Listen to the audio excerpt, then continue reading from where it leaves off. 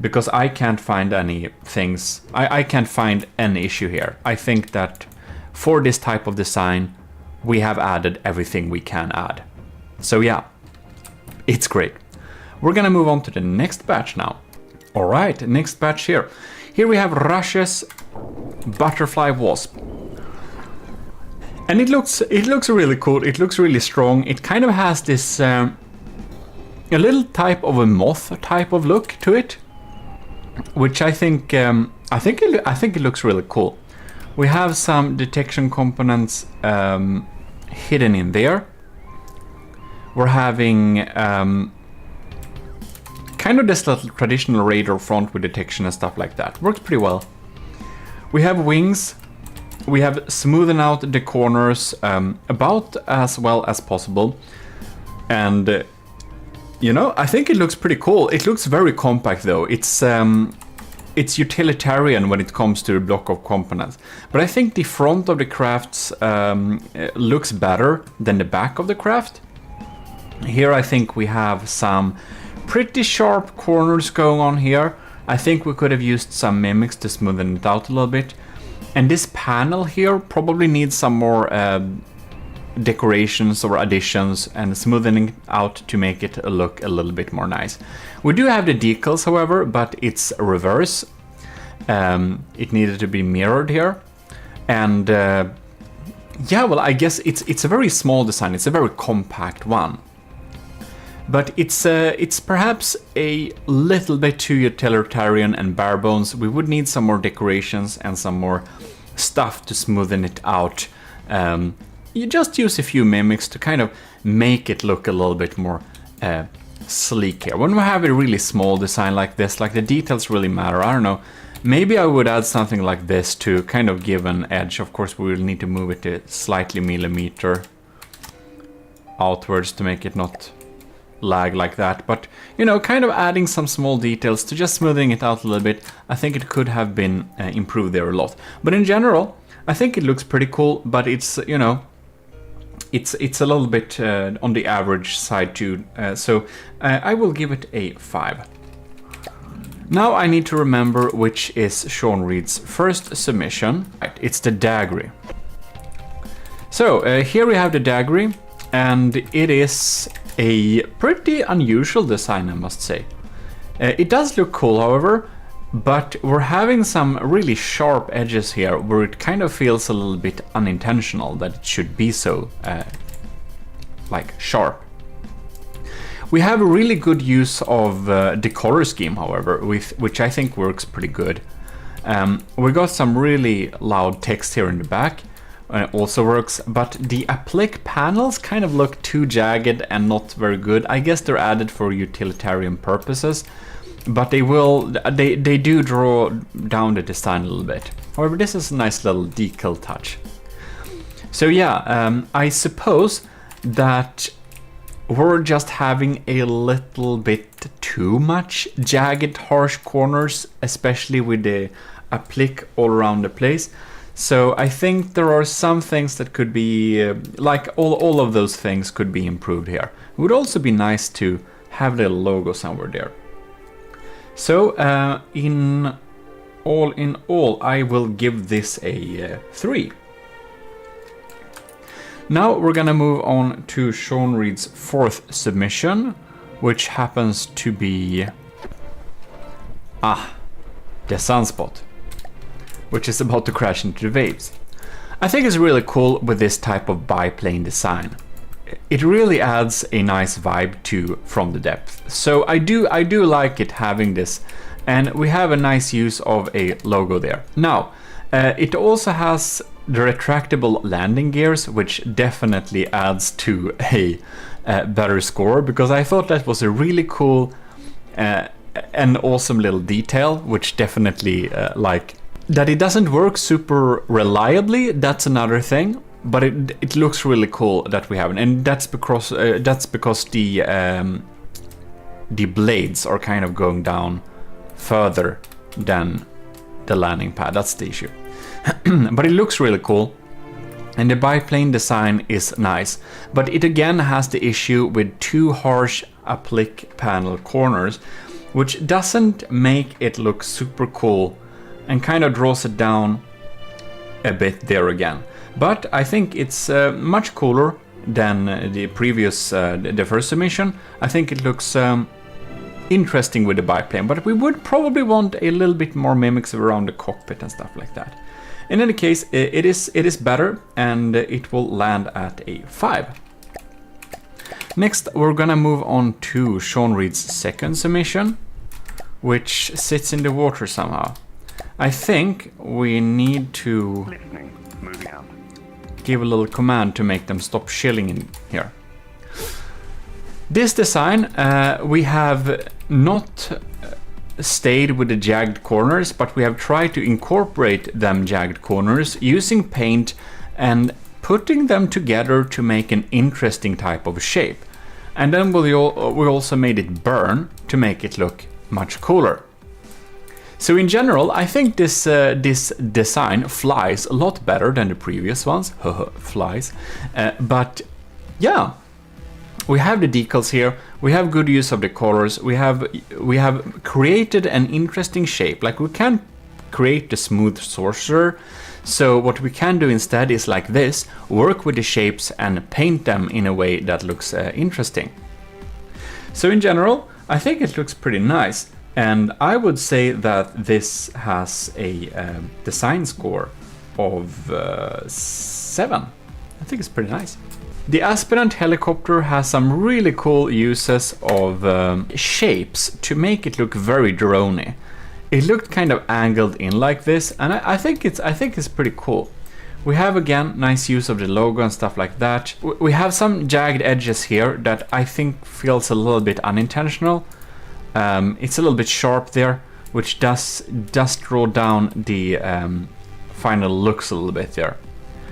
In general though, I think it looks pretty cool. These little carrying things for the materials, and especially these well-designed missiles that add extra decoration do draw the score up a bit there. So when we're landing, all in all, I think we're getting to a score of 6. The shotgun dart. And here we have an interesting sharp looking design, like a really quick looking design.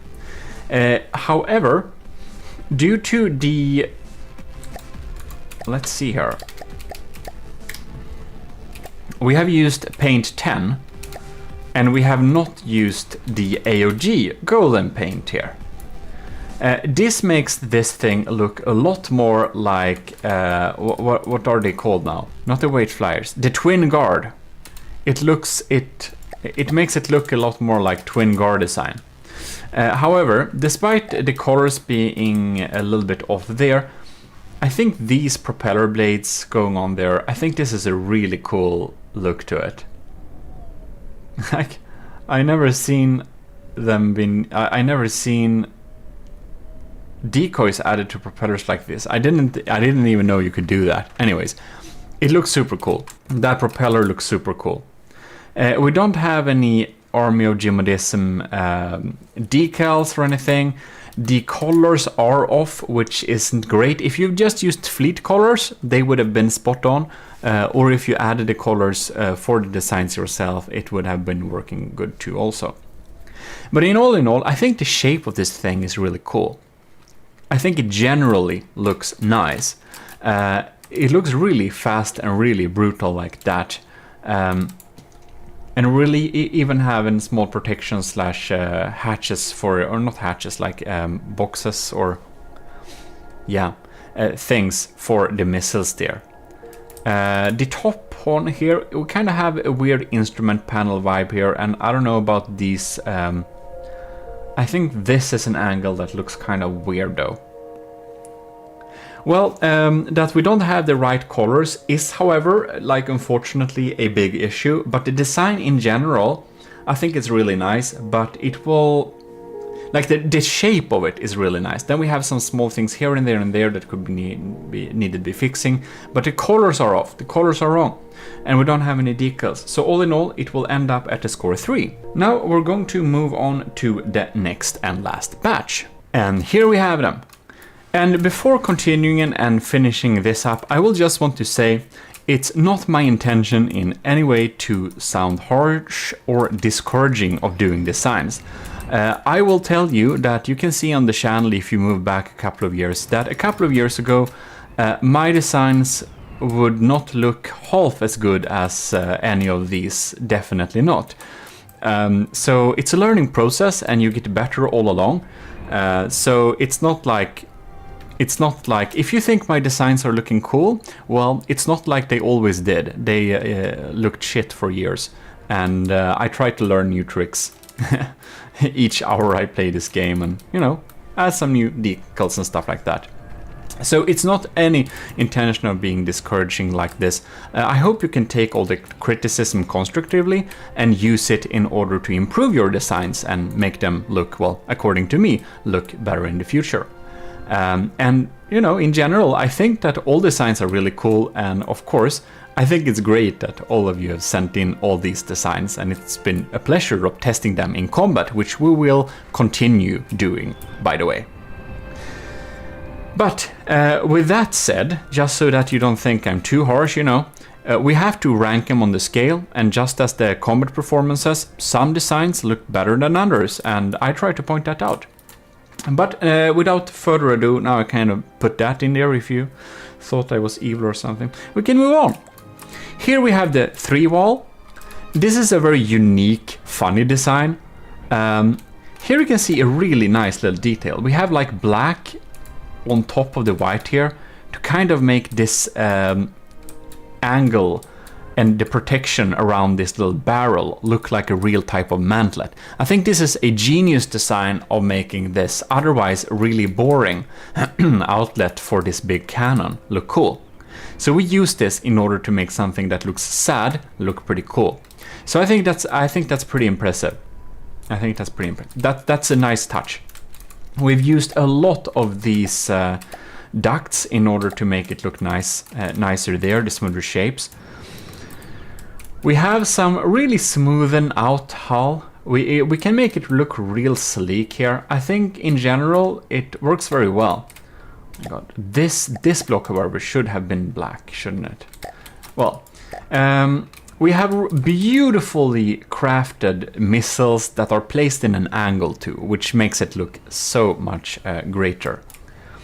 I think here in the back we have some tiny like issues. I think it looks kind of blocky and a little bit like blocky and sad here. It looks very basic in the back, whereas here at the front of the craft it looks much more exquisite. I think these winged shields here, I think they look nice, but I do wonder if we probably could have inserted a, what is it? A little mimic thing to make it smoothen out a little bit like that, or possibly a sharper one like this. So in general, this design, it looks nice, but it looks too blocky. If you just cut away the decorations at the top and the bottom and the front and the back, it's basically a box.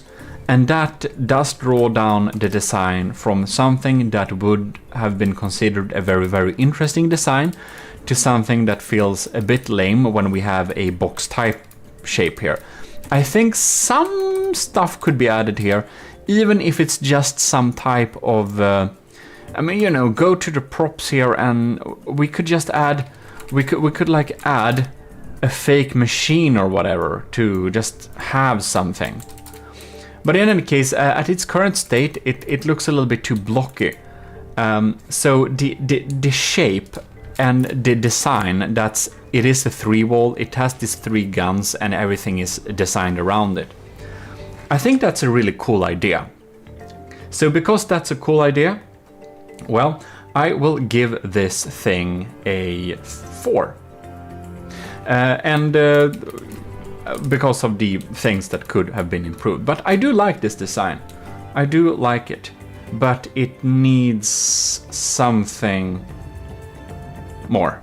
Next, we're moving on to one of my personal favorites. It's the slowest one here. And this is also Scuba-mation's design. This is the Pigeon. And here we really have used the AOG brown color as it's intended, which is for wood. Here we got this pretty ancient looking steam type of airship bomber. We got the AirPods here. We really get this diesel punk, steampunk feeling. I think this looks really cool. I like this design a lot. And here we can really see we have used those mimics to kind of smoothen out the edges here. We got a big deck type of thing here. We got good use of the logos. We got golden trim, well, like handlebars, not like what are they called? Rails or something? Railings? Yeah, railings. And we got good placements of flag and logos, and we did use the white face here. I think this looks really cool on the brown. It works really well, and with the bow going on there. Now, everything on this looks really cool, I think. But I do feel it feels like something is missing on top of it. It feels like it should have been some kind of, like, honestly, for this, I wonder if I wouldn't have like had some type of, you know, copper roof or something like that to maybe get just a tiny little bit of interesting detail there, because it looks weird that it's wood here, and frankly it looks like something is missing back here. It feels like there should be a like big as AA gun back here or something like that. I do like those little chimneys with the black smoke though. That's really great, and in general I think this is a super adorable design. So yeah, this is of course my score, and I am biased, but I really just love the shape of this thing, and I will say this is definitely an 8. But something back here and something other on the roof here, and maybe some type of like something back here too, so it doesn't look like a box when seen from below. That we have like just having something would be a good idea there. Some decal, some shape, some structure, you know. In any case, we are now gonna move on to American's design. I think that's here. Here we really have a unique and cool looking design. This looks kind of spaceship-y for sure. We have a very utilitarian design here, but it also provides an interesting aesthetic. As you can see here, we have the decals spot on there. We have also this kind of flush little design within the wings here. So we have kind of the flaps be part of the structure like this. I believe it's mimics on top of wings to make it have this effect. Like custom control surfaces on top of no, blocks on top of custom control surfaces. Anyways, it works really well. However, we have this front panel here which is trying to correct altitude, and that just looks super weird. I kind of think that this should probably not have been seen if it needed to be there, because it clips through the barrels here, and the back portion here seems to be a little bit too plain. I think that like this section of the craft looked really cool, but then the front and the back just doesn't really add up to that. If those issues would have been fixed, we would have gotten a lot better, but right now I think we will set this at a 3. Now we're gonna move out to Cringe's design, which is gonna be over here. Now this is the Cringe's first submission indeed. I think that this thing has a very stunning design. We got the shapes on top of the cockpit. We even have a little bit of decoration inside the cockpit there. We got a radar looking up there. Basically, everything is thought of very well. We have a very good shaped and smoothened out hull to make it look real cool. And this little canopy for the turret is definitely a lot of bonus, because that looks super amazing. We did forget this thing is actually, it's here, but somehow it has been it's removed by a mimic. I don't know why. It just is. All right, now we just need to. It just disappeared from our view. Okay, there it is.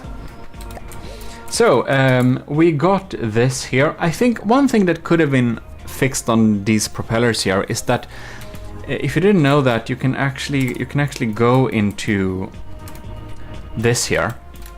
You can go to extra configuration, and you can actually, if you want the propeller blade to be wood, there we have it. It's here iron. We can have like red cedar or whatever. And you can see we can have wood like that. So I think that could have been a nice detail here.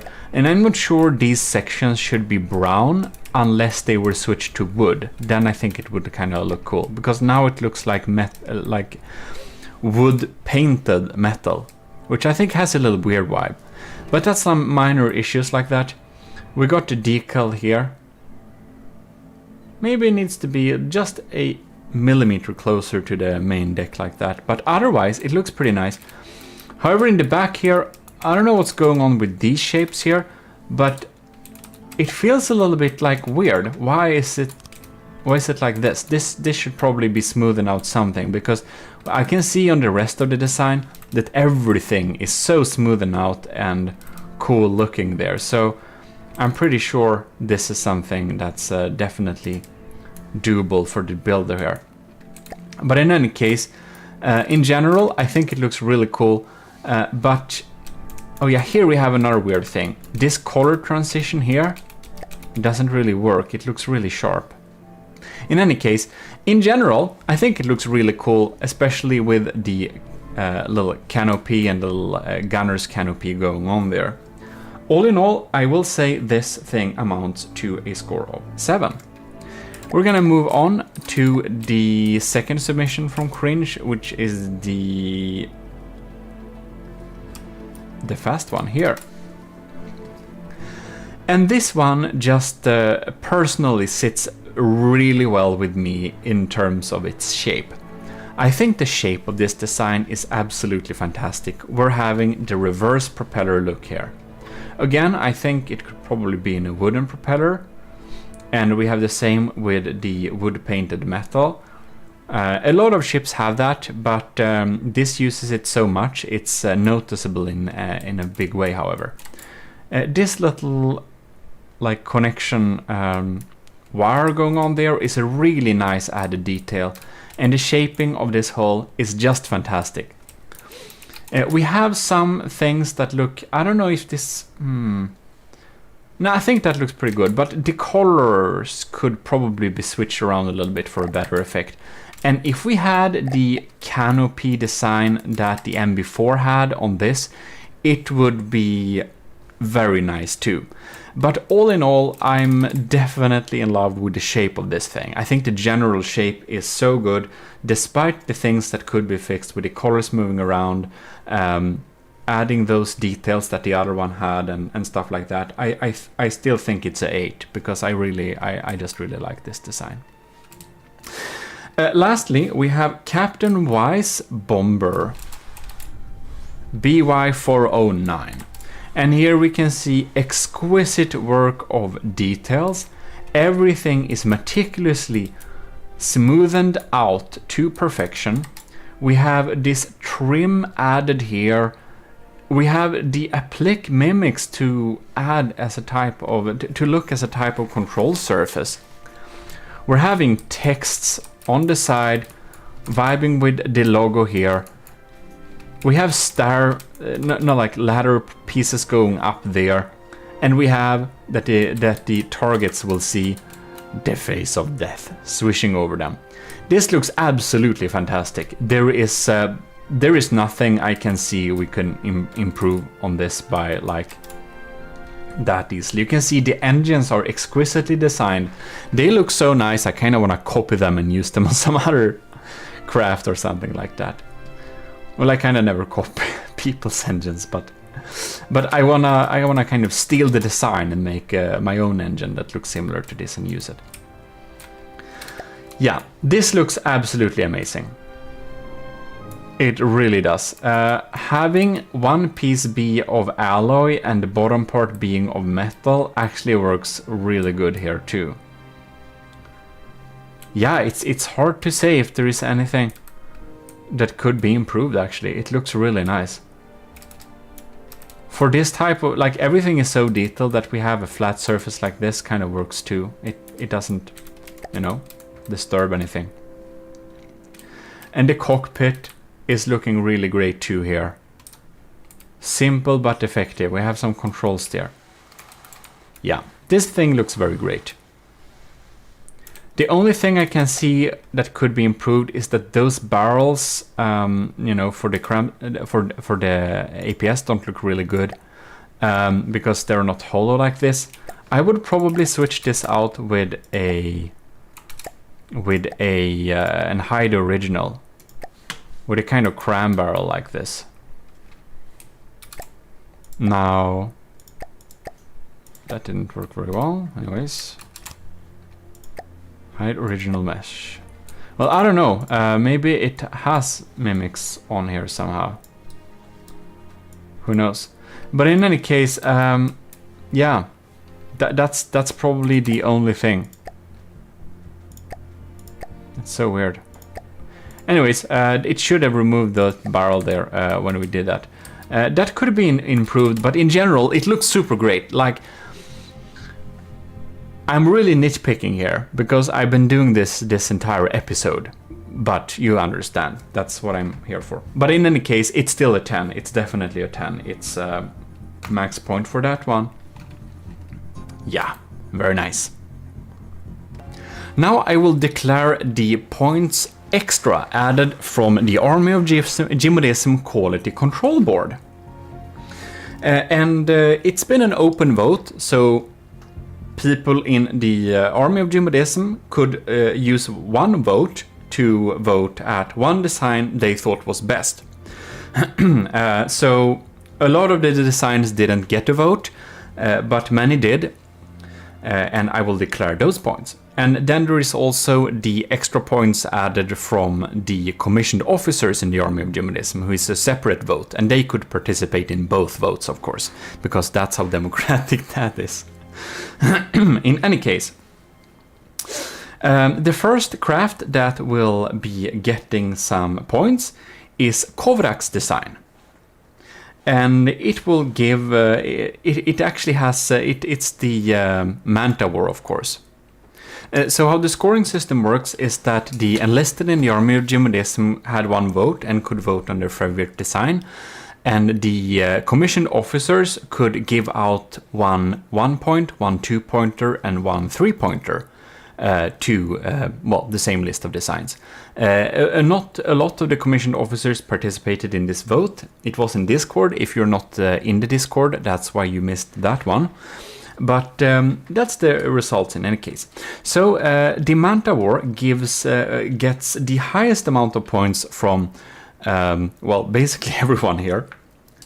It gets 5 individual votes from the enlisted, plus 3 points, a combination of the points from the commissioned officers. So it gets thus 8 points extra. Very nice. Then we're moving on to Jono's second submission. And that is also getting 1 point from the enlisted in the Army of GMODISM and 2 points from the commissioned officers. Next one to get a point is Nilden's Penguin, and I don't remember if it's from enlisted or commissioned officer, but it will get 1 extra point. Then we'll have Ovos Phosphorus White Phosphorus Bomber, the really cool looking fighter craft. That's a bomber. It gets 3 points from both the commissioned officers and the enlisted, so 6 points extra in total. Next one to get the point is Pizza Summoner, who I don't remember which gave that extra point, if it was the enlisted or the commissioned officers, but 1 point extra for Pizza Summoner. Then the next thing to get votes is Scuvimation. See here where we are having that one. Scuvimation's second submission gets 1 extra point. And it's possible I've mixed up which is the commissioned officers and which is the enlisted. So I don't know which this is either, but it gets 1 point extra. Then we'll have the Cringe's first design, the MB4, gets 2 extra points. And the Cringe's second design, which has, you know, the amazing shape, gets 2 points from the enlisted and 3 points from the commissioned officers extra. So it gets 5 points extra. Nice shape. The captain's YAG bomber gets 1 point from the enlisted and 3 points, or the reverse way around. And anyways, a 4-point bonus, which is very understandable. So there we have the total score of that. Well, there we basically have the scores. So the scores I have mentioned and gone through in this video, plus the extra scores added from the Army of GMODISM Quality Control Board, will be added to the total score in the scoreboard. And thus we will be moving on to future and more challenges. So I really hope I have provided some useful tips on how to improve these designs. Of course, if this wasn't your design, the tips applies to anyone. So I hope it can help people to see some things that could be pointed out and that could be improved. And again, I hope that anyone doesn't think I sound too harsh, because I'm just pointing out what can be improved. Of course, I think that all designs that were sent in are pretty cool. But in any case, we have to grade them like this, and I do hope it was useful. And do you think that the scoring was fair, or do you think it's really unfair? Well, you can post that in the comments too, or having any questions about what the next things that are gonna be happening will be and not be. We're gonna have, I think it's 3 more sub-challenges and something like that. And of course, they probably need to be divided up into several videos because they're pretty long. But I do really hope you enjoyed this little video, and if you did, you should definitely leave a like and stay tuned to catch future videos. This is your Lord High Admiral from the Army of GMODISM. And I've been watching all these designs now, and hopefully you've been getting some good building tips here too. But in any case, this is your host and Lord High Admiral, and you are dismissed.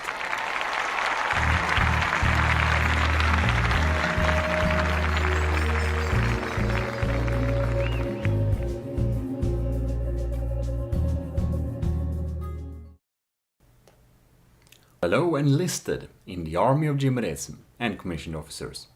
You're welcome back to our Bomber Challenge, The Trials, Season 1.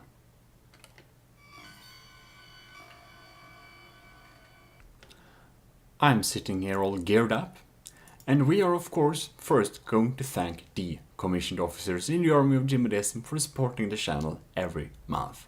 Huge thanks to Admiral Super Dave, Captain Y, Commander Jacob, Lieutenants Asteria, C2, Cravey, Parbagri, Talaras and Vincent Veritas. You help a lot. And also thanks to all of our cadets. You were not forgotten.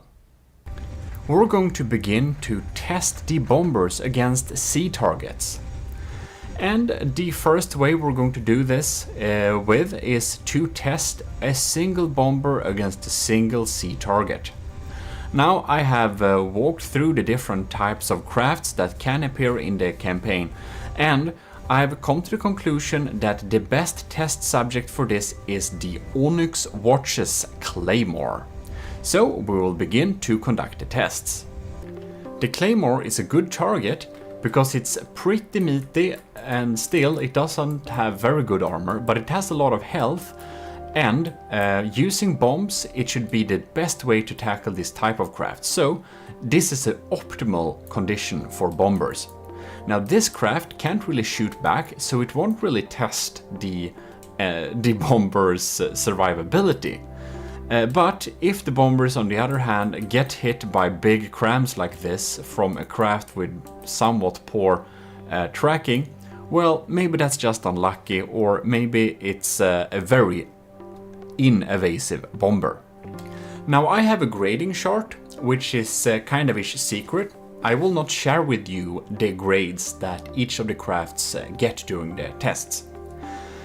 So basically I have adjusted some points dependent on the cost of the ships, or the, not ships, we have some airships, but the bombers themselves. So more expensive designs have gotten a 0, too expensive designs have gotten minus points, and sheep designs have gotten plus points. This is because in some scenarios the ships are tested one by one versus one target, and not in cost. Later on we will provide a group test. But basically, the cost of the ship, it's of course good if a cheaper bomber can perform as well as a more expensive bomber, and it deserves plus points for that, so that is why. But again, the grading I will not share with you from the get-go, but you will see it in the end. So you can make your own assumptions, but I don't want you to be able to calculate which crafts are most likely to win based on my scoring in the videos.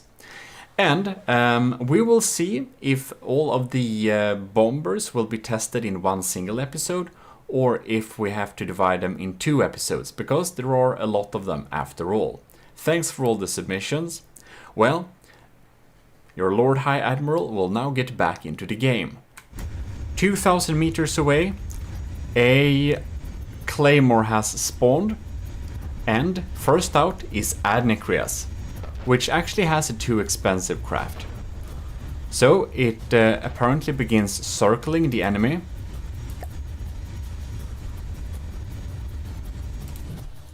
And what is going on here? Oh, wow. That's something. That's unexpected. We'll conduct the tests again. That was a little bit too quick. We didn't see what even happened there. We're gonna lock on to the Claymore instead. And we have some very penetrating capabilities. I think it had a lucky shot and took out, or it kills the target using EMP. So can be smart to wield some EMP. Oh yes, there we go. That's some easy kills right there. Very good performance from Adnekrias submission. And this is the order we will go through. We have Adnekrias, the secret advisor / Kovrax. We have Jonos first, second, kinda sexy.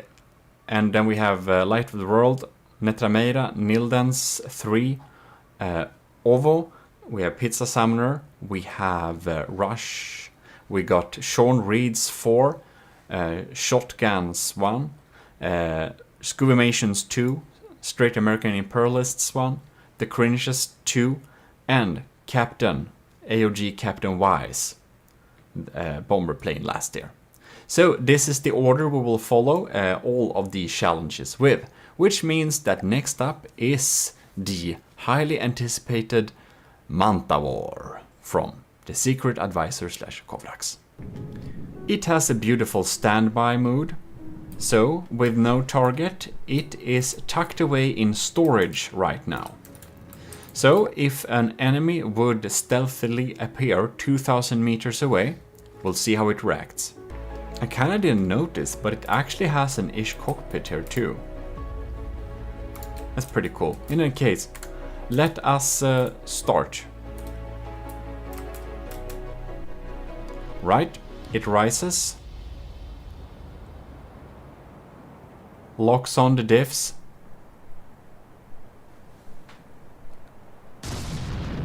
And we're firing away.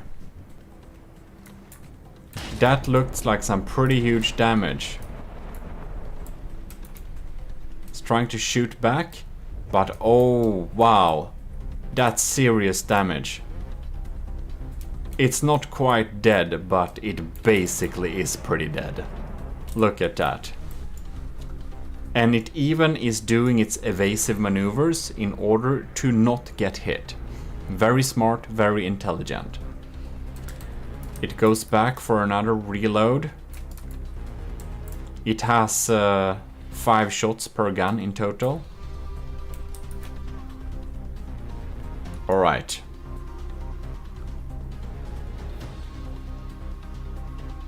And it's getting close. Wow, it's just moving so organically. That's so cool. We're gonna slow down time right here.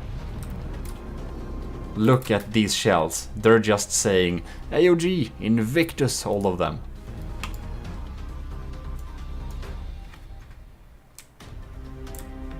slow down again. Okay. It's a small target. Bam. That is some serious damage. I believe it... I'm surprised if it's still alive. It kinda is. Interesting. It's basically dead.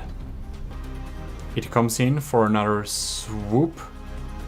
Look at it go! Looking pretty amazing. And we're for another volley. Oh, wow. Completely annihilated. Alright. Let's try that again. Alright. We look at it go again. We're gonna sit in here. It's starting to burn with anger. And it fires 2 volleys right there. Alright, that's some big damage. It really takes out huge chunks of health there.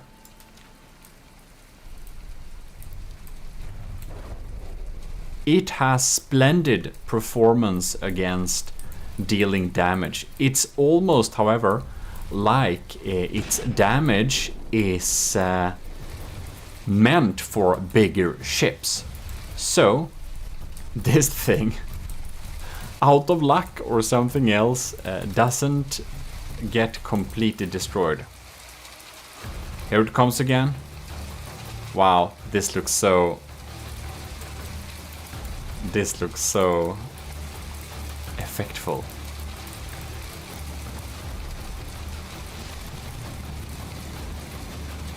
That's pretty cool. Okay. And it's deleted.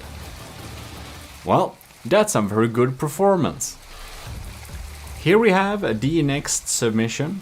This is Jono's second submission, which is of course the Isanth. Is it 5? Yes, the Isanth 5. I was thinking, was it 4 or 5? The Isanth 5 from StarMade. So yeah. Probably need to check in what's happening with StarMade soon. But it stands here and casually hovers, so let's spawn an enemy for it. And there we go. It's the Claymore. It fired a volley and missed.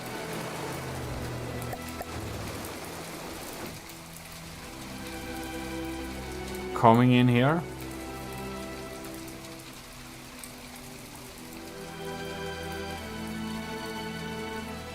Just hovering in the sky.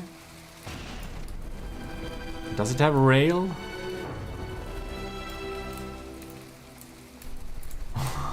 It's so still, it's probably lucky it didn't get hit there.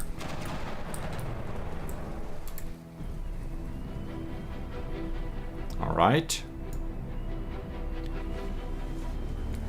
Can we get some... It's chilling. Oh no! Ooh, that was just pure luck, I think. It's not shooting very often, is it? Like, sooner or later, these crams are bound to hit if it doesn't have... Maybe it has some type of... Yes? It's moving from side to side, isn't it? I think it has evasion. Well, that's good at least. Well, it comes with another volley there. Not dealing a lot of damage, is it? Coming another little volley. Well, now it got some damage dealt, it felt like. Mostly against the crams. It looks like this is gonna take a while. Next volley is coming. Well, more crams. Cram blocks. Oh! Damn! It actually got hit. Well, since we're not really measuring the survivability, we're repairing it with the bot right now, it seems like, but... Okay. I don't know if it has evasion or if it just goes from side to side.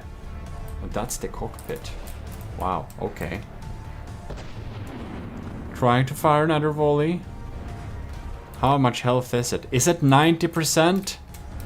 Oh, it just lacks firepower. It lacks firepower. Yeah. Let's try again here and see if we can get some better hits from the start. It seems it misses its first volley. It seems to be some... Was that armor piercing and high explosive? Alright. The Claymore is lining up here. I was very surprised with Adnekria's bomber's ability to just kill the AI super quickly and efficient, which is a valid tactic against many targets indeed. So it's that was some really good setup. Now we could see it got hit again. It's so still it gets hit by crams, which isn't great. You can see here it fires another volley, but I don't think the Isanth 5 will be able to take out the target in a reasonable amount of time. So we will probably move on to the next target, Jono's real submission, because I do believe we've seen enough of its performance in this particular setting. Now it should be said that the Isanth 5 as a submission was mostly submitted because it's funny, because it's from StarMade, and it's kind of blocky, and it's kind of a meme ship. But nevertheless, let's move on. This is Jono's real submission, the AOG Bomber. And it's sitting here and being stored, not burning many materials at all. So, what then happens if the Claymore does appear 2,000 meters away? We shall see. From within the cockpit. Maybe not.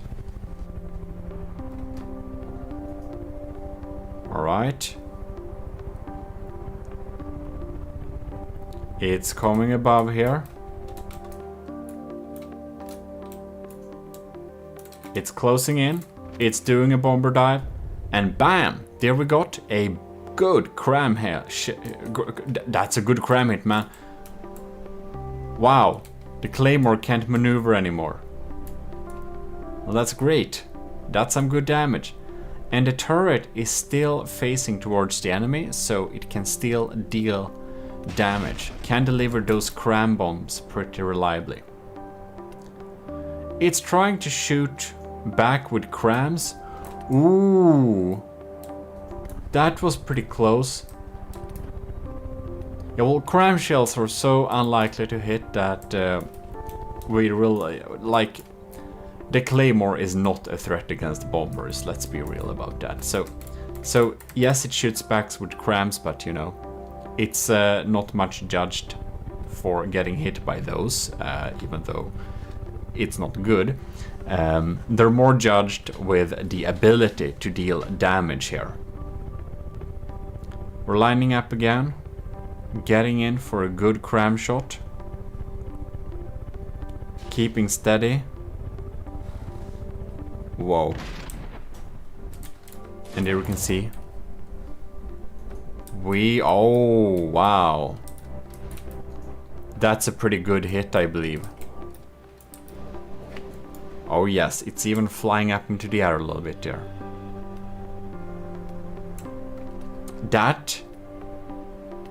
Was that AI parts? No? It was parts of AI parts. But it wasn't the AI parts itself.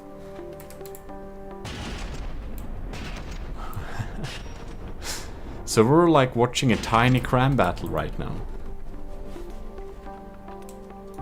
Let's see how Jono's first submission will do. This one has had a beautiful little text on it too, which is now removed. I do believe it accidentally got hit by a cram there. Does it fall down? No, it's still online. But it's really keeping its distance. It's playing safe, that's for sure. Oh no, we got another cram volley. Oh no, it got hit. It got hit by a cram broadside. Ooh, no, and and the turret is kind of sad, and it started to burn as well, and the cram is only firing blanks now. Cool effect though. Oh man. Yeah, this doesn't look too good. It looks it's really funny. It has burning effect when damaged, I suppose. Well, that's just great. This little thing here is apparently a little detection unit. Alright. Has the cram cannon repaired enough, I wonder? It goes down for a sweep. No. Apparently not. I think we'll need to restart this battle here a little bit. It got damaged. Here we go. Same enemy, same setup. It's climbing.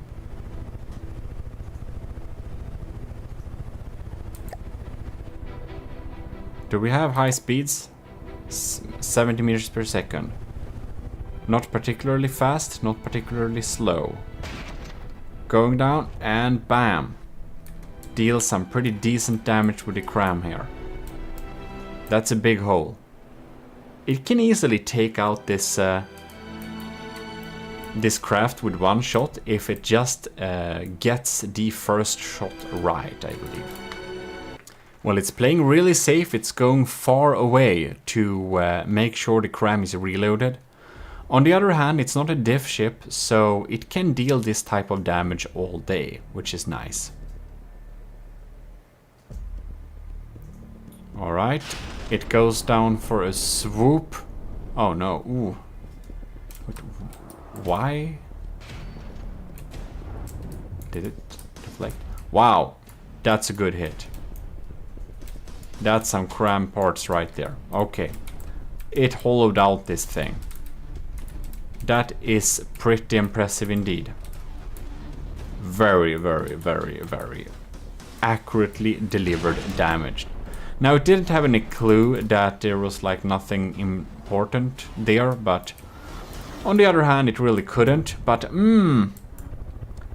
it's not able to evade the cram shells. And again, we're not testing evasion this time. I think we're just gonna quickly repair it a little bit.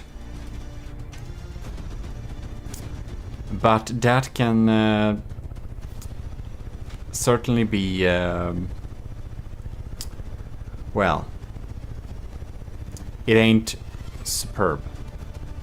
Okay, let's see what we're doing here for another swoop. We care mostly about the damage delivery here. There we go. Can we get some slow motion there? Come on. That is a well-aimed... That's a very well-aimed shell.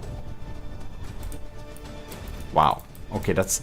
It deals good damage. It deals good damage, that's for sure.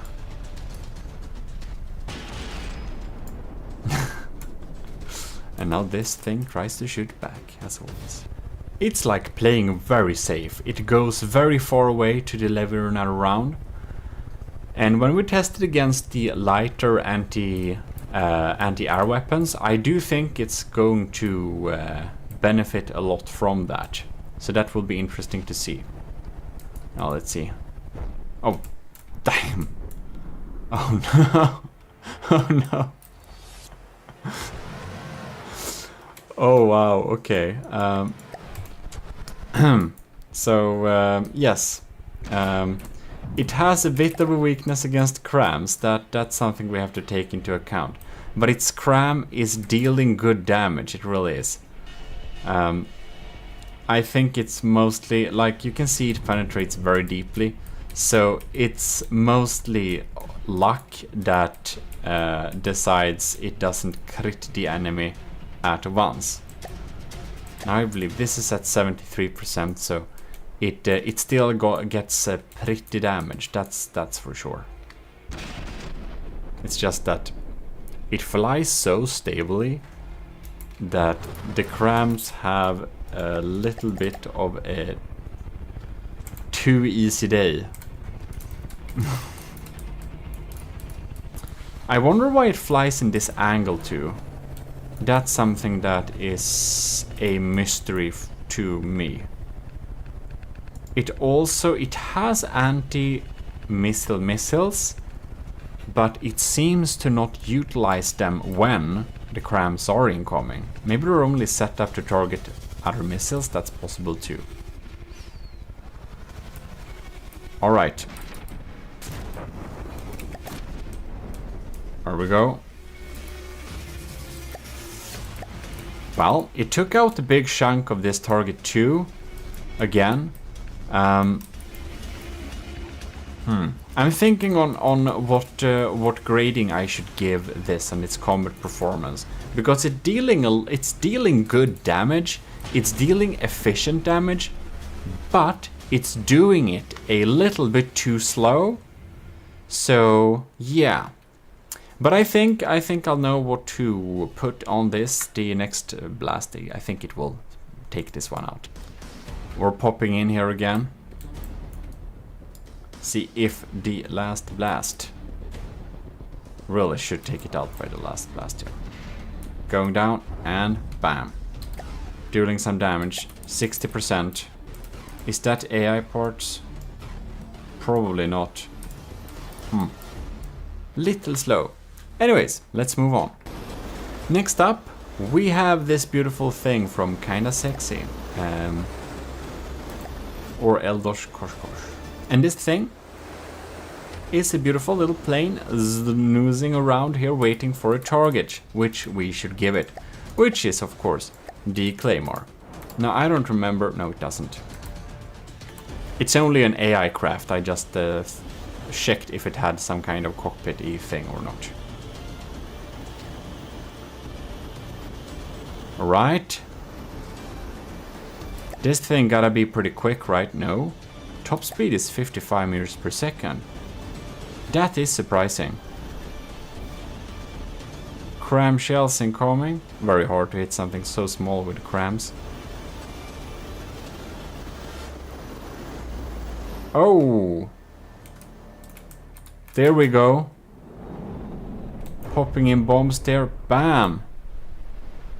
They fire all at once. Well, that's more of them.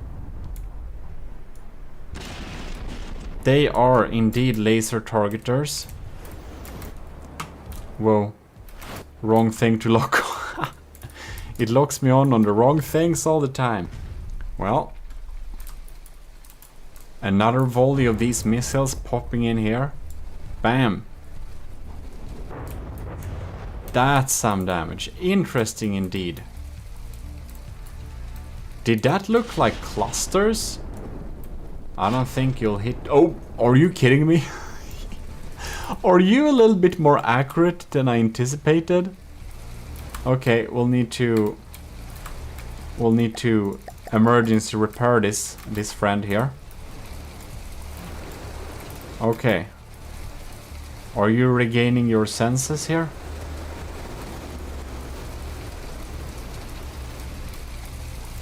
Alright. Make sure you're ready for fighting. Okay, it goes down for another swoop. What? Are you kidding me? It bounced. So this thing is pretty slow. That's probably one issue, right? Right, what do we have here? They come in a bunch. Man, that's a lot of them. Bam. And they got blasted away from the first. I think they probably would have done better having frag or possibly having a delay. Okay, I thought it was cluster first.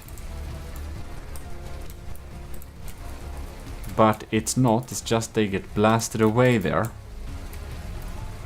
And then they come for a return blast.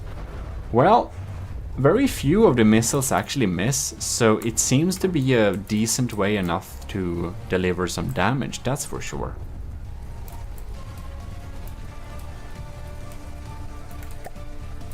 94 percentages. Well,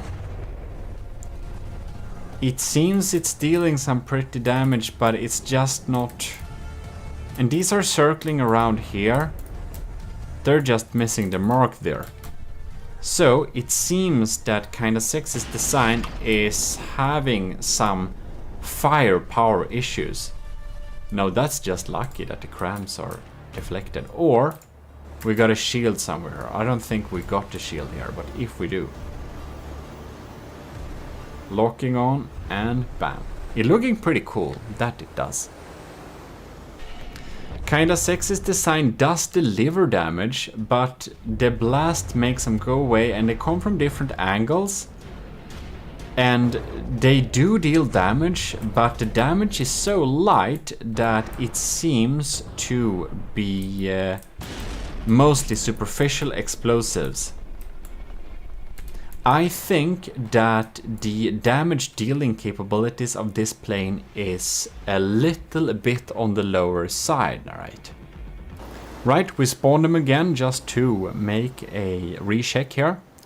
But as said in the request for bombers, one of the most important metrics are to efficiently deal damage. And I do believe we are having some issues on this department here. As we can see, it has secondary props, that's good. But I would expect that this type of damage would work better against something like the Deep Water Guard. You can see it's kind of superficial. Well, it does deliver the damage, and that's something. Well, I think we've seen enough to judge this craft's damage dealing capabilities of a single sea target. Next out, we have Light of the Worlds Star Drop. So we're going to spawn in the enemy and we're gonna see what types of damage we're dealing against it. So we have a pretty thick design going on there. So what happens if 2000 meters away a claymore appears? Well, we're having targets. We have a flare just to make sure we're not getting hit. Another one.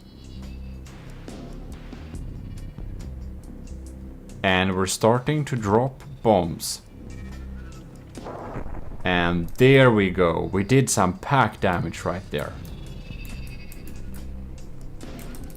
Well, that's some Pierce pack. Packing a real punch, if you know what I mean. No, that's impact pack. I already know that. Oh, wow!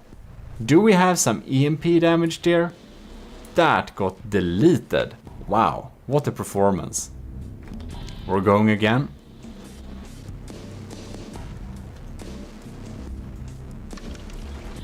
Using flares.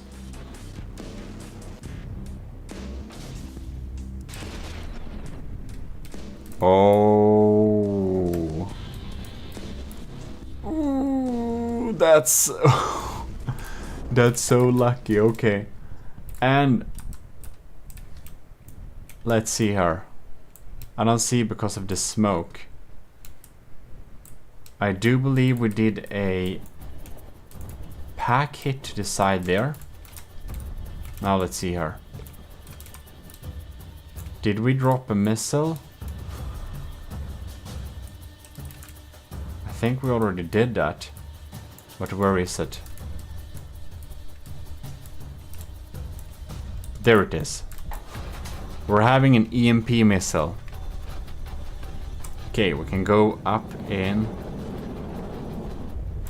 And bam! Oh. Did it die? No, it didn't.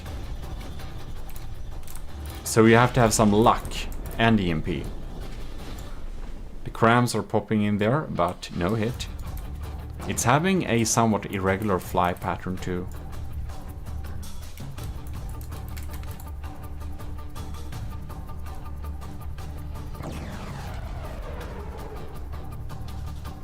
Taking some light fire. I don't think anything important fell off. Bam. Here we did some real damage. And we got some EMP there too.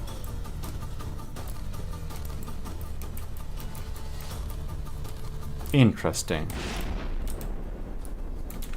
Oh, where is it? It's going in for another attack. Facing upwards. Okay. And there we go. Wow. And with some EMP too. No, not dead yet.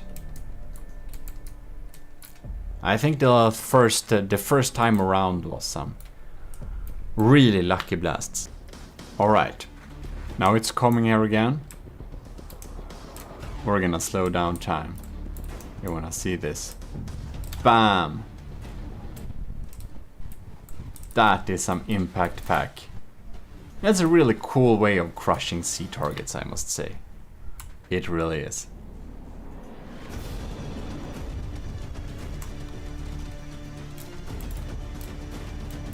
Alright, where is it? Oh, there it is.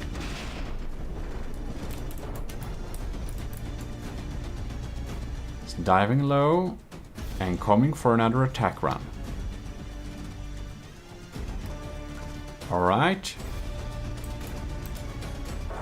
Bam! That is pretty cool. It's a pretty cool with a pack bomber like this, I think. I never seen one before.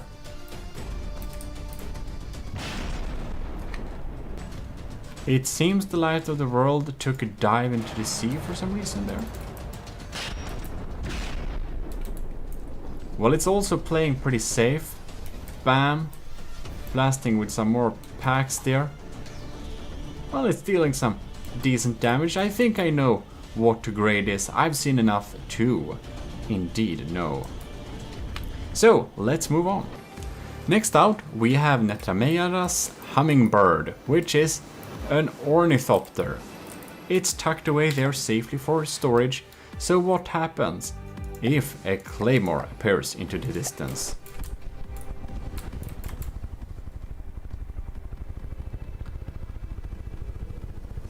Alright.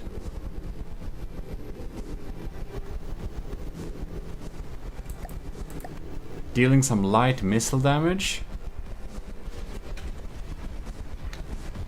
I think we'll need to slow down time for this, man. Oh my god. Here we see. The damage is coming in. Whoa, that's some diff rods. Oh, darn. Yeah, that's some hash. That's some hash for you. Damn. That's some EMP damage too. If it's lucky, it can... Oh yes, it was indeed. Wow, that's super performance. Let's check that again. Alright, here we go. Missiles are softening up the target. And the best way to survive is of course deal the maximum amount of damage as soon as possible. There we go. Bam! That's some pretty decent damage. And it's quick too. I don't think these crams have a chance of even disturbing our combat testings here.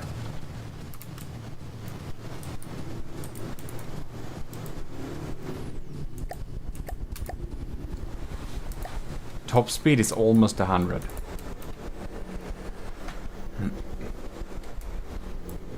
Look at that. Here we go. Not reloaded quite yet.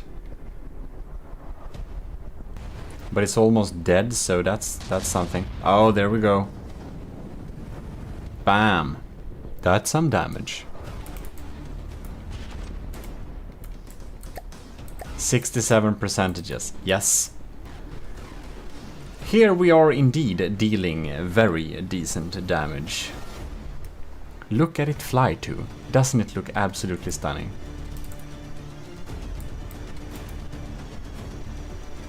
Amazing. Some VLMs to help with the constant damage.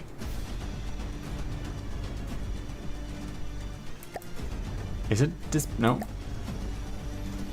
I think it's just chilling for another round. It's popping in for another run. Look at that.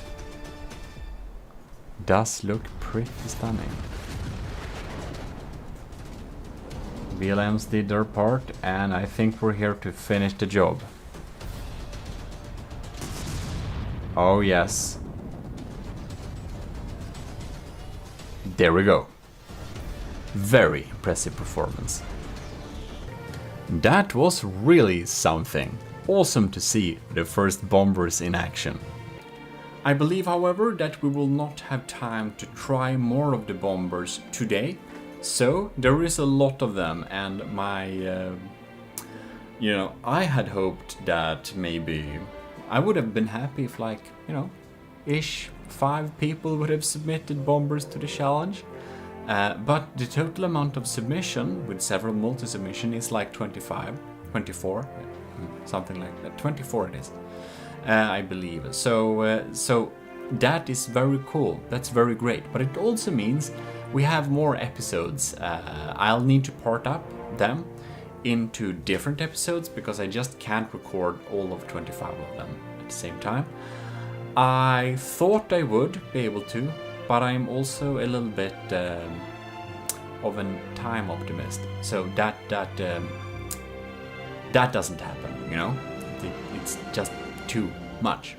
I think if I go through all of the bombers through this test in one single go, I think that the video will be around 2 hours, maybe 3 hours, something like that. So this is your Admiral GMODIST, the army of GMODIST, who you're of course submitting your bombers to. And if maybe you're watching this and maybe you're wondering how to join the army of GMODIST, well, go into the Discord, go into the role assignment area, and assign yourself Matros 3rd class, and you're in the army of GMODIST. You can also become a commissioned officers like them over there. That's also possible. In any case, huge thanks for watching this little first combat performance of the bombers. I think I have gotten a little bit delayed of doing them because I was thinking to do them a little bit more complexly than we have to do. So I hope that you have enjoyed this test and that this is good enough, hopefully. I don't know how I else would have done them, but in any case, thanks a lot for watching. This is your host, GMODIST, and we're signing out with our motto, AOG Invictus.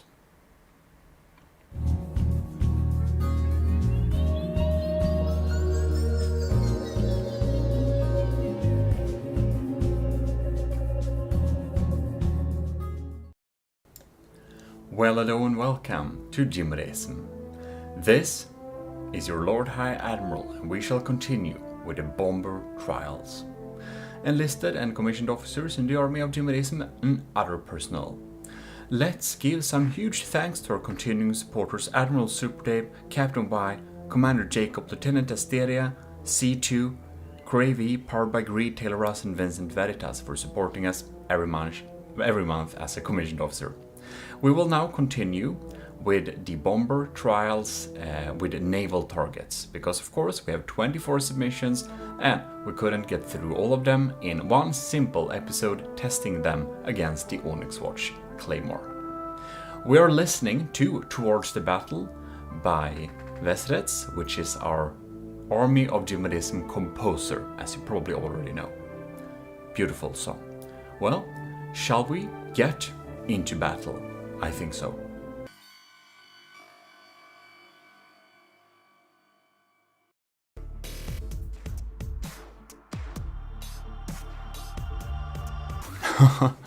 Alright, this video will totally start off as a one-person show. So Matros Neil then sent in 3 submissions, which will be going and testing the first in this particular little battle thing. This is the second submission, which is first out, and it's of course called the Invader. So let's get a Claymore in here. Alright, let's go. It has the cool 3D logo too. Alright. What will it do? This thing is actually a pack craft. Oh lords. I think we need to do a quick repair. Alright. It tries to stay above it. It has shields too.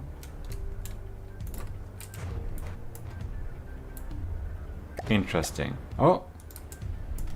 It did an explosive pack damage. Very interesting. So its course of action seems to be staying above the target and dealing out some pack damage. But it fired its sequence of them. I don't know if it has accuracy issues. This is a slow target. Let's see if it can catch up. It's doing something. Look at that. It fired several rounds. It has optimal ability to deal damage, but it doesn't deal the damage type explosive, this type of fast firing pack. Even though it's some very thin armor at the top here, it just doesn't get through. The damage it's dealing, it's been here for a while and it's taking off like some percentages. We're not switching pack type either. I think switching between the different types for pack is a great method, but it's not quite doing that. Let's try and respawn them and see if we get some other results. Alright, there we are. We're moving forwards towards the enemy. Oh lord, here comes some crams. Woohoo! Lucky! Alright. We're closing in and we can stay above target. Alright. And now what? Alright, yes. In a real scenario with AA guns and stuff like that, I believe it's quite vulnerable just staying on top like this. Especially if we have several of them. That's something we will check a little bit later too, thanks to Captain Y. We need to check so that they won't collide with each other, but that will be very apparent in the group testing and it will be a point of metric. So I do wonder how these will survive during that type of metric. Well, we can already see that it has trouble reaching the target and the damage it deals is kind of limited to an armored target like this. So we have seen enough from the Invader. I think a slower Pierce pack, by the way, would have been so much more effective against most type of targets. Next out, we have Nilden's 3rd submission. This is the Penguin. So let's check out the Penguin. It has a cockpit, by the way, which is kind of cool. Did I mention it looks like a penguin? There we go. Claymore has entered the scene. Penguin is popping in. And it drops bombs. Alright. I do believe they have magnets. Look at that cute little thing. They look like tiny nukes. And there are many of them. They're popping in there. Yes, we're having some proper bomber action here. They come from all over the place. Magnetizing and damn. Yes. My ladies and gentlemen, this is indeed a bomber. Got a little unlucky cram hit there, but again, we are not judging the taking of damage in this particular challenge, in this particular sub part. Dies pretty low and spits out a couple of bombs there. Well, it's a true carpet bomber. It feels like a true carpet bomber. And I do believe it has some pretty cool results. And the bombs look pretty cool too. There are some custom parts. Look at that. Look at that. And they pop in here.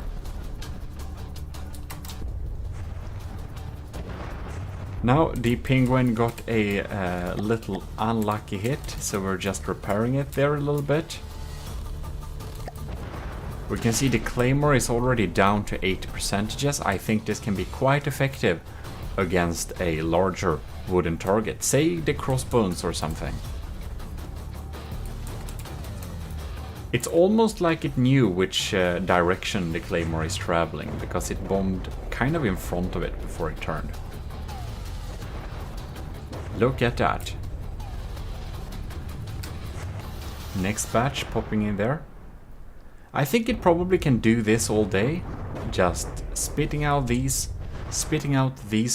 explosive bombs and providing a lot of damage. Look at that beautiful carpet. Pretty nice. We're of course against an armor target, so it takes a couple of bombs to get through the hull, but I do think it's a very decent bomber in terms of bombing. It is indeed providing some pretty good bombing results. It's a little bit slow with dealing damage than we could have hoped for. I think that perhaps having a small mix of frag, or, well, against this target in particularly, but of course people were not told what targets they would meet, because that would make them able to counter that specific target. But for this particular craft, EMP would have been a great choice. But frag works a little bit better against armor in most cases, while explosives deals the most amount of damage against wood. So I think this type of bomber would absolutely shred a deep water guard build. But against an armor target like this, a mix of frag in those bombs would probably have been beneficial. But I think we are going to spawn it again, check again how it goes. Ooh, it has some... Look at that. It has some balloons too, to make it not fall into the water. That's good.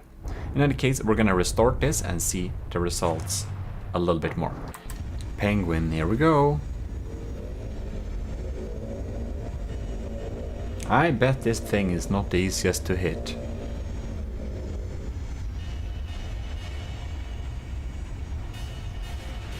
No? Alright, we're coming in for another one.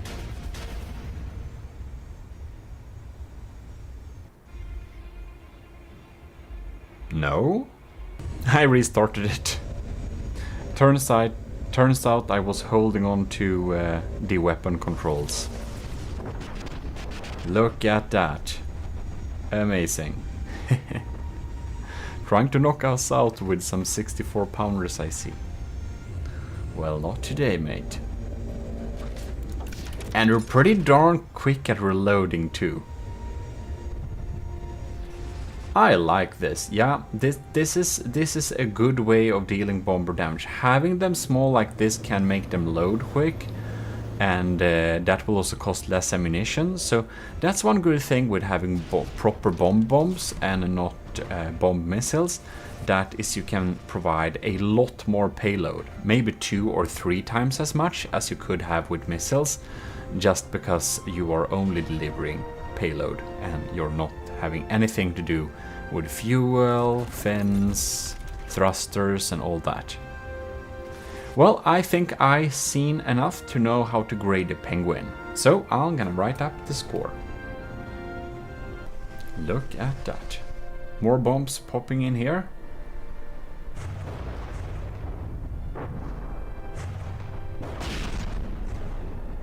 Nice.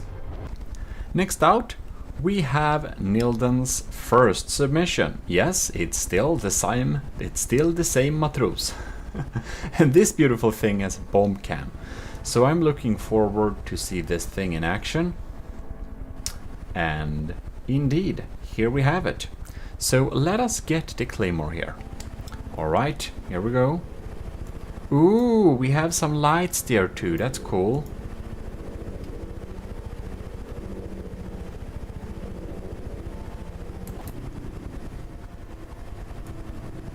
I just have to check this out.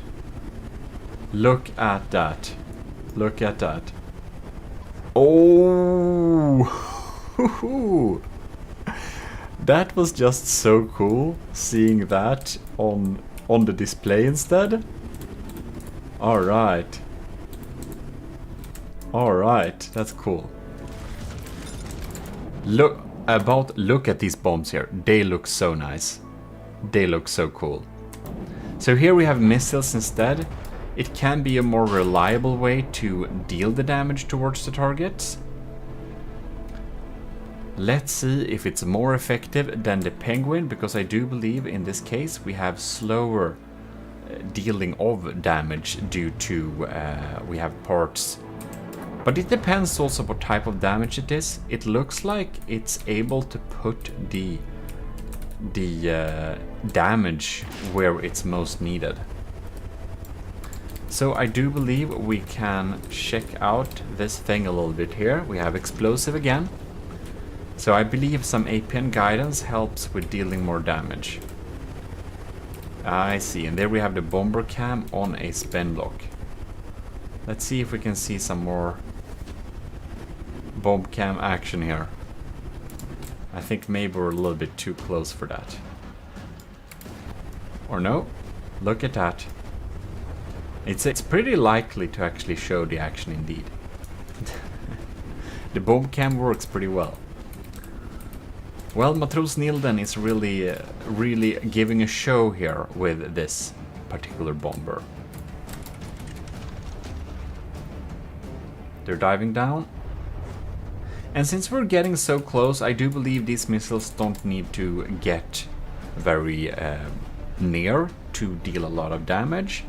So that's very interesting indeed. You can see that this ship is again heavily damaged. It has the same kind of issue like the Penguin, that when we're dealing against armor targets, the damage type explosive will deal a little less damage, but in this case they were coming from on top. So I think that perhaps the payload itself might be slightly less, just better delivered. And there we see the Claymore got absolutely taken out. Very nice. We have spawned the target again, just to make sure that our damage dealt was the damage intended. Alright, I think the Claymore is coming in here. Yeah, there we go. And haha, so cool. So cool with the bomber cam there. Yep, here we go.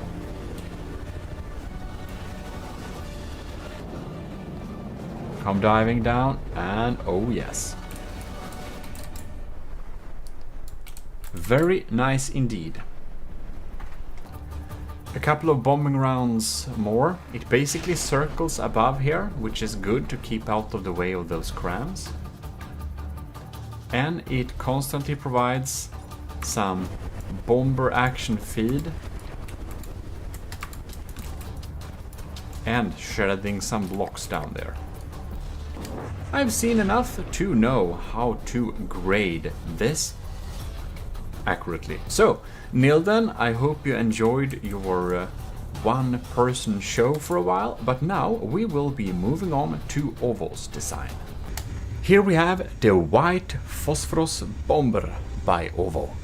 And this is a design that looks absolutely amazing, and a lot of you have graded it as one of the best looking ones in this tournament. With some really sleek modern fightery designs without being too much decorations. It's still very sleek. The main design of the ship itself does give it the super cool shape, and we have some help with some, I believe there are some small wings on spin blocks with a tiny bit of spin clipping, which was allowed by me for this, absolutely. Spin clipping is generally not something that we do allow, but when it is for aesthetical reasons on small designs, oh, that's another story. So it looks absolutely amazing. We're gonna check it out here, and if you were wondering, we did a little poll thing. The commissioned officers in the army of GMODISM have had their say on the designs they think look the best. Then all of the enlisted in the army of GMODISM has also had their say, and I have taken these points and mixed them together and put them at the points for a future little... I took the points in regards for a future little episode, so we'll check that. But anyways, now Ovo's Phosphorus Bomber will deal with the Claymore. Bam! That's some quick... What even happened with those guns? It was like instant teleportation. We're diving down. Oh, we're aborting. This thing is quick. 146 meters per second. What?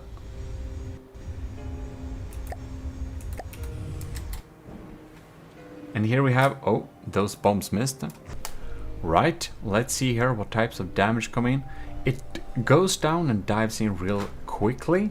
So I do believe this will probably survive the testings against...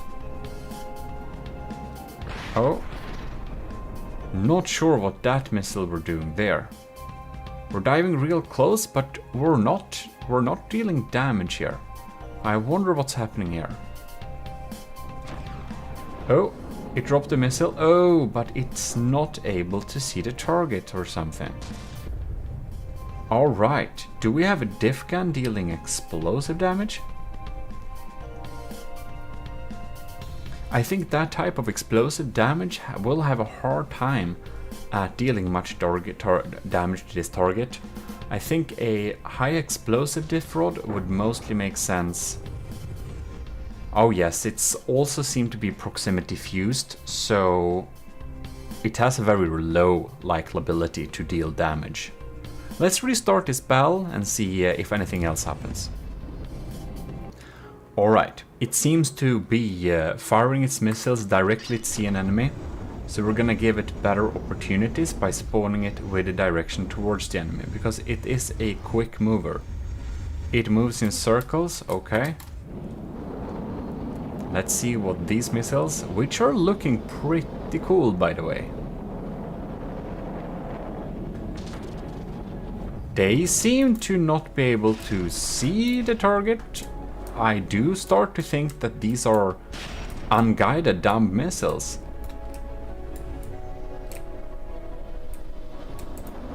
Alright. And they went down to the water. Well, the Phosphorus Bomber might be one of the best looking designs we have in the arsenal, but it unfortunately seems to have a hard time dealing damage. Oh, we got a hit. So it does deal damage, which is good, but it seems to deal explosive damage with diff rods only, and these have a really hard time scratching the surface of this ship. I do believe that the Phosphorus Bomber will win this battle due to not getting hit by those crams ever, but I do believe it will take like half an hour at least. So I do think I've seen enough to see what points we should give it for this particular challenge. Next up, we will have Pizza Summoners Sardalk AS Sardalk, which has some awesome rotating gear things going on here for the engine parts. It's looking very advanced, and it's equipped with crams. We also have one of the absolutely uber cool cockpits here. So we're gonna see this in action right now. Alright, here we go. The Claymore is spawned.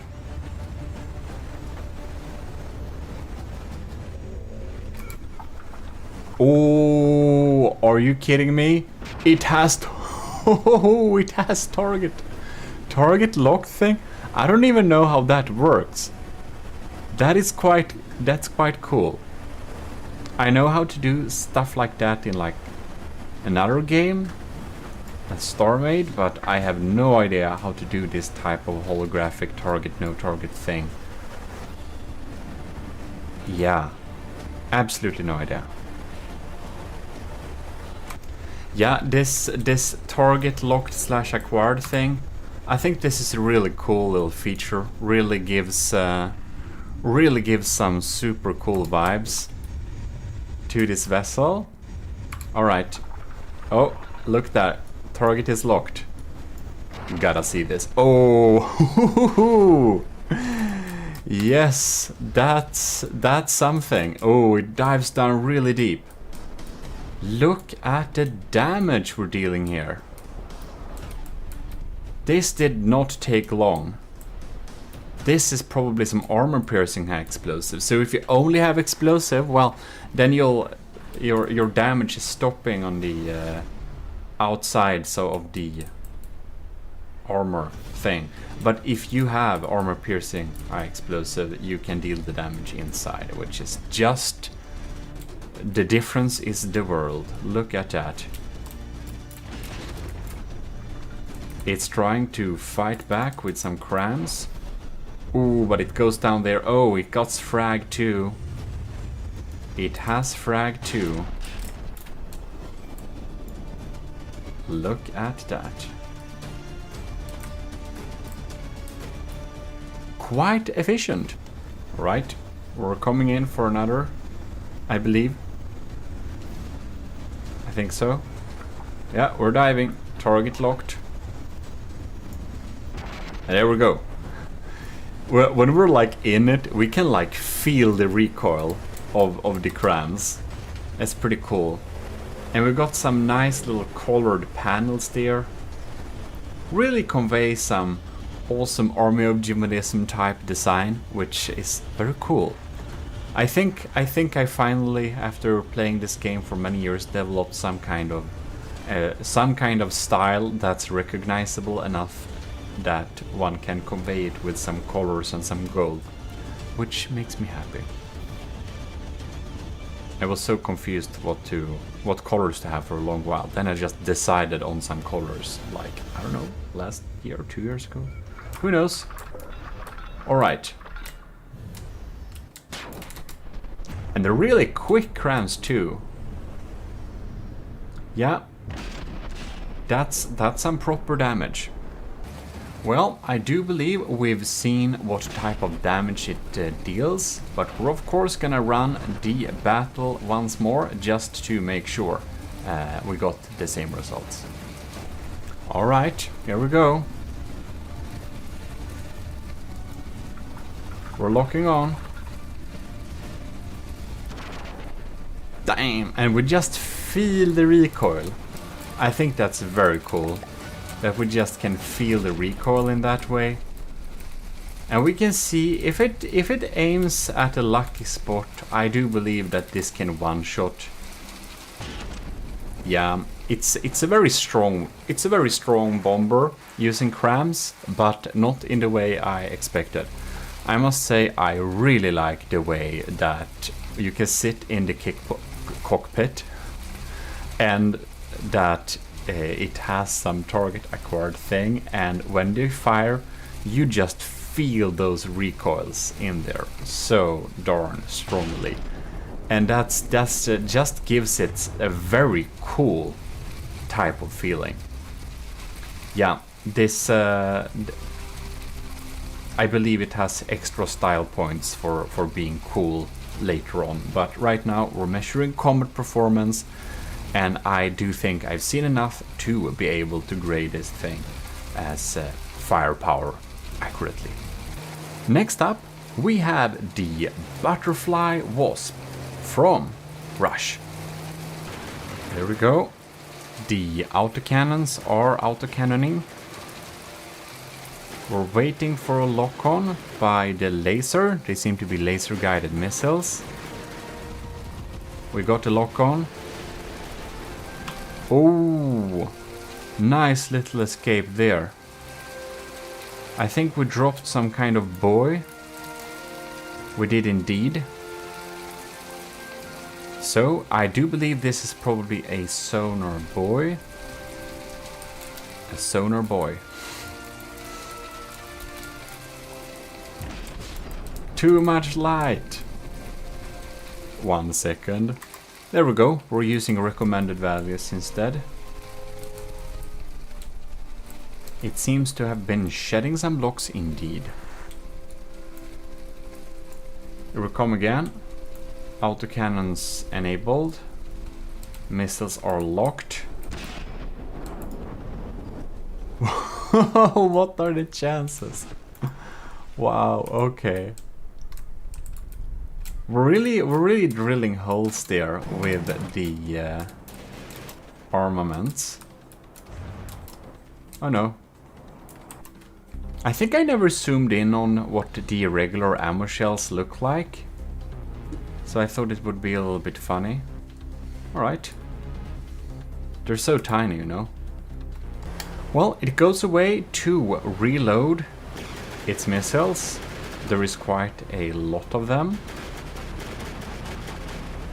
And until there is target, and then they immediately launch from close range towards the target and it goes away.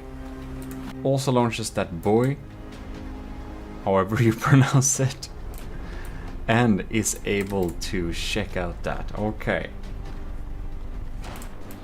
Very interesting indeed.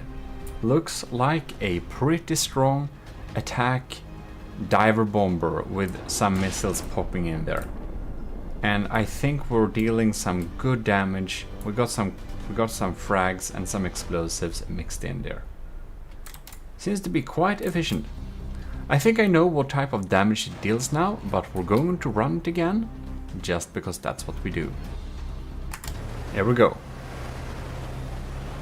It climbs a little bit to get at the altitude it wants to get at.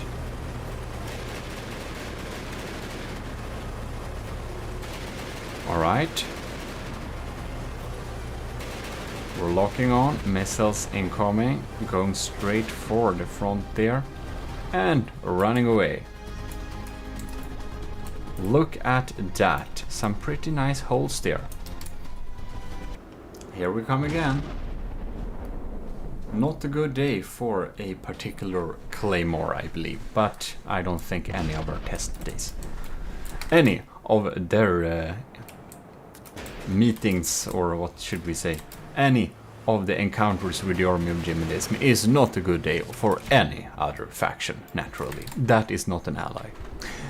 So, yes, I do believe exactly where I will grade this in relation to the other ones, so I'll write it up and we're gonna move on. Next up, we have Sean Reed's first submission. And Sean Reed submitted 4 submissions. In any case, this is the Daggery first submission. We're gonna unpause it, and it sits there and chills when not in action. Did I accidentally... Well... It seems that we need to restart this battle. But it's interesting to see it in action. I accidentally spawned this thing. We're gonna remove that. I don't know what happened, so okay. I think we're good to go. We targeted the right enemy here. Oh, we got the blast guns popping in there. Here we have some... What is this? This is magnet mines, right? Moving towards. You can see, oh yes, the magnets have activated and we pop in here, bam. Oh well, they pack some good punch, I must say. I wonder if we accidentally got hit here. So we need to repair everything. I'm not sure if it got into the water because it was damaged or or what happened there. Well, interesting. Let's restart this battle here. All right, here we go. Abroad the Dagdy. We have some diff guns, right? Yeah, we fired something there. Dropping the bombs.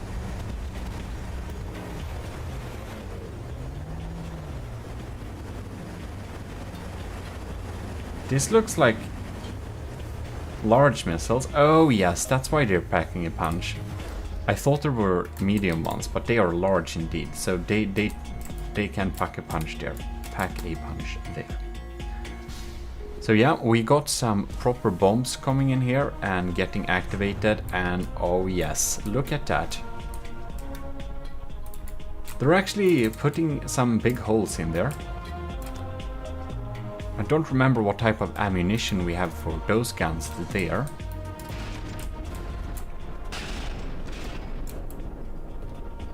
We're gonna keep an eye on it so it doesn't get damaged.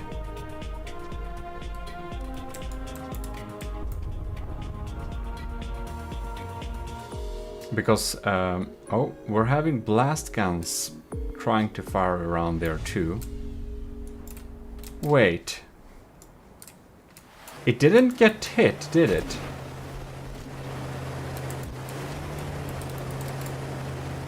I start to wonder if the revolving blast guns damage this target itself. Because that's a big issue. That will affect the score here, because of course you can see it aims downwards there. It won't fire, will it? Because it really looked like it fired. If it fires and shoots out its own AI parts, this is of course an issue with the dealing of damage. Dealing damage is very important, and we won't look at the aspects of it getting damaged itself from other crafts. But where if it indeed deals damage and disables itself, that's a whole other story. Because if it does that, oh yeah, do you see that? All right, it seems it's shot through itself, and while the blast guns provide some, it seems to have trouble aiming now. Well, the bombs are pretty strong. It is obviously, the dagger is obviously dealing damage, but it really seems to damage itself, and that's a huge issue. That's like, yeah, because I saw it shoot out some AI parts itself before, and it seemed to did it again, and then it crashed. So that's an issue. Well, that's why it's important to check several times here.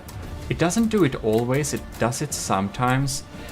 But, well, I do think I know now about how much damage it can deal. And its issues that would amount to a reasonable score here for dealing damage against this naval target. So I will write that down, and yes, we're coming in here. We'll just want to see if it drops. The claymore looks really sad now, and now you see. Here we go. There we see parts. Its own parts. It's actually shot out there. Alright, well, good to know. Good to know. We're listening to The Walls of the Builder by our own Army of GMODISM composer.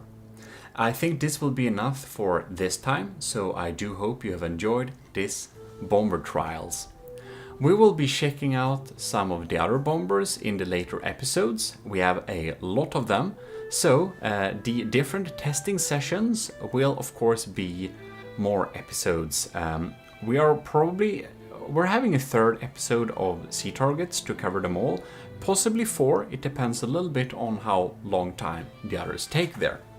But that said, I hope you enjoyed it, and this is your Lord High Admiral GMODIST, and I'm signing out to all of my enlisted and commissioned officers. Thanks a lot for all the submissions, and it's been a pleasure to test all of your designs.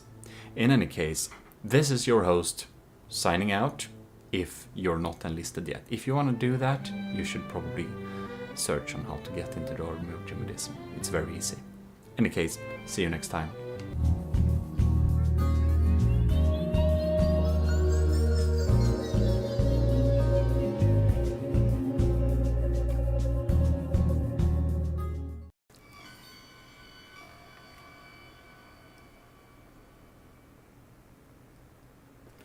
Well, hello and welcome back to GMODIST. It's your Admiral GMODIST. We're here from the army of GMODIST to continue to conduct the Bomber Challenge. We have some runner-ups. Next up will be Sean Reed's 4th submission. But before that, I will just give a huge thank to all of you in the army of GMODIST who have joined here, the lower ranks and submitted vehicles. And of course also to our commissioned officers who are supporting the channel every month. Huge thanks to all of you cadets, but you'll know the tiers we only name from lieutenants, so I will now name all the members of the commissioned officers. Super thanks to Super Dave, Admiral Super Dave, Captain Y, Commander Jacob, Lieutenants Asteria C2 Cravey, Parbag Reed, Tyler Russ, and Vincent Veritas. Thanks a lot, and we will be getting into the Bomber Challenge itself. As you can see here, we have a lot of contestants. We have moved down to this, Sean Reed's 4th submission, the FB Sunspot, which will be the next one we'll try out in this little challenge. So let's go. We have this little nice bomb biplane design with missiles and stuff, and it just chills here in the water surface. It seems that its mode of idling is just sitting in the water, so that's the position from where it will indeed start. So we're going to spawn in our Claymore and see what happens. It easily gets out of the water, very beautiful, nice cost saving, or what is it? Saving a lot of materials per minute. We're firing missiles and we're moving away. Okay, we're diving down now again. No, it changed its mind. I don't think those crams have any chance to hit it. We're diving down for another loop. And oh, blast cans activated. Interesting. Don't know if that did much damage or not, but we seem to have scratched the surface of the Claymore indeed. While we are mostly judging the ability to take out the target in this little challenge here, we can clearly see that it's very evasive against those crams. I do not think it's very likely to get hit, no. It's very maneuverable, has some really nice moves in the air here. It seems to have very good air handling. Oh, oh, that was an unlucky. All right. I guess we're just doing like this. There we go. There you go, buddy.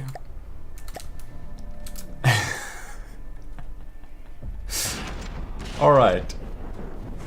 It just gives a little shower of with those blast guns there. That's pretty cool. Well, that's just, you know, that's just some bad luck. Okay, coming down for another blast. Missiles, some of them miss, some of them hit. I think we have a nice, very stripy little propeller here, don't you think? Alright. Ew, look at that. These landing pads are actually foldable, folds in and folds out when it's and that's because it's needs to be able to stand on land in standby. That makes a lot of sense. As we can see, it's dealing some damage. It is taking it out bit by bit. It seems to have a pretty decent damage dealing capability. Those blast guns are not a joke. They actually do some good damage. Now it goes a little close to the target, which is a tiny bit dangerous, but it hasn't crashed yet, so that's something. Oh, another little shower there. I think they have a good chance of actually dealing good damage to a larger potential targets. Well, I think we're gonna respawn this battle here just to see if we get the same or different results. There we go again. Battle is restarted. It's idling here a little bit, chilling around. And we have a target.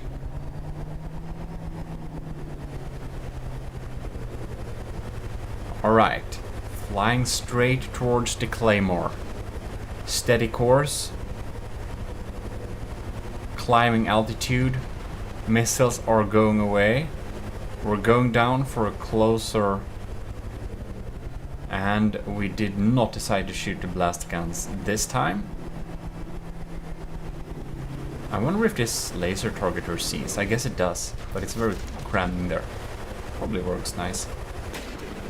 There we go, blast guns going on there.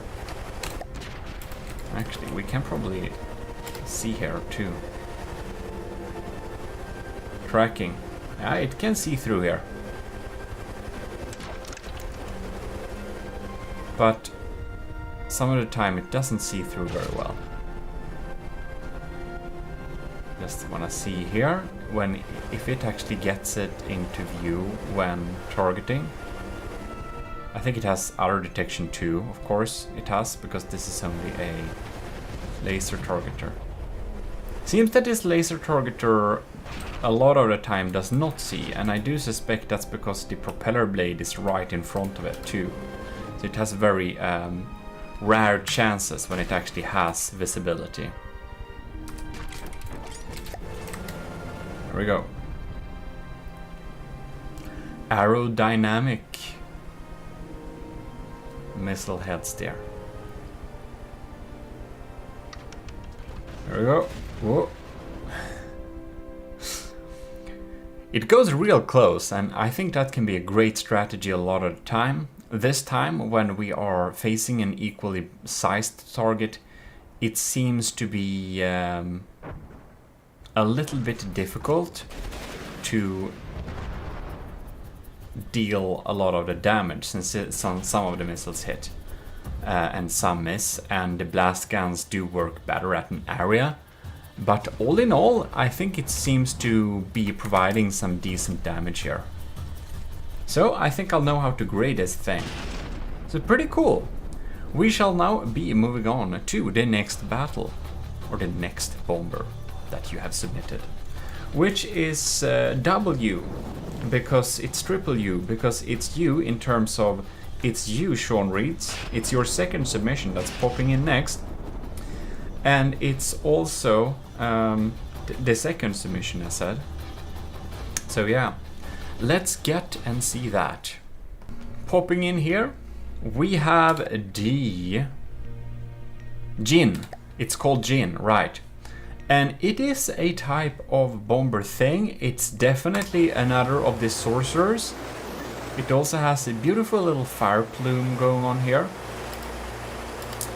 So we're just gonna see where it goes. Oh, it's going high up in the air. Not a chance this thing is getting hit by anything, right? We're going pretty high. What's our altitude? I'm not sure if we see that. 650. All right.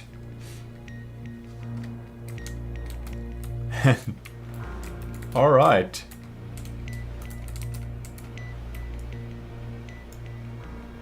And there it is. Oh. There we can see missiles popping down here. They have magnets. All right. With...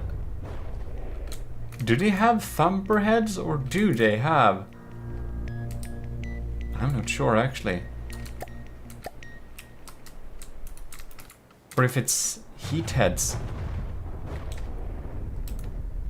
Very interesting. I don't see any heat damage, but I guess we're gonna slow down time for the next blast. It's literally just sitting up there and shooting down them. Seems to be dealing some pretty efficient damage. Okay.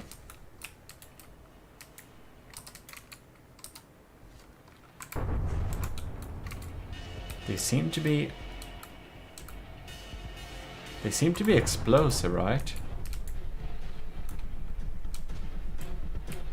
Somehow they seem to not deal a lot of damage though. That's why I thought there were maybe heat ones. Interesting. So they seem to be not guided above... Whoops.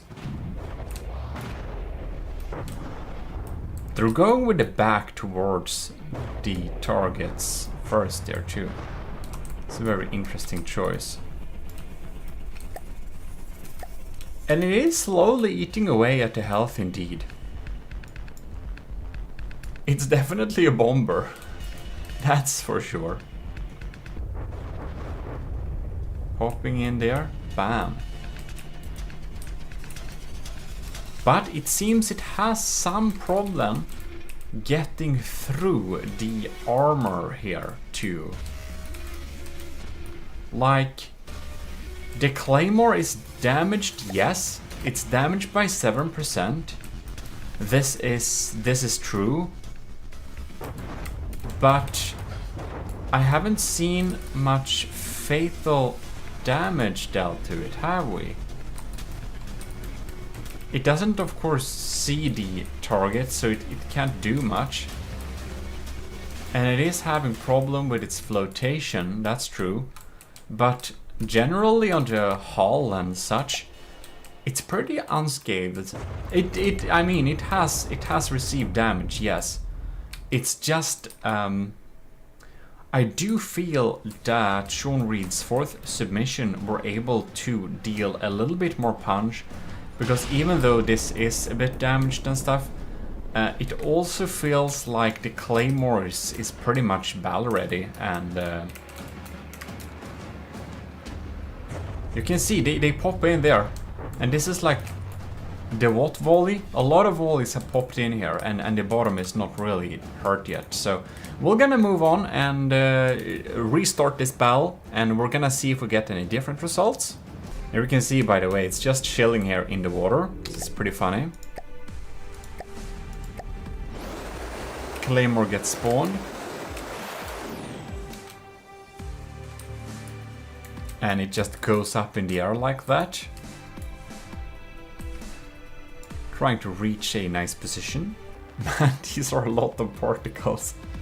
It's like producing a tail, a big tail a particle tail.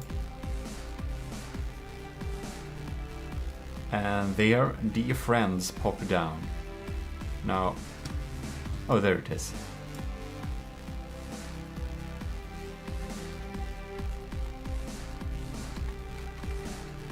I wonder if they were a little bit too far away to reach. Yeah, they were. Now these drops pop in here. Whoa, magnets. Ooh. Some pretty good hits there, I believe. No? Well, I do think it seems that it is its weaponry capabilities, and this is the way it deals damage, and I think I have enough material to assess where on the scale this will be. I do like that a lot of the shells come in underneath, but I do suspect that perhaps having the magnet in the front so that they would face the front and having them be shaped charges could have possibly dealt more damage. In any case, we are going to move on to the next submission, which is Sean Reed's last submission, the third one. And it's the Aspirant Helicopter, this beautiful little drone thing. Army of GMODIST helicopter going on right there. It even has shields and it sits here in standby. Now I would say that it's probably good to have shields being disabled when it's standby. Oh, interesting. Well, in any case, I don't know if it goes into patrol mode now. Now we spawn an enemy, so we're gonna see what happens here. I think we're having some evasive maneuvers here, going up and down. Ooh, look at that. Oh, delayed. Oh, this bomb is so beautiful. Look at that. Bam. That dealt some damage. That's some proper damage. I do think this helicopter has very beautiful bombs going on for it. Or missiles, I mean. Laser guided ones. It's probably also very hard to hit. Now this missile just went off into the distance. And this one hits. Well, it's definitely dealing damage, shooing away on it, and this one relies on dealing surface damage mostly. It does feel like the evasive maneuvers makes it so that the laser have a problem hitting, which sometimes causes the missiles to completely miss the mark, which does decrease its final combat performance abilities. The defensive maneuvers seem to possibly make it a bit harder for the what is it called? Shard gun. The shard gun sniper to hit the target, but the missiles that do pop in tend to deal some proper damage. I do think the shard gun hits from time to time, that's true. I think this is the case with the biplane. It would have an easier time if the target was a tiny bit larger. Now this doesn't have fuel, does it? More missiles popping in there. And they are indeed dealing good damage to the surface of the ship here. We can see that some of the crams here are indeed taken out. So it's definitely able to deal damage, but it does so in a slow... Yeah, for this particular setup, I think it's difficult with these evasive maneuvers, as we do rely on a stable flight to be able to provide a target for the missiles. Also, the shard gun does miss a lot of the time because of those evasive maneuvers. We're gonna restart this battle and see if we get any different results. Here we have it again. I think it seems to be shelling here a little bit. Or does it go into patrol mode? Patrol. I think it just shells. No. It decided to go into patrol mode.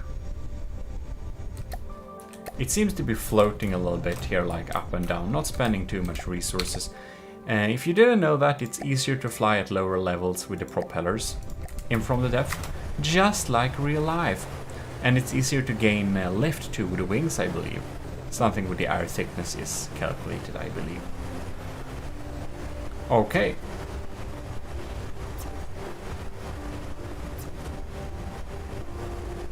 Well, the crams don't have a chance of hitting this. Missiles popping in there. The missiles, I do have to say, look absolutely stunning when they pop down and drop down here. The model for these missiles are very beautiful. Look at this thing. It's a little artwork. Bam! That's a very successful hit. Well, we can see it's definitely shooting up the Claymore. We do know that it will be able to take it out, dealing some damage. I do think I do know how fast and how good it deals the damage, so I have enough to write down the points for the Aspirant. Very nice indeed. We will now be moving on to the next ship. I mean, not ship. It's a bomber. And if you don't know how to join the army of GMODISM, go to our Discord, go into bot interaction channel, search, find a bot assignment, self-role assignment thing, and assign yourself the role Matros 3rd class, and then you'll get enlisted in the army of GMODISM. Isn't that quite nice?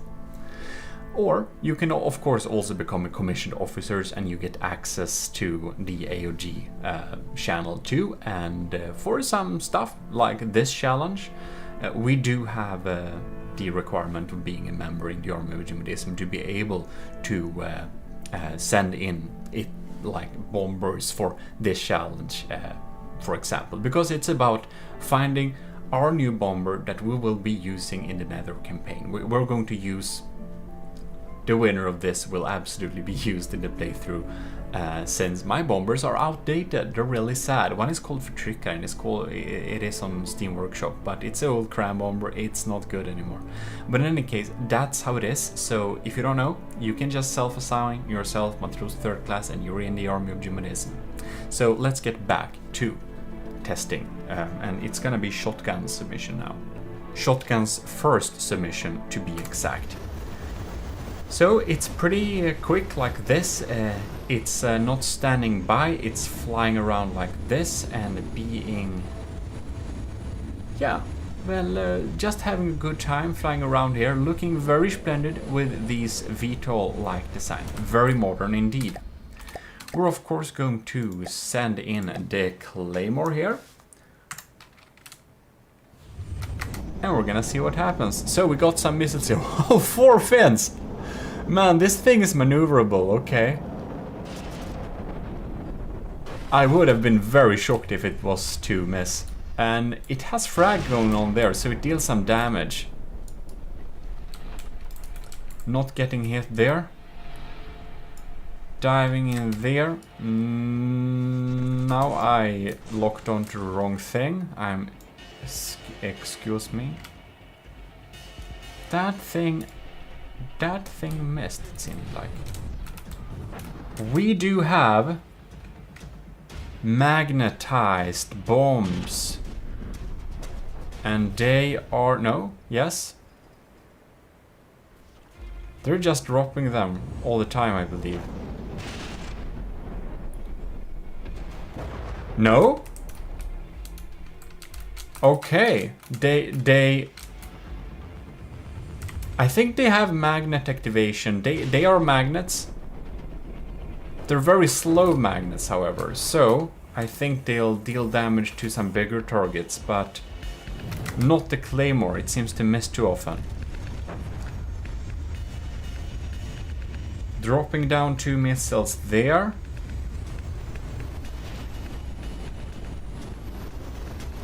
Oh, it received some damage here. I don't know if it inflicted it itself. We're going to assume it got damaged. So we're going to just repair that a little bit quickly. Here we can see on the sides.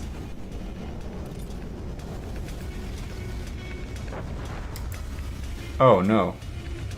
I realized we need to rerun this test because I was accidentally sitting in the cockpit and messing things up. Look at that, it has a cockpit. It's pretty cool. A little canopy thing there. So yeah, ignore the previous results. We will now be getting back and I will make sure to not use, try to use any of the weapons. There we go, we're machine gunning right away there. Those hit greatly. We'll need to quickly do a field repair. Are you killing me? There we go. We're machine gunning here too. These are dropping down. Might be going in close. Oh, and there we have a little radar tracker. Ain't that very cute? And these are getting in real close. Look at that. Damage is being dealt. Now I'm wondering if I need to stay and watch this thing here, see if we're accidentally dealing damage to ourselves or if it's just getting hit from time to time. Interesting.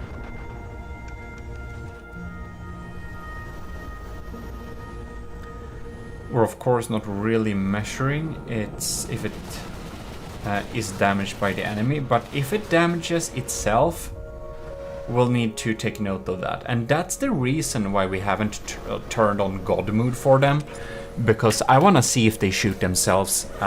It's a pretty common issue with from the depth crafts, so that's absolutely something that has to be tested.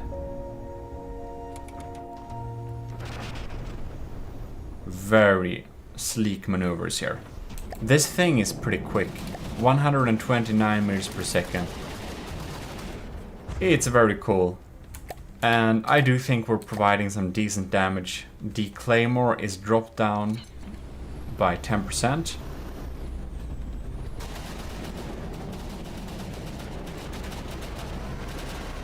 Alright.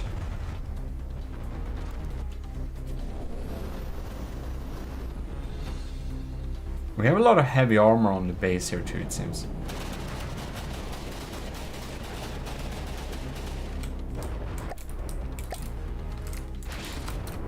Here we go. These are dropping down here, getting activated, and ooh, yes. That's dealing some pretty nice damage. Again, I do think we have a design that would deal better results against the larger, softer target. But thanks to the frag, we're still able to deal pretty decent damage against the hull of this thing here.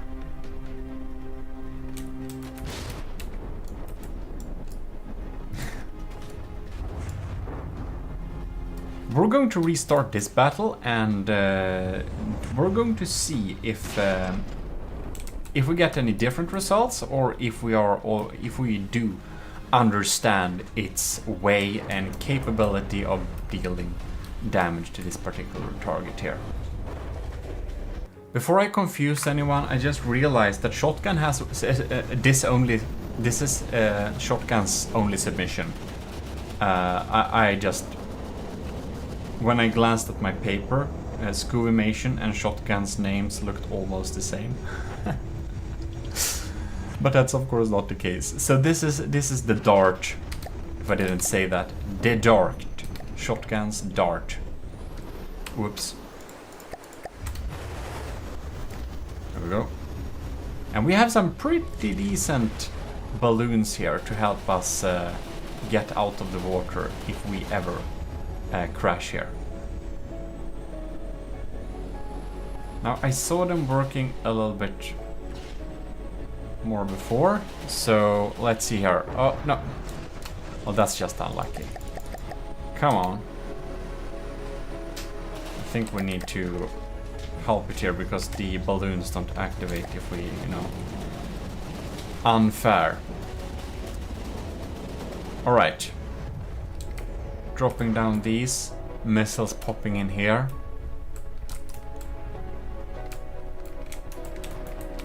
Alright. Well, I do think I've collected enough materials to know how much the dart is able to deal damage. So that's really nice. We are definitely dealing damage towards the target. We have multiple ways of dealing damage, and we don't miss a lot of the time. So really nice. We're now going to move on to not shotgun, but Scooby-mation's first submission. This is the Trival. That's not the Narval, but the Trival, because it has 3 horns. And I do believe it's a diff gunner. Looks very... We got some EMP protected parts there, that's really nice. Some really beautifully designed missiles. And well, I do believe that we're gonna deal some damage here. So let's spawn the Claymore and check our results. Look at those beautiful missiles fly. These are definitely one of our lineup's most beautiful missiles. Look at those. And the damage they dealt was really lackluster. Maybe it was it perhaps shaped charges? Because the damage they dealt to the surface was laughable at best. Okay, we're gonna catch that again. Oh my god, was that a cram? Wow, what is the Trival packing, I wonder?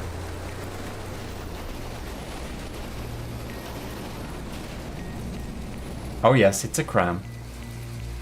It is a cram bomb. That's very cool. We got diff guns too. Cram bombs. Machine guns. We have an array of weapons on this thing. The Trival delivers a lot of different weapons. Seems that we fire here. So we are going to slow down time to the slowest. And just see what happens here.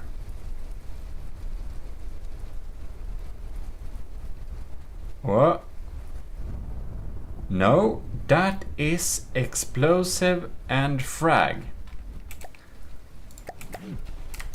Interesting. They just seem to be a little bit weak. Now, the cram bomb seems to have a little bit hard hitting targets. Because it's pretty small. I do believe that, like a lot of the bombers, it would have an easier time if it was a larger target. There we get a really good hit with a bomb. Alright. It feels like it's pretty slow, it's 60 meters per second. But it's also really large, so it feels like that a lot easier then. Did those deal good damage, perhaps? Interesting. We're gonna see those missiles that come from the top. When we first saw them come in there, they seem to not deal a whole lot of damage. Oh, this must be a really good hit. Well, we're definitely shedding some parts here.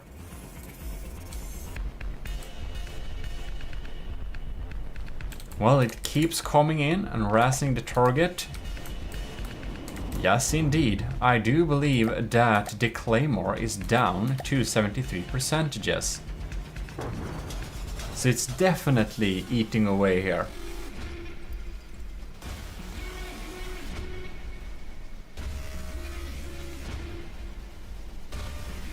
Alright, popping in there. Missiles pops in.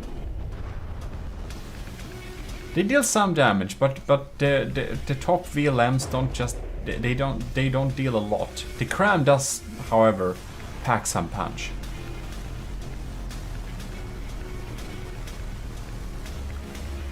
I think we are going to restart this battle and see if we get any different results, just so we can gauge it properly. Round 2. The missiles are popping in here, looking splendid. Not packing an enormous punch. Well, they did some decent damage to the wheel, however. Look like they did better damage this time. We even have some weapon computers and stuff going on there. Oh. Wow. No? I almost thought it was AI dead. No, it's still alive.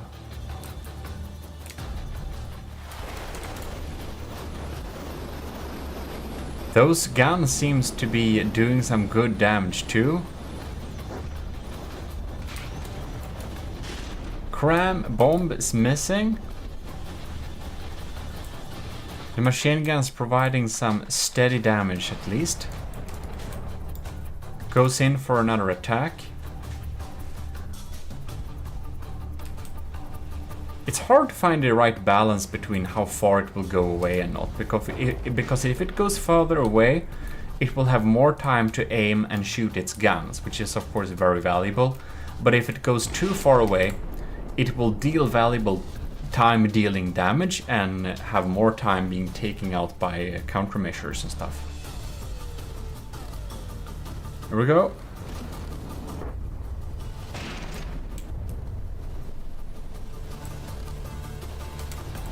Well, it does deal decent damage. I do think the Trival would be a very competent bomber in a larger group. I think a group of them will deal very good multiple type damage, providing they don't collide. That should be able to take out larger targets well, especially with that cram bomb, which does pack a punch but miss a lot at a time. So with that said, I do think that we are able to judge the Trival's combat performance here. We're gonna write that down here. And that will be all for this particular episode, I believe. It was really cool seeing some more of the bombers in action against our enemies, the Onyx Watch Claymore. To see it gotten some torn up a little bit there, so we do understand what type of bombers we have in an arsenal, to be able to see which one will be dealing the best type of damage to multiple targets. This is of course only sea targets. We are going to test out many different types of targets, submarine, land targets, and we're gonna check some other metrics like efficiency and stuff like that. In any case, this is your Lord High Admiral GMODIST in the army of GMODIST. I do hope you have enjoyed watching this testing session for the bomber submissions. Next episode, we will try the last batch of your submissions that are up for consideration to get permanently written in the second chapter Frontier Fleet that we will conquer the Nether with. As you obviously can hear, I cannot speak today, so with that said, I will only say dismissed. See you next time.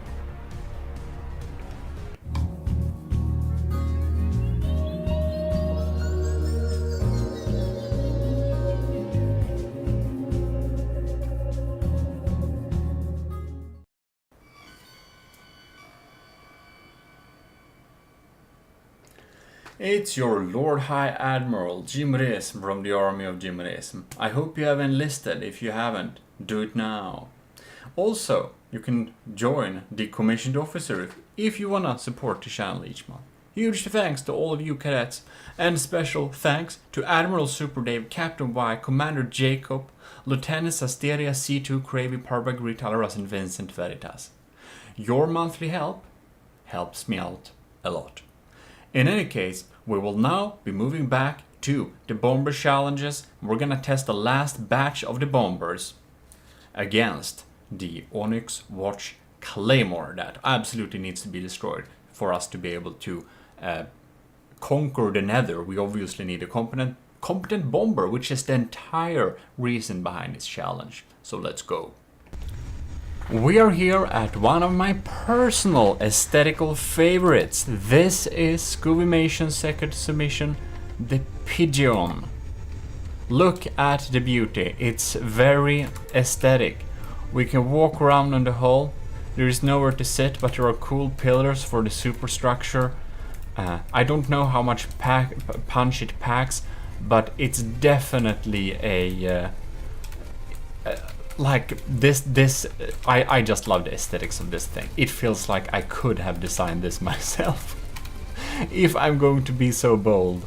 I'm not sure it would look this nice and in this way, but it's super cool and it's inspiring. I just like it.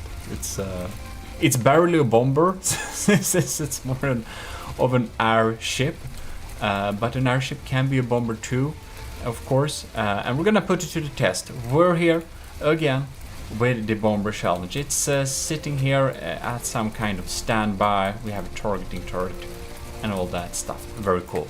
So we're gonna get and jump in with an Onyx Watch thing. There we go. The Onyx Watch Claymore is popping in air.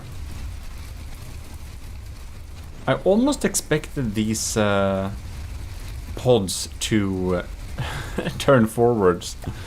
If they did, it would go a lot faster. Is it just me, or is this thing gonna get absolutely annihilated by the crams? No? We're unscathed? That is quite amazing. I kind of just want to stand on this thing while we have some action. Oh, look at that. That is some damage. That is a bit scary. We're going in for another round. The crams reliably miss it. I did not expect that. Look at that. If you want to know, by the way, how I control my camera, you should definitely take a look at my camera control video. This thing needs to be repaired. Thank you. I have a little tutorial about camera control, so that you can do nice screenshots, move around your camera, not get lost, lock onto targets and all that stuff. Alright, so the crams tend to miss here. I think the target might be a little bit small. We might have once again an area where the Pigeon also would probably deal a little bit better against larger targets. But of course we need to test bomber precision. If we're gonna send out a single bomber to deal with the threats of the army of GMODIST, we of course need to check them if they can take out that single target or if they're helpless. It doesn't seem the bombs pack a huge punch actually. It looks really cool. It really does, but there are 4 bombs, right? And they are just not dealing a lot of damage, and the machine guns aren't shooting very often either. That's a good hit though. That's a good hit. But the damage it does kinda surprises me a little bit. And tell me, I don't control anything, right? You can see here.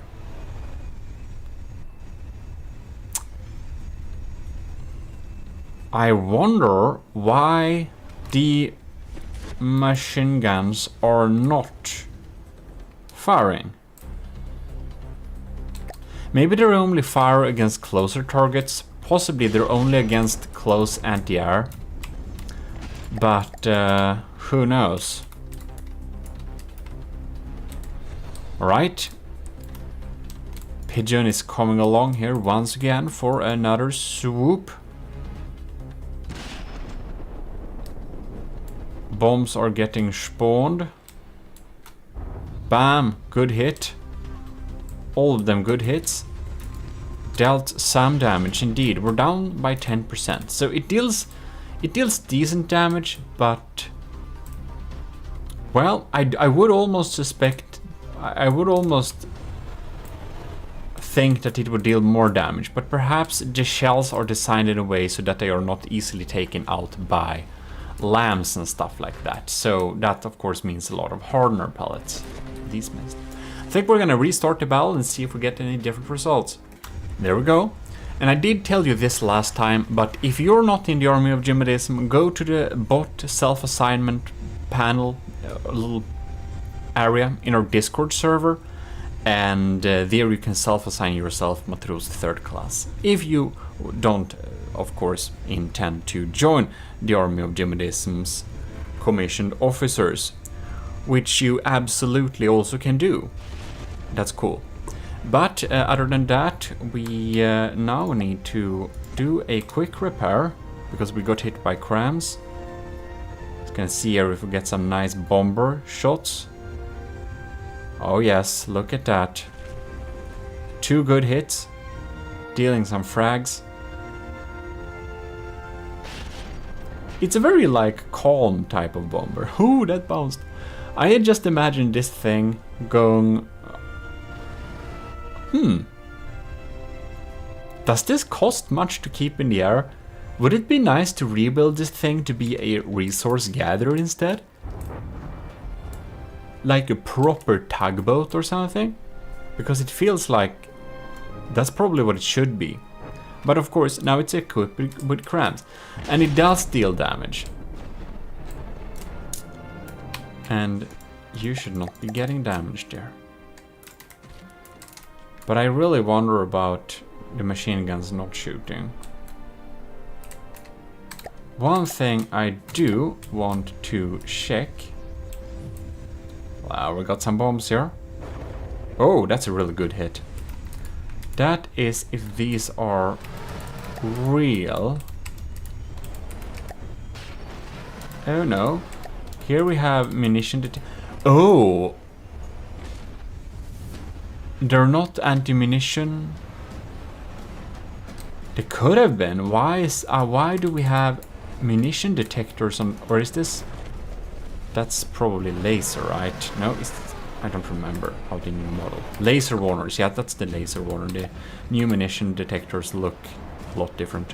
Coming in for another round. The Claymore has some health left, but not a lot. It has a lot of health left. I do think we know how much damage it deals in relation to the other contestants. So I do think it seems to be a pretty capable bomber, but it misses some of the time.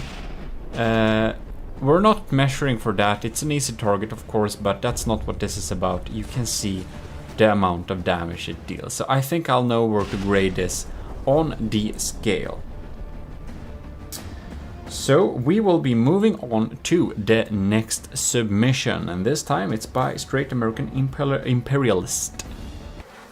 And the Straight American Imperialist has the name AOG Bomber Plane, so we really know what this plane is gonna do. We got a bumper, we got some diff guns. This is gonna be very interesting to see what types of damage we're dealing. Oh man, at instant spawn, we're getting some real long missiles here. We have some real evasive maneuvers too. Oh, we're diving down. Oh yeah, this thing is pretty quick, right? Didn't fire? Okay. See here. 108 meters per second. Oh. Oh! Alright, we have found a way to deal some proper EMP damage. Alright, next round We got the missiles incoming here. I do think that these missiles have the capability of single-handedly taking out the Claymore due to its not perfect EMP protection. And this has a pretty strong EMP. That is an instant kill once again. Well, I didn't want to tell you beforehand if targets could be weak against EMP or not, because the truth is, some are. Everyone doesn't use EMP, so it is a trade-off if you want to use EMP or not. And a lot of smaller crafts are not, does not have the capability of being protected against EMP. So it is it's a metric. You can use it. It might prove to not be good at other challenges, but at this particular challenge, it proves very nice. We can even spawn... Let's spawn 3 claymores, just... like, we already know... I can write down the points already. We know where to grade it on this challenge, of course. It's nothing difficult with that. It's just, I potentially just wanted to see the diff guns. Oh, and we can see they provide some real good damage too. This one, is it offline? I'm gonna see this thing. I just wanna see it a little bit in action. I think you can guess too around where on the scale this thing is graded from these results at this particular challenge. It's damaged. We're not testing that. We're gonna repair it. Did it shoot down its own block there?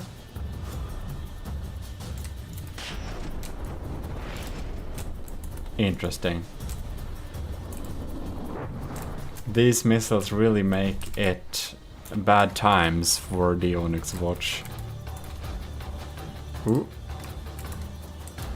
Are we gonna diff gun dive? Oh yes! That deals a lot of damage. Well, that's super cool. It already has its points, so that's cool. You can see it has a very interesting design with the barrels in the front fin going like that. It looks quite a bit wonky, but I mean, if it works, we're gonna grade aesthetics separately, of course, so everything is important. I think it looks pretty cool though, very futuristic and definitely very efficient in this challenge. I don't see it having any hard time taking out any of these ships, really.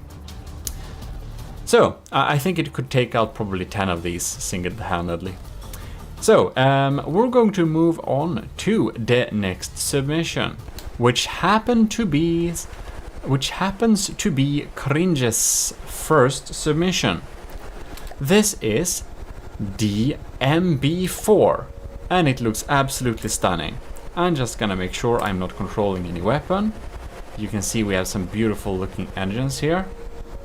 I think we accidentally have a missing supercharger, but well, if this gets accepted into the army of GMODIST, of course, we can fix it afterwards, but it is what it is. So we're now going to spawn a Claymore and see what types of damage we're dealing. We have a beautiful cockpit on this thing too. Look at that. I think these are explosive shells, so I do suspect they're dealing very little damage.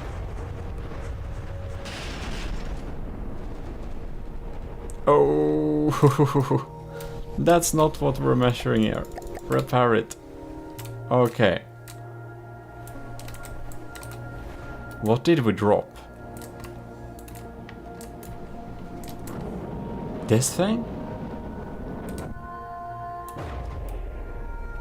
Oh, look at that.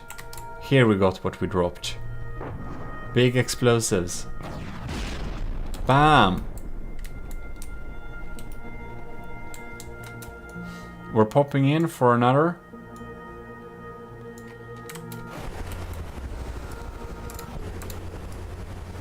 Whoops.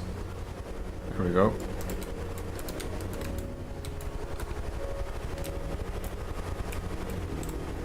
Got a pretty big bomb bay here, that's for sure. And it, oh, look at that, it closes itself whenever it's not getting used. I don't know what happened there, so we're just gonna recharge everything. Bomb bay is getting opened, very nice. That's a cool feature. Dropping down here, oh yes. Magnets are getting activated, I would, yeah, there we go. Bam. And they have a lot of explosive parts in them. So these bombs do pack a proper punch.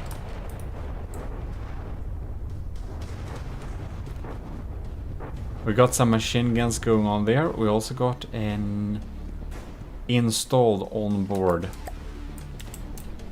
little cannon there that shoot explosive shells. Looking very splendid, I must say. Look at this thing. Looks very cool. The big engines in the wings look really adds to a very nice aesthetic. Look at that cool thing. Look at it go. The Claymore is down to 90%.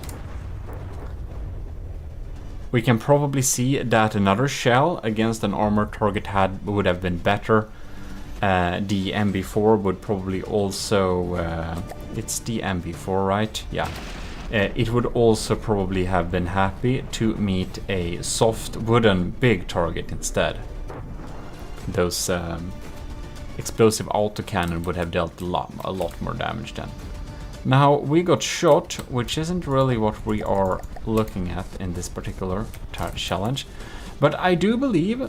Oh, it gets out of the water all fine, that's good. But I do believe we are going to restart this battle and see if we get any different results. Look at that, we just want to see those bombs. Dropping down very close and then getting activated. Yes, indeed. There we go. Another round. So we have the little canopy thing with the turret in the top. 2. And this is a burst gun autocannon, is it not? Dodge those bullets. Bombs are being dropped. Close to the Claymore. Now that will of course not be measured.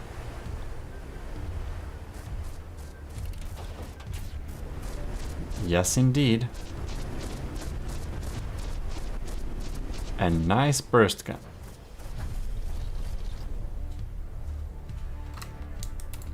We're dropping these ones here.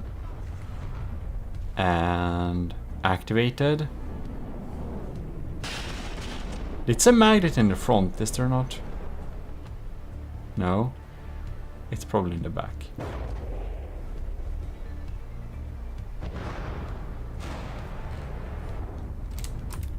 Well, I do think we have collected enough materials to be able to judge the MB4 in a good way. So we're gonna move on to Cringe's second submission, which is the MB5, which has a very similar and beautiful design. Look at this thing. I think it looks absolutely fantastic, and this MB5 does heavily inspire me to make similar planes. Of course, probably not bombers, but some other type of craft that could be in the fleet. But this looks absolutely... this is one of my personal aesthetical favorites. But for grading the aesthetics of it, I will take help of the... I have actually collected results, but you will participate. The Army of GMODISM has participated, and the commissioned officers have also participated in judging the aesthetics. This has a lot of missiles going on there, so it's really gonna be really interesting. Let's get into the Claymore here. We have it spawned. Missiles have been spawned. We have a rotary autocannon, a rack, popping out there and providing fire. The Claymore has already received some surface damage. Ooh. Poor thing. Okay. Not dead yet. I do think these also has explosive shells. I must say it looks really cool when fighting, but looking at the results so far, I think that the MB5, the second submission here, seems to almost be more of a fighter or something, to take out bomb planes rather. I do feel like this MB5 I mean, it's the MB5, does provide better damage towards other like airborne targets. I do think this could be a great thing in taking out other fighters. But as for dealing damage, it's a little bit lackluster in firepower, I think. Ooh, that's a nice dodge. You can see it's the missiles popping in here. The damage is very surface type, and that's probably because it's smalls. They seem to have been a little bit optimized to not be taken out by lambs, but as I already stated, I do think this would be a better setup against other air targets. So in this particular challenge, it seems to struggle a little bit, but we're going to restart the battle and see if we get any other results. There we go. Look at that. It looks so cool. It looks so cool. Well, we seem to be able to deal more damage towards some of the cram blocks before. Already down by 3%, which is nice. Oh, and now we can see these missiles were fired before they had a proper lock-on. So we definitely missed the mark here with the second swoop. It's almost like this particular vessel should probably be going a little bit further away from the target to be able to properly re-aim its missiles to actually hit. Because at this scenario, when we're not dealing a lot of damage, it's very important that the damage we're trying to deal is actually being dealt. And it has some issues with that, but I will say it still provides decent damage, so I do think I have enough to actually grade this thing. Next out, we will be testing Captain Y's design. So, Captain Y is of course a captain because he's a captain in the army of GMODIST, which is helping us a lot. And he has submitted a really good looking bomber too, and we are definitely going to test that, which is actually the last submission in the first challenge. So it's basically its first time to prove its damage dealing capabilities. Here we have the B409 by Captain Y, BY409. It has a beautiful looking cockpit like this, as you clearly can see. It even has a little Y logo there, and I do believe we actually can bail out from it if need be.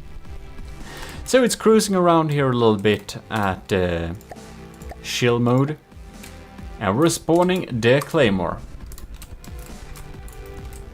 Now this is very interesting. Oh, that's a sonar buoy, isn't it? To provide some better targets.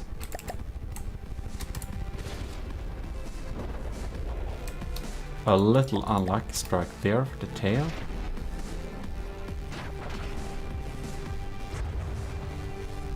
I don't know if it dealt any damage there.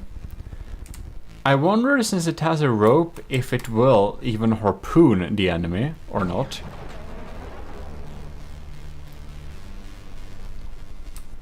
Alright, look at that. And the thing I really love about this particular design is that you can see the Army of GMODISM logo here, looking absolutely terrifying when it flies above to deal damage. And oh, it's a diff bomber. Those hit. But the damage they dealt was not that large. Okay, we're gonna repair you.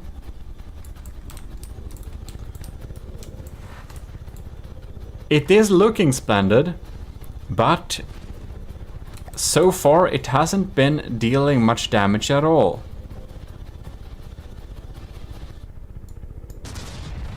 Diff guns fired. Ooh! Look at that! Oh, that's some AI parts. Ooh.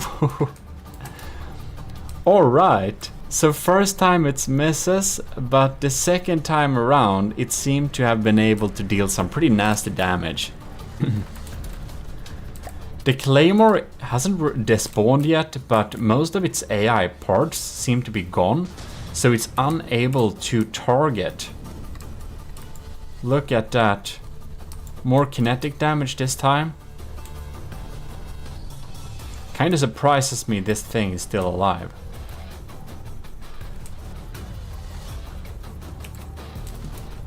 Where is the bomber? There it is. BY 409. Going down for another swoop.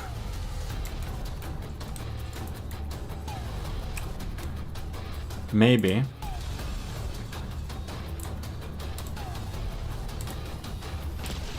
Oh yes. No. Is that a complete miss? It dealt some damage. More parts popping out there. Well, it doesn't have a chance fighting back. I do think that the Claymore's detection is already offline. Its AI is still there though.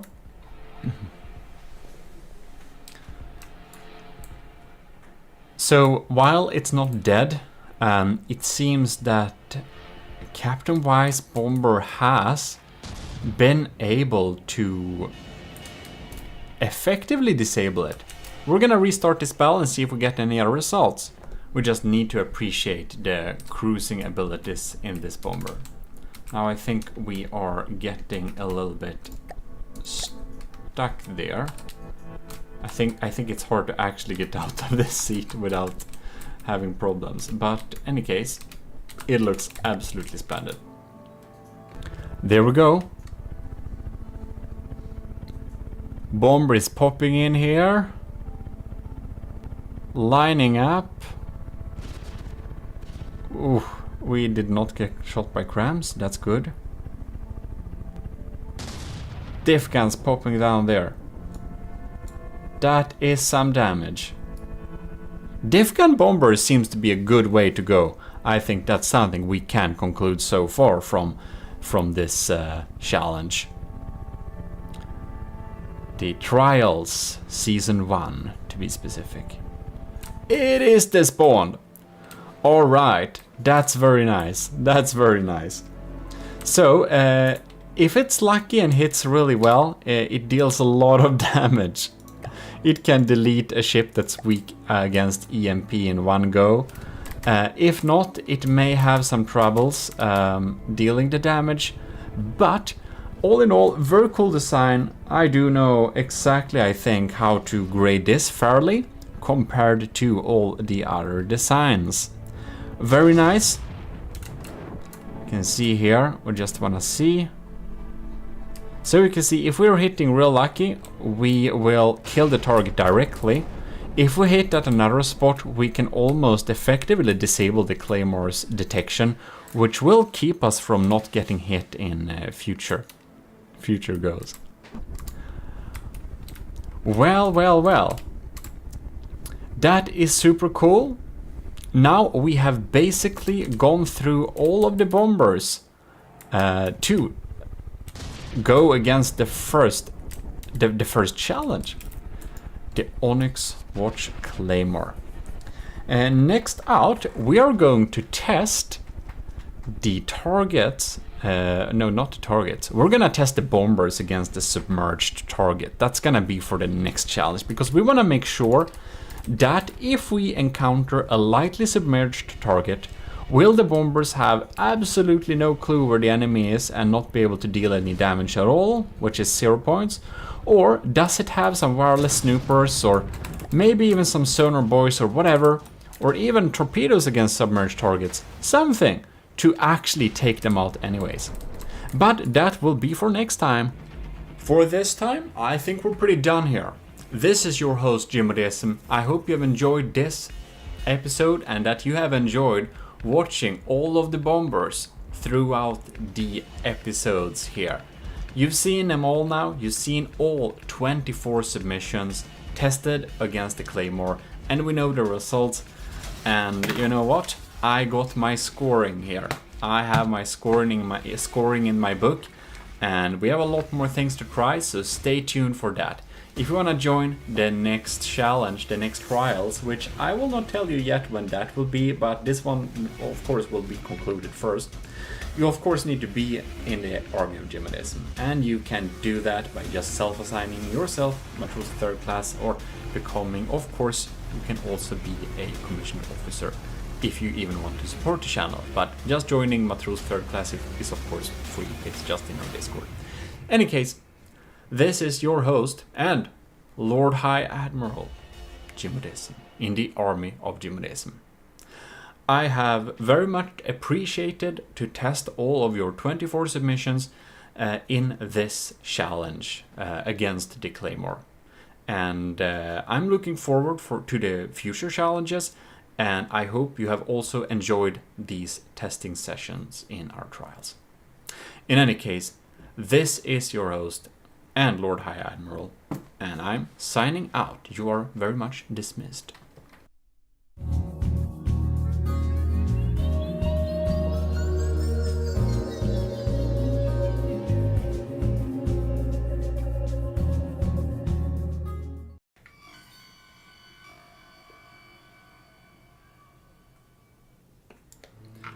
Commissioned officers in the Army of GMODIST and enlisted.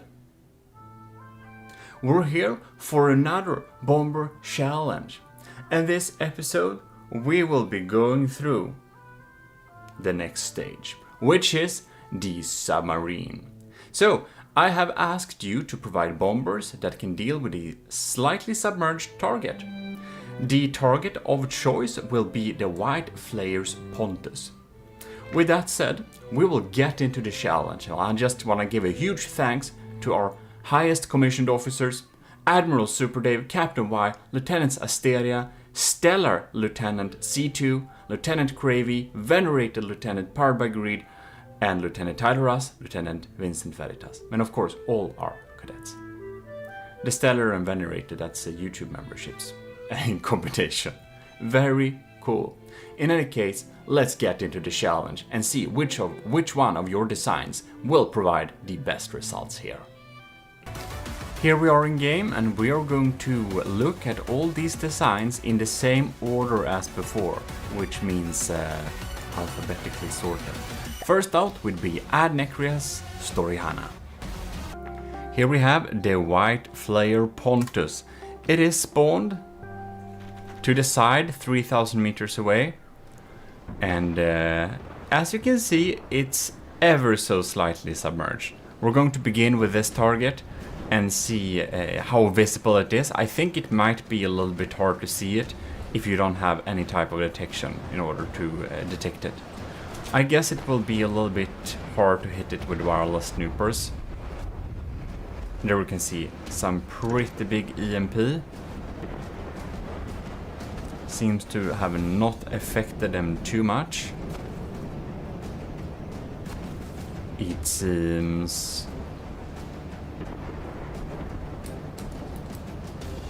We're trying to hit the Storyhana. She's really trying to hit the Pontus here, but of course it's kind of difficult. The Pontus shouldn't really have anything that would affect. Oh, what has happened here with its propellers? Interesting. Oh, look at that. We have some internal damage for its steam propeller, so it has pretty bad engine power. But it seems that the Storyhana has a little bit of an issue aiming and hitting it. Yeah, we seem to be knowing where it is at least. The gun in the wing is searching for the target. And it's very, very, very off. It's very, very off. I only think it can guess where it is some of the time. However, the missiles did hit. Now it's a little bit lower in the water, so we'll see if future missiles would hit it at all or not. Well, we're just chilling here. We got new missiles incoming. Oh, they grazed by. Seems that they missed the target. They don't seem to be able to...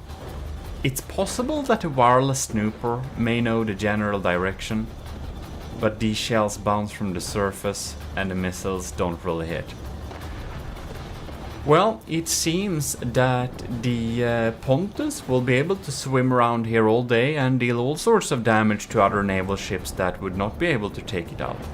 We can see we did get a hit there, so the Storyhana hits sometimes, but, you know, it barely sees it and it doesn't seem to be able to deal with it with a reasonable amount of time.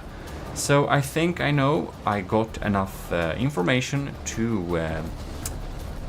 write down the points for Storyhana. So we will be moving on to the next vehicle, which is a fan favorite. Korvax, or the Secret Advisors, B-57 Army of GMODIST Manta War, which also happens to be rather large. The Pontus has been spawned. The Manta War is activating.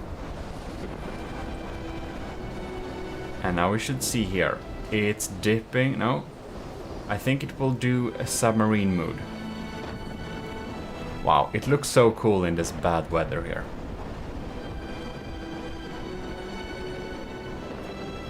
Perhaps the Pontus isn't submerged enough to be counted.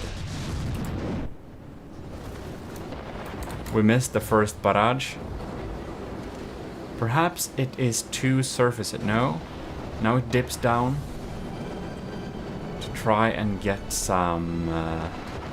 Oh, it goes up there.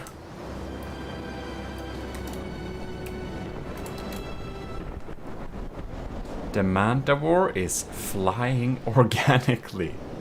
It's so darn cool. And it is using its little sonar on a stick. Let's see if we'll get... Right, now we should have good bearing towards the enemy. And okay, it's trying to search it. Did we lose it? Pontus is there. Okay. It seems that the Manta War has lost track of the target, perhaps. I guess it has in its script to...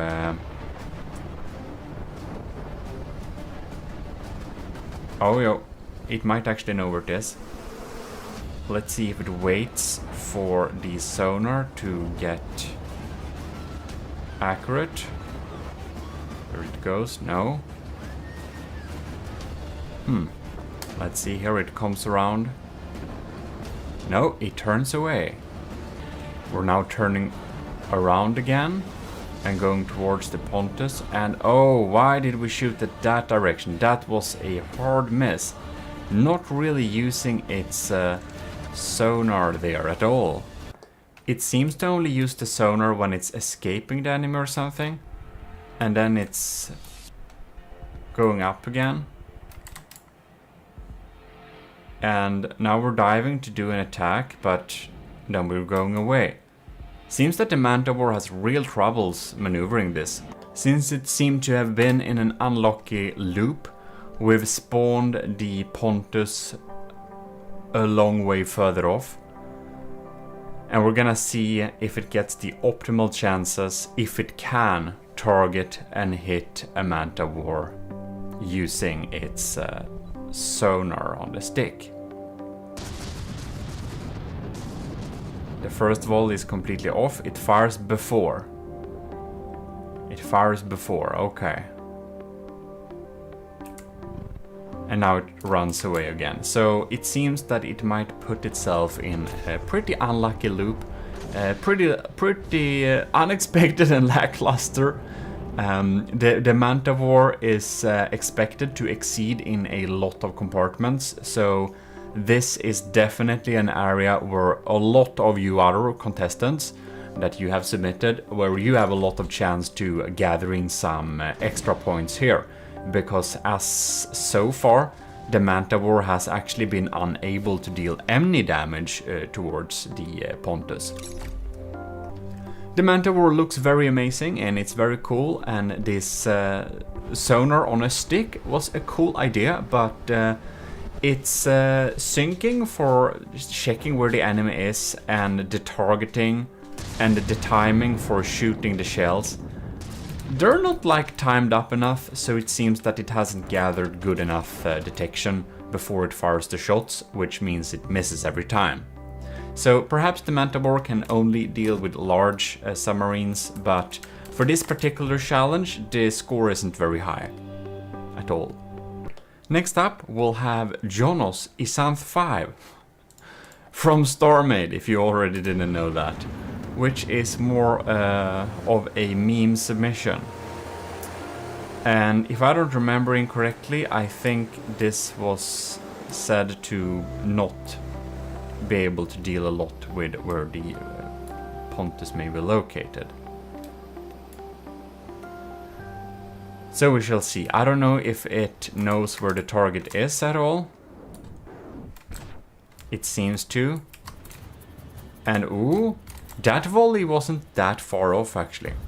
It's getting pretty much chased down by a submarine that won't be able to deal it damage. And it seems to have perhaps a wireless snooper, but nothing really to get a good bearing of the Pontus.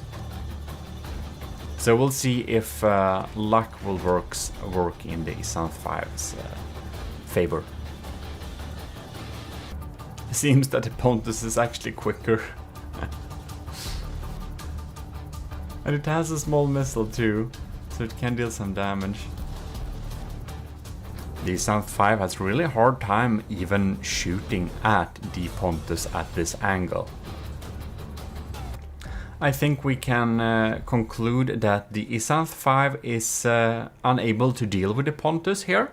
It's very unlikely it will give any shots to it.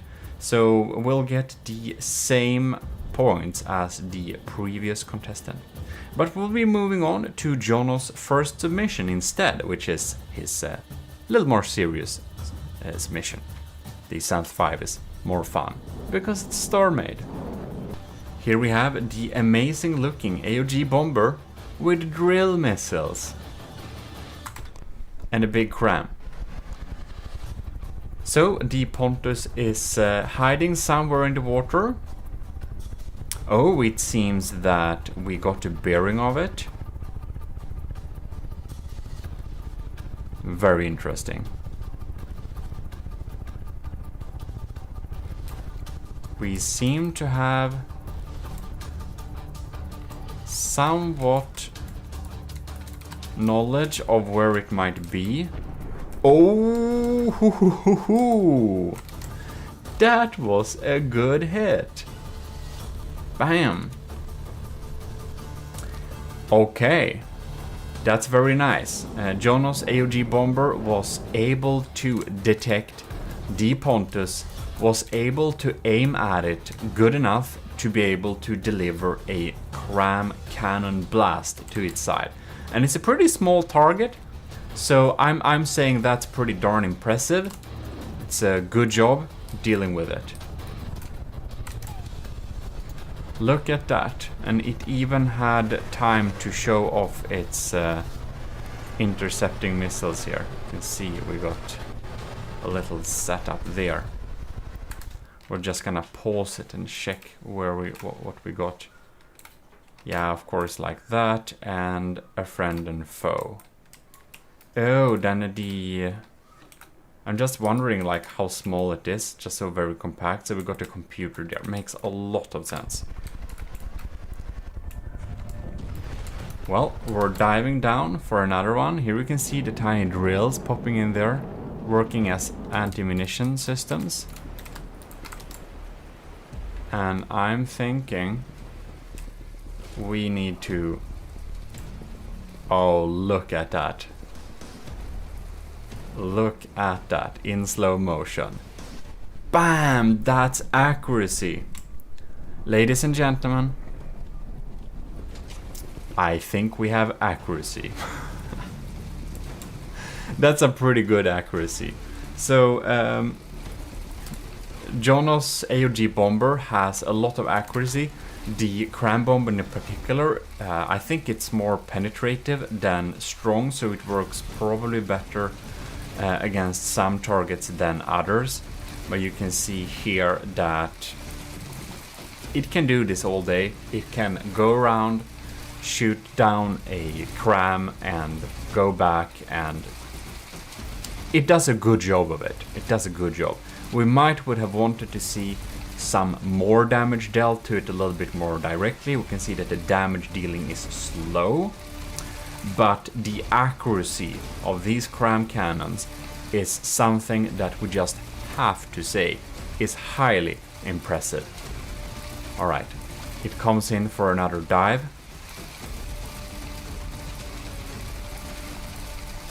Bam! There we go. It killed it. It killed it. That's good. That's good. Very impressive. Very impressive. But now we shall be moving on to the next submission. This one is... We'll be getting some good scores, I believe. Here we have kinda sexy Eldrosh Kosh.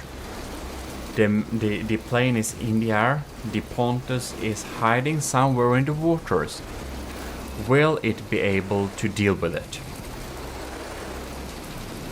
It seemed to have detected the approximate whereabouts of the Pontus. Pontus is launching a missile.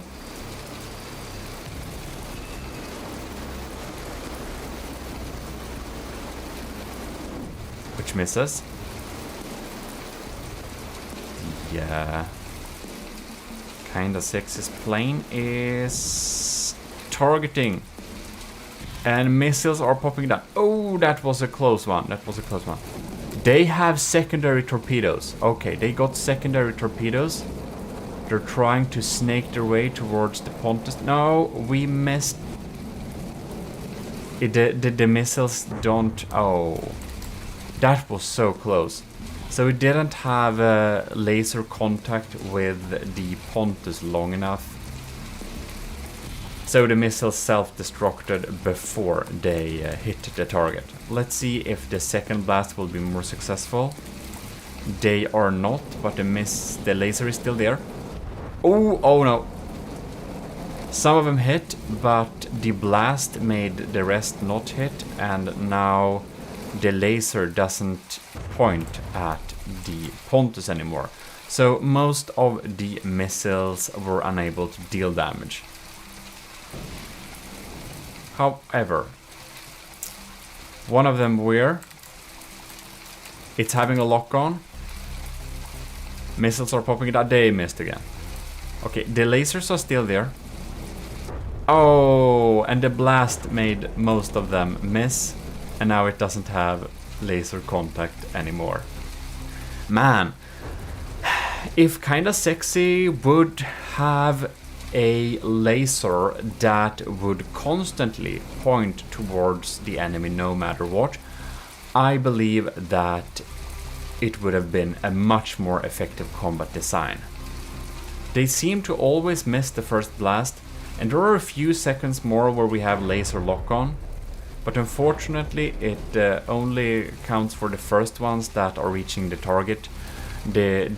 The missiles that are coming afterwards are blown away by the blast radius, and then they are then not able to follow up, because then the laser will be not pointing towards the enemy craft anymore. So it does deal. Look at that. Come on, get in there. Fast, fast, fast. Oh.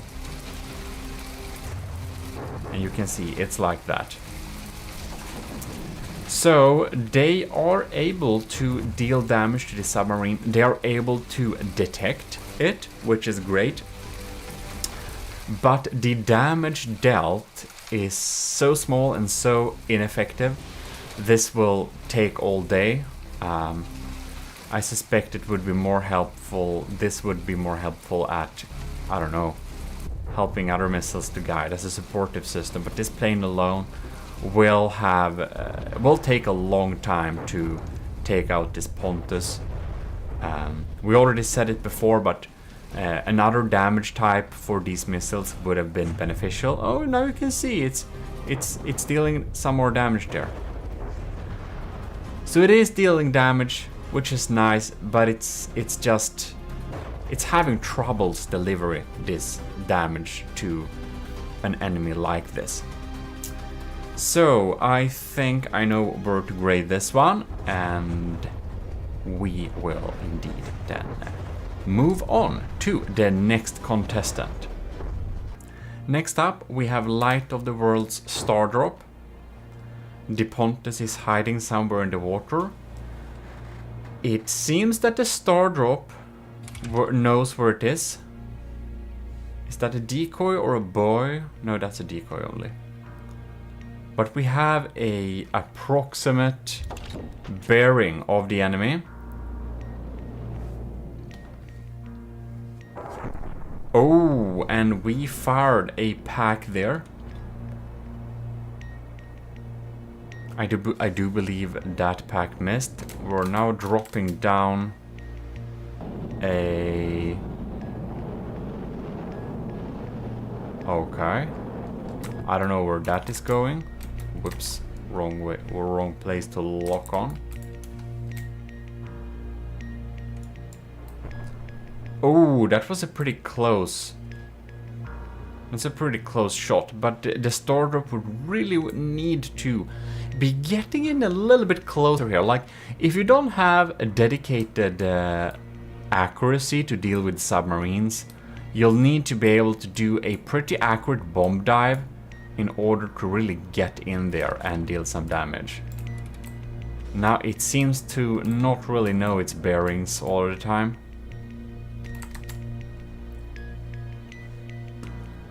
The Pontus isn't like super quick, but it's like 30 meters per second, which is pretty decent.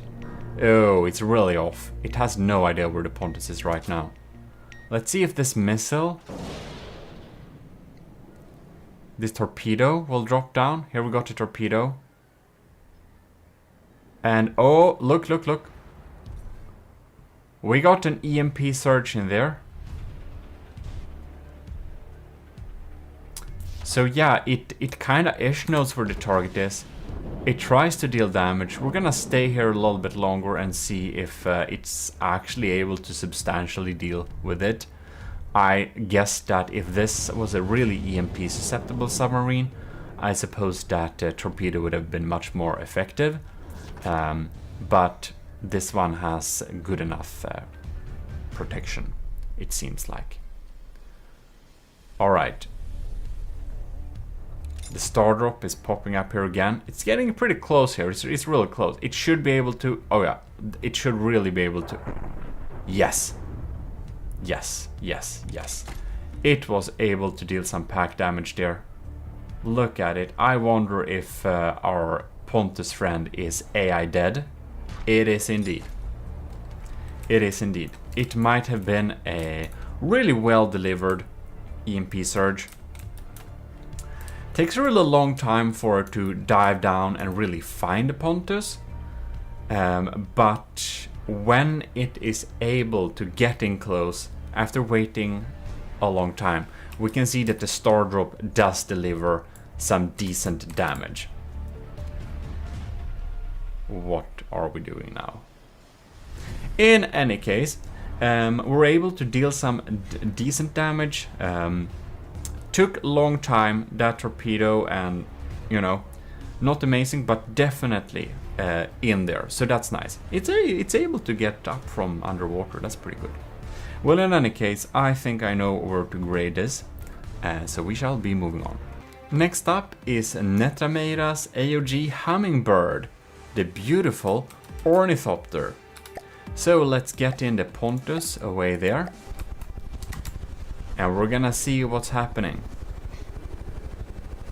Alright. We seem to have bearing of where the Pontus is located. It knows approximately where indeed. We're firing some VLMs. I don't know if they will be able to reach the target. And oh, diff rods popping down. All of them missed. As for the missiles, let's see if they know where to go. They do not know where to go, and they explode in the water.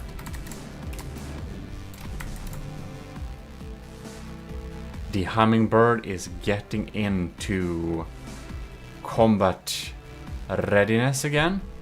Some of the missiles hit this time. And no diff guns.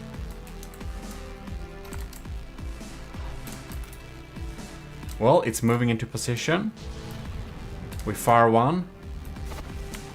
They were a little bit too off to score a hit. We're staying really higher. Well, wonder if these VLMs will be able to hit. We got more diff rods. It seems that diff designs, this one, and of course the Manta War, but the Hummingbird 2 has some issues dealing with submarines because the diff guns fire before they are accurate enough. I don't know what we got for targeting here, but now it's almost looking like we lost the target. Well, the Pontus is shelling over here. I think the Hummingbird may have lost it, I don't know. Or it's just recharging its diff guns. So sometimes the missile hit, so it's not completely unable to deal damage, but it's really bad at dealing damage so far. I'm gonna see if the diff rods pop down there and deliver a little bit. Whoa. Wow! Alright. Took some time for it to get an accurate bearing, but the Hummingbird finally were able to deliver an accurate strike. Just like the Light of the World, took some time before it was able to line up correctly and deliver a blast. So, just like the Star Drop, the Hummingbird delivers in a similar manner. Well, it can deal with submarines, not the most effective, but definitely decent enough. We shall be moving on, I believe. Next out, we have Nilden's second submission, the Invader. The Pontus has been spawned, and this is the last submission that we'll deal with in this little challenge, or in this little section. There is going to be 3 sections, where we're gonna have 8 each. So, it seems that the Invader has located where the Pontus is approximately. And we're getting hit by a tiny missile. And the invader, oh, it's dealing some explosive damage. It's gonna stay on top of the Pontus like this. It actually seems to know where it is. No? It did know where it was. Alright. It kinda know where it is, but it's a really fast firing pack. I don't know if I would make my packs fire that fast, but we'll see if it proves effective. So in any case, we had Adnekrias, Kovacs, Jonos second, Jonos first, kinda sexy light of the world, Netrameiras, and now Nilden's second submission. Next time we'll have Nilden's third, first, Ovo, Pizza Summoner Rush, Sean Reed, and somewhere in the middle of the Sean Reeds we're going to move on to Shotgun Squamations, American, the Cringe 1, 2, and Captain Y. But that will be coming up in the future episodes. It seems that the invader is still struggling with finding where the Pontus actually is. I wonder if it maybe is relying on... yeah. Like the Diffrod boys, I think that Nilden's second submission, the invader, would have had a much easier time if this target was really large. It hits some of the time. It hits some of the time.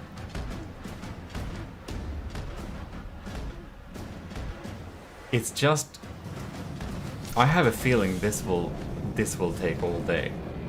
Well, it's not a 0 in terms of points because it is able to see the target and it is able to deliver damage. It's just so small that it's like it's gonna take a very long time. But you know, it finds the submarine and it is able to slowly grind on it. And of course, it can stay here all day and it's never gonna be shot down by this submarine. So it stays safe there. But I think I know what to grade this thing as well as the other ones. So we'll be moving back with more tests, but not completely right now. Because this Lord High Admiral needs a coffee break. Even your Lord High Admiral in the army of GMODIST is requiring coffee to function. It is true and it is canon. Coffee is a requirement to function and is of course always given out to all of our officers and enlisted in the army of GMODIST, because how else are they supposed to function? There are alternatives like tea. That's why in the Discord we have a coffee lounge and a tea lounge. Have you used any of them? I think you may have not. But do enter our beautiful tea room and our beautiful coffee rooms for some nice discussions sometime, or just company. They are extra high audio quality. In any case, I think that has been very interesting to see. I was very impressed with Jono's first submission, being able to deliver those cram bombs with accuracy and consistently. So I will not give away what points we are giving to the crafts. I have them in my little book here.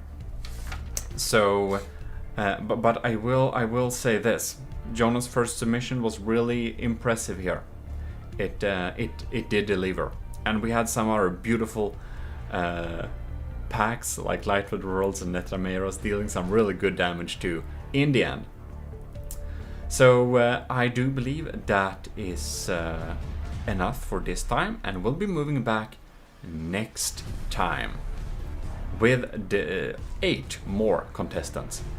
In any case, I hope you did enjoy this, and if you did, you should definitely leave a like. This is your Lord High Admiral in the army of GMODIST, and I'm thanking you a lot for your submissions, and it will be very cool to see more of them next week. Stay tuned, and always know that you can support the channel many ways if you want to. Other than that, please leave likes and do subscribe, and it helps me a lot too.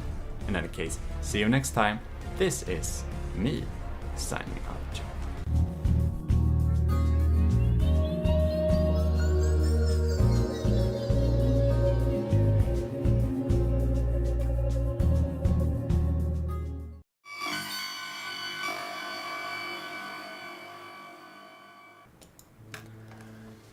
Well, hello.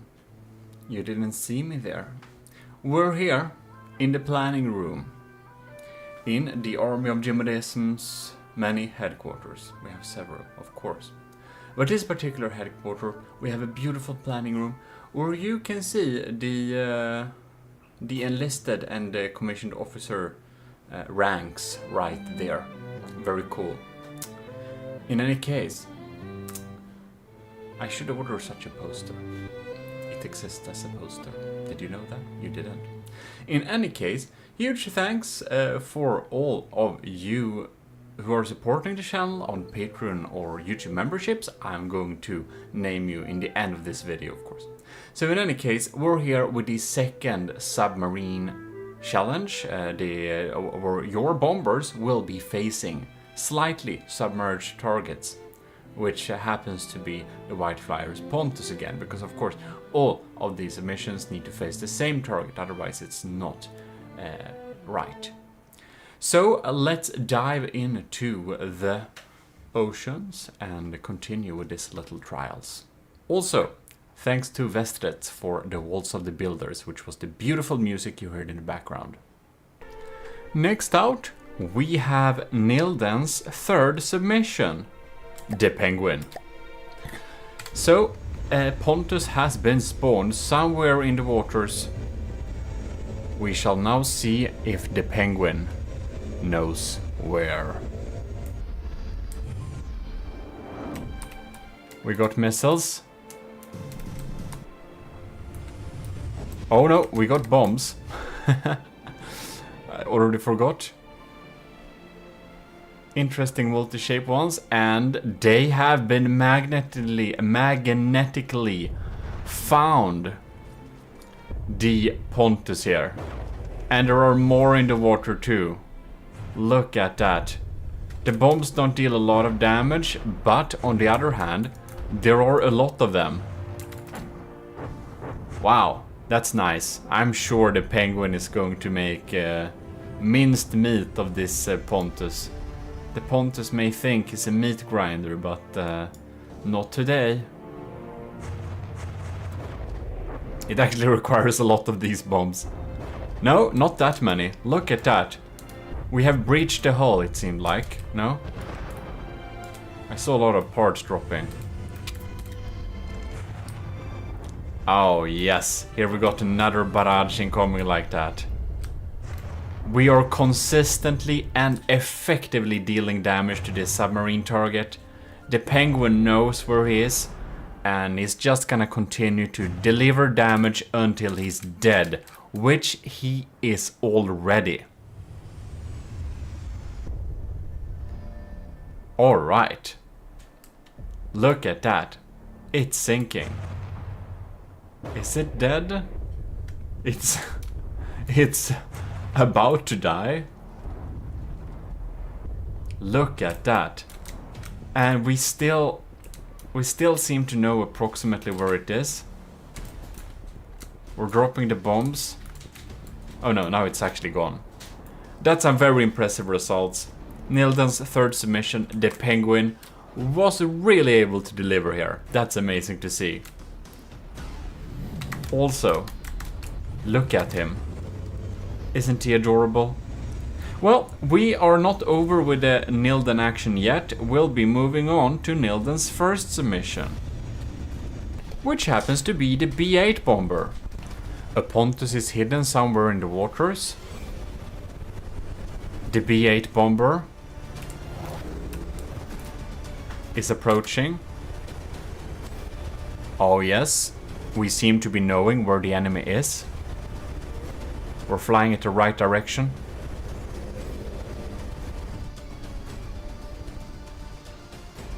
Flares are being dropped. We may have tricked that missile. Missiles are... Oh... They have no idea where to go. They have no idea where to go. Oh. I'm trying to correct. No, self-destructed.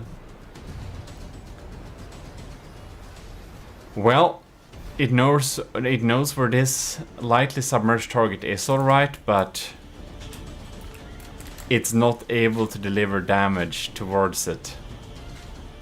Look at that. Bombs are going down, but they are just not being able to target Pontus.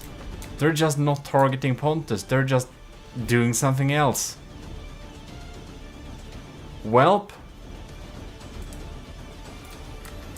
It's detecting the Pontus, but it seems to be completely unable to deal damage. We're gonna stay with it a little time more and see if we get some lucky hits here. Like this for example. No, they almost hit it. And now they almost found it. Oh! No. Not even an unreasonable close by random explosion did it. Well, it's been some time more. Oh, we got a hit. We did get one hit. I suspect that was more luck.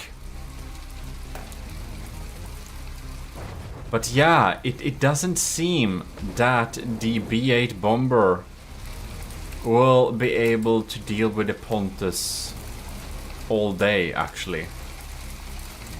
So, well, I think we need to move on to the next participant because, well, we simply can't really exactly see where it is.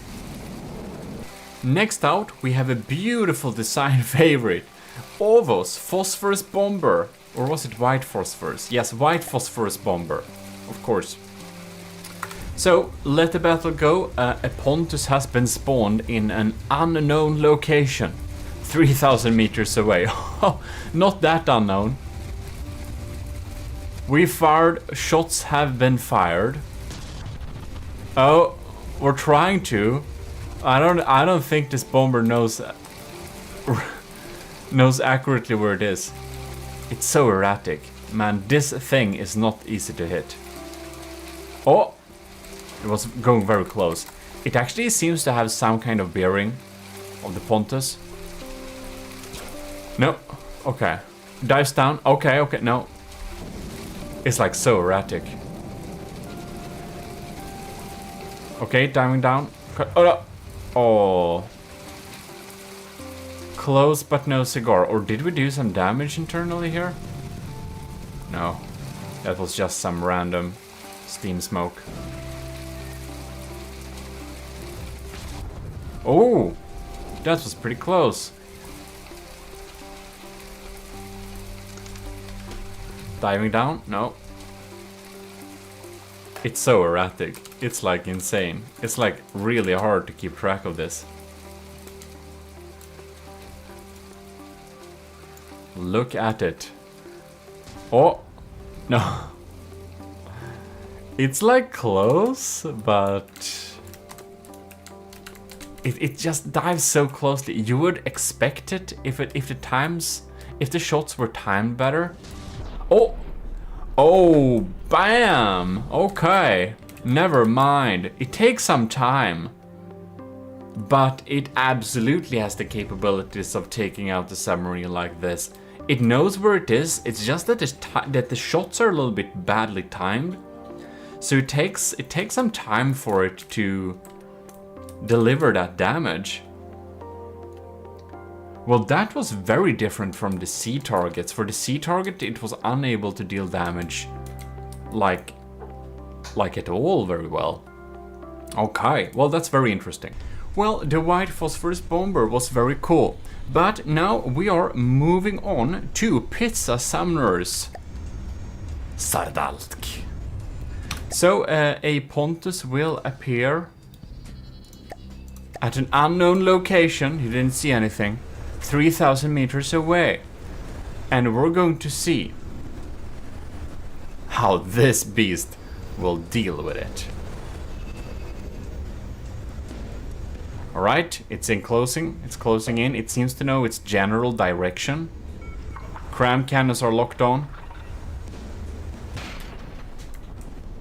Bam! That was a grazing hit. I think that would have been a critical damage hit with some more luck. But, well, we'll see what happens when the Sardalk goes for the second bombing run. It's coming in here. We're going low. It doesn't usually go that low, I think. Is it damaged, perhaps? Is it that's why it's going so low? Whoa. We need to slow down time. Bam! Those were pretty darn close. Ooh! Are you kidding me?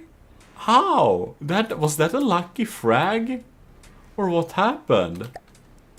I'm just curious. I'm just curious. That's amazing. That's amazing. Alright, we have target locked. Are you kidding me? Ooh. Not too. It's like sometimes it's accurate. I think it's a lot up to luck, but it's accurate enough to always deal damage. We're gonna see if it crit. I just wanna see if it crits it again on the second run. Popping in there. Pontus is not on the surface, but oh, wow. Was that? Did that just look like an explosion inside? It was like here. That's some pretty good damage, though. That's some pretty good damage. Well, I'm happy to see that Pizza Summoner's Sardalk is able to deal damage here. I do believe that it just needs a few runs. It's a lot up to luck, but it knows where the submarine is, and it can deliver those cram shots accurate enough. And I think it's actually one of the quicker ones to be able to take it out. That's a pretty okay. Not the best hit, but it's like usually hits pretty darn well. Well, that's quite amazing. I do think I know what I need to know to grade it. It seems to indeed deliver those shots pretty darn well. Or at least good enough, because the really good thing with Pizza Summoner's Sardalk's cram shots is that they're packing hell of a damage. So it only needs like one delivered shot to be able to deal with a target. But, well, I think I know how to grade this thing now. Next out, we have Russia's Butterfly Wasp with the inverted Army of GMODISM flag. Oh, maybe this is because it's gonna be the right way when you see it in your mirror. And you're like, when you're cruising around in your, I don't know, air car. Anyways, a Pontus shall appear 3,000 meters away. And we're gonna see what happens. Here we go. Machine guns are firing. We seem to be knowing where the Pontus is right here. But the missiles... Well, they know... Oh. Ooh! We got a good hit on one of the propellers there. That was a grazing hit, but a good one. That's pretty good. So half the Pontus forward propulsion is already dealt with. The Butterfly Wasp. Machine guns down there. You can actually see most of those shells actually. Oh, hoo, hoo, hoo. Oh yes. Look at that. Look at that. That could have been the AI compartment too. It's very small, so it doesn't have like a compartment per se. But we can see that Rush's Butterfly Wasp is definitely able to deal with this. Oh, yeah, we delivered that swarm accurately.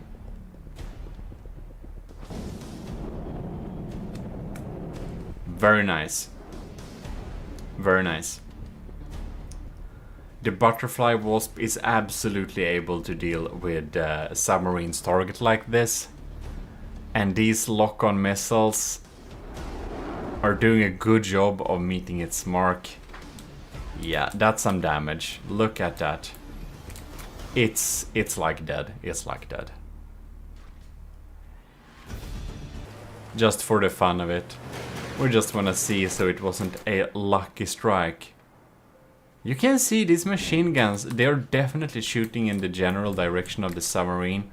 And a lot of these shells are hitting. Just having a simple 60mm like this could probably have helped a lot of the contestants dealing more reliable damage. Now we can see, oh, that's a grazing hit again. So sometimes the lasers has a little bit trouble locking on. So now we're going a little bit lower here, thanks to no waves. This is gonna be, I just want to see if it affects the performance or not. No, we're still able to lock on well enough. Yep, that's some nice damage. Well, Russia's Butterfly Wasp is definitely delivering here. Delivering some good and consistent damage towards the White Flyer's Pontus. It is a joy to fly with these missiles and see how much damage they deal. When they hit. They don't hit all of the time, but they hit like you saw last time. They're just amazing hit. Anyways, we're gonna be moving on, and it's gonna be Sean Reed. Here we have Sean Reed's Daggery. We're getting out of the water. Let's see if it can locate the Pontus. It seems to be able to locate the Pontus. Daggery is Sean Reed's first submission. No? Yes, maybe. Oh yeah, we have some depth charges dropping down here. We could see some blast guns going off there too. No? Okay. Damn! That's some good damage. And this one, it tries to keep up with it. Can it? Oh! Yeah. The back portion of the poor Pontus is long gone. Let's see here. Blasting a little bit of blast guns. It seems to have damaged itself again. And it's been dropping down. And the blast guns are trying to finish the job off. Okay. Well, that's a slight mishap. I think we're trying to be... Oh, we got up in the air somehow. That's amazing. Oh, are we gonna... Yes, we did not die there. Okay. There we go. That's a well-delivered blast there. It did actually shot something off there. That's pretty cool. And we got the depth charges popping down there. Damn, that's some good damage. Yeah, the dagger definitely has some problems, but you can see that we can deal some darn good damage to the submarine target thanks to that system. So I know where to grade this thing. Beautiful little design there, and we're gonna move on to Sean Reed's fourth submission, which is the Sunspot. Alright. This little biplane design here. The Pontus is spawned at an unknown location. Oh, okay, there it is. It like instantly knows where it is. I don't know how that works, it just works. We're adjusting. And we are... Oh, it did a little blast gun blast.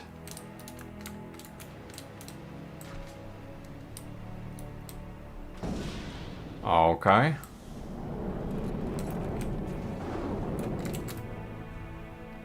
These missiles, if they don't hit immediately, they'll just miss. So we'll see how the Sunspot will be able to deal with this challenge. Oh, what do we have there? Oh, just missiles that missed. Oh! That's a pretty nice blast gun blast there. It did shoot off its own part, probably too, maybe? No, that was the... Okay, good. Not sure that the blast guns are able to deal enough damage. Like, if we just went a tiny bit closer, they would have dealt so much more damage. Like, it's dealing some grinding damage, so I do think that the Sunspot will be able to take out the Pontus eventually. They even got a lucky hit with a missile. But I think it's gonna take a really long time for it to actually deliver this damage. See, I will dive again. Oh! Yeah, we're getting through here. We're getting through here. What happened to the Sunspot now? Okay, there it is. You never know.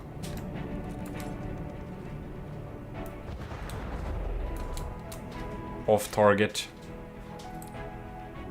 Coming in again here. Ah, too early. Well, it's slowly grinding away on it. But effectively would be an overstatement. You can see we actually have gotten some exposed steam parts there, but, well, no killed steam parts. Okay.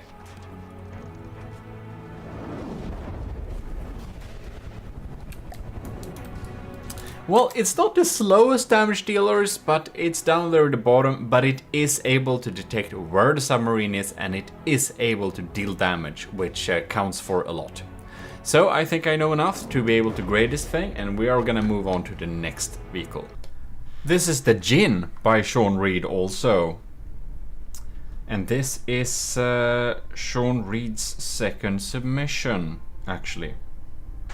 And happens to be the last little thing to try for this particular challenge, I believe. We have Nilden's third, Nilden's first, Ovos, Pizza Summer's Rush, Sean Reed's first, fourth, and now the second. God damn it, these jet engines sounds a lot. We're approaching. Alright. Gonna be interesting. Ooh. It's raining missiles. But not a lot of hallelujah. Oh yes, very hallelujah. Look at it. It's like they have magnets. Oh yes. That's pretty lackluster. I do remember that from the Sea Challenge.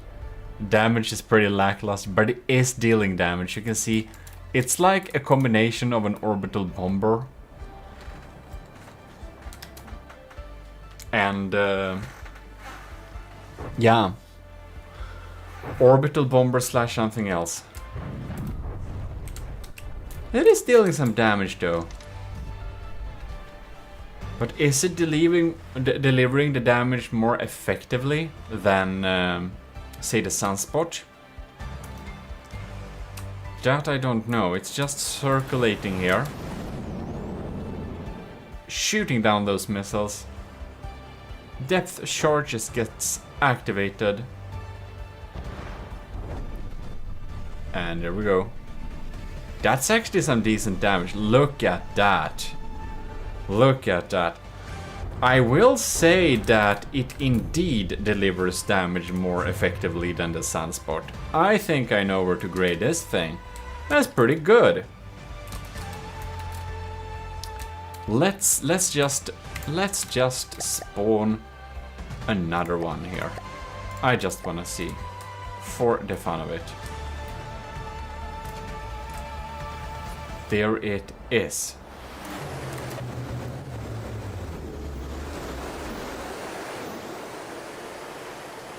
We'll just be in the water and we see they just drop down and you can see them waking up. Terrifying indeed. And they'll just pop in here.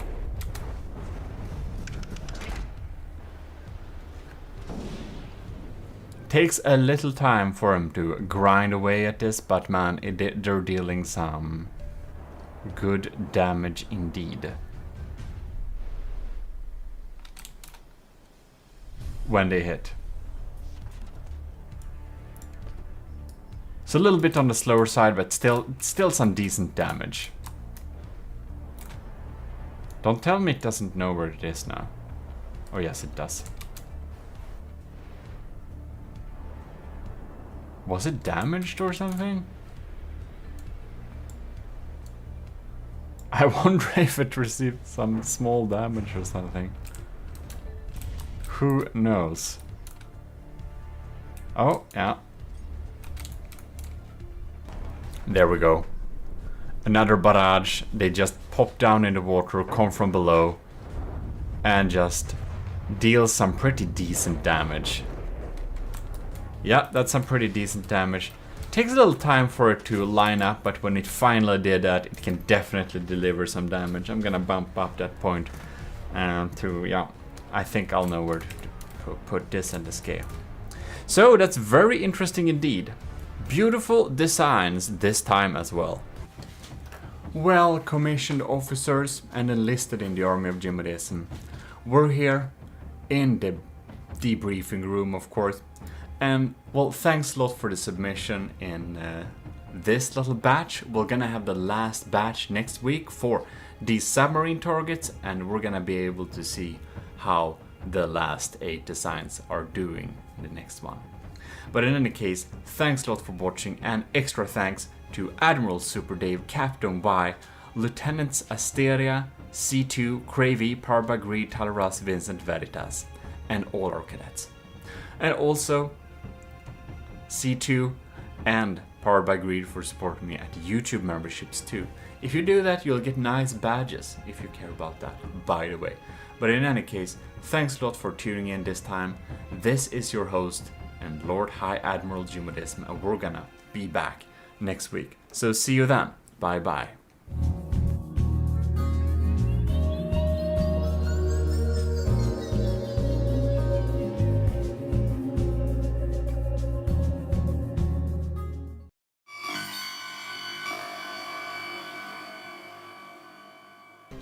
Welcome back to GMODIST, and we are of course here in the briefing room for the Army of GMODIST's bomber trials. We're gonna look at the last batch of our 8 bombers popping in here. Sean Reed's 3rd shotguns, Scuvimation's 2, Americans, the Cringes 2, and Captain Wise. And we're gonna test them all against the, well, same target as before. So hopefully we're gonna see some great damage dealing, so with that we can deal out some really high points. Before that, I will just want to give a huge thanks to all the commissioned officers in the Army of GMODIST supporting on a Patreon every month.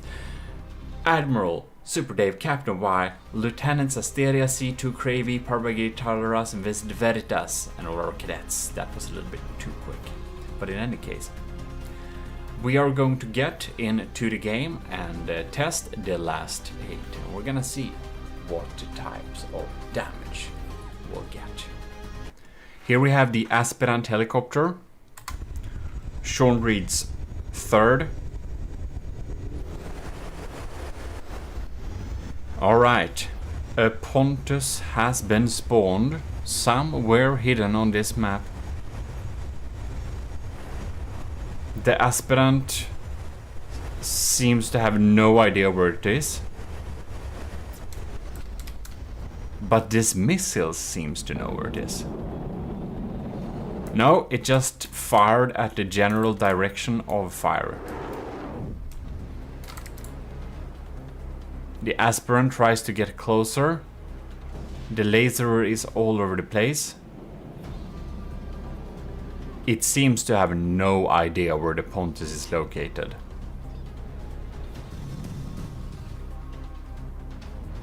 Getting closer. Maybe it doesn't even have a wireless snooper. I have no idea. Okay. I think it does. I think it genuinely doesn't know where it is.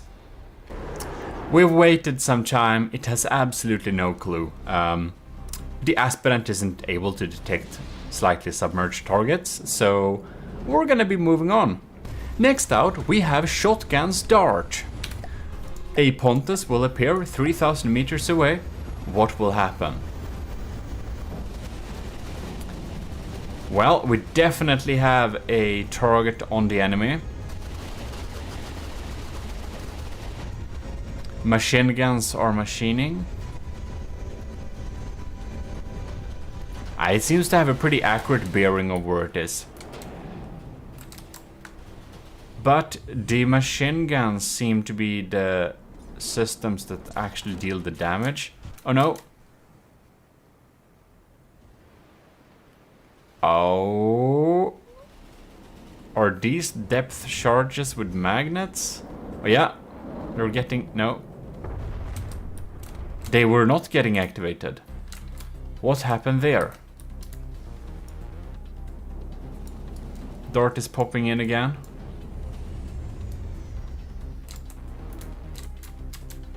These are dropping down here.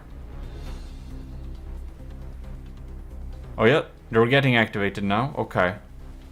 They seem to have range. There we go. Oh. Damn. That didn't do a lot.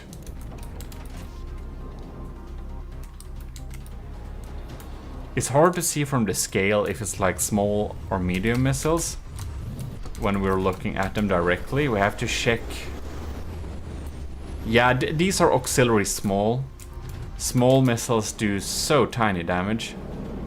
And these... Oh, they got a visual. Maybe it only popped above a little bit.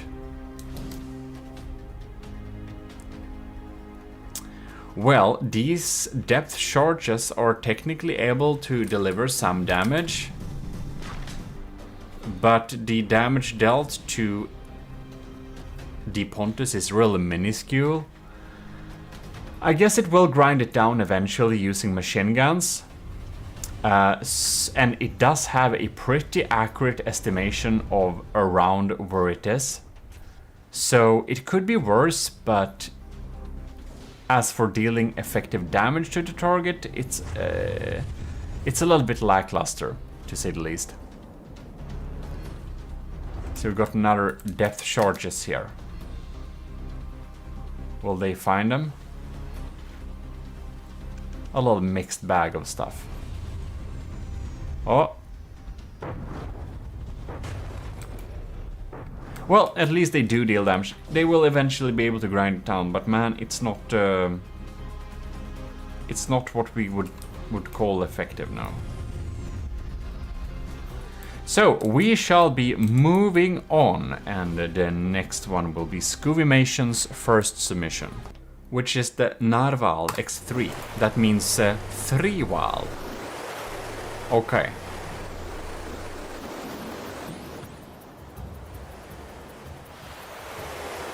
Does it? Oh yes, it's going in the general direction.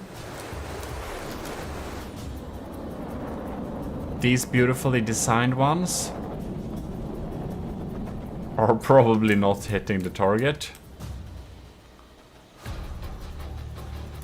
It's trying to machine gun, but I don't think we have a good visual of the target. Oh yeah, now we do. Now we seem to have a decent visual, so the machine guns are trying. We got cram bombs. Oh. That's some pretty decent damage. The diff guns, I believe.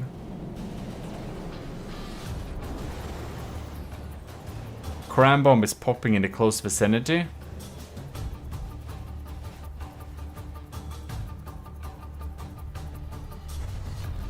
The missiles, they fire, but they have no chance of hitting. Seems honestly that the machine gun is doing some heavy lifting. No, the diff guns are actually providing some substantial damage there. Very close grazing of that. You can see this cannon is actually offline. No, this propeller. It somehow got damaged. The machine gun is actually accurate here. Ooh, and we get some good auxiliary damage with the diff guns too. That cram bomb was so close. Coming in for another round. Bam. Yeah, it's pretty accurate. We know where we are here. The 3-Val is able to indeed deliver some damage.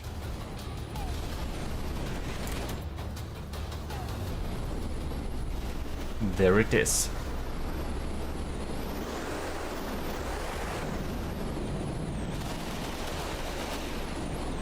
Oh yes.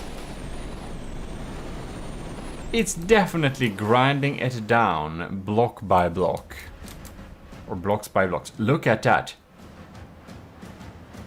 Yes, we got a lucky hit to kill the vessel as well. Very good indeed. The 3-Val has been delivering some good stuff here.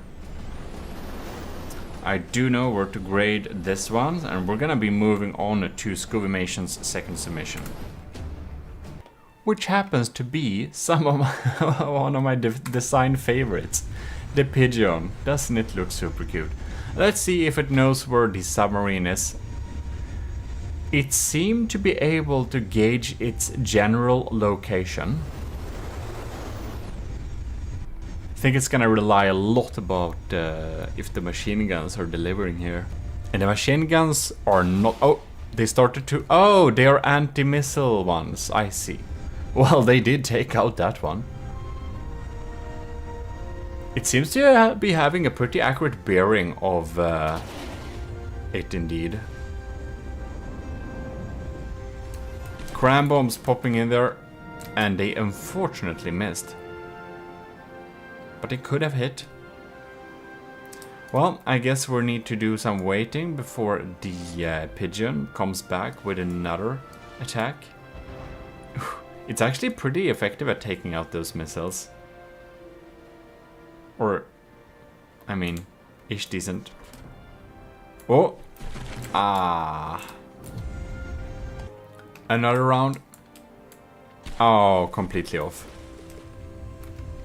And we're coming in for another one. And... Ah, completely off. And another one.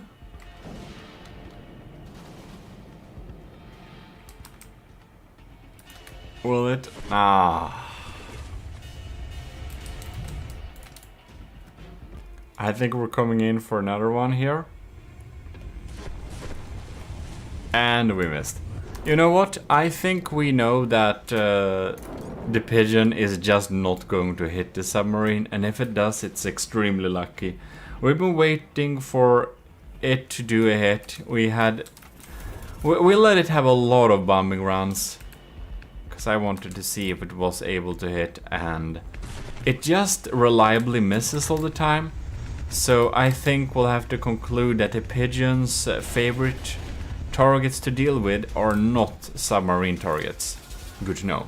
We're gonna continue with the American's submission, which is this thing. What was it called? Oh yeah, it's just AOG bomber plane. So I think it has some armaments to be able to... Oh, bam! That was a pretty powerful strike. We seem to have been grazing the Pontus here. Gonna see what happens here. The missiles have no idea what they're doing. Oh no, it hit itself with a missile, did it? Do you have some torpedo capabilities? Nope. Alright. It's going down close but no cigar. It seems to have a general idea where the Pontus is, but it does not seem to have a general idea on exactly when and where to shoot. Look at that dive. Bam! Okay, never mind. It knows where to shoot. That was a very good hit. Oh yeah. Look at that. Well, well, well. America's design has definitely been delivering some damage this time. I think we'll just have to check that again. I just want to see how much was luck and how accurate these guns really are, because it seemed they were really accurate each shot. Wow, we're really like buzzing around here. Really hard to hit, I think this should be. And we're doing a dive. And yeah. Damn. Look at that. Oh, wow. Okay. American's AOG bomber delivers, to say the least. Look at that. Pretty amazing. Well, we're gonna move on to Cringe's first submission, which is the MB4. A Pontus will randomly appear. Oops. And there we are. With Le Pontus. Swimming here like a shark. Looking for something to touch, but it will fail too. Because we're up in the air. Flying free and high. And the MB4 has a visual of the Pontus trying desperately with some cannons to do some damage.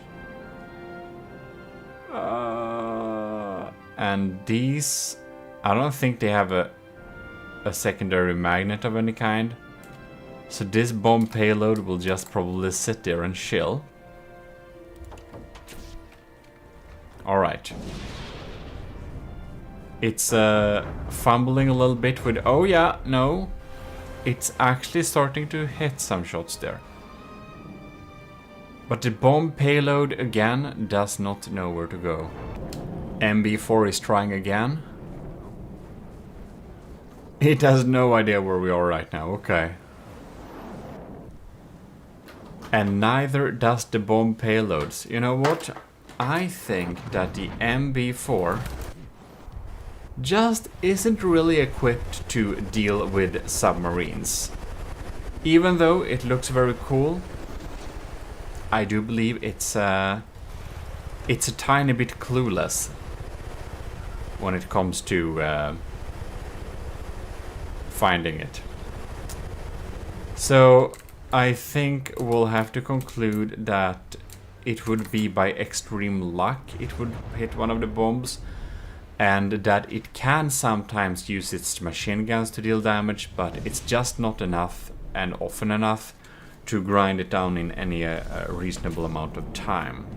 So I think I know enough to grade Cringe's first submission, which makes it so that we can move on to Cringe's second submission. Aptly named the MB5 instead. Indeed. And it seems to have gotten a visual of the Pontus. The laser is desperately trying to lock on without great success. I do think the missiles are fumbling around. Very much so. The machine gun seems to have an approximate visual of where the Pontus is located. Oh! Damn, okay. The laser was able to lock on there a little bit. We're coming again here, okay. No, okay, no lock on.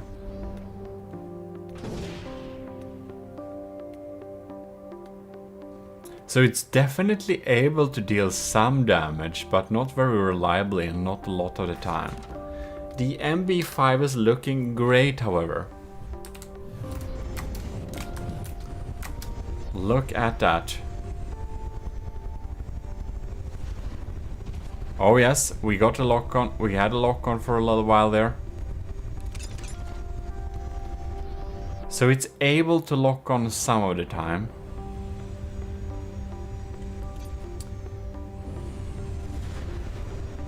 But it's like, it's almost like it's by chance or something. Running in for another run, but it seems like it's more luck than anything that makes it so that it actually deals damage towards the target. And we're firing some high explosive rounds and stuff, but it's very rarely, and they don't seem to be doing enough damage to actually cause any type of issue. Like, the Pontus is still very healthy. So yeah, I think I know enough to be able to grade Cringe's second submission. And we can thus move on to this little challenges, well, last submission for the submarine parts. Here we have the commissioned officer, Captain Wise, BY 409. Beautiful bomber. A Pontus will randomly appear, and we're gonna see how it's gonna deal with it. Engines have been speeding up, shields are activated. We have a sonar buoy.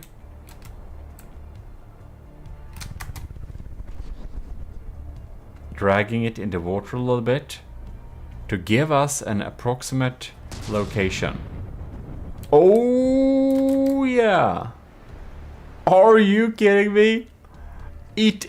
Oh wow, that's very amazing. That's an instant AI kill. Damn. Well, that sonar buoy definitely paid off. Let's just spawn another Pontus just to see what happens. Now it's a diff guns, so we'll see if it will be able to deal with that. But that's what's really amazing. Really amazing indeed. Look at that. Wow, okay. That I think that was the fastest action so far. Look at it. And now it didn't shoot, but I think it... Oh. It needs to activate another sonar buoy. It kind of lost its track.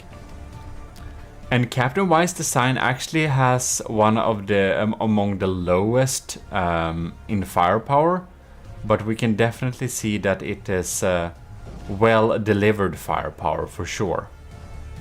I think it may be somewhere related to...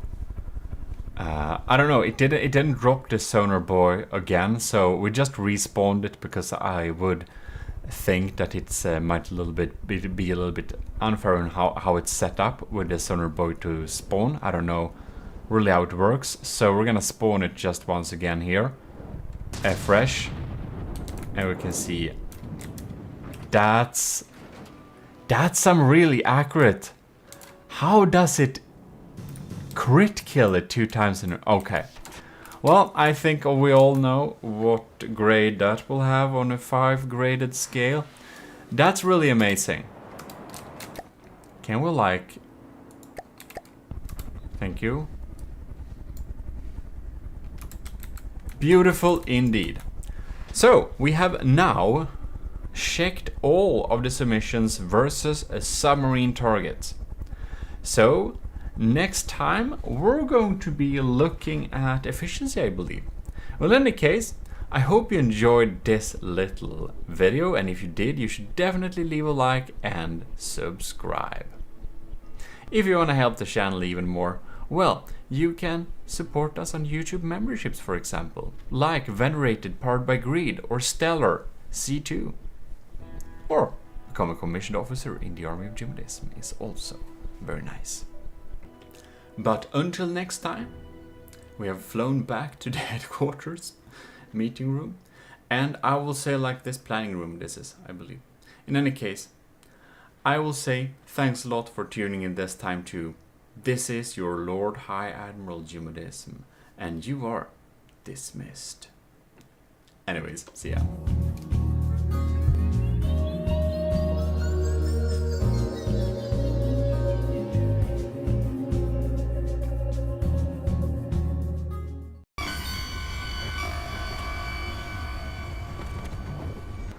Enlisted and commissioned officers in the army of GMODIST, you're most welcome to the next part of the bomber trials. I don't know if you've seen this poster before, but it's an actual product now on 4th wall.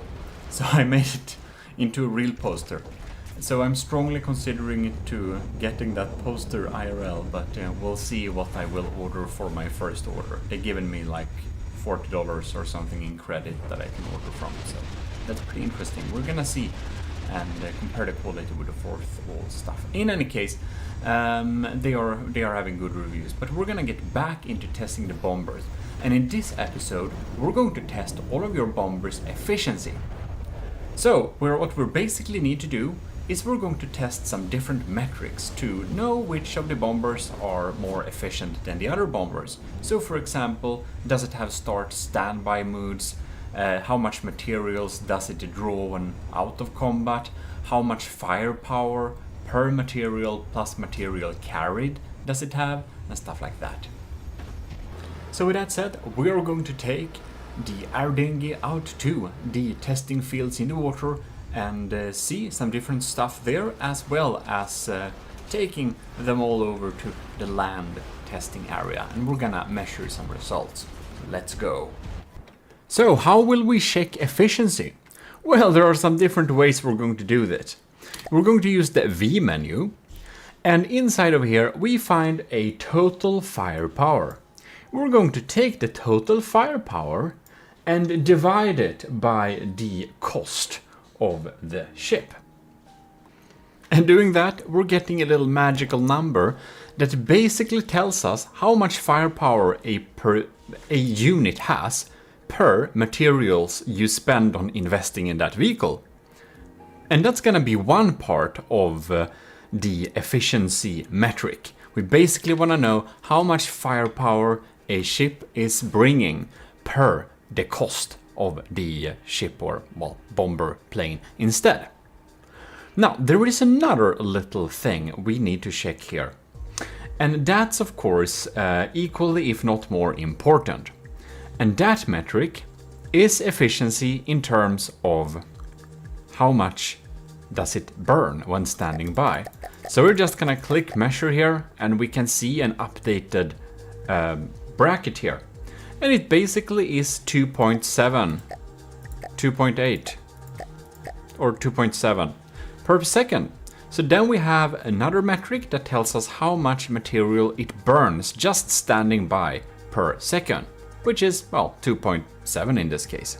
The last metric I want to check is actually the speed of the vehicle. So we activate top speed mode and make it move. And after that, we're trying to locate the vehicle by just building on it. And we're gonna see. We're now getting a speed of, let's see here, why are we turning? That doesn't make an, oh, okay. No? Interesting.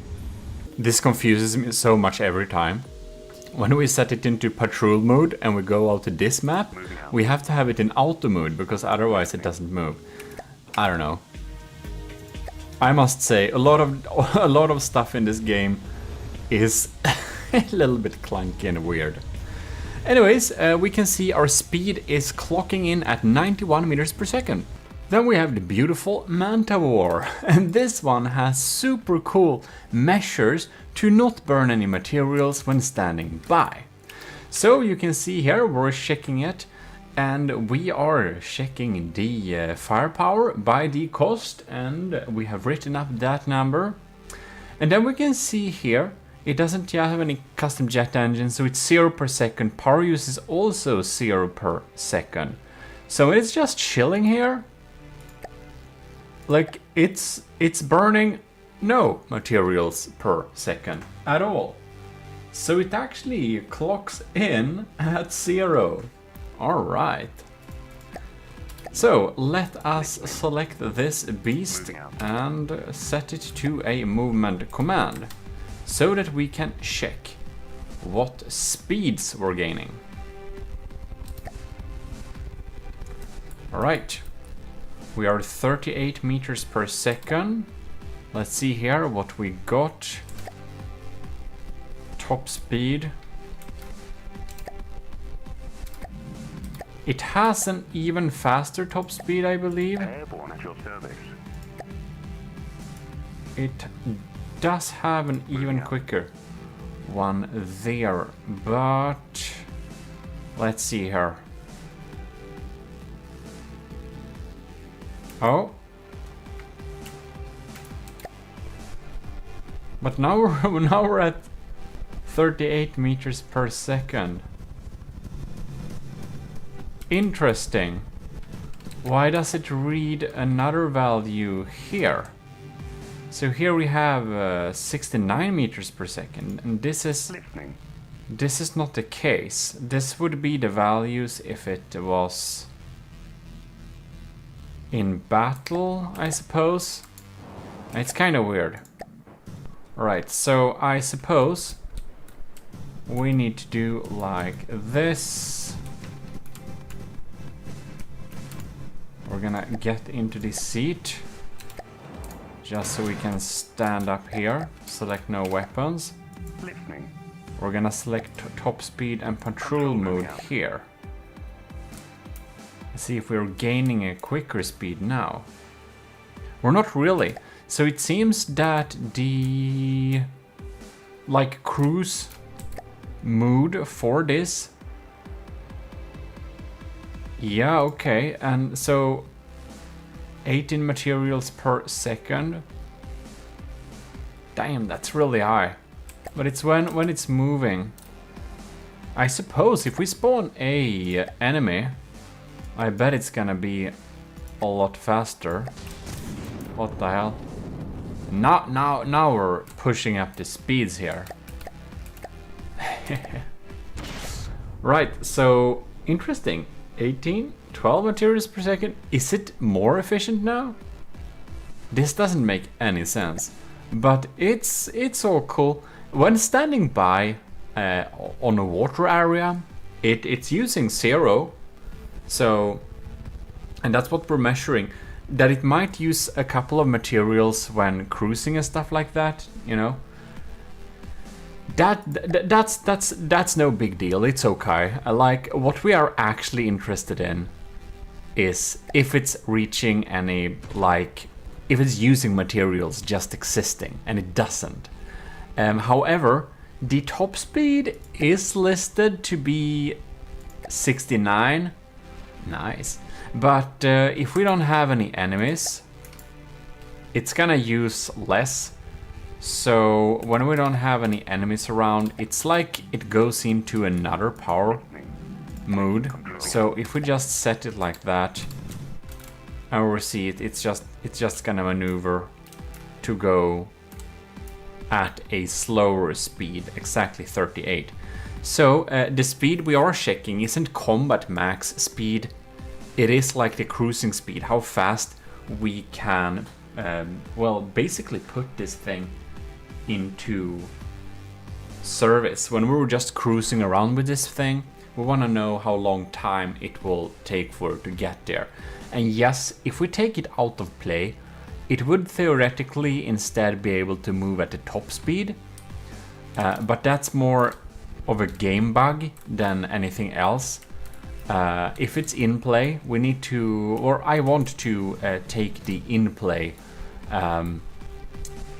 like numbers into account mainly, because we can always trick the out of play numbers a little bit to make our vehicles efficient that way. But that's no fun. So the top speed for this one, in cruising speed, just like this, even though if it's set that top speed movement, which may only be activated... No. Maybe the top speed is only... I don't know if it's only out of play or in play, but it doesn't matter very much. It's what we're counting this time. Well, in any case, we got those numbers down, so we should move on. By the way, we're gonna test this on a land map too, because I do know it actually has some... It actually is able to deal with land areas too. Man, this thing has like 9 in firepower.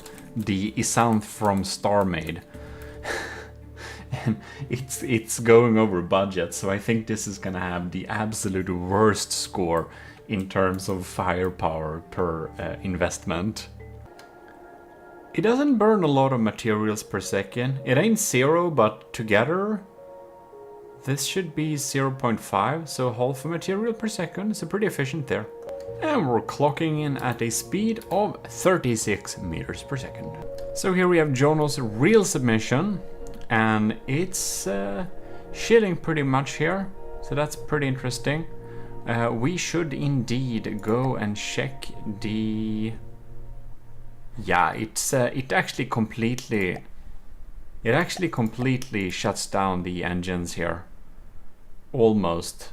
Yeah, they do. It's like just activating a tiny little bit every now and then.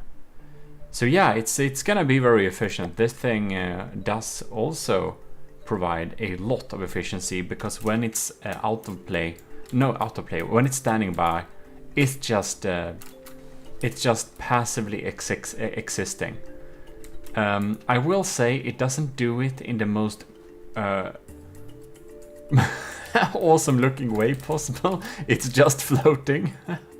But it works, and that's the important thing. So it's getting maximum score for this one. As you can see here, we have given it a movement command.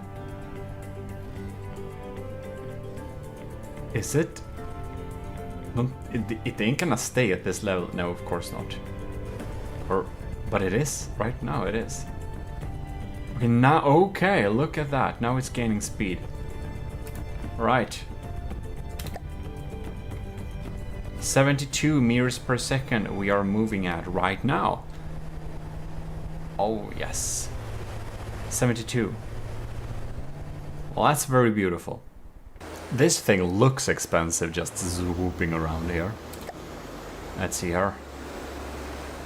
It doesn't have custom jet engines. I would have expected that.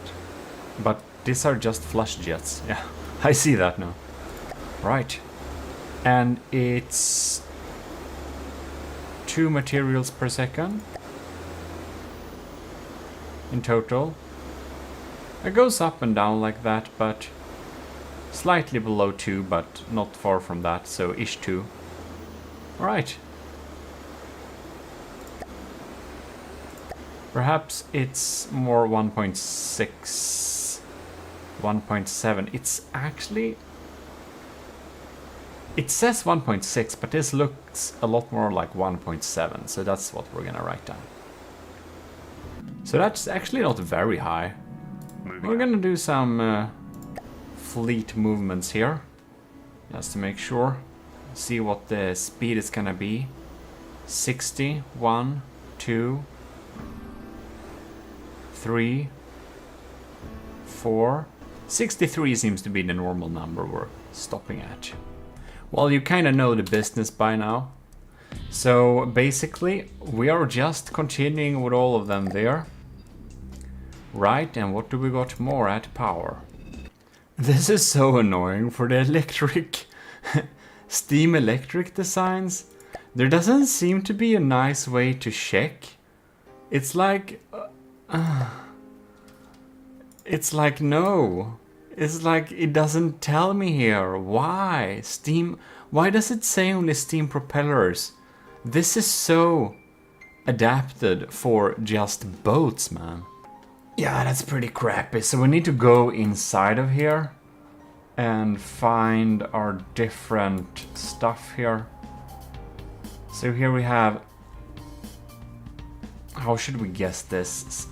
0.15 times 2, so 0. Man, there are so many of them. I don't want to. 0.3. Here we have another one. That's ish 1 material per second so far. No, we have more of them. 26. And here, oh lords. 26. So 2.6. 2. And this is 5. There is another one. So 10, 12. Right, so 13 materials per second, if I didn't miss any of them. 30, that's, This is pretty expensive standing by, man. This is 13 materials per second. Alright. Alright. Well, there we got it. There we got it. This was calculation hell. This is like worst so far with like... this is like 5 times as bad as the worst one so far. Well, it's pretty quick. 84. Oh my god. The water is starting to look pretty ominous here. Oh, look. You can see the beautiful sky.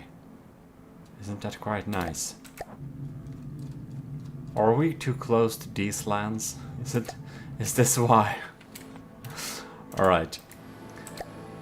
So what's happening here? Firepower, right? So let's do some calcs. We got a really efficient one again. Look at that. Completely turned off here. It'll just need to check that we don't have a lot of... What is creating this sound though? Doesn't really matter. We're absolutely clean. That's beautiful. So let us hop out of build mode and moving out. Send it moving away.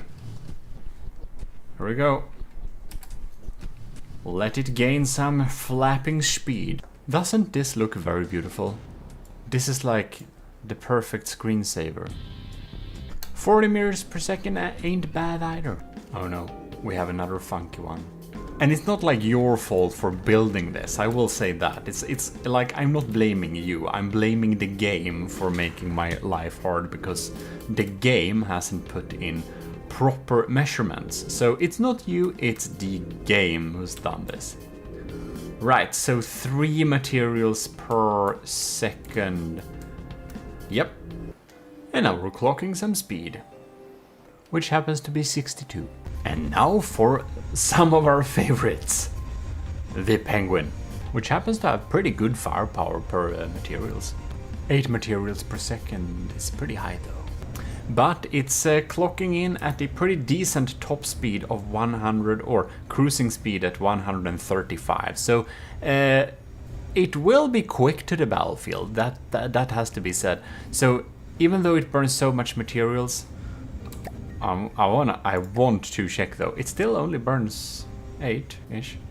But in any case, it will get to the battlefield so fast that it won't run out of materials. So that's one good thing. Like, we're going to take a lot of stuff into account, and if you take this speed, so the previous build, it has a top speed of 62 when cruising, and since that kind of burns half the materials when just standing by too, it's, you know, this is necessarily not worse because it's so quick to the battlefield too. So we're trying to value and measure all the different aspects fairly so we can get a good estimation. Ah, this bomber cam is just beautiful. This is also Nilden's build, so we're gonna see the values. Well, we got some decent values there, and it's 4 materials per second just standing by. So how quick is it? We're clocking in at 82, so this is a pretty quick one. Definitely better balanced than the penguin. That it's more efficient. It really is, all things considered, than the penguin. pretty much very high firepower for the material spent on this, and this is a cheaper design too, by almost 10k than max allowance.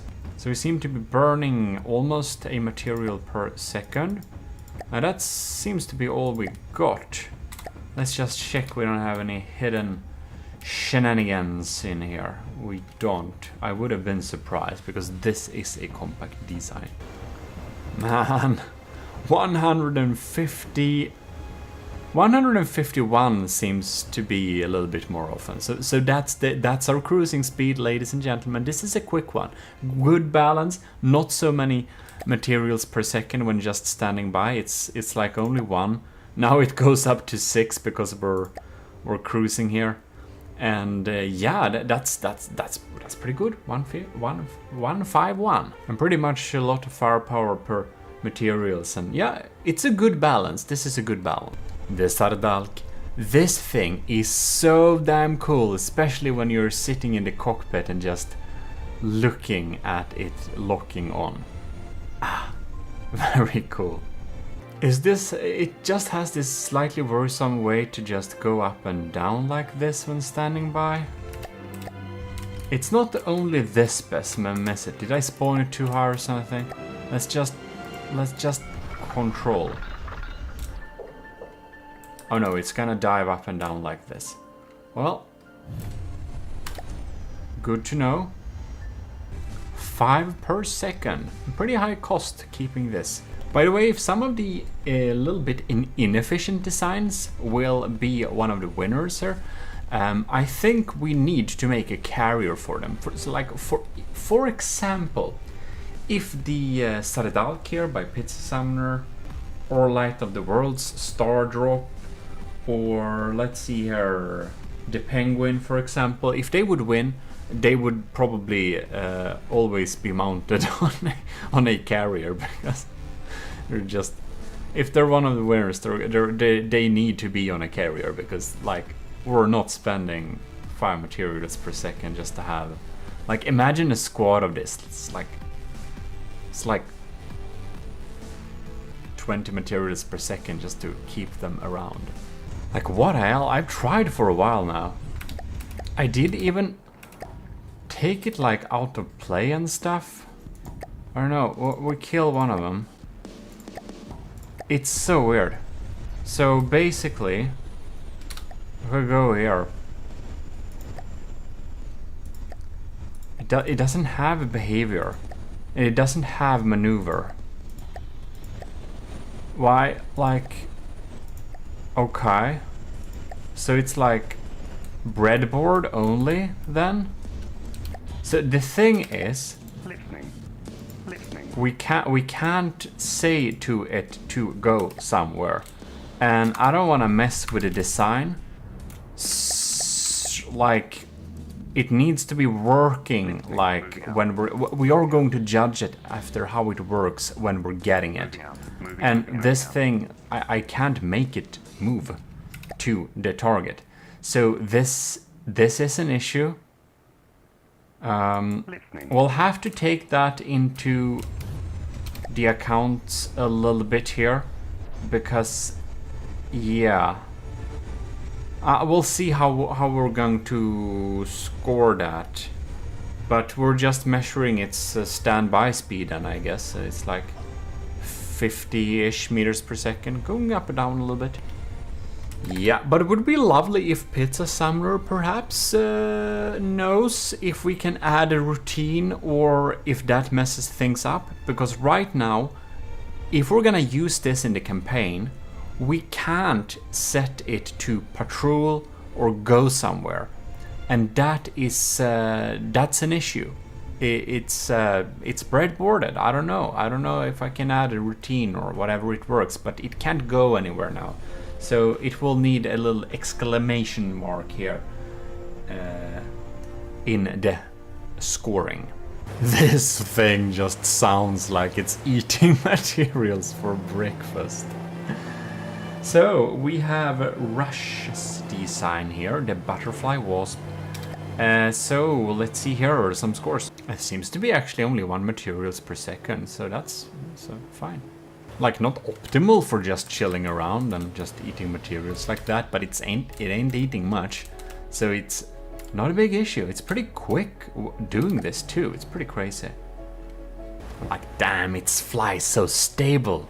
Look at this thing. It's just swooshing forwards in this funny little angle. And it's really cool. So we're clocking in at 86.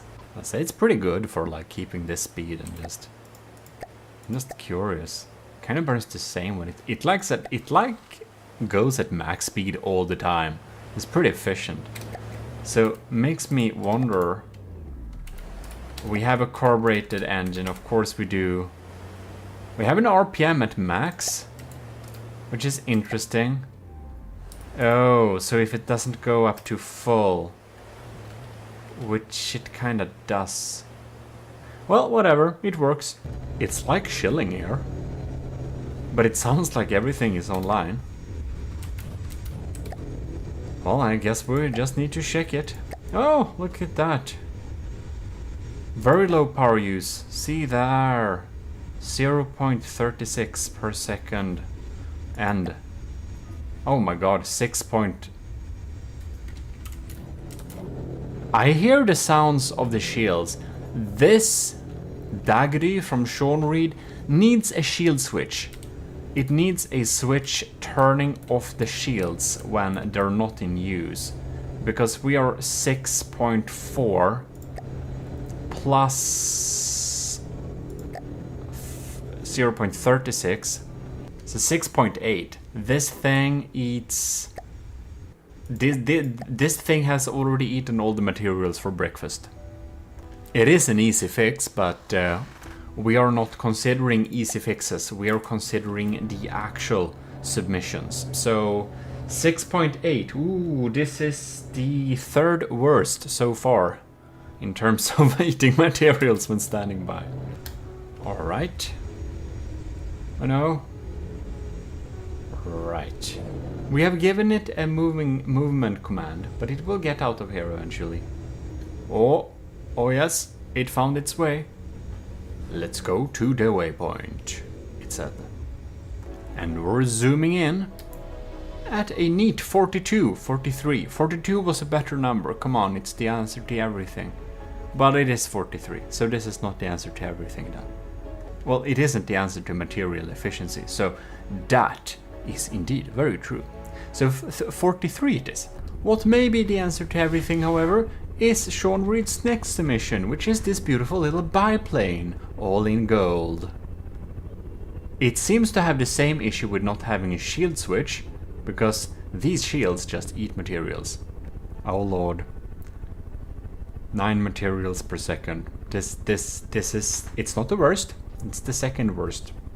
Yeah, I'm sorry, man. It's those shields, man. It's those shields.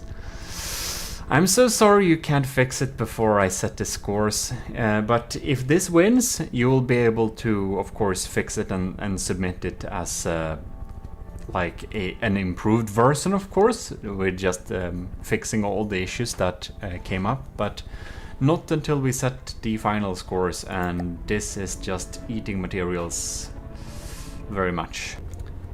We're taking off for cruise flight any moment now, or soon. I don't know, man, it just won't get up of here. I don't understand. Does it not? Man, it just needs a balloon or something to get up here somehow. It's like, look. It's out of combat, so it seems to not be getting... Well, it will be a little bit difficult then, in case we need to transport them when they're out of combat. It's gonna be very, very weird. So the cruise, like... if it's out of combat, it just won't go. So the cruise speed is 3 meters per second. It really... yeah, like, that's what we get when we set it to move somewhere. That kind of surprised me very much. I think it's probably set up in a way to only activate its engine at like full juice when there is an enemy around. And that will be a little bit difficult to use that kind of setup for a campaign setting. Well, 3 it is. I don't know how else we could set that, but as you might imagine, that's the slowest cruise speed so far. But I bet it burns, if it wasn't for the shield, I bet it would burn so few materials per second doing this. It seems that this is also Sean Reed's submission. It also seems to be having this issue with the shields being active all the time. Well, at least it's an easy fix, but it sets us at a nice 4 materials per second. Oh no, I think it has the same issue as the sunspot. Yep, it does. We're clocking in at 2 meters per second. And why is this like... I'm not just being a annoying person here. It has a reason, and that's we want to know the speeds of transporting these things in campaign mode when they're out of battle. So how long, when we're going to campaign, how long does it take to take over this thing and say go there and prepare for battle? And that's why this this matters. Because when they're like in play like this, they're gonna be sitting around and doing this, and that's why they need the very low score they get here, because this is gonna cause an issue in campaign. So that's why it's relevant, if that wasn't self-explanatory and obvious. This is one is having an ECM jammer, and by the way, for the ECM jammer you can also make a smart switch. I have that on all my designs that utilized it too. We're not sitting in the water, but we're having some issues. Ooh, the engines are like they're so low because it's trying to save materials, but it's using the materials due to the shields. Well, well, we're clocking in at 20 meters per second, so it's like it moves at a acceptable speed. Definitely on the slower side, but I don't think my helicopter is much better actually. Let's even check how quick my helicopter is.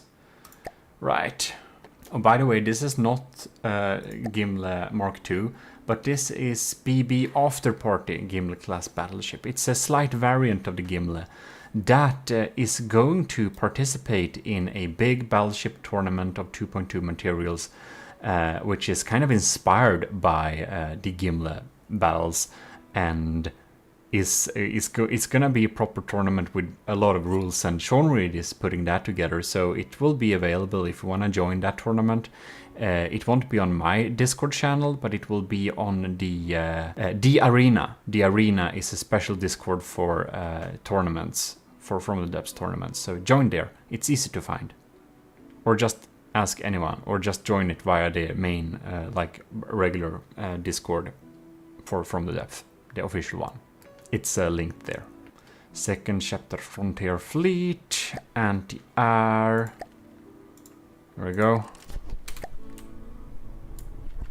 This thing is actually... I wonder if this thing is... I wonder if this I didn't even think about it. If I would have configured this helicopter to meet my needs, to target subs and stuff, this thing could actually have been participating in my own trials, but that would have been strange. I don't want to participate in my own Army of GMODIST trial. This just feels a little bit stupid. Like, it's so sad for everyone participating if I would win that, so I'm not gonna do that, but I just realized it's like doing that. So it's pretty funny. Yeah, when we're like this ain't participating, it isn't. But what we're gonna do, I just wanna see, just for fun. It burns 0.3 materials per second, so yeah, that's a pretty good score, just standing by like that. If I'm judging this by the same standards. I'm selecting this one, moving out, and we're moving this. Let's see here. We are it's a really steep angle when this thing moves, but it's required to have like to keep the speeds that I wanted to keep. You can see it here. Looks a little bit stupid, but I mean it's also about function. So this clocks in at it's much faster than 20 meters per second. It is, but it's a 36, so it's not the world's fastest heli. It really isn't, but I think it's kind of 0.67, 65, 3, I don't know, something like that. Burning materials is pretty efficient actually. Well, makes me happy because this is already like this is the second chapter Frontier Fleet, which we're gonna conquer the Nether with. So this is already in here, so I'm glad it's kinda ish decent. What isn't decent though, what's absolutely horrible, is the flying broadsword air battleship. This thing is horrible. Oh my lord, I don't know if I want to know how much materials per second this thing is eating just chilling here. This is not built with efficiency in mind. Total firepower. The simple cannon is giving what? Why is it given as infinity? Okay, ladies and gentlemen, the flying broadsword has a firepower rating of infinity. Fear it. Yeah, so definitely you should fear this thing. It's absolutely dangerous. It has infinity levels of firepower. Yeah, well, in any case, this is... Ooh! Only 3 materials per second for custom jet engines? That can't be true. Okay, let's see here what it burns. What? It's kind of like 10 materials per second? Are you kidding me? This is absolutely insane. It's not that bad. It's not that bad. It's like, so say it goes up and down. So 11-ish, 12 goes to this. So 12 plus 12, okay, 15. So it's only using 15 materials per second to kind of exist. This makes it about as efficient as Light of the World's Star Drop when just standing by. However, it's not supposed to do this. What are we doing? Well, never mind. It's not that bad, and I must say I'm pretty shocked about that. Actually, it's pretty insane.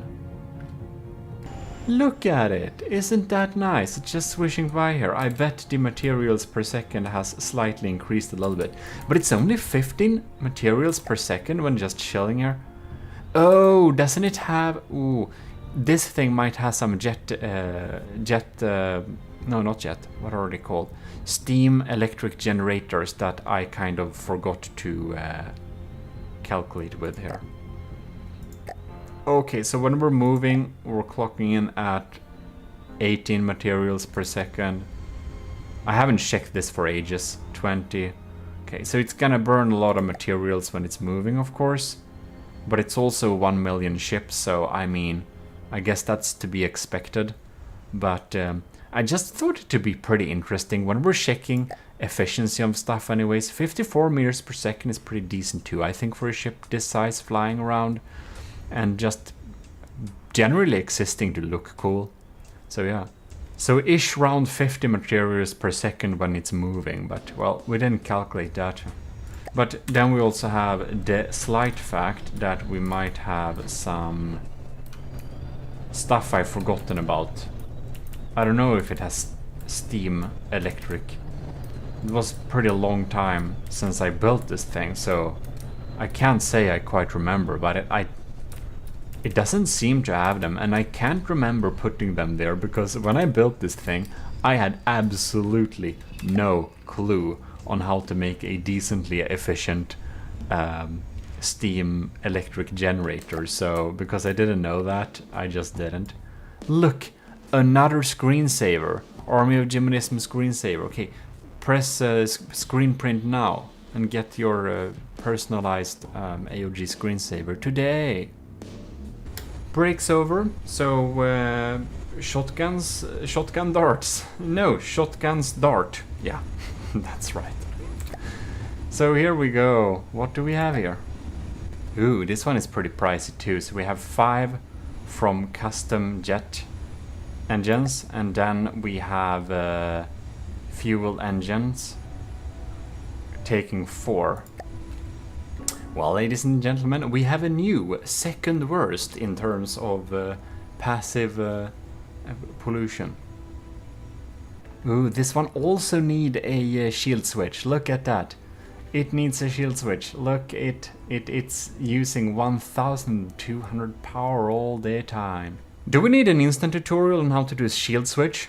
Or like a decoy switch and stuff like that? Is that something people don't know to do, maybe? It's really simple with ACBs, but maybe I should do a tutorial about it. And if you want that, please tell me that in the comments and I shall add it to my instant tutorials to-do list. Well, at least we're not slow. Clocking in at 129 meters per second, 28 meters per second. It's 29. Scuvimation is next. So here we have this beautiful thing. The three wall, which is not a narwhal because it has 3 horns. Yes. It's only using 2 material per second standing by, so it's pretty decent. A little bit in the higher end, but still acceptable. We've taken some notes on how much firepower it has in order, well, compared to how much it costs to build this thing. And I'll just need to measure its speeds here. So we are cruising at 61 meters per second, so we should write that down. Half the speed of the previous thing, but this is many times more efficient when it comes to using materials per second when just standing by. So that's one thing. You can see, just wanna see. Cool. 6 plus 7, 13, 1.3, no? Yes, that's 1.3 materials per second then. Together with this number. So that's pretty, that's in the kind of good range here. That's efficient metrics. Very nice. We already got a number for firepower per materials spent. No, let's hear. Moving out here. And now we should measure how fast we are going towards the waypoint. We are smoking our way there at a nice 40 meters per second. Next up we have American's bomber plane, so let's check the values here. And it actually has the same firepower per cost values. It's pretty funny, like the previous one, which was Scubimation's second submission, if I didn't say that. 1 material per second is the answer, very nice. We're cruising at a nice 52 meters per second. Here we have another easy fix that is annoying, we can't fix until this is concluded. Adding this thing. Oh my god. Oh, how crazy. There is actually a supercharger here. It's just hidden, accidentally, with Mimic. Who would have thought? It seems to be averaging at 2.5 materials per second. So a little pricey in terms of that, but not too bad. We are ever cruising on at a very beautiful flight. This, am I right or am I right? This is another beautiful screenshot. Look at that. Well, in any case, the answer is 70 for cruising speeds. I'm getting a 2.6 materials per second here. For Cringe's second submission. Ooh, we're closing in on the end of these submissions here, so that's interesting. Wow, 95. That's pretty quick. That's one of the quicker ones. 95 meters per second when cruising. And you may think that I should measure the materials per second when cruising too, but I feel that's like the main reason I'm not doing that is because I'm lazy. And the other reason I'm not doing that is because it's more relevant what they spend when they're standing by, because realistically, bomber planes will be spending more time on the ground slash just chilling about than they will spend time actually doing something. So that's the other reason, beyond laziness. So now we have Commissioned Officer Captain Wise bomber. So let's see what we got. Materials here. 76 plus 76, that's ish 081.6. Together should be 1.6, yeah. We got a nice value there for firepower per material spent. This is, I believe, the cheapest one of them all. And a real masterpiece. It looks so beautiful. I kind of always wonder a little bit what Captain Y is using to make these like gold trim rods around stuff. By the way, you will see some other builds for Captain Y. Normally, I build something for my commissioned officers, but Captain Y wanted his commissioned officer reward to be more in lines of, I built something for you instead. So we're gonna do a special video about that, of course, in the future, because I do videos, like normally I would do a video when I build something for a commissioned officer, but now it's kind of, I'm making a video about the other thing around. So hope you're gonna see, you're gonna enjoy that. I will say, this is not a spoiler, but it isn't. I'll give you two things. It's about Captain Y building a fleet oiler, and the name of the fleet oiler is Headmod. Just there, we got something. You'll see when that comes out. All right, let's send this to some movements. Oh lords. Okay, it finds a nice altitude here. Oh, is it so advanced? Does it have some breadboard magic to go lower in order to go faster or something? I'm not actually sure if it goes fastest if it's low or high. But the thing is, if you didn't notice this, you can go in here. It's like from the depth it's probably more advanced than you think. But if you go in here, you can see air density at this altitude 100%. So that makes our like the blades on this thing be more efficient. It also gives more drag. So generally jet planes should go higher and like, oh god, this is gonna be interesting. So jet planes should go higher and propeller planes can go a little bit lower in order to get higher speeds. That's the same reason in real life that commercial airliners that are propeller planes go usually at a much lower altitude than commercial jets. Yeah, because what I just said. But in any case, the answer is 87 or 88. I think it's 88 more times. So we'll write down 88. Beautiful. So there we go. We're flying in this beautiful little plane here. That's actually something we should totally do. We should do like this. We should actually test this in from the depth now. Right. We're gonna take manual control. Oh no. Oh no. I thought my game crashed there for a moment. It didn't. But in any case, we're trying to... Oh lord. It's so hard controlling a jet plane manually. We're gonna lock on like this. We're gonna let it take over for a second. And we're going to make it take control.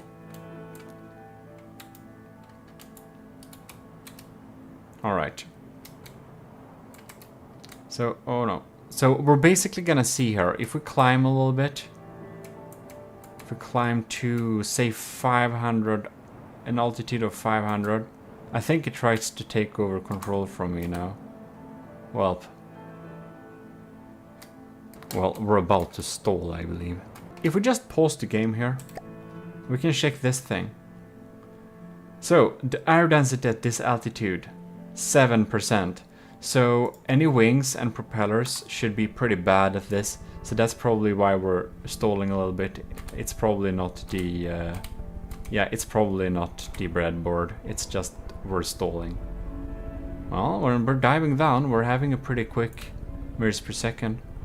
Dive bomber would be a thing. Now we're getting responsive again here. Right. So... I don't know. Or maybe not, who knows. In any case, it might be breadboard, it might be the game, I'm not actually sure, but we can't go higher, is the only answer. Maybe they take out each other because we're gonna have higher levels of air density up down here, so propellers will be better, but we'll have more drag. Up there is no drag, but the propellers don't get as much force, so maybe it's like plus minus zero sum game, as they say. Well, I do really hope you've enjoyed this little episode at least. We now got all the numbers, and of course I will not tell you exactly how everything is judged here, but from watching this video I'm sure you should be pretty sure. I've realized we forgot the part, and that's to check if things that stand by on water also does that on land. So yeah, instead of doing a reasonable way, I just spawned all of them in case I would forgot anything of them. So we're just basically gonna do this. Oh man. We're gonna see who's chilling about and who's going into zip around and chill about mood. Yeah, that's pretty awesome. So the things that are just zooming about is of course the same mood. But we have like, here we can see Sean Reed's Aspirant. It's just standing here. It has some rubber things, so it seems to not damage itself by standing here, so it seems to be working pretty fine. Or does it? Yeah. I don't know where that rubber is, but it works. This one is chilling about here too, as well as the sunspot. I'm not really sure what this is trying to do, but it's trying to not scrape the ground all the time. Poor thing, I think they're gonna collide. So yeah, chilling about. Here we have a Pizza Summoner. Oh no, it actually lost some blocks. Ooh, we're having some issues here. We're having some issues there. I'll note that down. Oh my god, we got an explosion in the air. I'm not exactly sure what I'm gonna do to this, so I'll add a little 2 at the exclamation mark the Saladalk received for not taking orders. This is not your part, is it? Ew, you are repairing. Isn't that quite nice? This is another ship, okay. So this chills about as it should. Everything seems to be as it should, except perhaps this one. I'm not really sure. I think this might also warrant an exclamation mark, because it's damaging itself when zooming around like this. Yeah, that doesn't really work. Just can't do that. Oh. Ew, look at that. Your poor rubber legs didn't spawn right. But now you can sit about here. Okay, it's a little bit unfair you spawned in like that. So we'll take oh, what? Oh, it just didn't get up for some reason. I don't know. But yeah, the other one, the only thing that's different, that's this thing from oh my god. We have this beautiful thing from the Secret Advisor. It's going in like chill mode like this. So it's 50 materials or 24 materials per second. Now it's infinity. And here it's 0. I think I'll need to go inside and check a little bit here actually and see if we get something. This thing is a little bit hard to measure actually. It's like 7 periods per second and now it's 0. And we got some other ones like this one below here. It's like 3 and it's like 0. I'm not really... This is probably a little bit difficult to score. So I probably just have to make something approximate. So is it like half of the time? 7. So it's like 10 materials per second, half of the time or something? Well, since what we're gonna use all these ships for, it's gonna be a little bit more important how stuff is dealing with water mode. Well, now somebody got and attacked him a little bit, but it's gonna be a little bit more important for what we're gonna do in water mode. So I think I'll just add an arbitrary number to the general efficiency score. So it's dragging-ish 5 materials per second when it's chilling about at land. So sometimes it will, sometimes it won't. So I'm gonna put in a little number there at the efficiency value because it was 0. So it's gonna be like, I don't know, 1, 2, something like that. Probably 1 to make it even out the values a little bit. Now this... Why? Why did you do that? You've been chilling around here all the time. There was no reason for you to jump up like that. Why? Why did you do that? Well, it's not getting damaged. This thing is just chilling so extremely beautifully here. It almost warrants an extra point for being beautiful here, but that's not what we're judging this episode. Well, I almost want to give the hummingbird an extra point for looking so splendid just sitting around here. But I suppose we won't. But yeah, it's definitely providing exactly what it did before. And this one is actually a true 0 when it comes to standby material consumption. Well, thanks a lot once again for submitting all these beautiful designs to the Army of GMODISM trials. Look at them. So in any case, we are going to basically be back next time. And next time we're going to do... I think we're gonna go to the land and do some land battles. So that's gonna be all fun. But in any case, I'm gonna take the scores I got and I'm going to do a point system. So like I did before, I'm going to divide out points from a score to 0 to 5 to kind of give points for this. So each of the scores will be 0 to 5 and we're adding them up, and each of the challenges are about as equally important, but efficiency is a big deal. So I think I might give out points at least 0 to 10 for this one. But I'm going to look at the values and then I'm going to divide the points in a rightful manner. But God, my notebook where I keep my score, you've seen it quickly a little bit before, but it's insane. It says so small numbers, so much text there.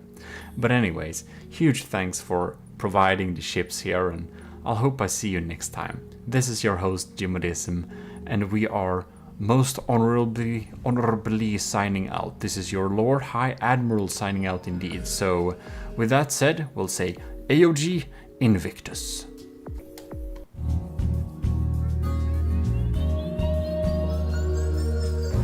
Like the video and subscribe very much.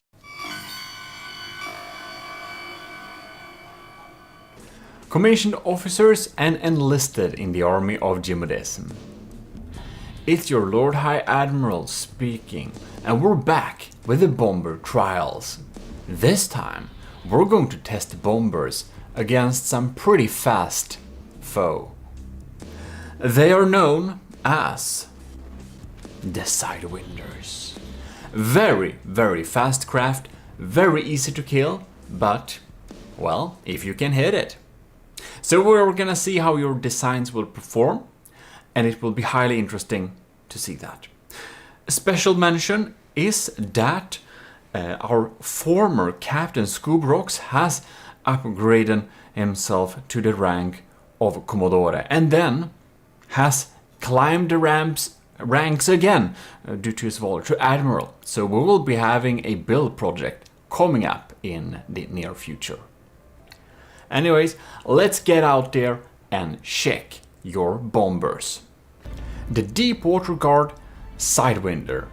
Or no, it's something else. I haven't played Ashes yet. We'll get there. Anyways, this is the Sidewinder, as you can see here. We're gonna take a little quick look at it. You can see it's pretty darn fast. That's the reason why we chose this vehicle. It has a top speed of about 100 meters per second, despite being bound by land. It offers some light anti-air guns and some, well, I guess that's more harpoon or something. Not really sure what's loaded in these missiles. It actually seems to be explosive. In any case, here you can see we are relying on a, is this a steam thruster setup? Anyways, it's a very beautiful, very cool design. We shouldn't admire it too much, however, because our goal is to destroy it. But this vehicle deserves some mention slash condolences, because there is a certain pufferfish inside of here who will hopefully meet a very violent end very fast, very soon. In any case, let's go and spawn the first bombers in the list. We're probably not gonna be able to fit everyone in one episode, by the way. We're going with the same order as before. So here we have Adnecrius coming up here. So let the game go. I forgot something. I had one hold spawn very close. So we're spawning 2 Sidewinders here. And we're gonna see how the Storyhana will, well, first detect the foes and then deal with them. So we're having 2 different foes here, so we can see how it chooses to basically deal with a cloud of enemies. When we put in a bomber to deal with a situation like this, we obviously want the bomber to be able to deal with such small threats like this one. However, it also needs to be able to deal with them in a kind of group, so it doesn't get completely confused that it's 2 of them. Because as understood, the small bomb, like the small Sidewinders, they're so easy to kill if you can hit them, but they can confuse some slower bombers like a lot. The reason why we need to be able to take out fast targets like this is that we actually need to be able to employ, you know, a nice little bomber against a target threat, which is consisting of a couple of tiny land-going vehicles. If we don't have the time to put in land reinforcements, that's a perfect job for a couple of, well, bombers to deal with. And even though the Sidewinders are really tiny, each of them costs 25,000 materials. I believe they are pretty inefficient designs, but in general, we want a bomber to be able to punch upwards. Why I thought it was relevant to see how we're dealing with a tiny little crowd of them. If we can send out a bomber to reliably deal with a tiny threat like this. I do believe that the Storyhana will insta-kill them if it's able to hit, but it may not be. So far we haven't dealt too much damage. We are going to do reruns if we need to, if the craft is getting it damaged in a way so it kinda suffers some issues there. Okay, I think we need to do like this. However, I believe that the Storyhana should be able to take some fire from these small sidewinders. And that's another thing that changed a little bit here. We are going to take the performance into account of survivability a little bit here. This is not a pure survivability test, but we will not make the bombers invulnerable because we want their own weapons to be able to damage themselves. As we've seen with some of the bomber designs, they've had issues where they kind of damaged themselves too. So we want to make sure that that exists here. So the survivability will be a part of the score, but dealing with the bombers here will of course be the most amount of the score here. And we can see the Storyhana has successfully taken out one of these sidewinders. And we're having some issues with those missiles not being too accurate here.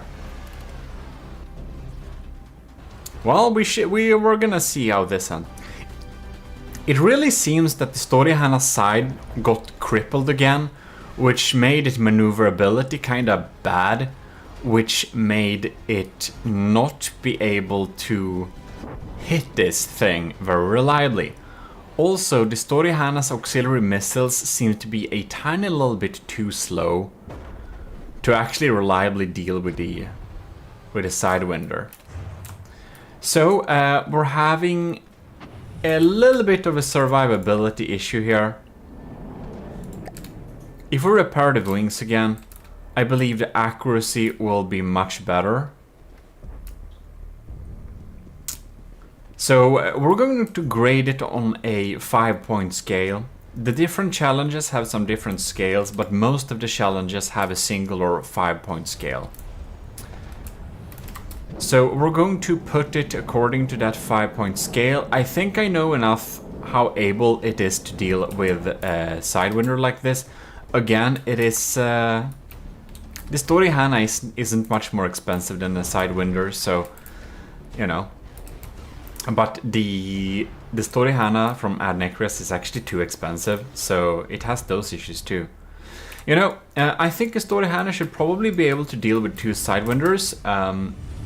It kind of doesn't, but it kind of does decently. But I know that I will not be able to send one of these into battle to deal with 2 sidewinders. It will not be enough. So I think I got enough for the scores. Yeah, so we're gonna move on to the next one, which looks gorgeous, by the way, in its standby mood. Look at it.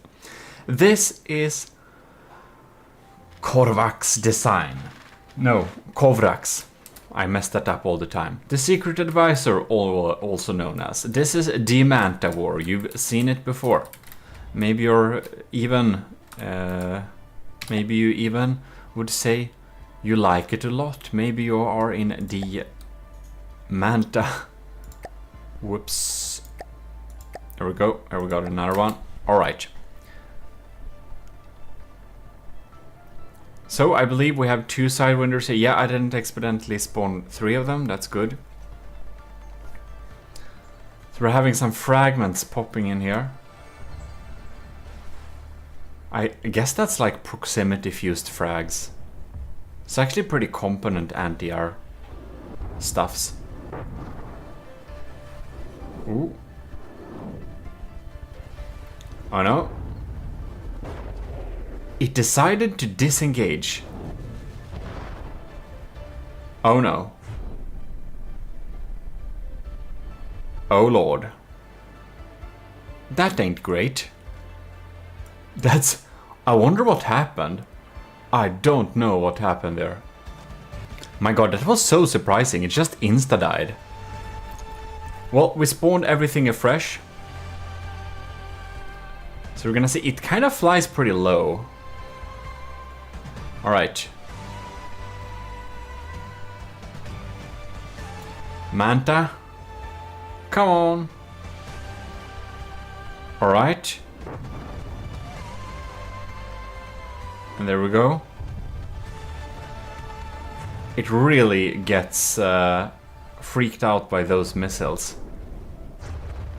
Oh no.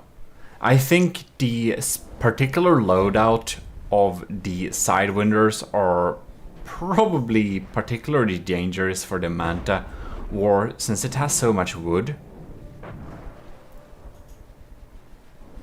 And it seems to actually be chased by them. Poor thing. It seems to have troubles. It's getting kind of chased. Alright, it's not shot down at least. Let's see if we're getting an aim here. We're disengaging. I don't get it. I don't get it. Do we have some detection issues here? Let's try and see if we can do a repair.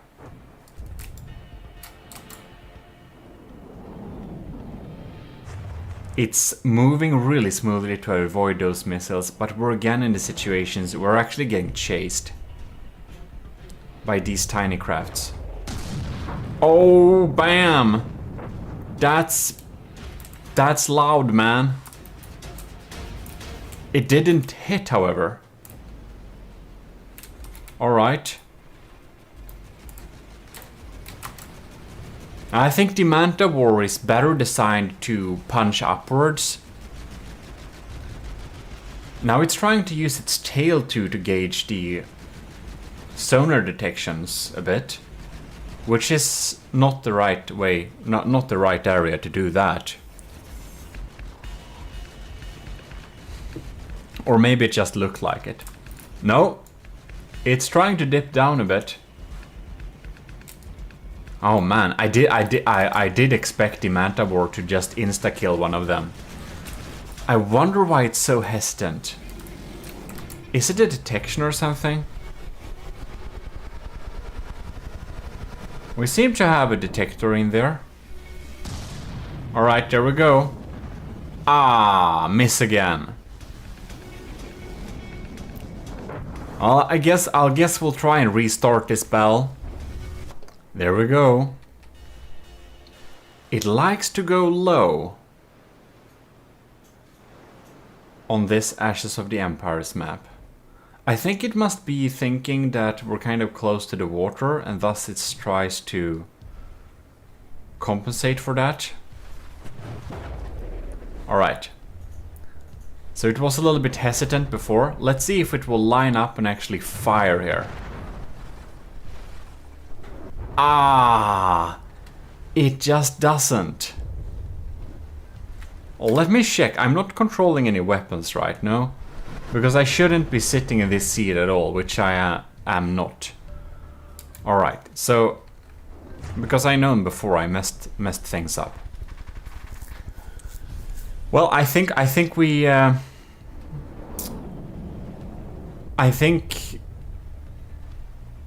well, I know the Manta War is very competent at punching upwards. I do know that, but well, for this particular challenge, it's not very good at dealing with the quick wheels, as we call them. It just hasn't enough time to line up and pick a shot. It just gets lost and gets damaged, and like not a lot of stuff is happening here. So I think we have to go to the next challenge actually. So in any case, well, that was a bummer. That was well, I think I'm as disappointed as you are, the secret advisor, because I really thought it would insta-crack him. But I understand it takes some time to line up these div guns, and again, this is really a upwards punching craft, not cleaning up the small parts, small crafts. Well, next up we have Jono's second submission, the Isanth 5, which is more the meme build from StarMade, but whatever. I allowed multiple entries, so it shall be tested like the other ones. Jono has 2 submissions, that's not very much, because Nilden has 3, and that's nothing but because Sean Reed has 4, and then Scuvimation in the Cringe has 2 too. I don't know if I missed the multiples, but next Army of GMODIST trials, I'm sorry, but I will limit it to one entry per person. It's very cool to see a lot of submissions, but since more people, since a lot more people than I would have expected kind of wanted to do this, I got a lot more submissions than I thought.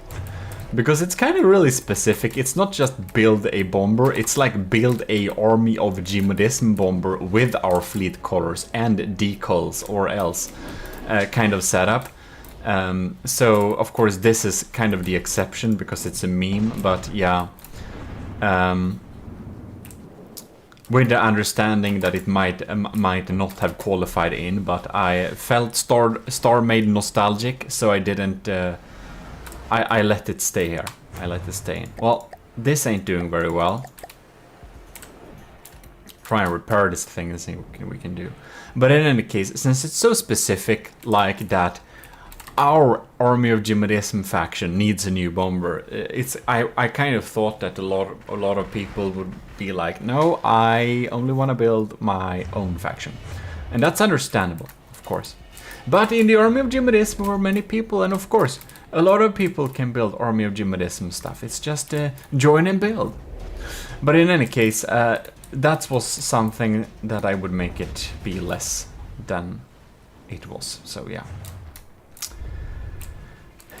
The South 5 is really taking some heavy crap from these sidewinders. And it's unable to hit with those guns too.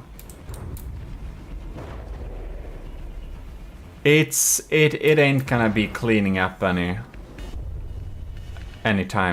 much time soon here. If we just repair this thing, it's very unlikely to hit, it seems like. Well, if we just repair this thing a little bit, reload its guns for it, see what he will do. Just stay there. Oh well. Well, as for the South 5, the guns are kind of inaccurate and it's very weak. It kind of just sits there and just gets picked out of the sky, so, well, yeah.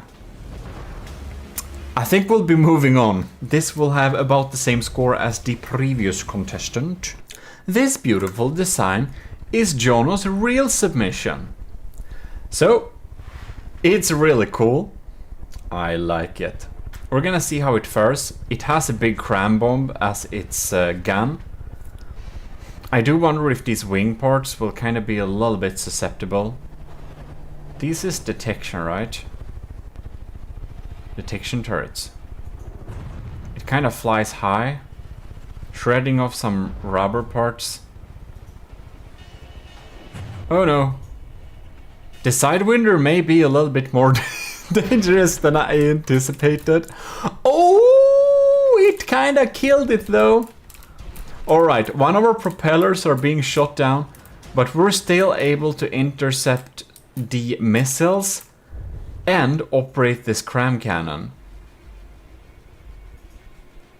Wow. It's being a real champion here. It has severe engine problems, but it has measurements to intercept those missiles, and it was able to operate the gun. Alright.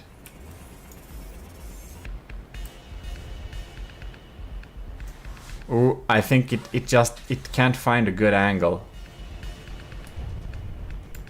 Those anti-missile missiles are doing a great job of keeping it off our back.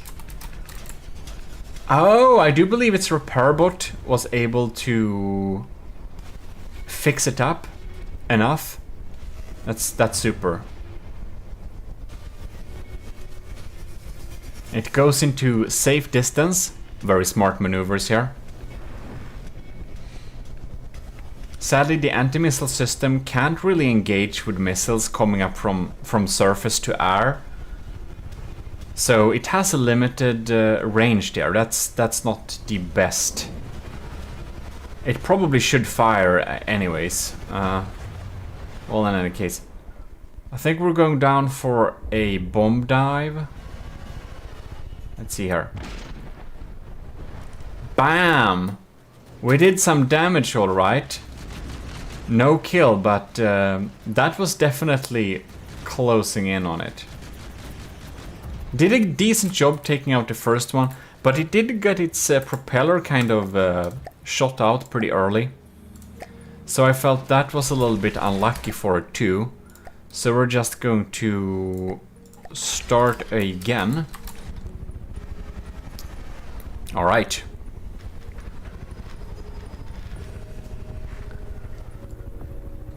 Let's see here. We're gauging in here. Fragmentations are flying in the air, testing and scratching our metal armor a bit.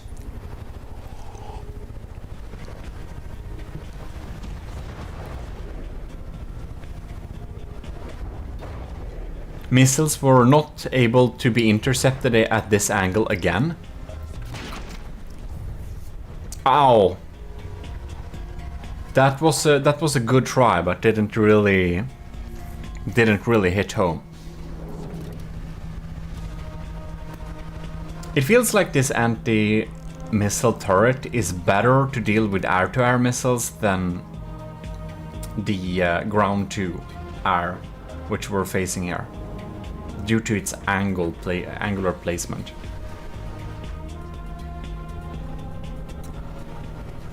I think it's just really funny with these.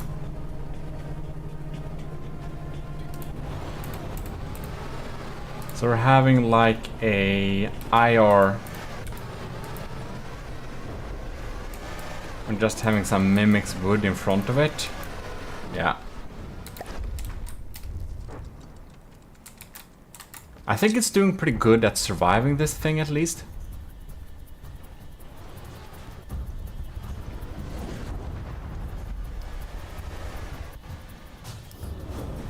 It has some times when it feels like it's gonna get a little bit messed up by those missiles. Ah, very close. It's kind of hard to hit them with a cram like this. That has to be said. We're seeming to have engine problems here. Ouch. Well, I just wanted to try one last little session with making this go up for a little rise and do some damage. Or I just want to see, because the first shot with the cram, it was so accurate. It was like dead on, really efficient. So I want to see. Oh, that was a good blast. That was a good blast.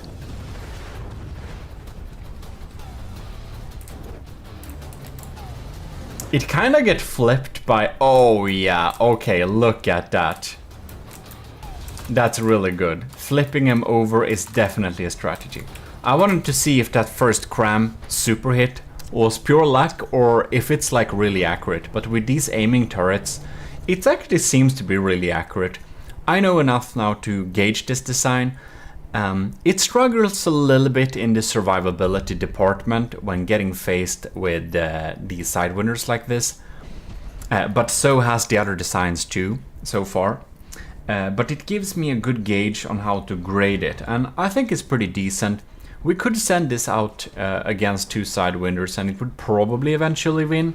But if it got a secondary as a backup, we'll do group bomber testings in the future, by the way.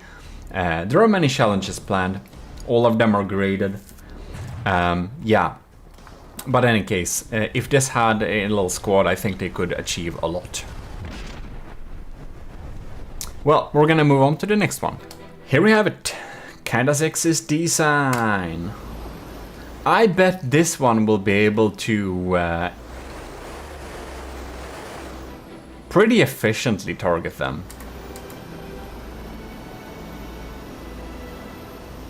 And it should be pretty quick, so I don't expect it to really get hit.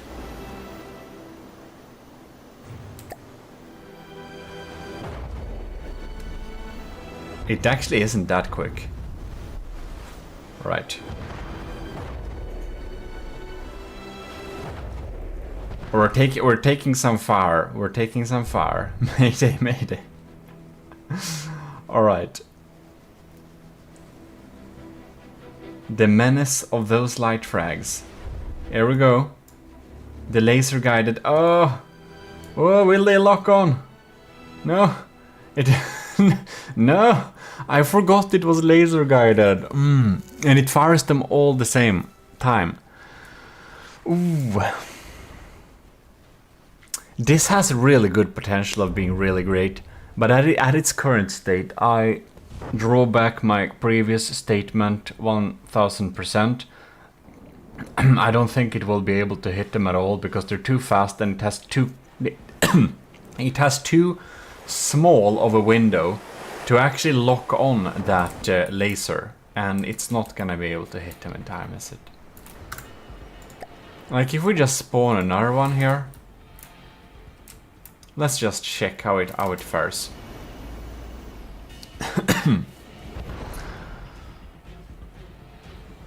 Let's see here. If we can fire and lock on like one blaster. Okay, it tries to lock on. Ah. Yeah, this seems kind of sexist. Design is having a real trouble with its detection to lock on that laser. I think for this particular case, or in basically all cases, I think maybe radar guided would have been much better. It just can't see him. It's like staying here very confused. Welp. Let's see if we can spawn him from a further away distance and see if it gets a little bit more lucky. It just flies in a really funny angle. Oh well. Man, this little like metal in front of them, man. I shouldn't I won't alter the designs when I do this. We won't like think about the results, but I think it would do much better if they were kind of free like this, because then it should be able to lock on, maybe. I don't know, man. Well, I do think I know enough to see that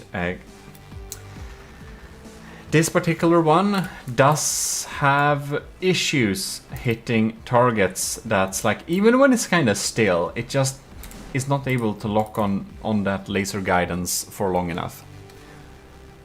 Yeah.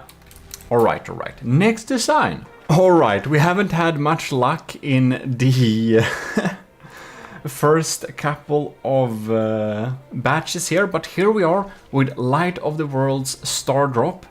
And we shall indeed see how this bomber will fare against the Sidewinders. I think it has a good speed, and this pack, if it hits, should be able to kill them pretty decently, I suppose. Oh, no. Did they hit each other? Was the Star Drop involved somehow in making that happen? Because I kind of don't think it was, but if it was, that was some real master plan. Wow. Bam. Oh, we're playing with fate here. Look at that. Did we knock it out? What happened? It doesn't look damaged. Maybe it was an explosion. Wasn't it an explosive pack? Or was it one of the other designs? Bam! Just annihilated that thing. Beautiful. Cool. We're starting this little battle here. Just to make sure that it wasn't all luck. So let's see if Light of the World will line up for some killer pack shots. That was close, but no cigar. Well, it's closing in a little bit. It's pretty accurate though. If that had been, man, it's just fooling those missiles. It's doing really cool loops. I wonder how you make things do loops. If it's like unintentional or if it's a escape maneuver. Wow, that was so close. I think the Sidewinders should worry a little bit here. It has decoy missiles too. I really wonder if the missiles will go for the decoys or not. Alright, it's diving down. Oh my god, this is pretty tense. Ooh! That shot off apart. Man, if it had its pack on like tiny weak setting, it could probably deal some damage there. It kind of moves pretty cool when it just climbs like that and just lines up its pack. Oh, that was so cool. It's like a death ray. I think this is a joy to behold. All right. No. Come on. Whoa! There we go. Yeah, that's a nice kill. And it's staying pretty intact too. It's doing a pretty good job at staying healthy up here. So I think that's pretty impressive. Okay. Lining up, bam. It's pretty close, pretty close. It's a little bit too quick and too maneuvery. Those missiles and those, they will not be able to hit this design, the star drop, until like it repairs its. I guess it has a repair bot or something, because that's very okay. Good to have for some design vehicles. Bam! And there we go. Yeah. Maybe it takes a tiny bit of time, but it's definitely best so far we've seen in the first batch here. And of course the first kind of batch kind of sets this scale, but a lot of yeah, okay, yeah. The first batch kind of doesn't have very high points, that must be admitted, but this one is getting a high score. Definitely by far the most efficient designs at dealing with these fast type of vehicles. So yeah, Light of the World, good job with that pack. It's insanely accurate. It can just... Okay, not like... Just because I said it missed. It's not insanely accurate, but it's accurate enough for doing the job done. And it's pretty evasive too, so it isn't getting damaged a lot either.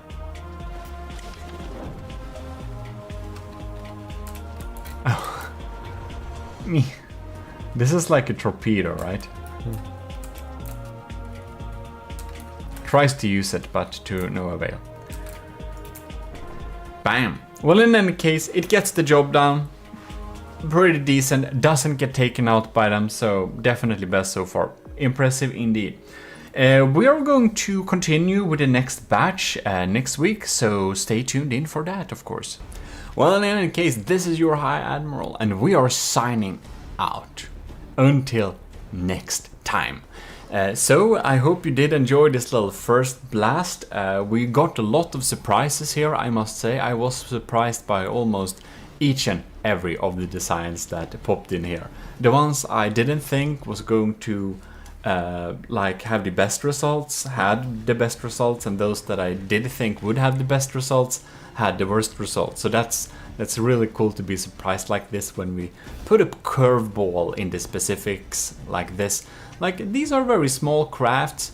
We can't reliably deal with them with, probably maybe we could, but I would not like to deal with them theoretically using fighter aircrafts, because they are more adapted for anti-air use, and I kind of want something that targets land and sea Thus, I want to be able to bring in the bombers to deal with stuff like this. So it's really good to see which could perform what here.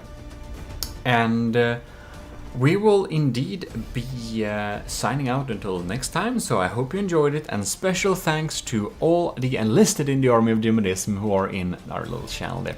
So if you want to be in the Army of GMODISMs, just regular enlisted, you should definitely join it, and you self-assign yourself Matros 3rd class, and you can see the otherwise hidden hashtag Army of GMODISM chat room in our Discord, which is for enlisted and commissioned officers. Otherwise, huge thanks to the commissioned officers who are supporting us every month at Patreon, most notably Admiral Super Dave, Admiral Scooberox, Captain Y, Lieutenant Sasteria, C2, Cravey, Parbagrid, Talaras, and Vincent Veritas.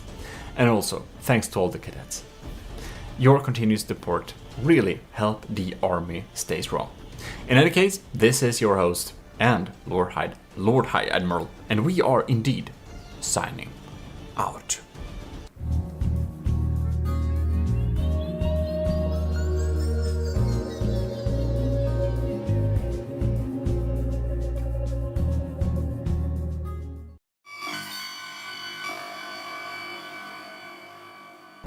Welcome back, enlisted and officers in the Army of GMODISM. We're getting back to testing your crafts against some quick wheels. So I guess you watched the previous little episode there, so without further ado, I think we should just get in there and test the next batch of designs. Next up on the testing, we got the beautiful hummingbird from Netrameira. Very beautiful, and it has this fantastic standby mode on land, which you've seen in the efficiency episode, but we need to appreciate it again. In any case, we're gonna get in some sidewinders right here and see what it's saying. There we go. It's getting lifted. All right.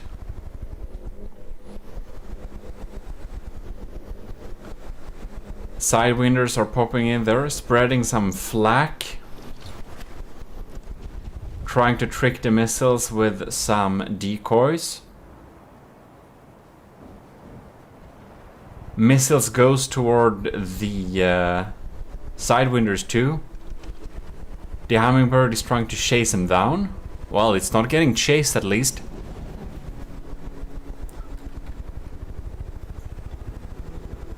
Right. It's trying to turn here to get a nice angle, but they're darn quick.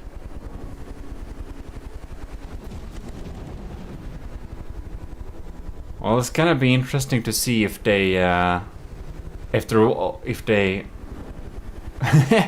feels like they need to line up properly in order to deal the damage.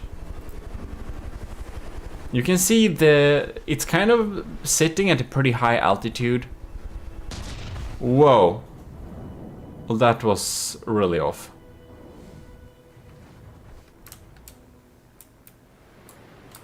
See how it looks down here from this. It looks like we should be a little bit worried when we stand back here. Look at that. Nope. It feels like they're kind of having this weird pendular circular motion that kind of makes them never line up in a proper way, because they try to target each other, so each other's AI are just circulating each other like that, so... Well, we shall see there. It feels like the VLMs are not doing a great job at hitting them either. And it feels...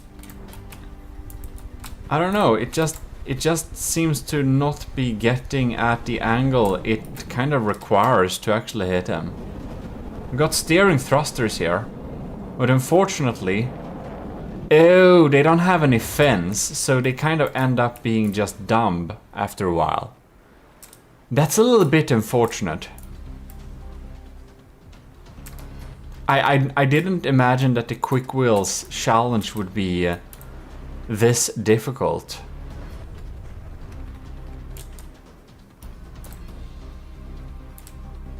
Let's see here. It seems to not line up. Let's try and restart this one. Alright. We have a second round. Then these missiles should really have some type of fins on them too. That would be really beneficial. Alright. Let's see if it lines up.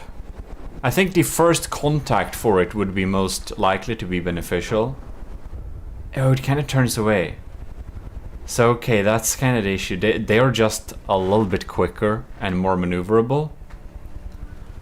So, we're trying... Now they crash into each other too. So, they're like trying desperately to... Oh, both of them. I feel that the Hummingbird didn't have much to do with that combo kill. Okay, they're in the distance here.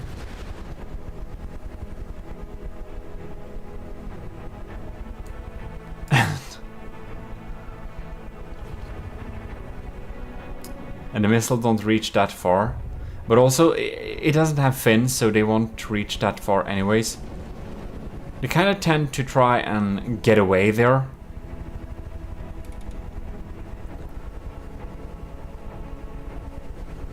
So yeah, we explained briefly in last batch what the reason is why we're doing this test. So do check that if you don't really remember it.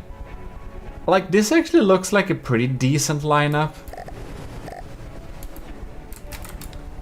But they're like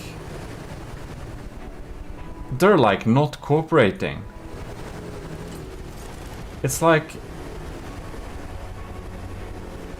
we just never get a chance to shoot. We just never get it. And these VLMs really need to be set up in a way that's a little bit more long-range viable. Because right now, they're like going up here. They're getting out of fuel to turn and they're like out. Very unlikely for them to hit. Well, it looks really cool, but it just never seems to actually line up for a shot against these quick ones here. I suppose the Hummingbird is also on the team of hard hitters, but I will, however, say it's like been staying up here and taking fire for a really long time. So I must give it a point for survivability, even though that's not like what we're testing here, really. But we can stay here all day and they won't bother us. So they will get a little bit point for just being a very tough craft that two Sidewinders are not able to deal with at all. So even though it may eventually win this little battle, it's gonna be very, very rare that the APSs line up to actually fire. We've only seen it once during this time of testing. And I edited away some parts so you couldn't see. Just kind of pause the recording and wait and just see / remove. So yeah, we're gonna move on. Nothing more here is gonna happen, so yeah. Next up will be Nilden's second submission. And there we have this beautiful design. It's the Invader. Nilden's Invader, the second submission. It has a shield down below there, that's smart. Alright. We're getting covered in a cloud of damage, but nothing to scratch it too much yet. Is really trying to get over them. Trying to go low like that, but man. It needs to line up this tiny pack. I can already tell this is gonna be hard. It's gonna have a hard time chasing them.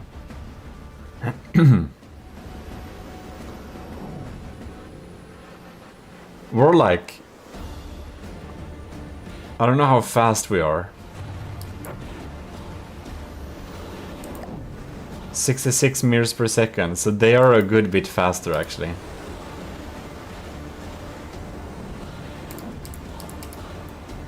Right. We're just not lining up, man. It doesn't tilt in order to hit at them. Like, for example, Light of the World Stardrop did, so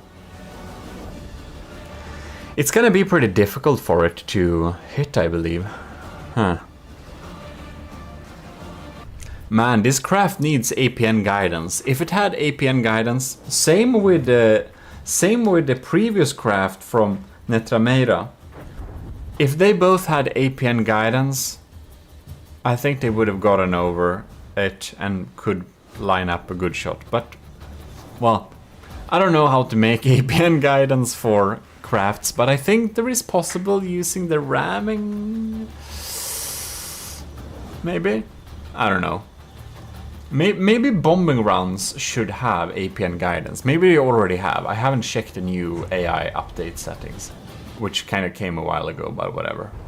Kind of mostly dwelt with circle and broadside, so yeah. But that's because I've been building too large ship lately. Well, let's just check if we're getting a more lucky first contact, maybe this time. Well, we didn't get any lucky bit of first contact. I do, however, wonder what happened with the other Sidewinder. I kind of, because we didn't shoot at it, so I suppose it just auto-exploded for this new setup. Who knows? Who knows? They're volatile crafts. But it indeed seems that the Sidewinders are a little bit too quick for this design, so we're gonna move on, but it's in the same situation as the Hummingbird. It can stay here all day, basically. It's gonna... It can take a lot of beating before it goes down, so, I mean, it's resilient, it just won't hit, and I don't know if it will ever take out the enemy, but... it's like marginally better than getting, you know, shot out of the sky very easily and not dealing damage also. So, you know, somehow I need to grade this thing. Maybe I should have had a 10 scale, but we're continuing with the 5 scale, so yeah.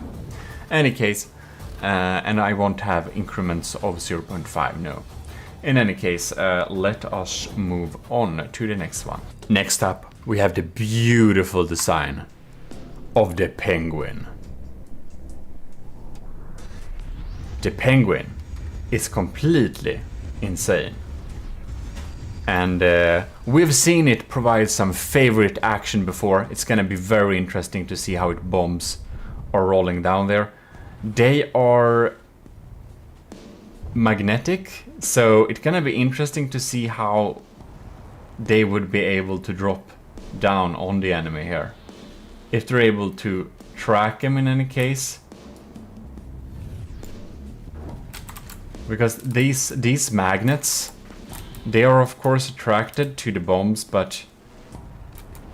Or the magnets will, well, attract to the vehicles, but they're also so fast. I wonder if they will be able to kind of drop in a way that they actually deal damage. I don't know. Okay, now we're going in for a good bombing run. At least we're really quick, so we have a good chance of outrunning them, which is something we can't say for many designs in this particular challenge. Oh man. It seems to not be getting...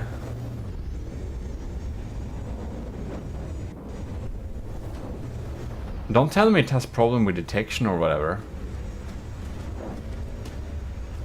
What are we doing here? Okay. Come on, come on, come on, come on. No. Drop your bombs, man. What's happening? Is it... It's not required accuracy, perhaps? It feels like it's like prime. I'm not controlling any weapons right now. Interesting. We're kind of chasing it. I don't understand why we are not getting those bombs down there. I think we might need to try and repair it. See if we had something damaged.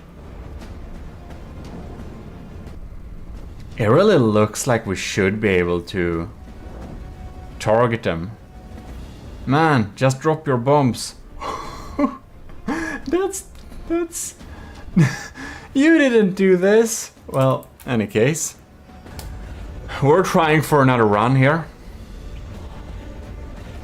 So we're gonna see if the bombs can target and drop a little bit better this time.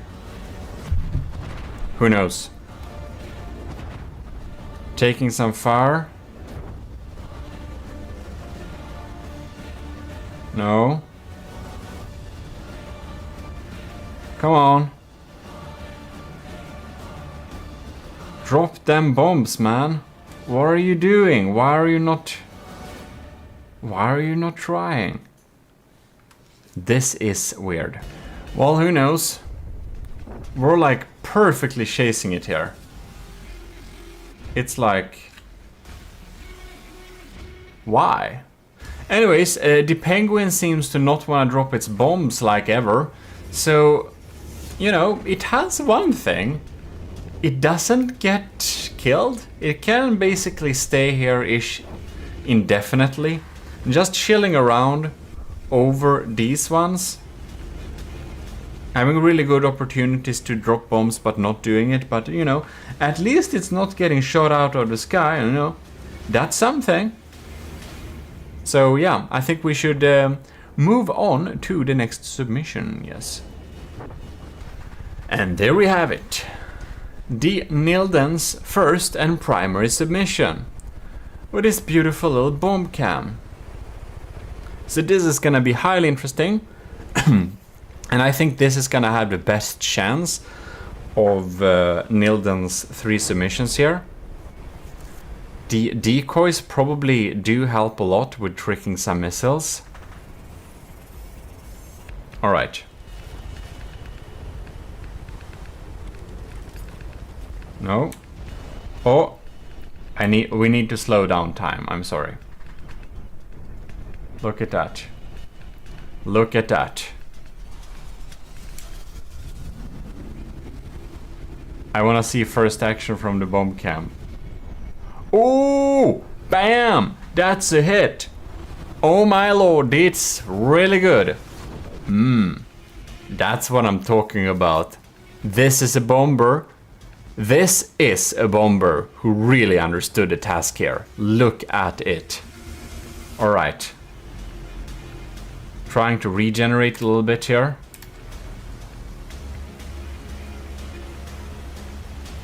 Trying to... Ooh, it seems to have... Almost have a little bit issue to...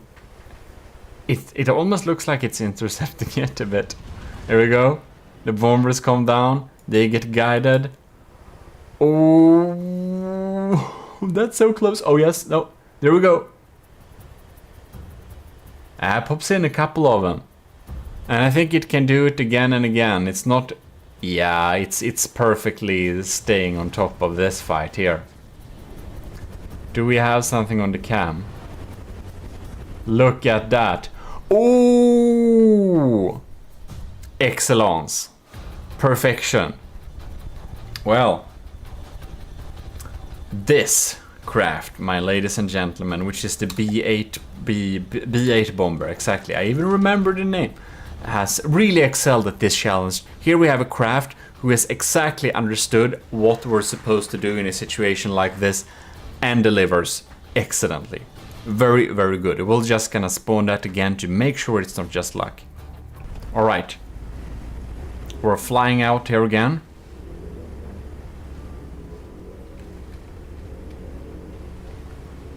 There we go.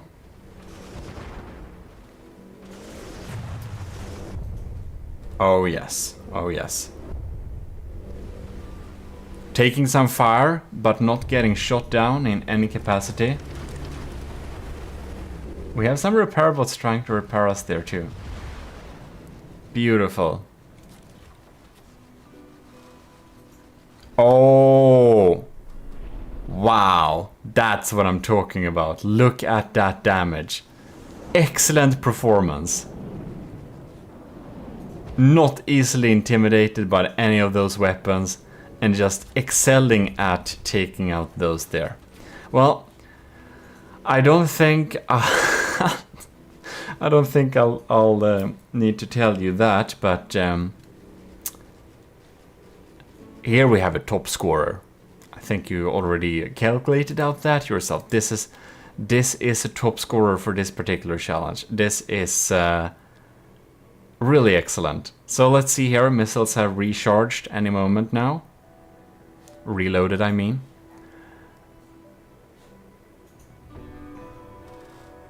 And it's... There we go. Fired a bunch. And there they come. Oh yes.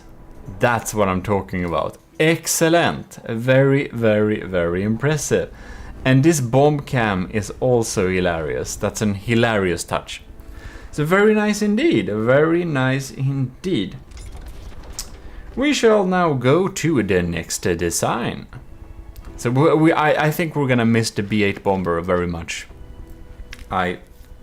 If we compare it to the previous results, I'm very impressed with this particular design being able to. The B8 bomber there really excels at this challenge.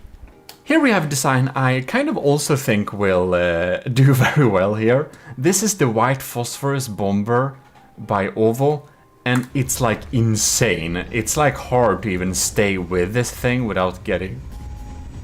Yeah. I think we're getting a little bit crazy just looking... What are we shooting at? Well, we're gonna see... Oh, what the... What did we hit it with? I don't get it. Oh my god. Okay, let's see what we're gonna do here. We're shooting 2 big missiles. Popping in there. Going real close. Ah, no. Missiles popping in there. Oh, damn. That's so close. We're hitting the ground too. This thing is a little bit too exciting to ride on, man. Even the built-in stabilization of the camera lock isn't like enough. Those missiles kind of missed. Oh no.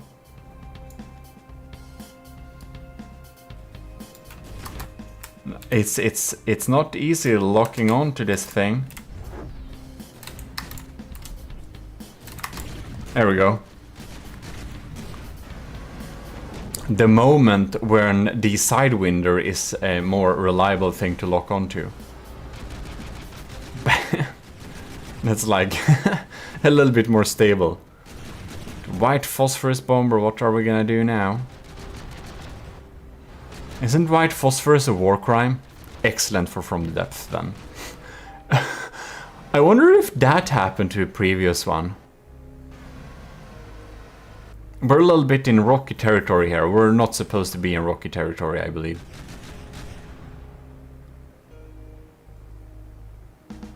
Welp.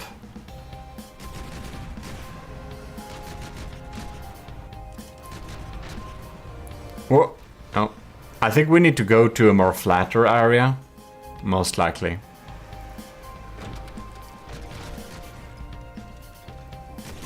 It's like it just smashed that missile down into the ground. Like, why? What's that? Alright.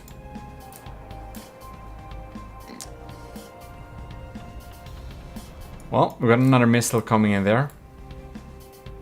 It kind of like, it has like the same speed as the Sidewinder there. Man. Look at that. Come on. It's a little bit slower. If it had APN guidance or whatever, I think it could have dealt with the situation, but it's just a little bit too slow for this type of vehicle. We're gonna restart this one and see if the initial blast will be a little bit more lucky. Well, we're riding these things here. See if they reach. I think they won't. Let's see here. What? And those missiles. Oh, yes, yes, yes. That's a good hit. Missiles from two sides. Very reliable. Oh no! It died. We're also a little bit on rocky surface here, which isn't what we tested. So we're gonna restart in this battle, yes. Right, there we are. Flat ground. We're gonna see if these diff guns will get a good lock on here.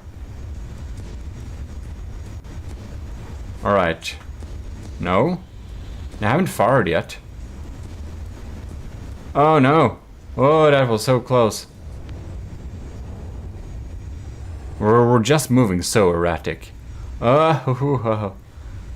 This is like me piloting a plane in Battlefield 2. Like, scary all the time.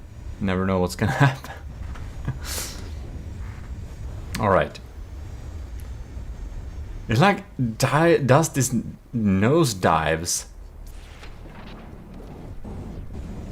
Did we kind of kill the other one without me noticing it, or what? No, it's over there. No, no, that was missiles.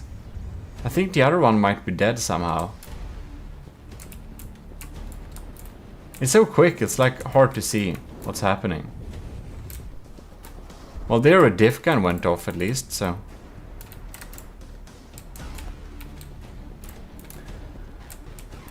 Well, it feels like it's more likely to kind of maneuver itself to death than it is to actually getting hit by something that is Sidewinders can offer. Oh! The other Sidewinder somehow died. I don't understand how. This is weird.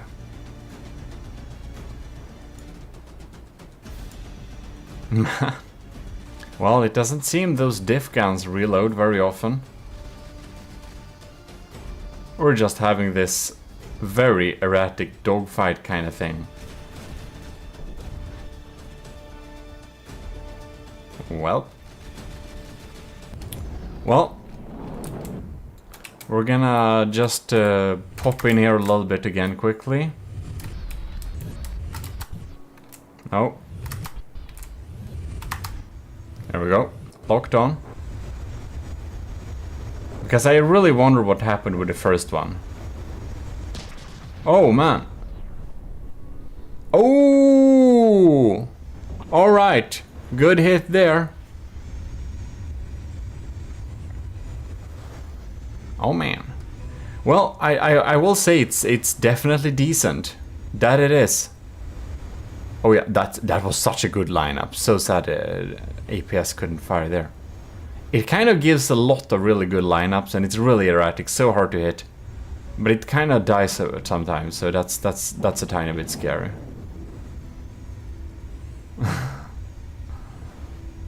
And what is it with these dark clouds? And those missiles, when they pop in there, they're doing great damage. Ooh. Man, we're so hard to hit. It's kind of smart it shoots them in any direction, because it makes sure that the missiles can come from any direction, which kind of increases the chances of hitting fast vehicles like this. Alright. Well, we know what it's capable of. It's just take some time for it to line up like that, but it's definitely a capable fighter that is not very likely to get taken out by the Sidewinders themselves, and is much more likely to take them out eventually when the stars line up, so the diff guns have time to fire, and more commonly a beautiful explosion with the missile like that. Very nice, very nice. Next up, we're having the AS Sardalk from Pizza Summoner. And we're gonna spawn a couple of, let's see, in a flat direction. Where did we get? There we go. Couple of Sidewinders here. And we're gonna see how it deals with them. And this is the one that has the absolutely amazing little lock-on HUD inside of here. We can actually pause the game so you can just see it, but I guess you've seen it before. It's just this no target thing, and then it locks on, and then it's bam. Very, very, very impressive design. But I think it's really adapted for heavy hitters, heavy targets. It's gonna be interesting to see if it can deal with crazy fast things like this. It's going down, lining up. Oh, bam! That wasn't very close. Well, we need to escape to some safe space and do it all again. It's pretty good at evading getting shot at. Now it feels like we're getting chased.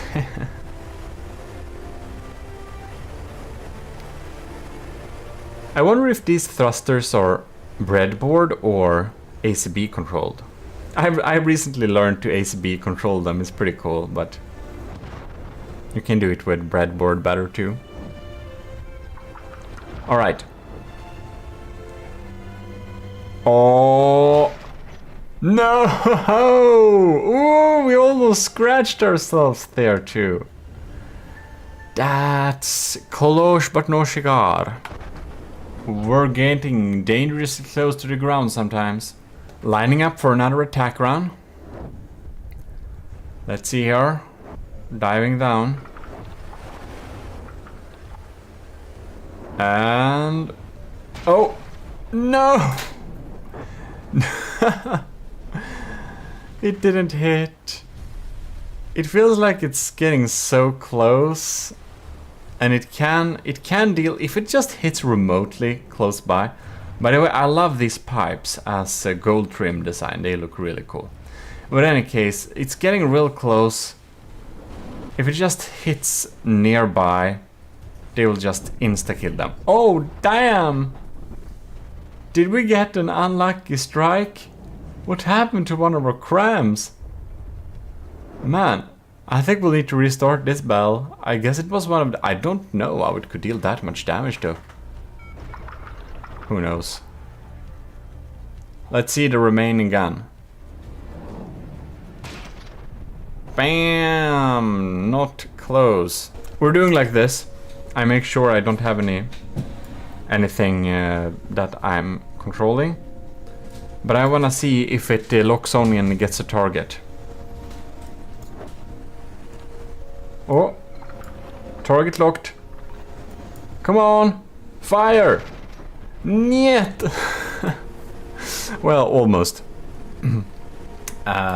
It looks cool. It looks cool.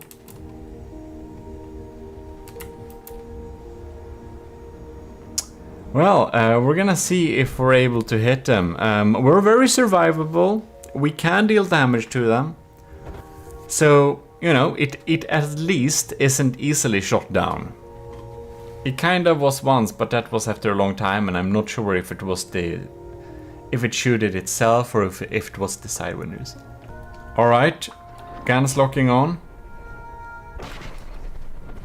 Bam! That kinda did some damage, right? You know, not sure it did. Wait. One sidewinder is dead. I wonder if we caused it or if it just died.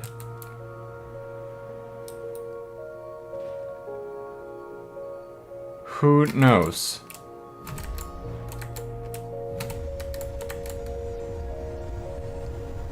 Well, I guess we're diving down and see if we can hit it. It feels a lot like it needs to really line up at the exactly right angle.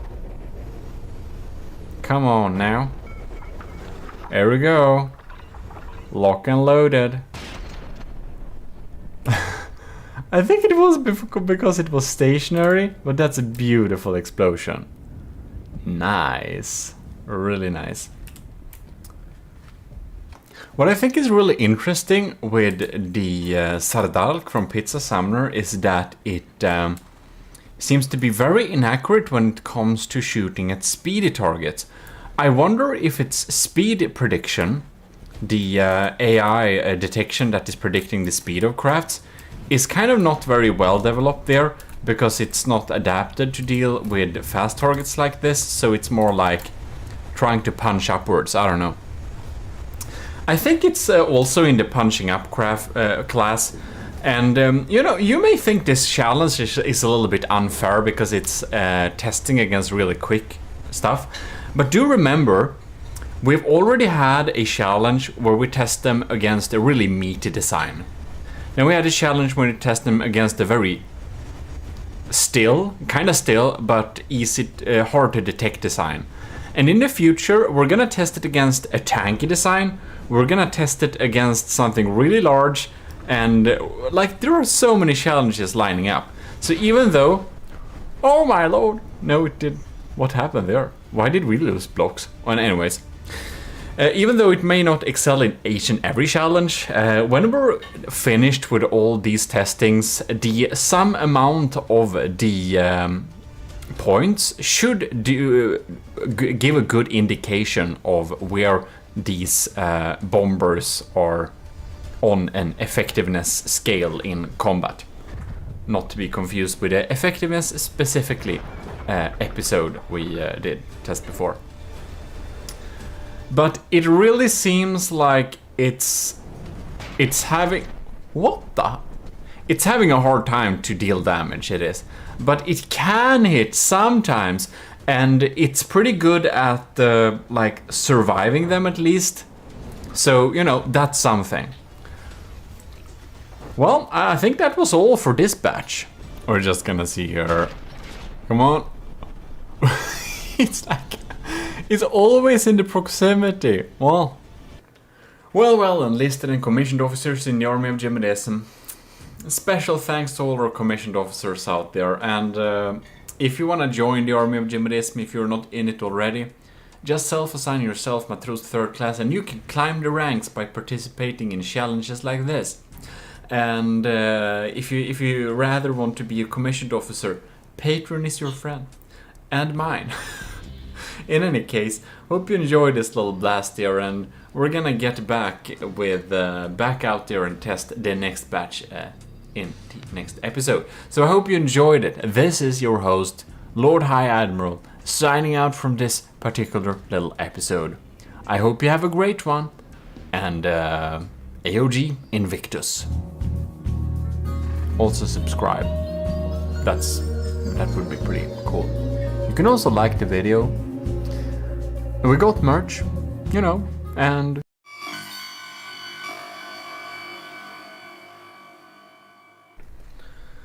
it's a tactical Lord High Admiral GMODIST was just out on a camo mission, as you can see, in my very discreet merch today. In any case, we're gonna get back into the AOG trials for the Bomber Challenge. And because I have this very stealthy, beautiful hat here, I'm sure we're gonna get extra good results this week here. Don't you think so as well? We're basically we've done 2 batches. We have 2 more to go. There has been 6 submissions in each batch. And yeah, welcome to the Sean Reed episode. We're gonna start out with Rush, then we're gonna have Sean Reed, and then we're gonna end off with Shotgun. So that's the agenda for today. Well, let's turn on tactical mode and get out there. So here we got Rush's beautiful little submission. I don't know, but I kind of feel this one is gonna excel very hard at this challenge. So we're gonna spawn a Sidewinder and another one, and we should let it go. It has some fast fire guns, which I'm sure is gonna end up being a really good choice against these Sidewinders. Having a fast fire gun like this is probably gonna be anyone's best idea for dealing with a situation like this. Man, these ACB... Whoa, interesting. Alright, we're launching missiles. No, we didn't hit. I'm kind of surprised.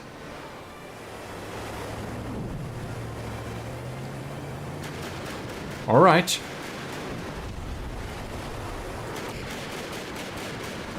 Getting it, bam, interesting. Dropping some of those.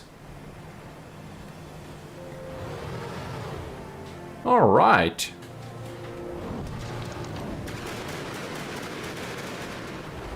Okay, what's happening there then? Well, wow, we're trying to lock on with the lasers. We're just not able to do that in a good way, it seems. One thing I never really noticed here is that, ew, they are actually on spin blocks. I see. Interesting.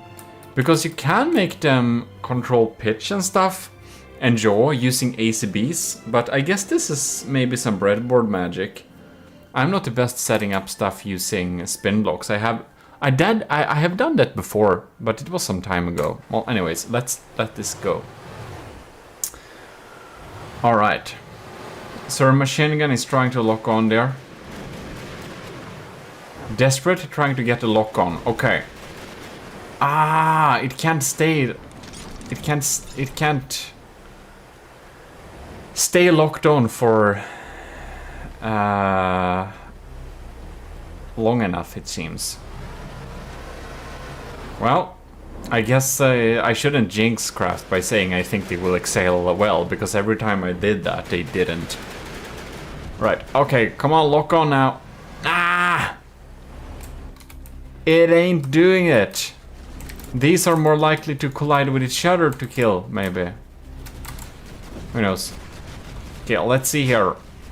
If the machine gun fire it can boast can solve some issues. Oh no, it's like so close. Close but no cigar, as they say. Another lock on, another miss.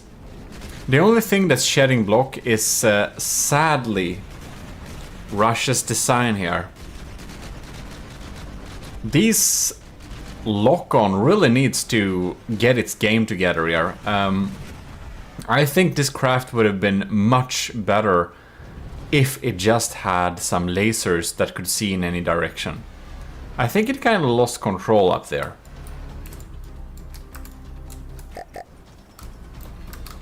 Not sure what we're doing. We're not having the best of days up here. Alright, here we go. Another little fresh respawn and see what we can do. It has like optimal chances of hitting the first blast here. So let's hope it can really provide some serious damage there. We took some fire though. Alright. Lock and load.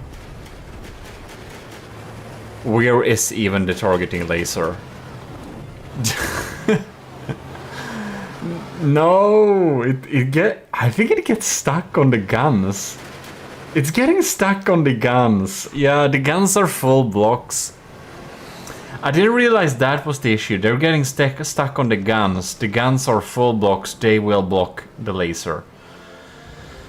Well done. Well done. Come on, come on, come on. Yes, no, it like locks on for a second and it's gone. It's like, only fires at targets that are very stationary then. I think this is also maybe together with almost all the other crafts in the punching upwards class. Yeah.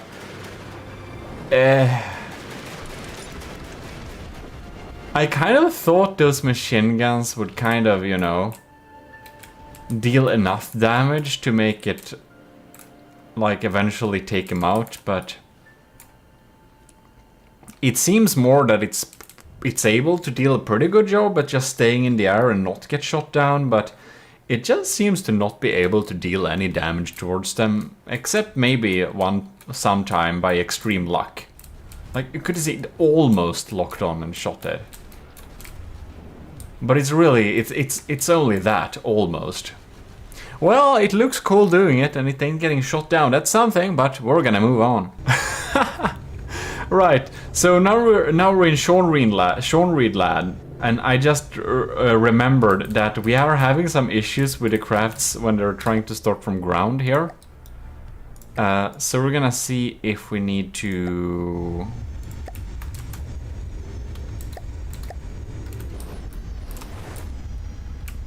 Oh well. I think we need to help it a little bit there. It has some real issues, but for getting off from land. But that we already covered in the efficiency video, so that's nothing we talk about here especially.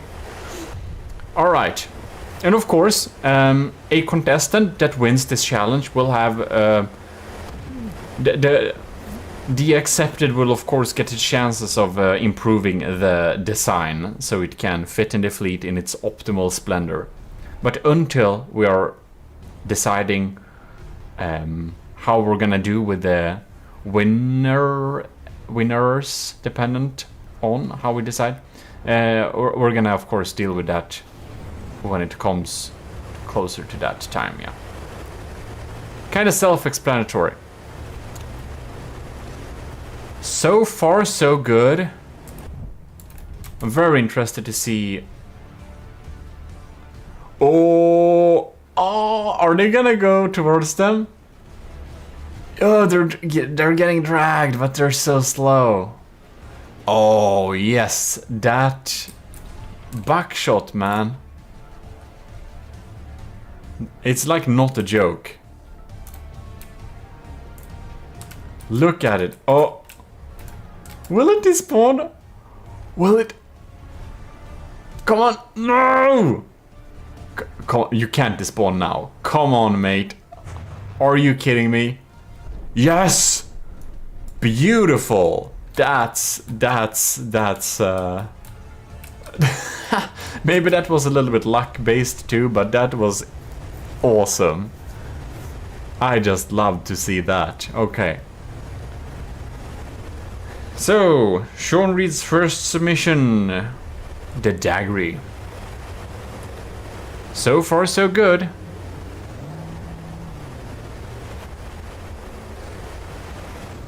Alright. Yeah, we're actually hitting some shots there, I believe.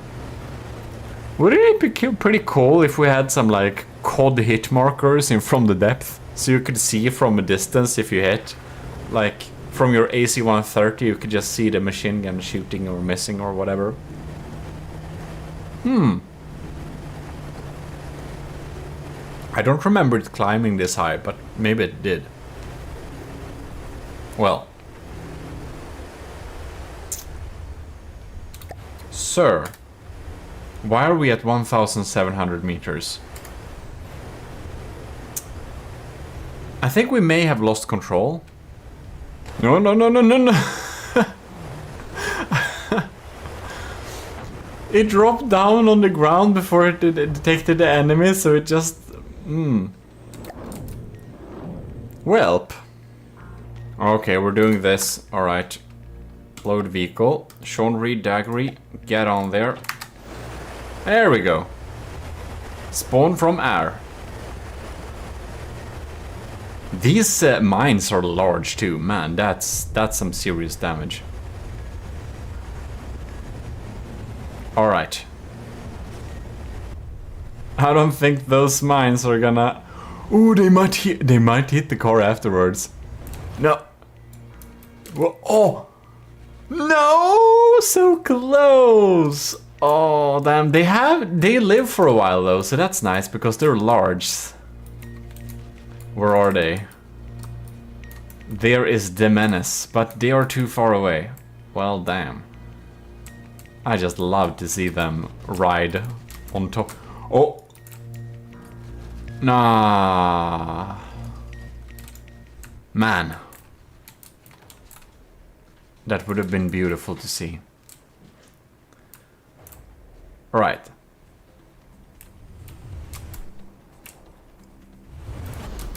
The Daggery is... Are we getting out of orbit again? Come on.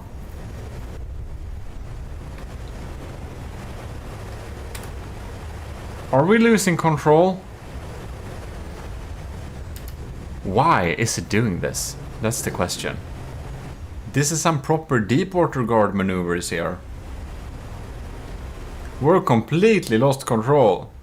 But why? That's the question. But why? It just seems to be extremely confused when fighting really fast targets. I just spawned another one because I don't think our friend up there will come down. Well, it's able to survive. That's for sure. Now we just need to check and take a decision if it's reliably able to deal damage to the targets or not. That one time with the mines, you know, I don't know if that's more luck or that's like... Because... Yeah, we're having some issues. We're having some issues here. We're not able to maneuver really at all at the land-based map. So unfortunately for the first submission for the Daggery, we're having some issues when faced against the Sidewinders.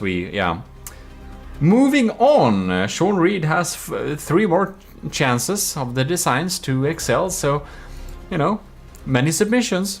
The Sean Reed episode, as said, not only. We have a shotgun and we had a rush as well, so that's nice. Next out, we have the Sunspot. Beautiful biplane design. I just like it a lot. Alright. Let's spawn a couple of Sidewinders and see what it will do towards them.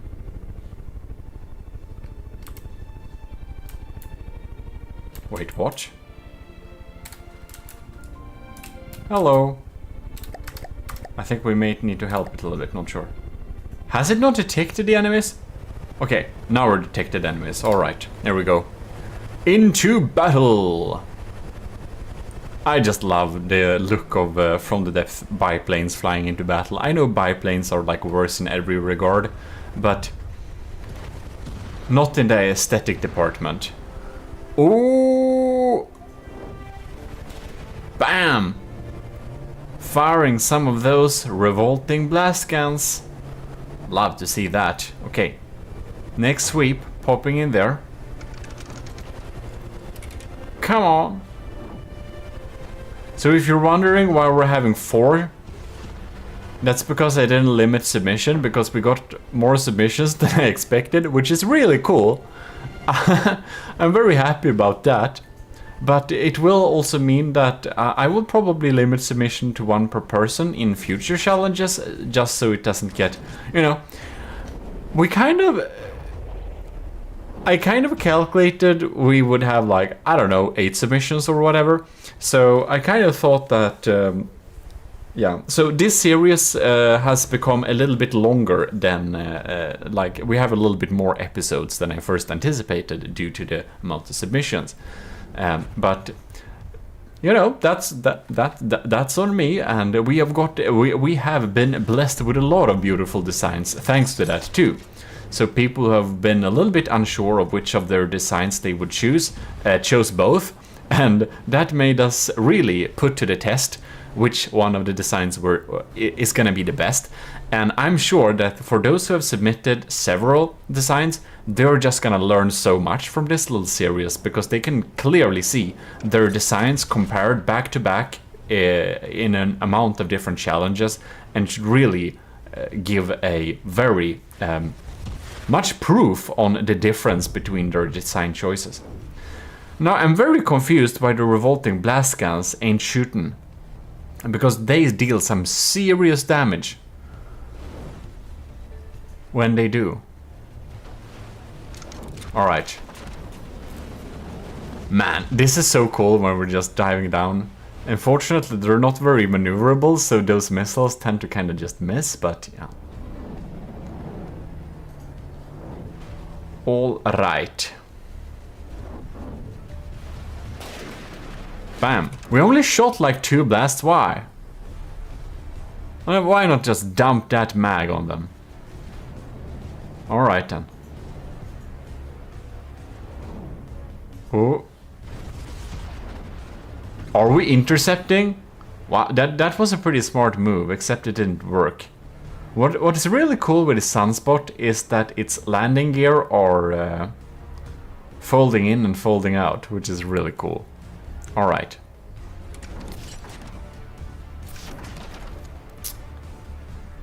These missiles has issues hitting. And I'm very surprised that the revolving blast guns are not just killing these crafts, because I know they they should be able to do that pretty easily if they just fired. I'm not controlling any weapons, am I? No, because I'm not in any of the vehicles. I made sure to not be in any of the vehicles. Also, I should turn off my repair in case I was close to any of the vehicles. Anyways. Come on now. Oh.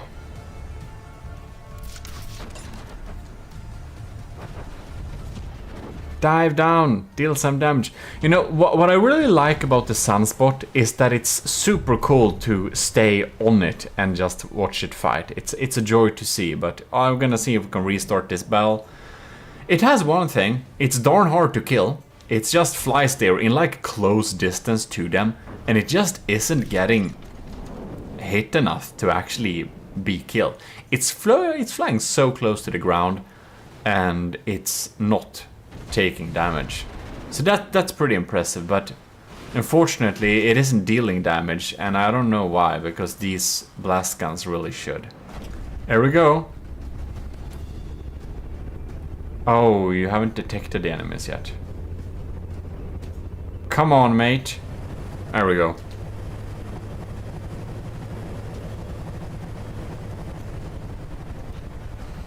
There we go. We're getting a frag flak cloud incoming there. Bam! That was a bad hit, wasn't it? No? Missiles fire away. Blast guns. I know we got a couple of shots in there, but I don't know if it tore any block off. Probably not. If so, a very surface level, not important one. Come on now. Blast gun him. Blast gun him. It's really behaving the exact same as last time. I think we kind of know how this will go, actually. It will not be able to deal damage to the targets. It seems to be so extremely unlikely. They are consequently being too slow. And now we got an unlucky hit too, but you know, we looked at it for so long and it didn't die for like forever, so it seems to be pretty good at staying resilient, except, well, this unlucky time, but you know, that's something, but it ain't dealing damage. Here we have the Jin, also Sean Reed. This is Sean Reed's second design. They're not in order. They're first, fourth, second, third. Because that's how they're saved. Alright. It's gonna be really interesting to see this UFO popping in there. It's staying really out of fire. That's nice.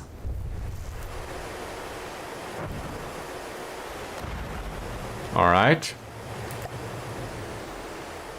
It's going pretty quick.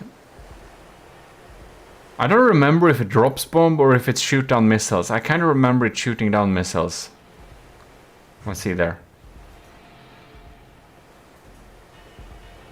If it will. We're getting like showered in tiny frags.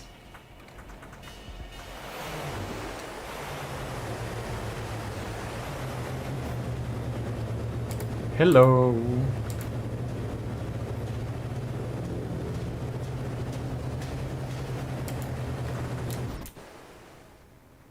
Welp. I know I'm not on it. I was just making sure because I was a little bit scared at it. Huh. Well, I guess I'll just stay with it for a while and see if it deals damage ever. Oh. I spawned a friend too, just to see if we could get some faster results. That And one fired. One just fired. Alright. Unfortunately... What are we doing? Alright, they're magnets. Alright, oh my god. Is it gonna drive into this cloud? Oh... that was close, but really no issues there. Well, I mean, it fires, but it's also not dealing damage. It even got a friend to make it... to try and do the same test, but twice the speed. Because he dropped down here. And there was just, okay, well, I guess we're chilling here then. Well... Now we're just sitting here, and oh, look, something came by. And then it went away. So my conclusion is, well, it won't get damaged. The gene, it won't take damage. That's nice, I guess, but it ain't dealing damage either. They're just too quick for this type of weapon system that we're wielding. So we're gonna move on to the next design, which is the Aspirant Helicopter. And this nice design has some nice things like the sniper cannon there, which I do expect might be able to be pretty accurate. Alright, we're having targets.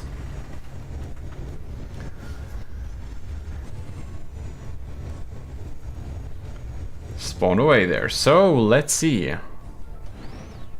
We're getting... did one of them... Why did he blow themselves up? And what are you doing now? Okay, so, right. The Sidewinders just decided to self-explode. Let's try that again. We spawned 2 fresh Sidewinders. And hopefully they won't insta-die this time. I do think our Aspirant Helicopter, which is Sean Reed's 3rd submission, haven't seen them yet. Okay, we've seen them.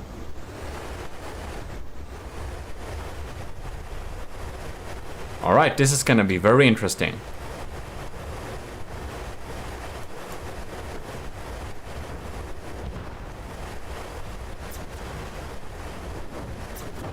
We're having a lock-on. We're having a lock-on.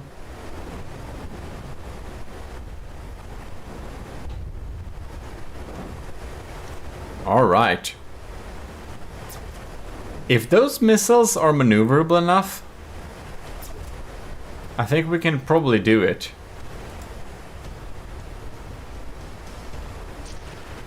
No, we lost the lock-on. Okay, we got a new one. Alright.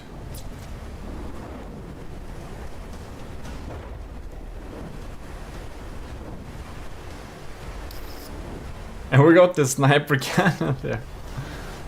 And I think we're bobbing too much up and down. We're just not hitting. Huh. We're gonna see where our missile drop. Oh, yeah, okay. Let's see our... And now, oh no. It seems to have trouble navigating this type of space. Huh. Oh no, that was incoming missiles. Come on. We're having a lock-on. Oh, it's just... Man. It's just a tiny little bit too slow. Well, slow in turning, that is. Well, the missiles look cool, so that's something. Pew. We're just gonna make sure we get the same results if we do it again. Sidewinder is detected. We're having a visual on the enemy. Target locked. Nope. Well, the Sidewinders seem to have a pretty good day. They seem to be feeling pretty untouchable. The Aspirant is staying pretty safe though, so I guess that's one thing, but I mean, it also isn't dealing damage. So yeah, Unfortunately not. Well, next out will be Shotgun's Dart. So we're gonna spawn a couple of Sidewinders here, and we're gonna see how Shotgun's design are doing this. Man, it's just surrounded by shields. Alright, machine guns activated. We're having a very focused lock-on. Bam!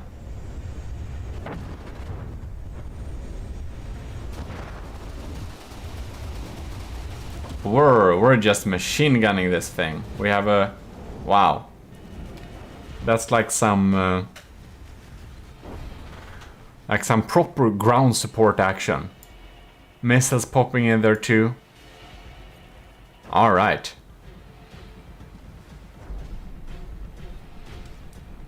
Which one was that? Oh, one blew up.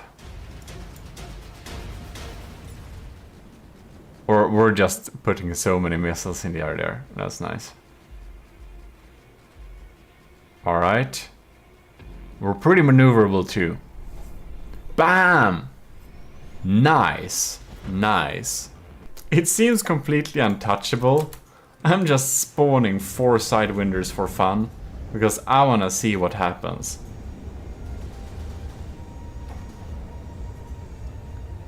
So far, so good. Alright. This is of course unfair towards it, but it picked them off so quickly. I just want to have more in the air at the same time to kind of see what it's doing. And these are like passive ones. Oh, look at that. Are they gonna drive over them? No. Could have almost. Bam! Look at that. That's some pretty effective firepower, I must say. Beautiful design from Shotgun here. Oh yes. Beautiful. Yeah, it's really acing this. Come on. Look at that. A machine gun, yeah. It even has taken some damage, but it's still online and fighting. Wow, that's so cool. They're just chasing him, come on, wow. This is the joy of the episode. Very, very, very impressive. Definitely top results dealing with these cars. We've already taken out 3 of them.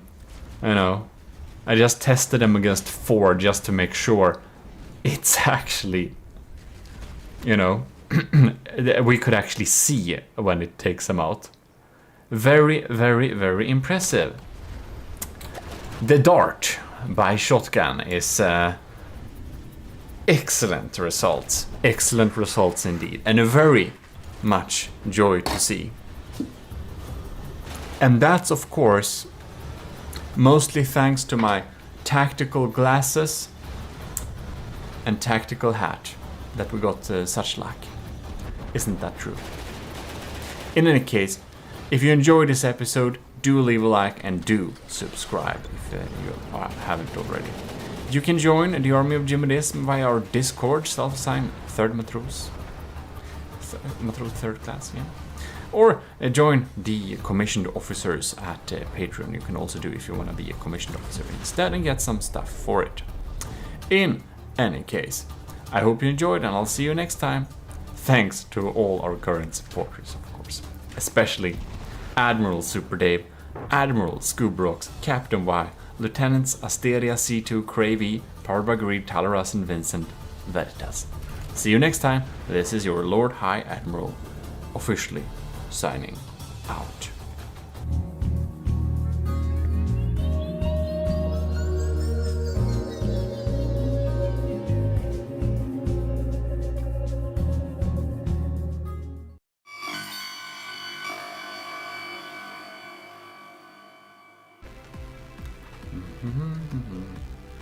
Oh, I didn't see you there. I was reading my important notes in the Army of GMODISM logbook. In any case, it's nice that you are here because you're just in time for the 4th of the Bomber Trials Quick Wheels Challenge. Or Quick Wheels Sub Challenge. So, I think we should get out there and check some stuff. You know what? I think we'll need this. See you out in the wastelands or desert or whatever that is. As I'm sure everyone knows, we're gonna test your designs against the Sidewinder. So the only thing we're missing, well, that's 2 Sidewinders. So here we have the beautiful design, the 3-Val, because it's a narwhal but with 3 horns or something. Which is very cool. First out. So Scoovimation's first submission this is. So we're gonna see how it deals. We're taking some incoming fire. It looks pretty meaty. I do not expect it will be taken out.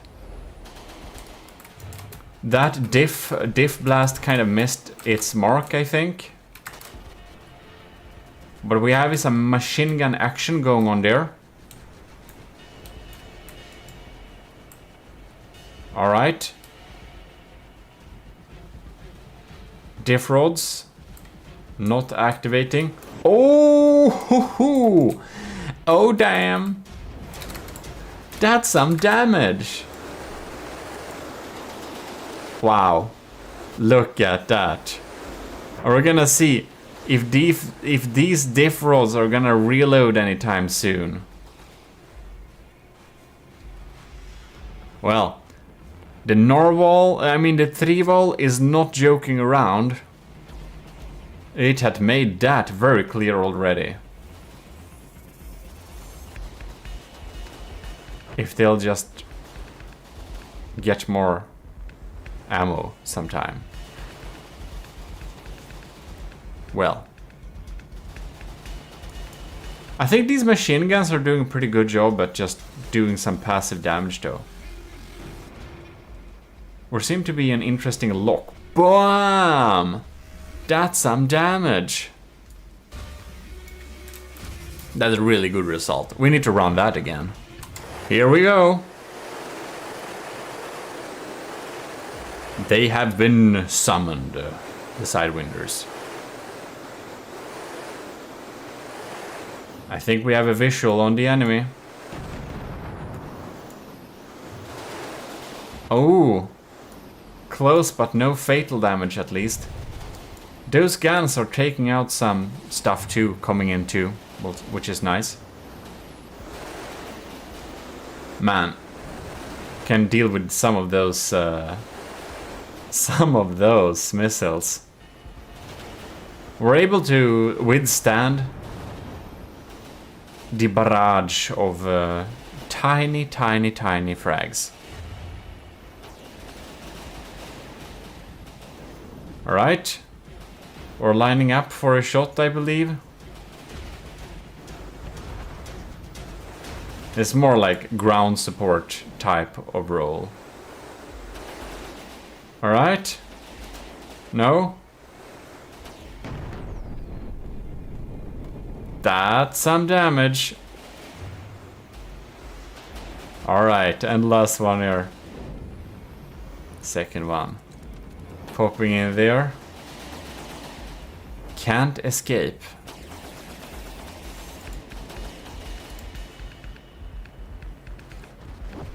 Look at that.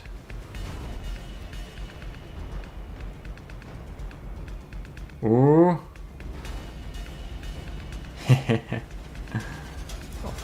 This is a joy to see, or what do you say? If we just get those...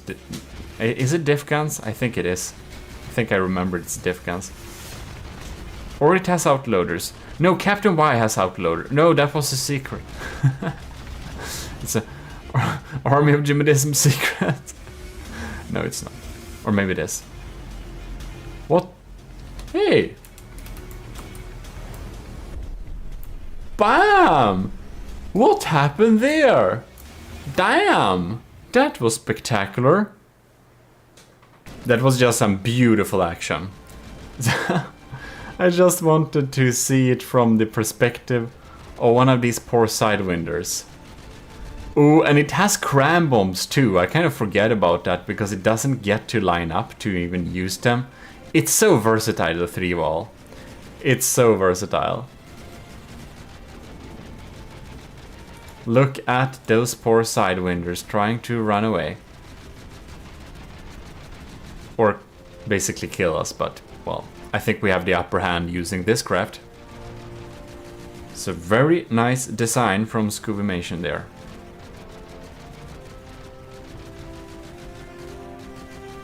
I like how the game doesn't even believe we're in a danger, so we're getting like pretty chill music.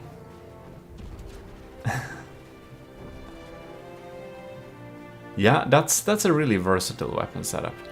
We're gonna move on to the next one. I just wanted to see if it could crit this thing lining up, because we have enough to know that this is a very competent design, and it definitely is dealing with this situation. Bam! Very beautiful. Next up we have Scubimation's other submission, the Pigeon. So, let us spawn a couple of sidewinders then. There we go. And I think this is kind of heavily relying on its crams, so we're gonna see if it uses the machine guns at all to defend against incoming fire or not. Because I think they are mainly set up to deal with missiles and such. Well, we're slowly zooming in there. Oh yeah. We took that missile out. Oh yeah. Nice missile defense here. I think this Pigeon can stay here all day and doing this. I do, however, think that its bombs are kind of unlikely to line up to get a good hit. Most likely. Alright. Well, I guess we'll probably need to chill a bit and see if stuff happens, but generally, oh no, we're taking damage. I don't think. Oh no, we can't stay up here all day. Welp. Ooh. Oh no. Sad times. Well, we spawned him again, so we're gonna see if we're getting the same results this time. I really like the missile defense though. I have to say that. It's a really cool little smart mini defense for a cheap craft that's just makes it take so much less damage. But I can't say it's lining up to get a nice shot. I think it could have possibly been doing a lot better if those machine guns actually were targeting the sidewinders instead of just trying to save us from missiles. Because right now we are going to let through a missile at some point, and at that point we're gonna have a bad time. We fired crams. Oh no. To no avail, I am afraid. This is a pretty nice screenshot though. That had to be said. Maybe it even is the thumbnail you clicked on, I don't know, we'll see. Yeah, and it eventually kind of gets damaged and tilts over. So it's not really survive. Yeah. We're not. Yeah, it doesn't exactly excel at this challenge at all. It's like doesn't hit the target, doesn't survive the light fire. And it's not doing the situation better with those cramps there. Well, I think we know enough. We can move on to the next submission. It looks nice though. Here we got American with the AOG bomber plane, which is a very interesting and unique design we haven't much seen before. So let's pop in a couple of side winds and we shall indeed engage. We're going pretty quick too. Did I accidentally give them like bumpy hell over there? Alright. They seem to be fine. Hopefully not for long. Alright. Oh. Damn. Oh. Is it gonna blow? It's gonna blow! Yeah. We EMP'd that sucker. Sidewinder 1 down. Alright, engage Sidewinder 2. Oh man. That's what I'm talking about. That's what I'm talking about. Nice. These are some real good results there. This American's AOG bomber is delivering. Let's try that again and see if it wasn't just luck. All right, here we go. Let the battle begin. So it's rolling in there, firing those beautifully pop-up missiles. Getting shot in the side. Oh well. Fluctuating those fat flaps. Bam! That was a real explosion, man. Oh, yes. Oh, wow. Well, America's build here is definitely a top performer. Look at that. It goes so close. I'm kind of surprised it doesn't kill itself doing this. Do you see this? It EMP killed it and it just detonated. Yeah. I think this might have like top results so far. I'm kind of sad I only can give it 5 as max because this is like another level. This is good. Alright. I'm very happy we had like already 2 really efficient designs in this little last batch here. It's amazing.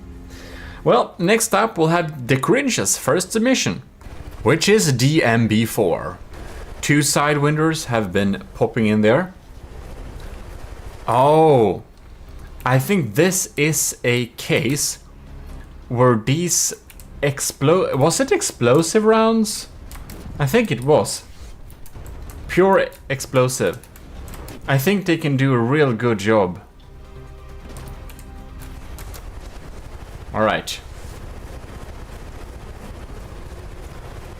Firing beautiful bursts there. Bombing bay opening up. Oh hoo hoo. Oh no. I don't think they will be coming up near. Man, what's dropping here though? Oh no, we're losing engine parts. Well. Oh no! We're kind of falling out of the sky. Did those engines only have like 1 connection point? Damn. That's kind of surprising. I thought it was going to shred these sidewinders using its explosives. Welp, it didn't. For the first try at least, so let's give it a second try. The cockpit here is really cool though. I like that a lot. So we're having more burst high explosives popping in there. They should really be able to detonate some real volatile targets. Alright. You can see it, like, it hits pretty well. I'm kind of surprised they're not blowing up. Like, how much damage do we need to do? Too bad for these bombs. They're just... yeah. I think if you're gonna be able to hit a fast target like this, I think your bombs have to be dropped real close. Maybe it's not even possible, actually. Oh no. Our engines are shot out again. Oh well. This ain't the performer for this challenge, man. Yeah, exactly the same thing happened. Engine parts raining everywhere. The gun isn't able to take him out first blast and it just gets finished off on ground. Well, well, well. It's technically fighting. It's like this isn't really enough to kill him though. I think we'll need to go to the Cringe's next submission because I don't think we'll get different results out of this.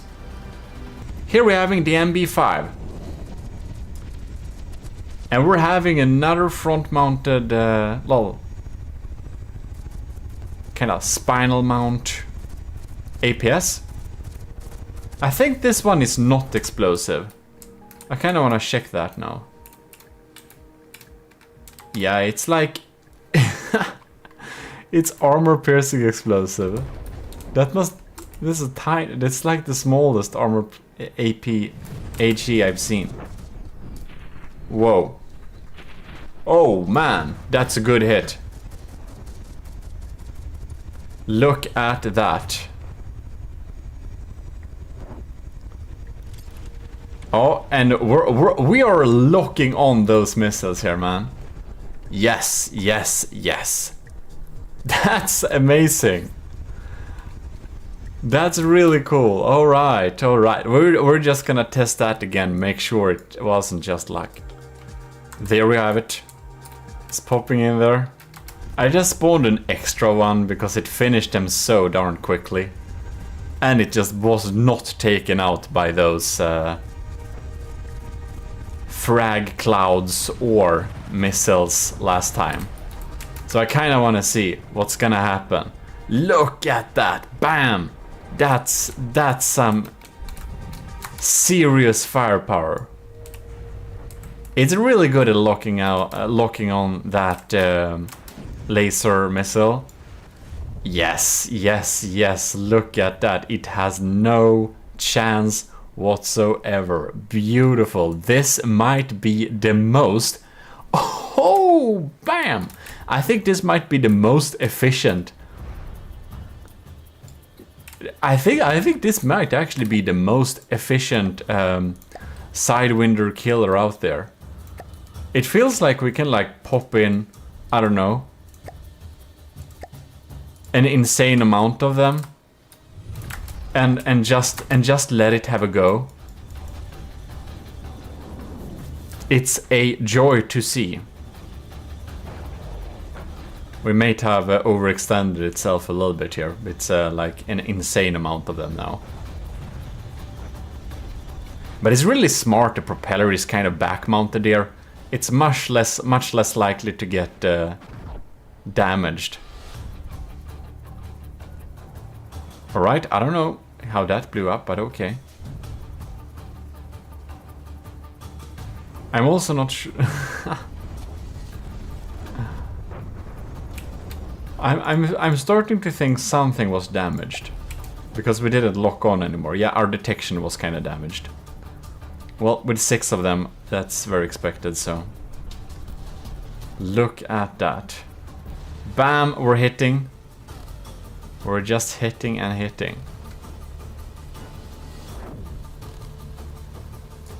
Very impressive indeed. Yeah, I already know what to give this in terms of points, so I will continue with saying very impressive with this last batch of bombers for the quick wheels challenge. I didn't expect, but like most of the strongest designs being in the last batch particularly. That's really amazing. Look at that. Bam. I kind of thought it would die. It almost did, but it really didn't. In any case, we can confidently say that this thing is a very efficient sidewinder killer. I think all of them are picked off now. One left. Oh no, there it goes. Bam, bam, bam. Quick action. Very efficient. Yeah, I'm certainly very happy with this. For this challenge, it really excels. Alright. We actually only got one ship. No, not ship. We only got one plane left for the last batch of the bomber challenges.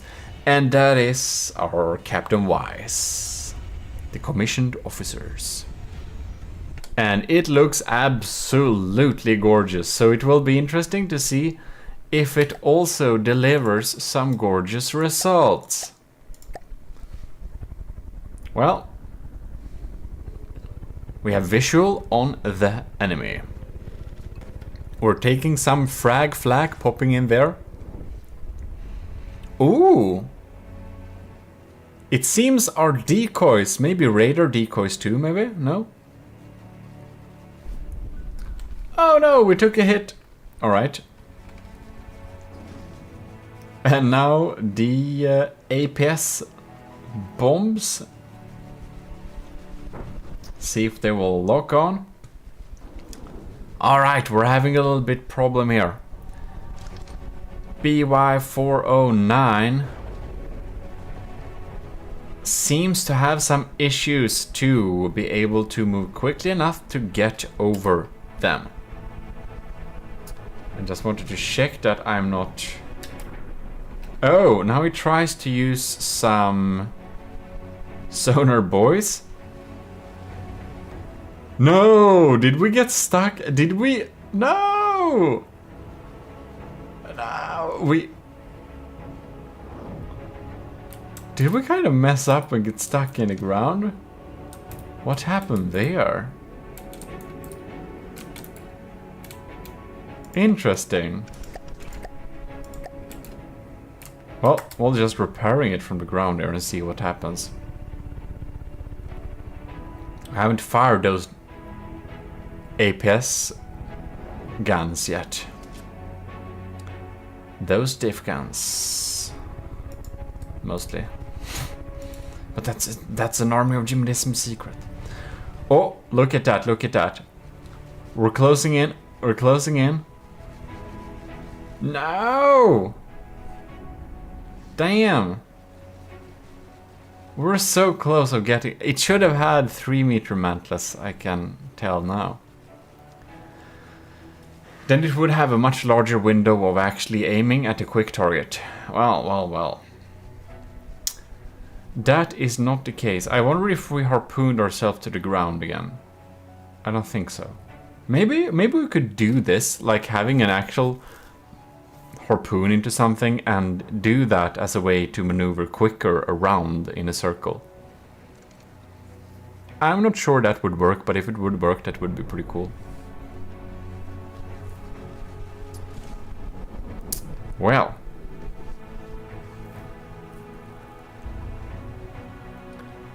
We're firing flares on stuff, but now it seems... Oh no.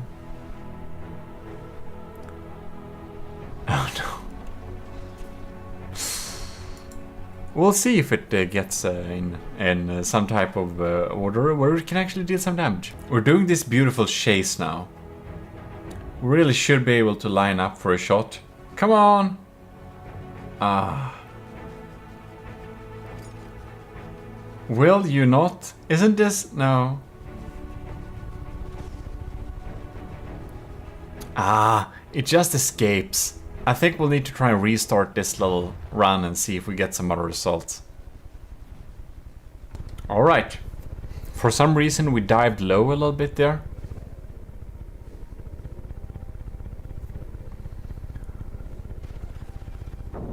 Taking some incoming flak. I love that the game doesn't seem to think this is a real battle. We're getting the chill music.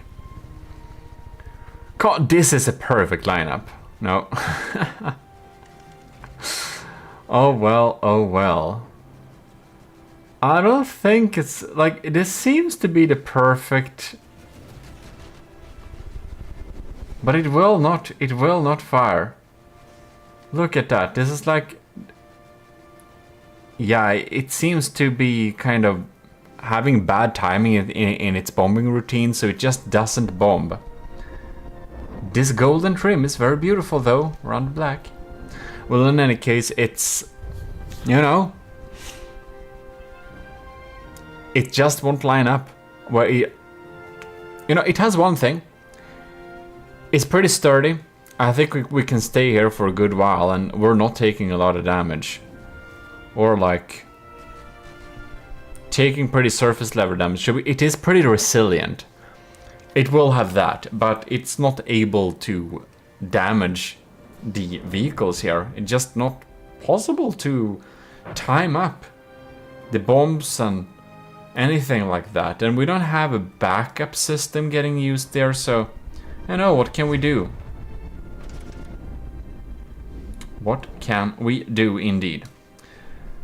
Well, I guess that's that. It's looking very cool doing it though, which is nice. But well, you know what? That has been it for this episode. The last batch of the quick wheels. Next time we'll be coming back with checking some tanks. So, huge thanks to all of the enlisted in the Army of GMODISM, and extra thanks to all the commissioned officers in the Army of GMODISM, because you are making the Army of GMODISM stay strong. So, with that said, AOG Invictus, and I will see you in future challenges indeed. Oh god, we got a fatal hit there. Well, time to bail. Bye bye.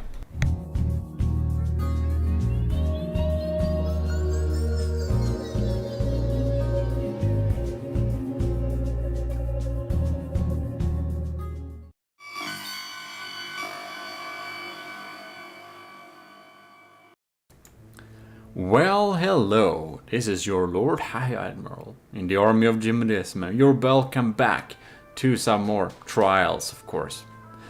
In here, we are beautifully listening to the Waltz of the Builder by our own composer Vestrets.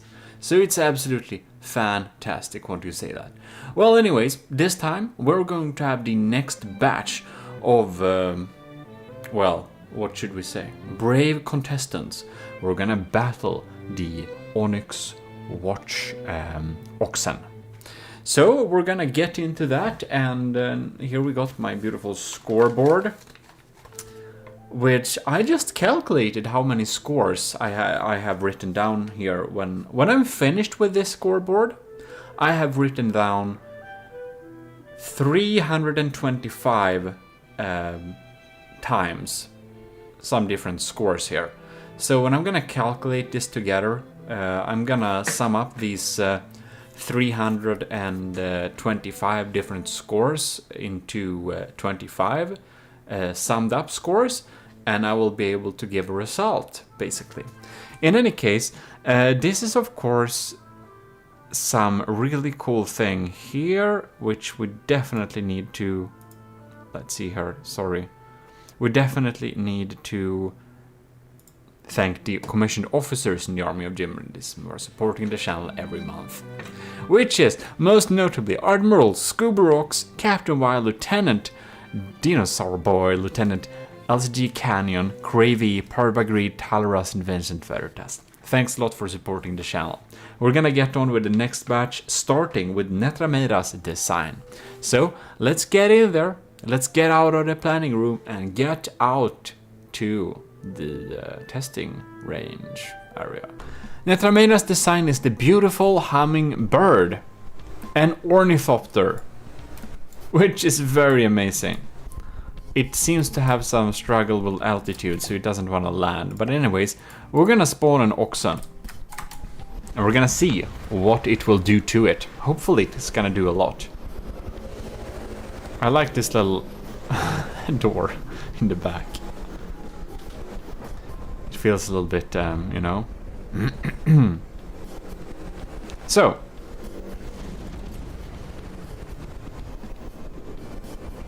We're gonna drop some diff gun bombs there.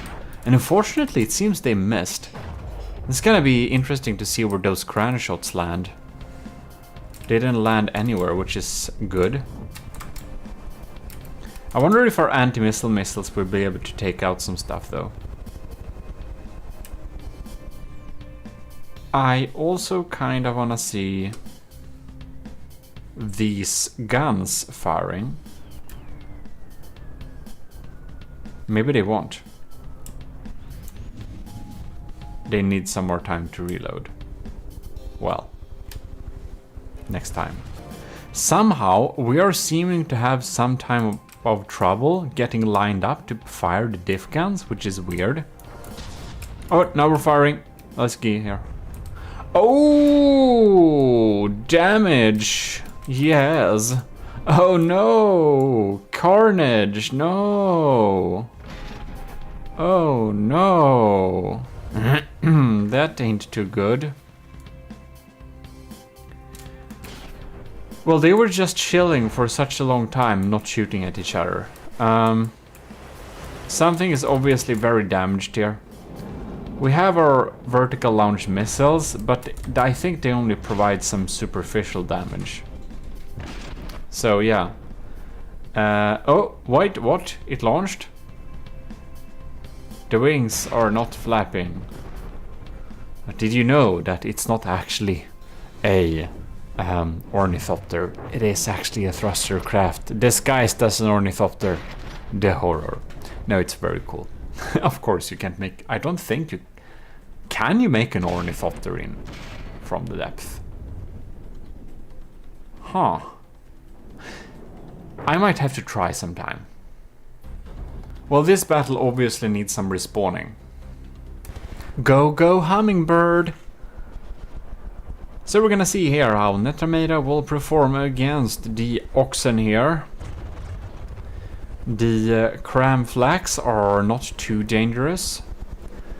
I think this has a potential to basically snipe the target. If it just gets a little bit lucky with these shots. Which should be coming out of here any second. No? No? Yes? Huh. Well then, I guess no action. It just has some issues getting these to fire. Oh my god. It actually fired. It fired shells. I was starting to think it would never fire shells. They've been circling each other for like 2 minutes straight, by the way. So that's why that's cut away. Alright, let's see here. Bam. Man, if this was... It hits this time, this area again.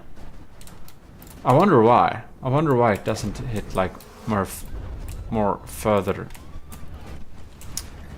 Yeah, well, the VLMs are working very well. But they just won't penetrate deep enough. Alright. Oh! Bam! We have a hit! That's a lot of damage. A lot of cram parts. Well, it does have some nuking ability. It really does. But it also goes super close. And it's kind of easy to shot out of the sky with crams like this. Well, it does deal damage. That's one good thing. But it just doesn't survive. It just is too easy to hit with the crams. It can circle around for like 5 minutes without doing anything. So yeah. We're having some issues, is the short answer there. But it's not, I mean, it works. In any case, I think we're gonna move on to the next battle, or the next contestant. Here we have Nilden's Invader. And this little invader spaceship type craft is going in for the kill with its pack. Let's see how it does. I guess they will be able to match it with speed. Look at that. And it's just gonna sit here.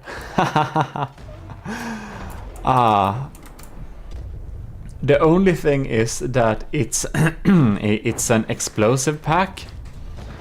So while it can do this all day, it might take large portions of the day to kill this thing.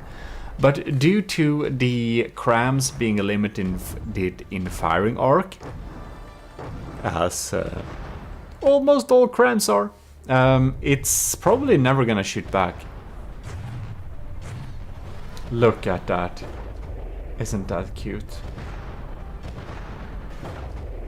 It's just does this forever.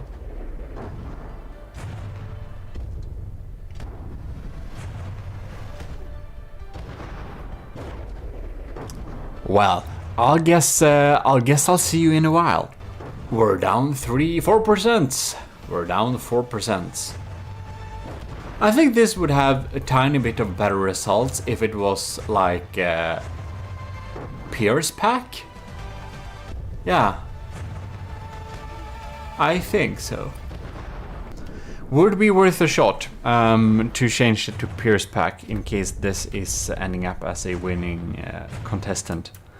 But yeah, it's absolutely completely invincible. That's great. It deals damage. That's great.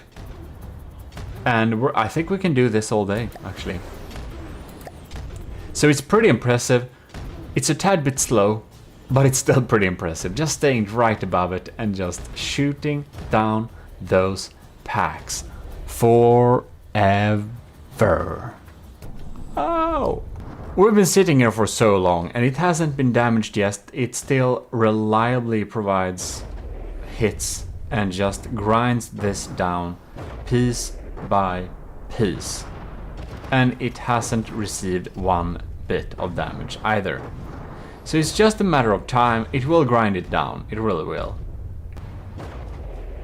84 percentages. 83. Well, we're going down alright. That's good. It's a little bit slow. It would need some more punch. Like, seriously, it would need some more punch. If this had... I think if it had a slower pack, it would deal so much damage. Or if it had a Pierce pack. Or why not a smaller pack, but a couple of auxiliary diff guns or something. But in any case, it doesn't get shot down. It reliably just stays here and will grind this down to dust. So it's still pretty good, but we're gonna restart the battle and see if it was just lucky that it didn't get shot on its way to its superior position, or if it's pure skill. You can see this. It's gonna take some time to blow down this, especially this. Ooh, this heavy armor is gonna be hard to go through. But in any case, it's gonna do it eventually, and it won't get shot down. All right, let's go. Cram shots incoming. First volley, 2 inaccurate. Ready to rumble. Oh! Oh no! Oh no! Well, it can clearly get hit. Poor thing. Well, then I know what score I'm gonna write on this thing. The first run went a little bit better, but if it doesn't get shut down, I think it will grind down any target that's it can stay above, that it won't get, you know. So that's cool. Any case, moving on. Poor penguin, I spawned it too close to the surface. This is our favorite penguin of this challenge. The favorite penguin, popping in here. This is Netramada's third submission. It's trying to get shot by flag crams, and it's gonna drop a lot of bombs. And this thing is real quick. I don't know what happened with those bombs, but... Oh, we are getting some blocks shed off. Well. And it's so quick, I don't think it's gonna hit it very often at all. Drop those bombs! No? Wait. I'm not sitting in it good. Oh no, it's shooting down it. Really weird. I wonder why. Why doesn't it... Is it not able to aim or what? No? Why? Why are the bombs not dropping?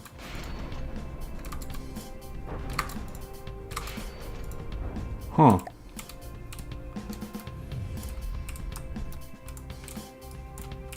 That's so weird.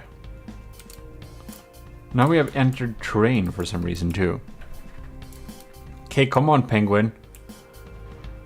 Everyone's favorite penguin should be able to...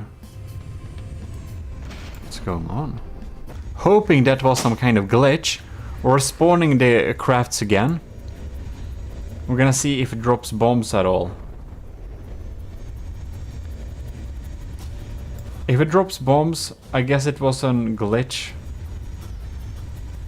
No. Why?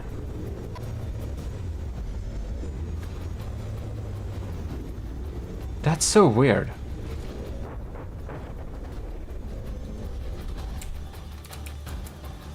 It's not dropping them. Why? We're not sitting in it. We're not blocking it. What's going on? Hello, penguin? It's just taking some light flak. Like, seriously? What's going on here? If we repair this thing? Do you have an issue with materials? No? Still not dropping any bombs. I had high hopes for the penguin, but it's getting shot by crams. But most importantly, it's not trying to drop bombs. So weird. Anyways, we're gonna move on. That's not gonna be the best score for this sub-challenge. It just won't drop the bombs. Just try again, I just wanna see if it... No. It never drops them. I wonder if it has some altitude bracket or whatever. But why? But why? Well, whatever. Here we got Nilden's B8 bomber, the last submission from Nilden. Because of course, 3 of them is Rhinos, Nilden's. So this is the B8 bomber, the main submission. And we're gonna see how this fares. We're closing in on target. Oh no!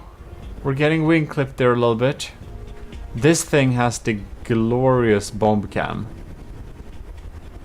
We gotta see it. Look at it. Oh! Here we go. Yeah! That's so cool. Well, it indeed took out a lot of surface blocks here. It's really sandblasting this thing here. It's gonna be interesting to see if we got in the second round.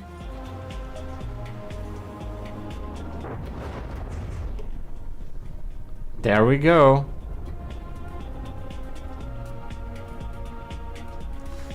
Oh, no, it stopped? Why? Oh, we're having trouble aiming those crams, have we? And it's pretty maneuverable. It won't get... Yes. Oh, bam. That's some damage though. Ha. Mostly armor parts still, but what we are getting there. It's just not able to shoot at us very much. This is going pretty fine. Oh, next rain. Bam. This thing's days are very much counted. Oh, it's dead. Wow. Wow. That's efficient. Okay, let's redo that then. Let's set it up again. Nilden's B8 bomber acquiring target.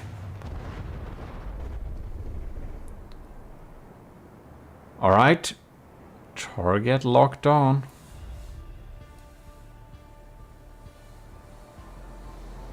No.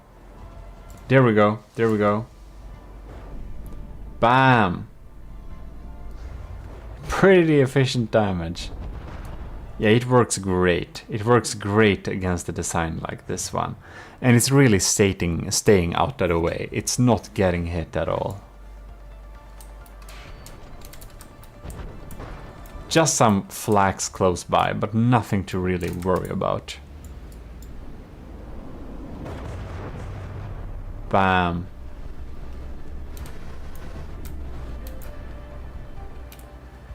That's pretty nice.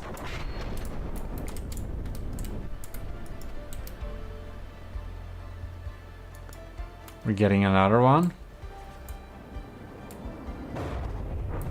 Bam. Oh, no. It has no chance of winning this. I mean the oxen. Look at it. Bam. That's so good damage. Yeah, we're perfectly being able to tackle this challenge here. I just want to see when it fires. Look at that. Bam. Excellent. Excellent.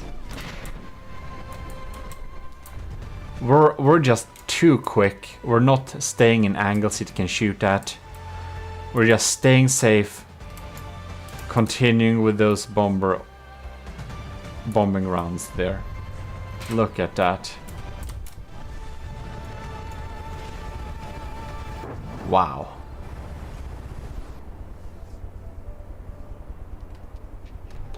And another little swarm is popping down here.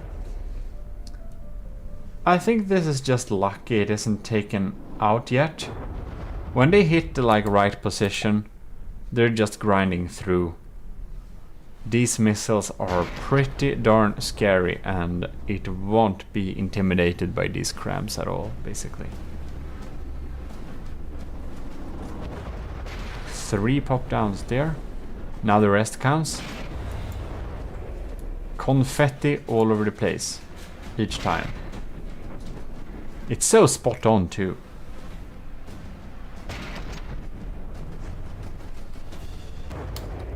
Another one.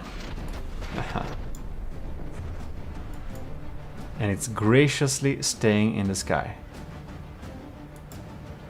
Well, we know if it aims properly, if it aims at the right spot, not much is needed to take it out.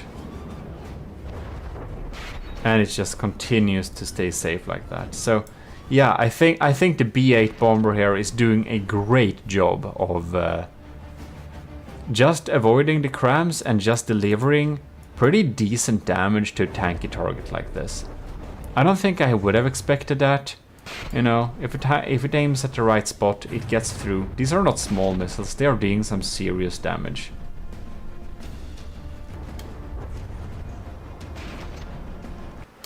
Next swarm. Well, I know enough on how to grade this thing, so we're gonna move on to the next battle, why this thing is grinded into confetti. Oh, I think the AI just went there. Yep, it got through to the AI. And there it goes. Really nice. I'm pretty impressed by its ability to not get shot also. just staying in these narrow sweeps and not such predictable patterns of movement make it a lot more survivable than some of the other designs we've seen that are moving at a similar speed. Here we have the white phosphorus bomber. So that's Ovo's submission, and this thing I wouldn't expect hit very easily, but it may, I don't know. It's a surprising design, and it goes for these interesting dives where it just goes really close and fires a really scary diff rod. And then it has some pretty decent missiles coming in from there. So due to the design of it, I kind of thought it would do pretty good against the very light target, and it didn't. But wow, seeing this damage here, I kind of understand that it is indeed more bomber-like, that it's really wanna punch upwards. Wow, okay, it's gonna be interesting to see what we're gonna do. Bam! Is that explosive only? Who knows? Here we got a little... Bam! Are you kidding me? Did we almost detonate the AI or something from beneath it? That's pretty impressive. Right, now we're moving at terrain too. Whoa.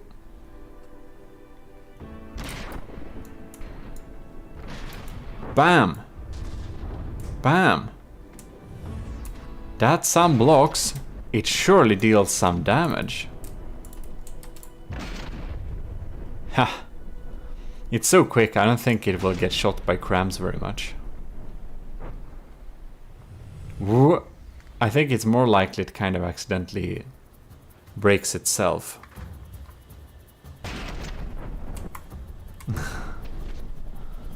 And these missiles, it feels like they're fired in any direction. Whoa, whoa, whoa, whoa, whoa. Wow. Do you also see a thumbnail? I kind of do. Anyways. I'm kind of scared it will crash into it. Bam. It's like a proximity fused explosive round or something. But why? It's so inaccurate at times too. Well, these missiles are a good bit scary though.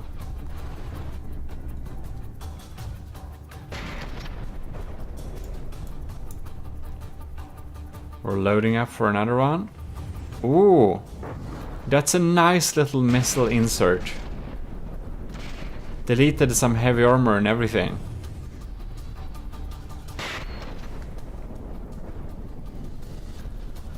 Yeah, I don't think it gets hit.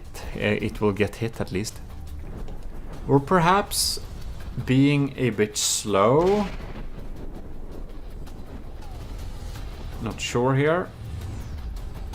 Because I do think we have diff guns, so I don't think we have any more shots coming in there. And this, the shot type is probably not optimal against something like this either. Well. It has missiles, and those dealt the most of the damage anyway.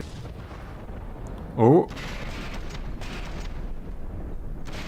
Did it actually... I think it got some flak damage, perhaps. Ooh. Missiles incoming. That one went away.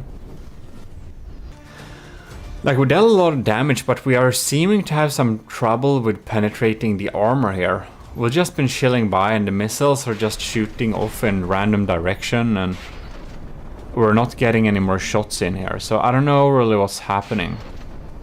I think we might need to restart this little iteration here. This little... to the second test and see if we get similar results or what's happening. There we have it. The oxen is spawned.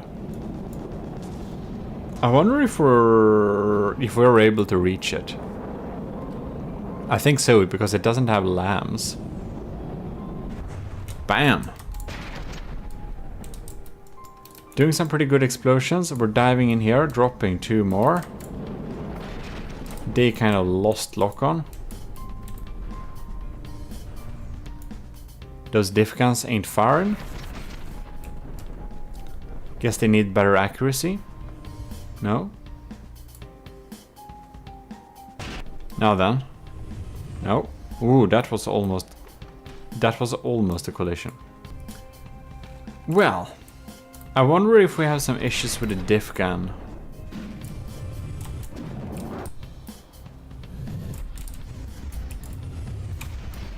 Because this is like a new craft, right? So it shouldn't have any like issues. Whoops. Can you like... Maybe it got damaged at some weird part. Like, most of the damage is done by the missiles anyways, but I'd still like them to work since they did in the first test. They... Oh! Well, damn. Well, damn. It's going a little bit too close there. Too close to the sun. We almost had an incident like that in a previous little test. Or this previous test, to be certain. Well, it's not great to drive into the target you are going to shoot at, but it was able to deal some pretty decent damage at first, so it ain't terrible.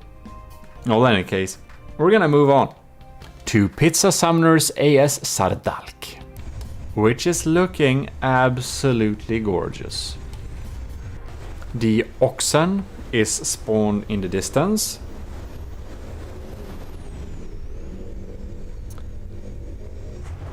The Sardalk is preparing. It's locking on. Bam!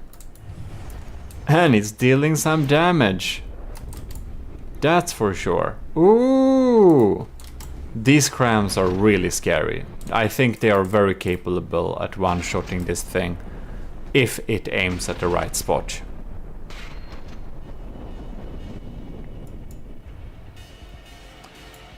Alright. It is a tanky design.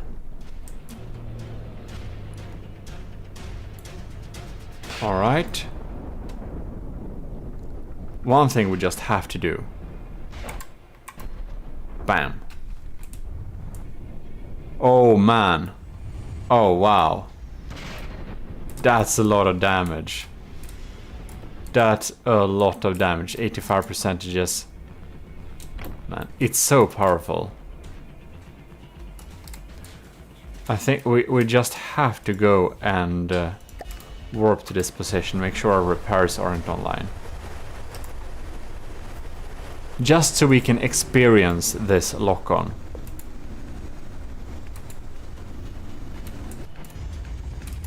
There we go. Alright. Target locked. Oh! Hoo-hoo! That's what I'm talking about. That's so cool. I'll just have to go with another one here. Let's see her.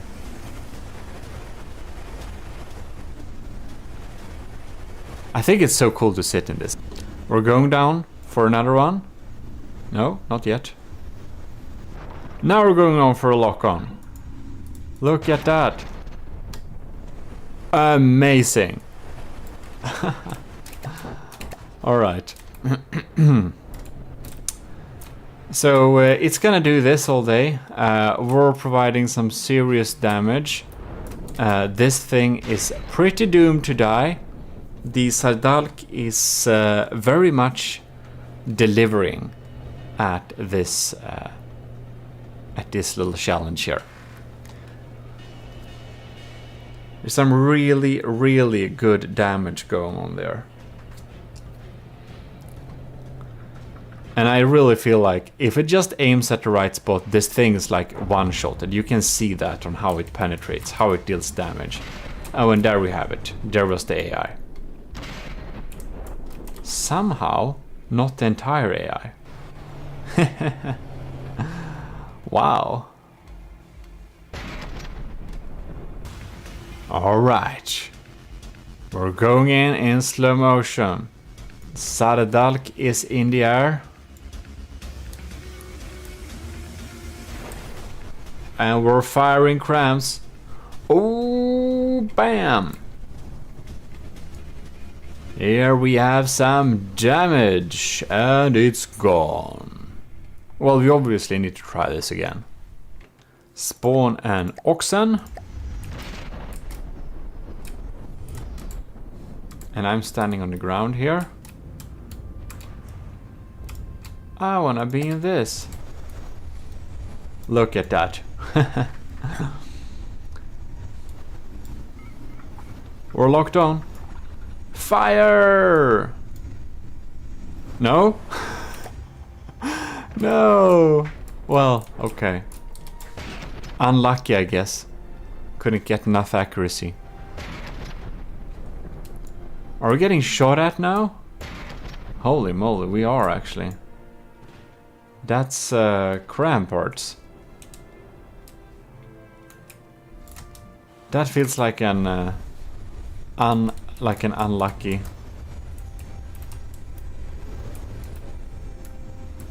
I wonder how much mimics this has, because I don't see any oh, there we have visible damage. There we go. Bam.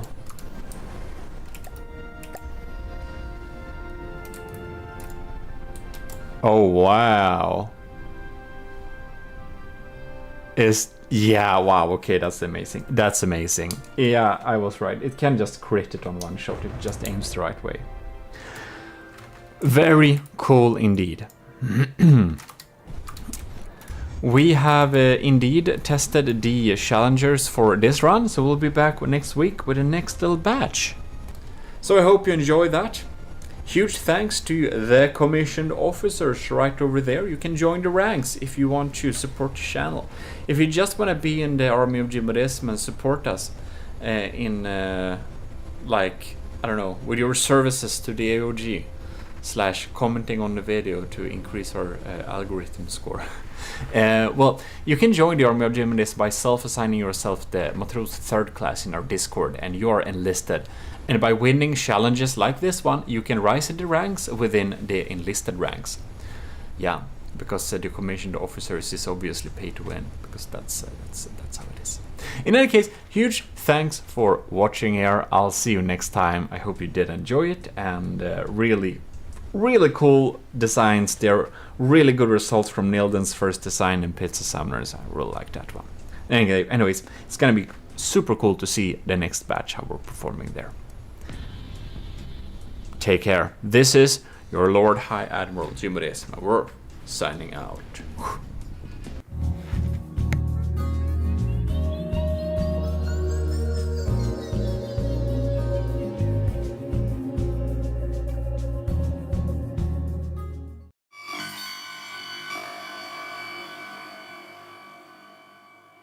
Welcome back to the Trials of the Army of GMODIST Season 1. Thanks to all of you commissioned officers, your help helps a lot each month. And without further ado, we're going to try the 3rd batch of bombers against the different types of foes. There is no different type of foes. This is the tank part of the challenge, and we're of course continuing with the oxen, not the oxygen, oxen. First out is the Butterfly Wasp by Rush. So let's get in a oxen here. There we have the oxen. Missiles are getting prepared. Machine guns are warming up the target. Crams are exploding nearby and shifting us a little bit in with the, well, area of explosion thing. Bam! We got some good damage going on there. We're here, we have some detection for sure. Seems we're producing smoke. And that's because the missiles are pretty smoke guided. The butterfly wasp is locking in for another go. Missiles popping in here again. Bam! They kind of didn't hit very well, did they? Whoa.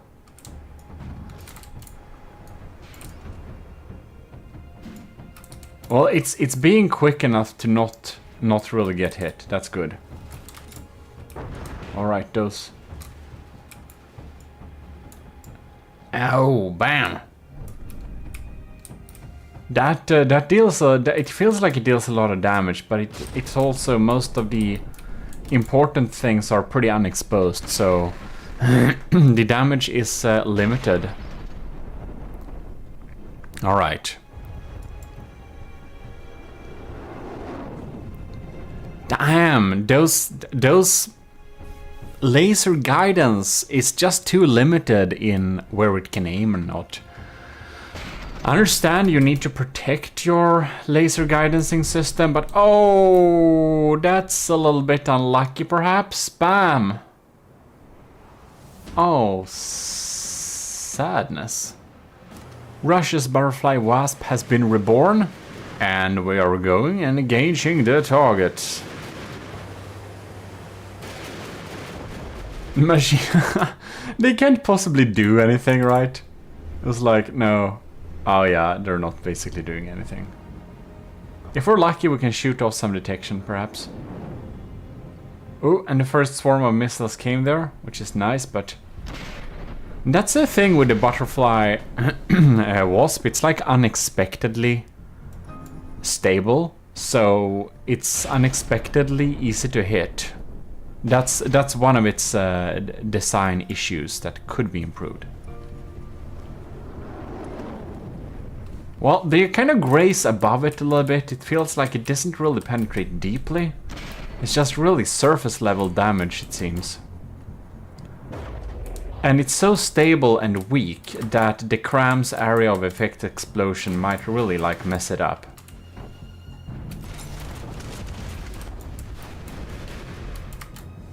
Where you can see.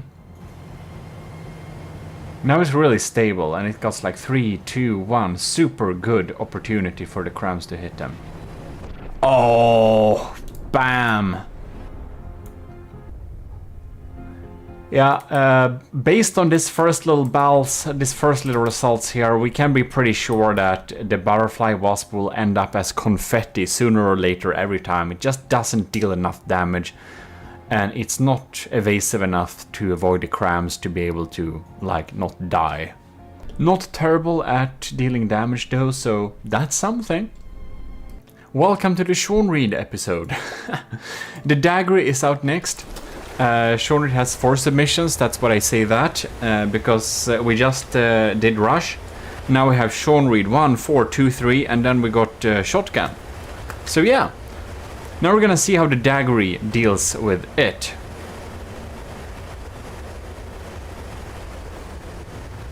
Alright. It's doing good evasive maneuvers against those cram shells. It's good.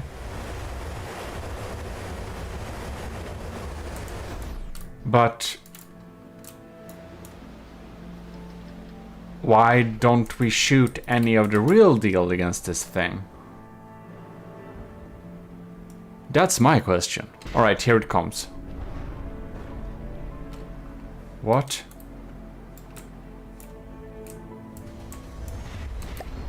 What's going on here? Can you like... How hard can it be?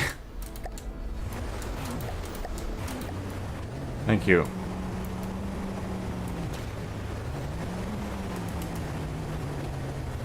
Why?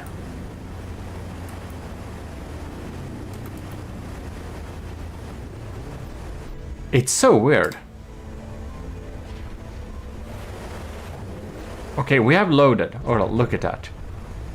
They are loaded now. What happened with them last time then?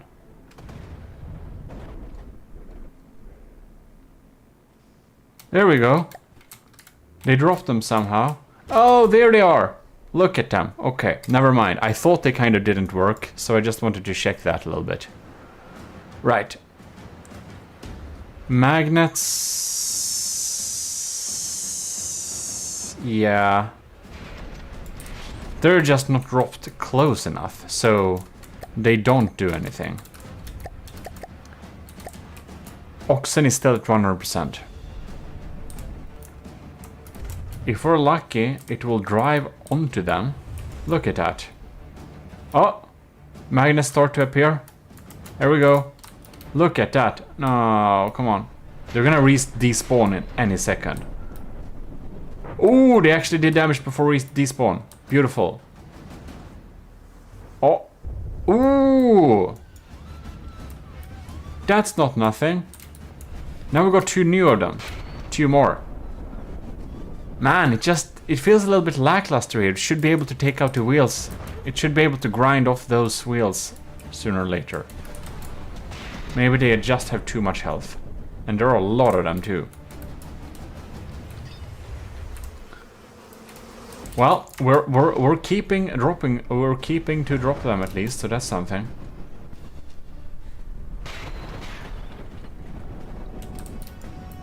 Well, we're down 3% for the oxen, that's good, and it hasn't been hit yet. Oh, was that a blast gun? I hope it didn't shoot itself this time, then. The oxen is pretty cool. I think it looks pretty cool. Ooh! Nice! And where do we have the bombs to drop there? Man, they're a little bit off. It should be a dive bomber, this thing. It feels like it's more or less lucky that this thing drives around in circles so that the bombs actually deal damage. So it's a lucky coincidence, but it feels like it should be dropping those bombs a little bit closer to the target. You can see those magnets are not really keeping up with our speed here. They're too far away. Oh no! We had a hit. Well, I think we'll need to restart this battle indeed. The dagger does kind of have this little issue where if you spawn it on the ground, it will have issues taking off at all. So you have to spawn it in the air. But that's of course something that could be fixed with a simple balloon start maneuvers. But of course we're not allowing any changes after submissions, because that would be a hassle. As Adnecris pointed out when I was talking with him if that would be a good idea or not to allow.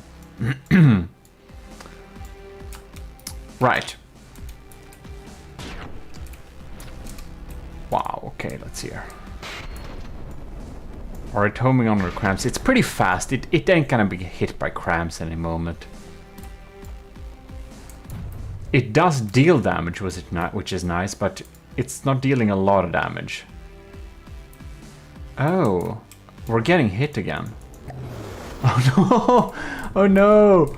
I repaired it in the air, so that accidentally actually killed it.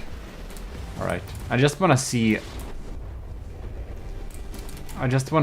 it perform a little bit more to be able to set a good score. And it decided to go up into space instead after a while.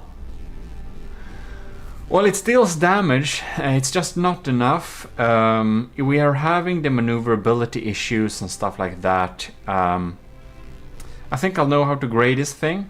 It's able to deal some damage, but we seem to not be a really good matchup against a tanky target like the Oxen here.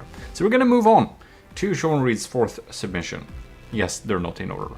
Why is that? Well, it's because of my strange naming schedule. F comes before S.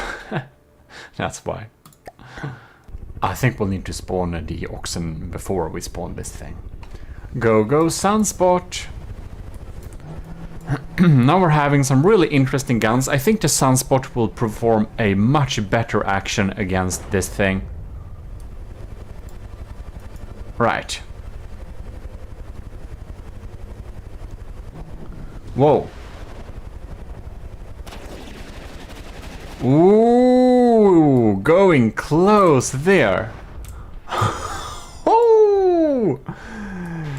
Damn! That's some scary action.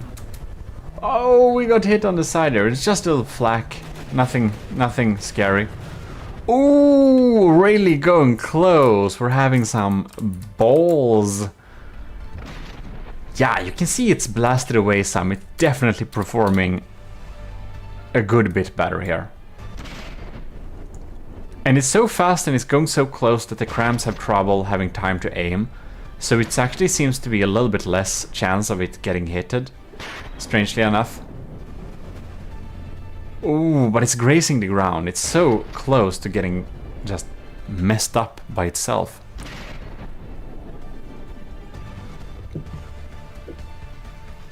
Alright. Man, those missed real bad.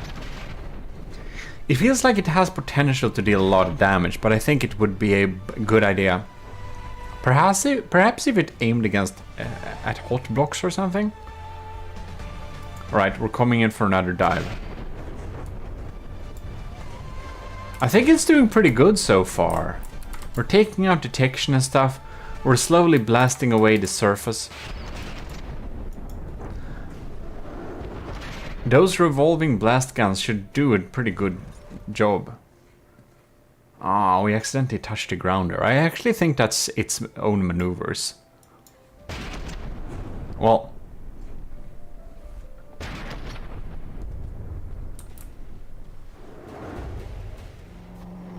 I think it provides a pretty cool toe-to-toe type of action. The revolving blast guns really do work well against sniping off detection. I never really thought about that, but that's actually a pretty genius design of them. Bam! We got hit! Right.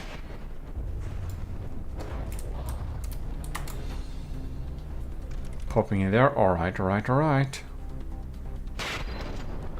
Ooh, we get flown away by the area of the shockwave of the explosions from those flags.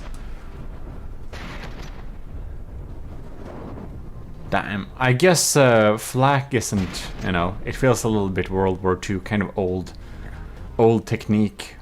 I guess we're mostly doing missiles now and shit. But anyways, it must have been really horrible to sit in a plane and hear the flak around you. That shockwave must just shatter windows and all sorts of things. In any case, this is this battle is definitely moving in the favor of the Sunspot, but it's going pretty slow, and we're having some maneuverability issues. Oh, that's some close action. Coming in for another attack. And another one. Oh, yes. Ooh. It's doing some scary stuff. Oh, no. I didn't see it getting hit, actually. It looked like it almost looked like it did that to itself. Anyways, we're gonna restart this battle. It managed to pick down the Oxen with 6% at least, so that's something. Folding in the landing gear.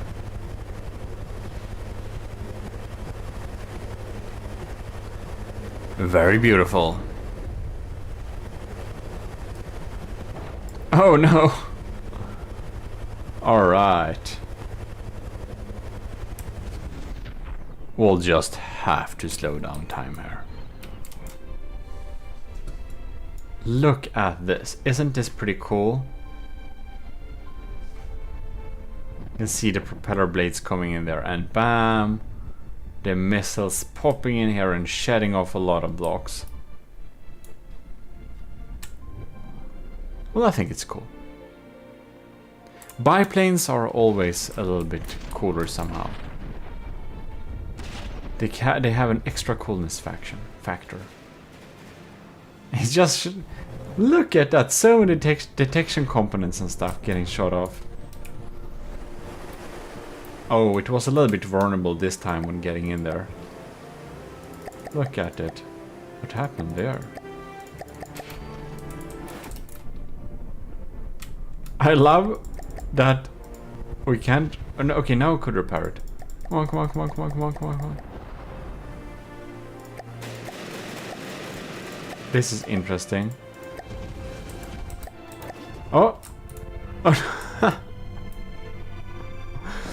oh no, it's getting run over. That's so sad. Well, I think we know enough to know how to grade this thing. It definitely deals better than the first submission, but it has some issues. It's not really able to punch through. I really got out of ammunition for after a time there, it felt like. Or I guess the revolving blast guns had to reload. But, well, it got killed within that time frame. And the second time, well, it just got shot down. Next up, we're having the Djinn. So we're going to throw in an oxen here. And we're gonna see how this is doing. I think it actually has some pretty good opportunities for this battle. I think this might be the strongest of Sean Reed's design for this particular tournament, this particular challenge, I mean. Because if I'm remembering correctly, it will just stay on top of it and shoot down stuff. And the oxen should probably not be able to hit it using its crams at all, actually. Here we can see them popping down like that, like dead fishes, and then just chilling here and waiting to get activated someday, today, or another day. Or not at all. Well, we shall see indeed. It just shoots them a little bit off target. I really feel like it could have been a good idea to have them steer against the target from the beginning, maybe. Well, they at least get there. And they're able to take out, but damn, they're only doing so small surface damage. I kind of forgot how weak they were. I think they're smalls.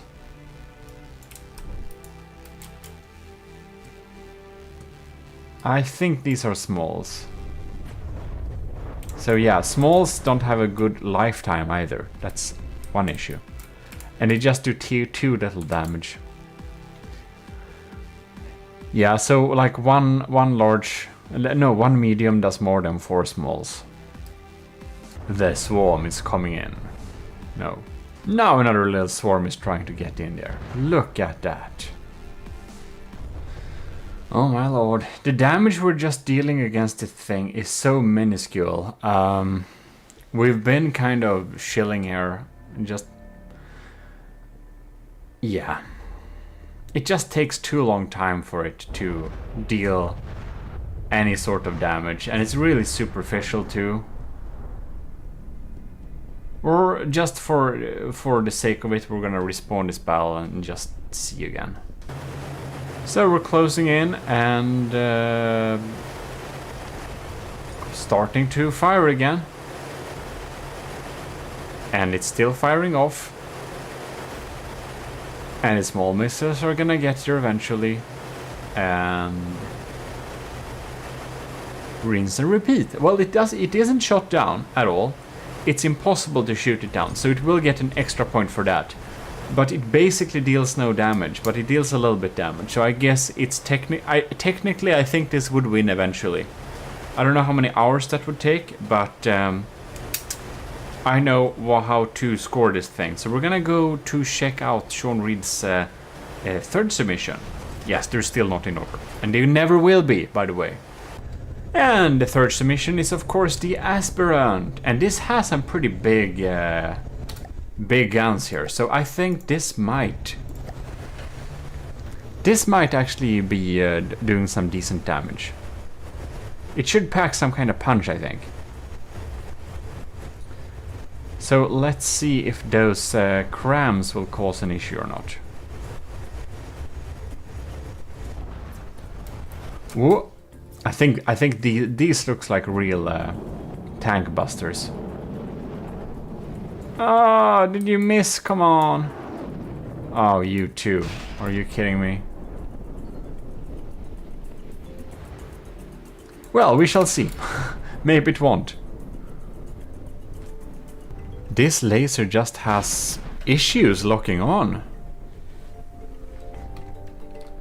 I wonder if that's because of the smoke. Oh, crap. Well, that's bad.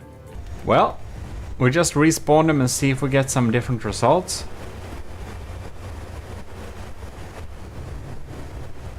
See if our laser will be locking on.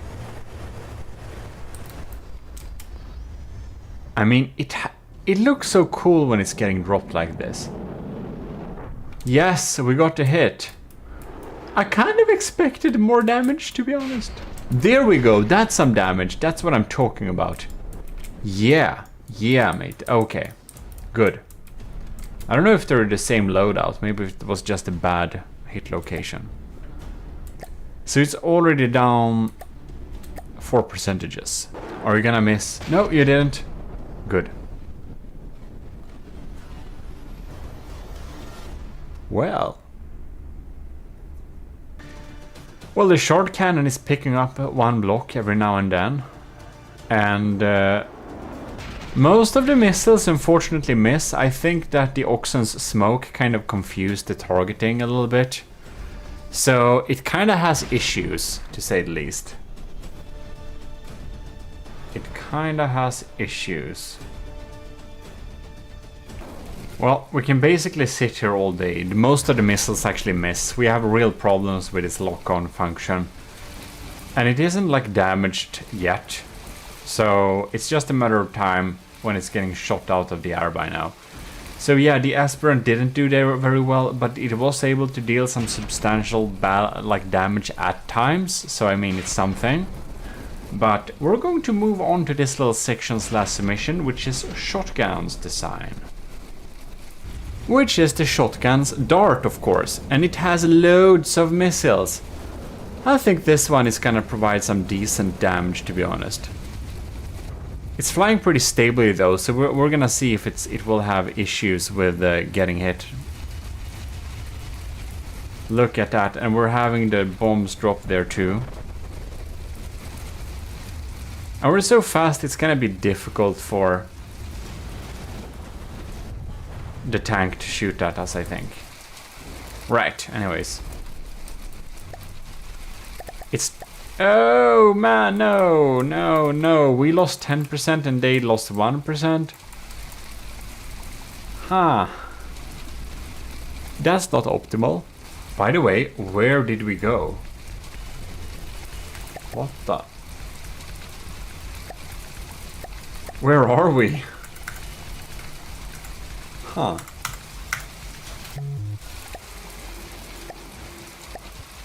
Oh, we entered space.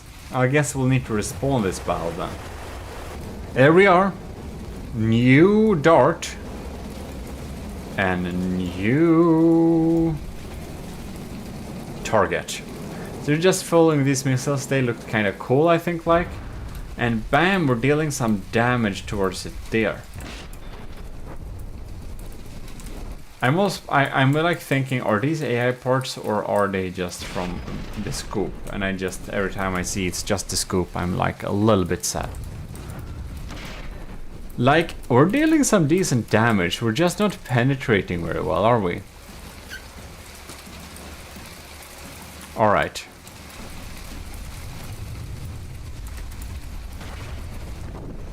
Oh no! I guess we're doing this. There we have it. A little quick revive to counter bad luck. And it instead goes into the ground? Why? Huh. It feels like it's... It feels like the dart is pretty able to deal a lot of damage. It just has these issues with randomly dying. Like, what the hell? What the hell? You were just repaired. Why did you do that?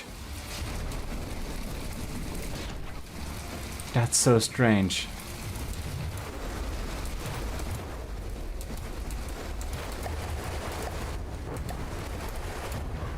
Oh no.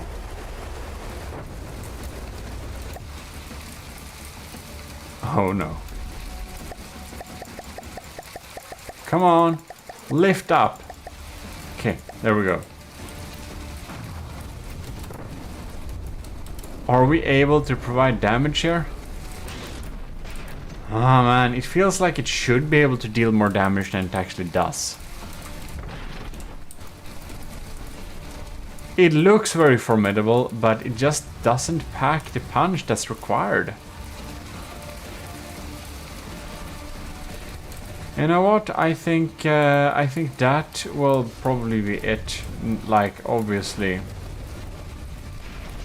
we can't really control everything like that, but it's able to deal some decent damage, but it's not getting through. Like, yeah, what can we say? Some of that damage is getting through, but it tends to drive itself into the ground a little bit too often. So it's like, I guess it's a-okay, but we also haven't seen this thing win anything yet, and we've been trying to give it a chance. Yeah, we stayed with it for a while here. We had to repair it several times and just give it some more materials, and it just doesn't pack a punch enough. It looks like it should be able to deal a lot of damage, but they never seem to leak through to anything important. I think these missiles may be a little bit bad against heavy armor, and this is exactly what the Oxen has as internal heavy armor. And it just decides to smash the ground. Well, it deals damage, that's something, but yeah, not top scores maybe. So there you have it. The third iteration with the third batch. We have the fourth batch. This is the last one. It's gonna come up next week. So hopefully you're gonna join in for that, and you'll see how all of the, and when you have seen that, you know how all crafts are dealing with the tanky target. I don't know. What do you think about the tanky target? Was it a good choice or a bad choice? Write me in the comments what you thought about the choice of the Oxen as a target. In any case, thanks a lot for watching, and I'll see you next time. This is your host GMODIST, and I'm signing out.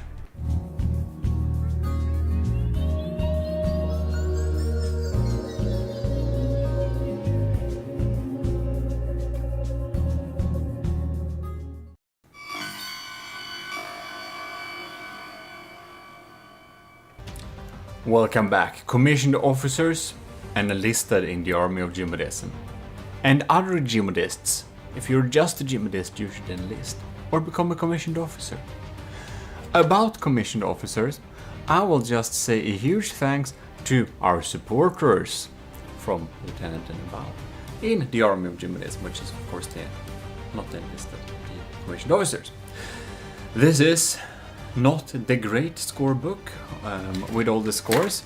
It's actually here, but I will pretend it is here, because then it looks much cooler. In any case, you know, gotta use my own merch. So we are here with the last iteration of the battles. So we're gonna pitch the last batch, which the last batch actually performed insanely well in the previous sub-challenge, which was of course the quick wills. So it will be very interesting to see how the last batch of designs will perform against the, what should we say, the tank, the Oxen. I keep thinking it's called the Oxygen, and I don't know why, but it's of course the Oxen. It's gonna be really interesting to see how they all perform, and we're gonna get back out there and do some tests. Here we have the Thrival with 3 horns. Narwhal has fewer, which means this thing is better. It's also better because it's covered in Army of GMODism decals, which is always a lot of plus points. Anyways, not this shell, not this one, however. What's gonna be next one? What is gonna be? Oh god, yes, next time we're actually going to care about that a lot, because next time we're gonna look at aesthetics. We hope that we'll fit all of the last batches in this little episode here, so this is the time to check that. And the Thrival, bam! It got really badly hit by that cram barrage. Holy moly, the oxen is only down with 1%. Like, this is a pretty meaty design. I would have expected this to not get completely devastated. I guess that was a really unlucky hits for it. Well, we need to restart this one. Here we are. Another run. So hopefully the missiles will aim in there. Alright. We're just gonna hope that the crams won't annihilate us. I'm gonna see how these missiles do. We got our diff gun hits there. What? That didn't do much damage. And that's only surface level blocks. Interesting. And I believe we got pretty badly hit by these crams here. That's not great. Alright.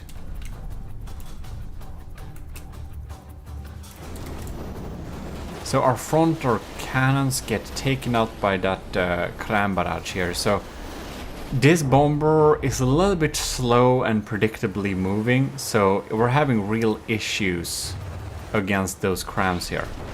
We do have some cram bombs, however. I feel like I want to just repair this thing a little bit. I need to probably refill some materials if that was destroyed, I don't know. I just want to see what type of damage it deals when it's able to hit those. Yeah, those cram bombs are a little bit underwhelming here. It does deal damage, don't get me wrong. It's delivering acceptably. We need to remember that this is 113,000 materials. And our bombers are 30, so as bombers they should of course be able to punch upwards pretty good. Those cram bombs just miss a little bit, which isn't great. Huh. Interesting indeed. I think the pigeon is gonna get completely annihilated. That's the Scubumation's second submission. But we're gonna see about that later. I don't know, it feels like these cram bombs... Oh yeah, that was actually pretty spot on, but they were a little bit underwhelming, to be honest. I think we would need some more spunk in those bombs. Alright, well, we're dealing damage alright. But we're like slowly grinding away, and it's just a matter of time, and not a lot of time, before these crams probably shoot us down. Look at that. Yeah, that just misses. Now the diff rod, it deals some damage, but it's not like a lot. Okay, and now we lined up the crams, and we're probably able to take it out pretty reliably at this point. Look at that. Bam. No, it stands up a little bit tougher now. I don't know what kind of luck-based system steers if it gets a lot of damage or not, but look at that.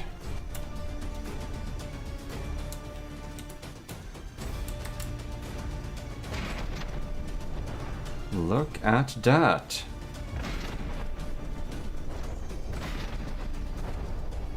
Pops in here and oh. Yeah, or pretty done. I mean, it does deal some damage, it's just a little bit slow. It's kind of delivers somewhat acceptable damage, but yeah, it's getting destroyed a little bit too quickly. I think I'll know how to judge this thing, so we're going to instead spawn as Scubumation's second submission, which is a personal aesthetic favorite. I think it looks so cool. Why are our anti-missile guns not shooting at those crams? I do wonder, however. Maybe they will. Alright, this is gonna be very interesting. I just love this aesthetics. I think it's so cool. Oh man, oh no. Yeah, we're moving so predictably and so slowly. We at least have a shit ton of blocks, so we're not getting critted too easily. Right, but these bombs, they are really, should we say, lackluster. It's kind of already crashing, and those the cannons are not even trying here. We need to repair this thing here. Let's just do this type of thing. Come on now. Come on now. I want to see those cram bombs hit a little bit. Look at that. Are you kidding me? Are you kidding me? Like, there's like nothing inside of these cram bombs. I don't know. At this point, I'll just spawn another one. I think it's gonna perform like really bad.